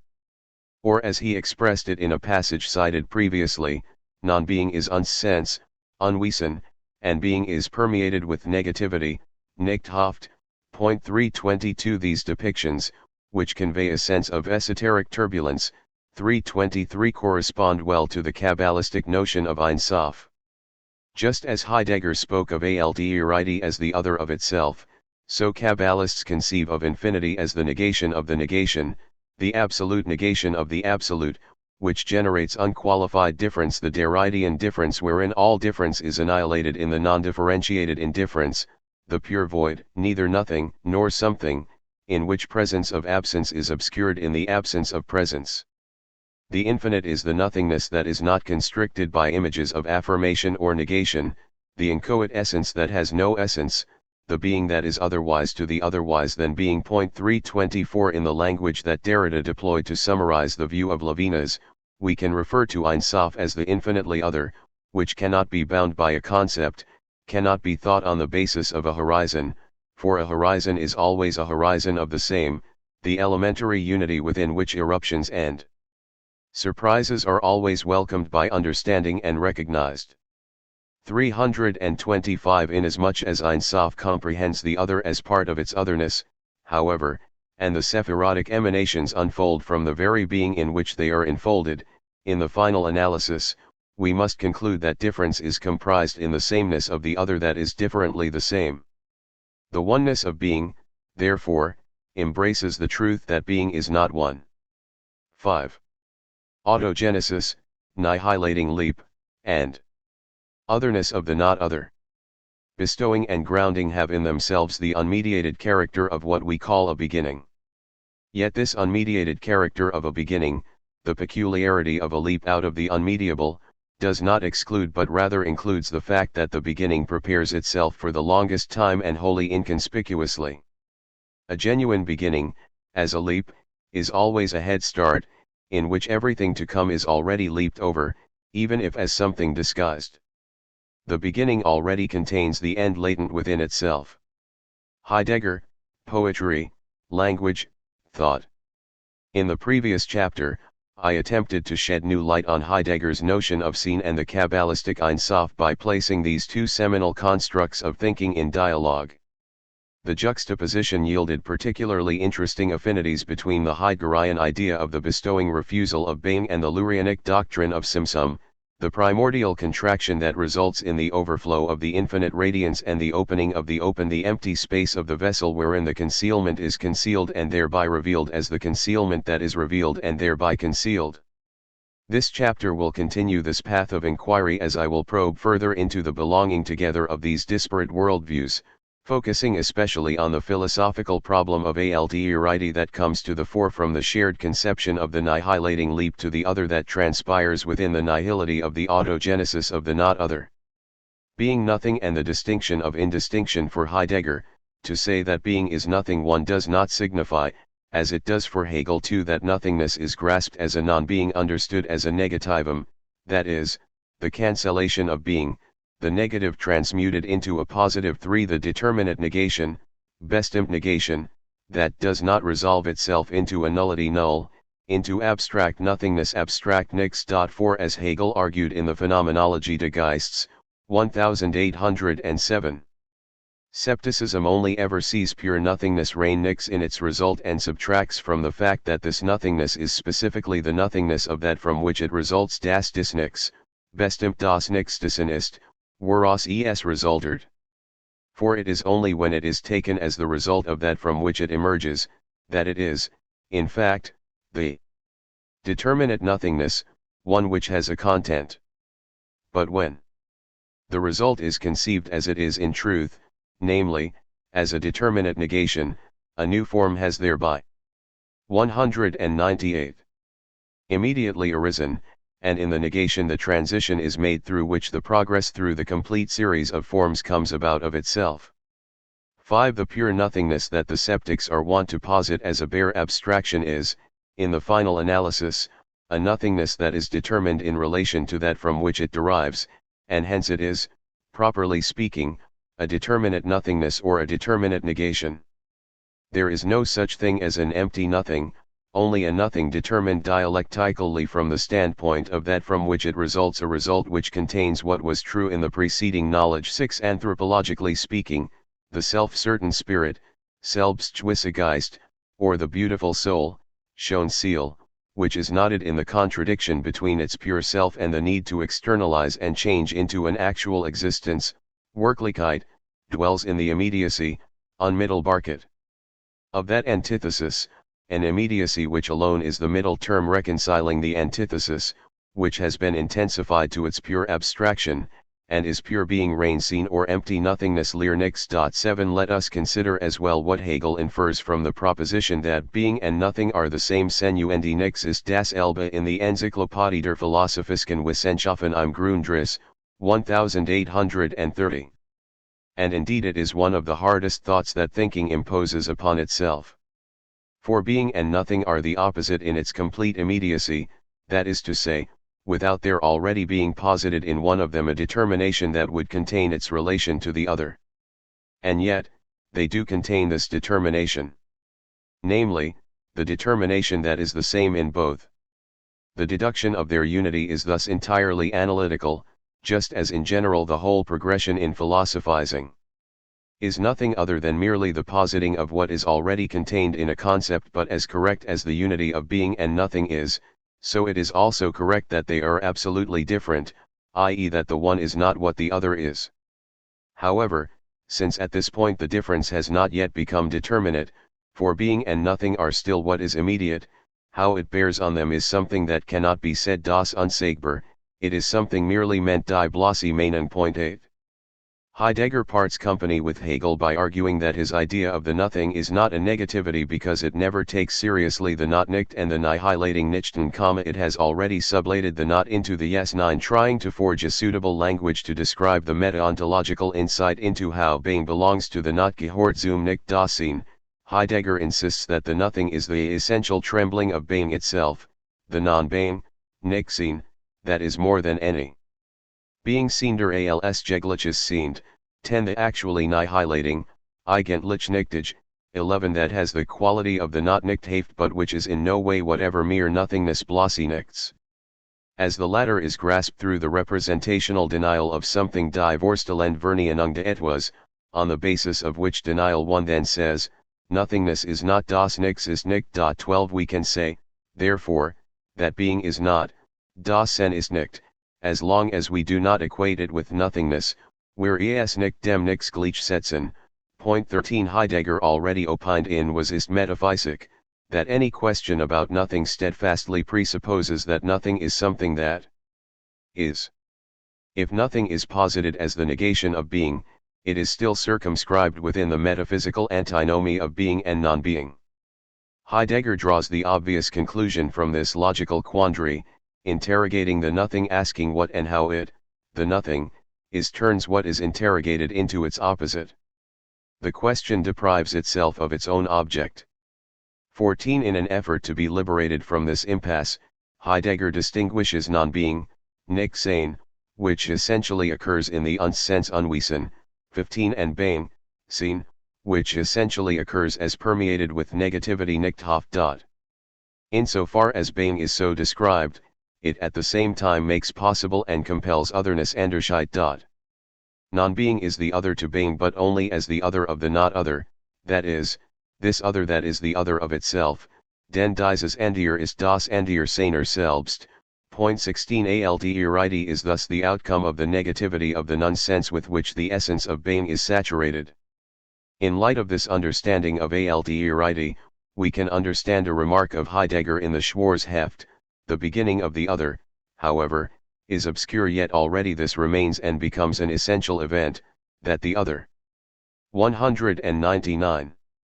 Of another beginning and of its plight is experienced das andere eins anderen Anfangs und seiner not erfahren word.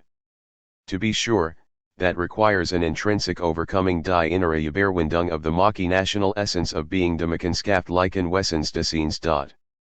17 The other beginning, which will take place when the metaphysical nature of the first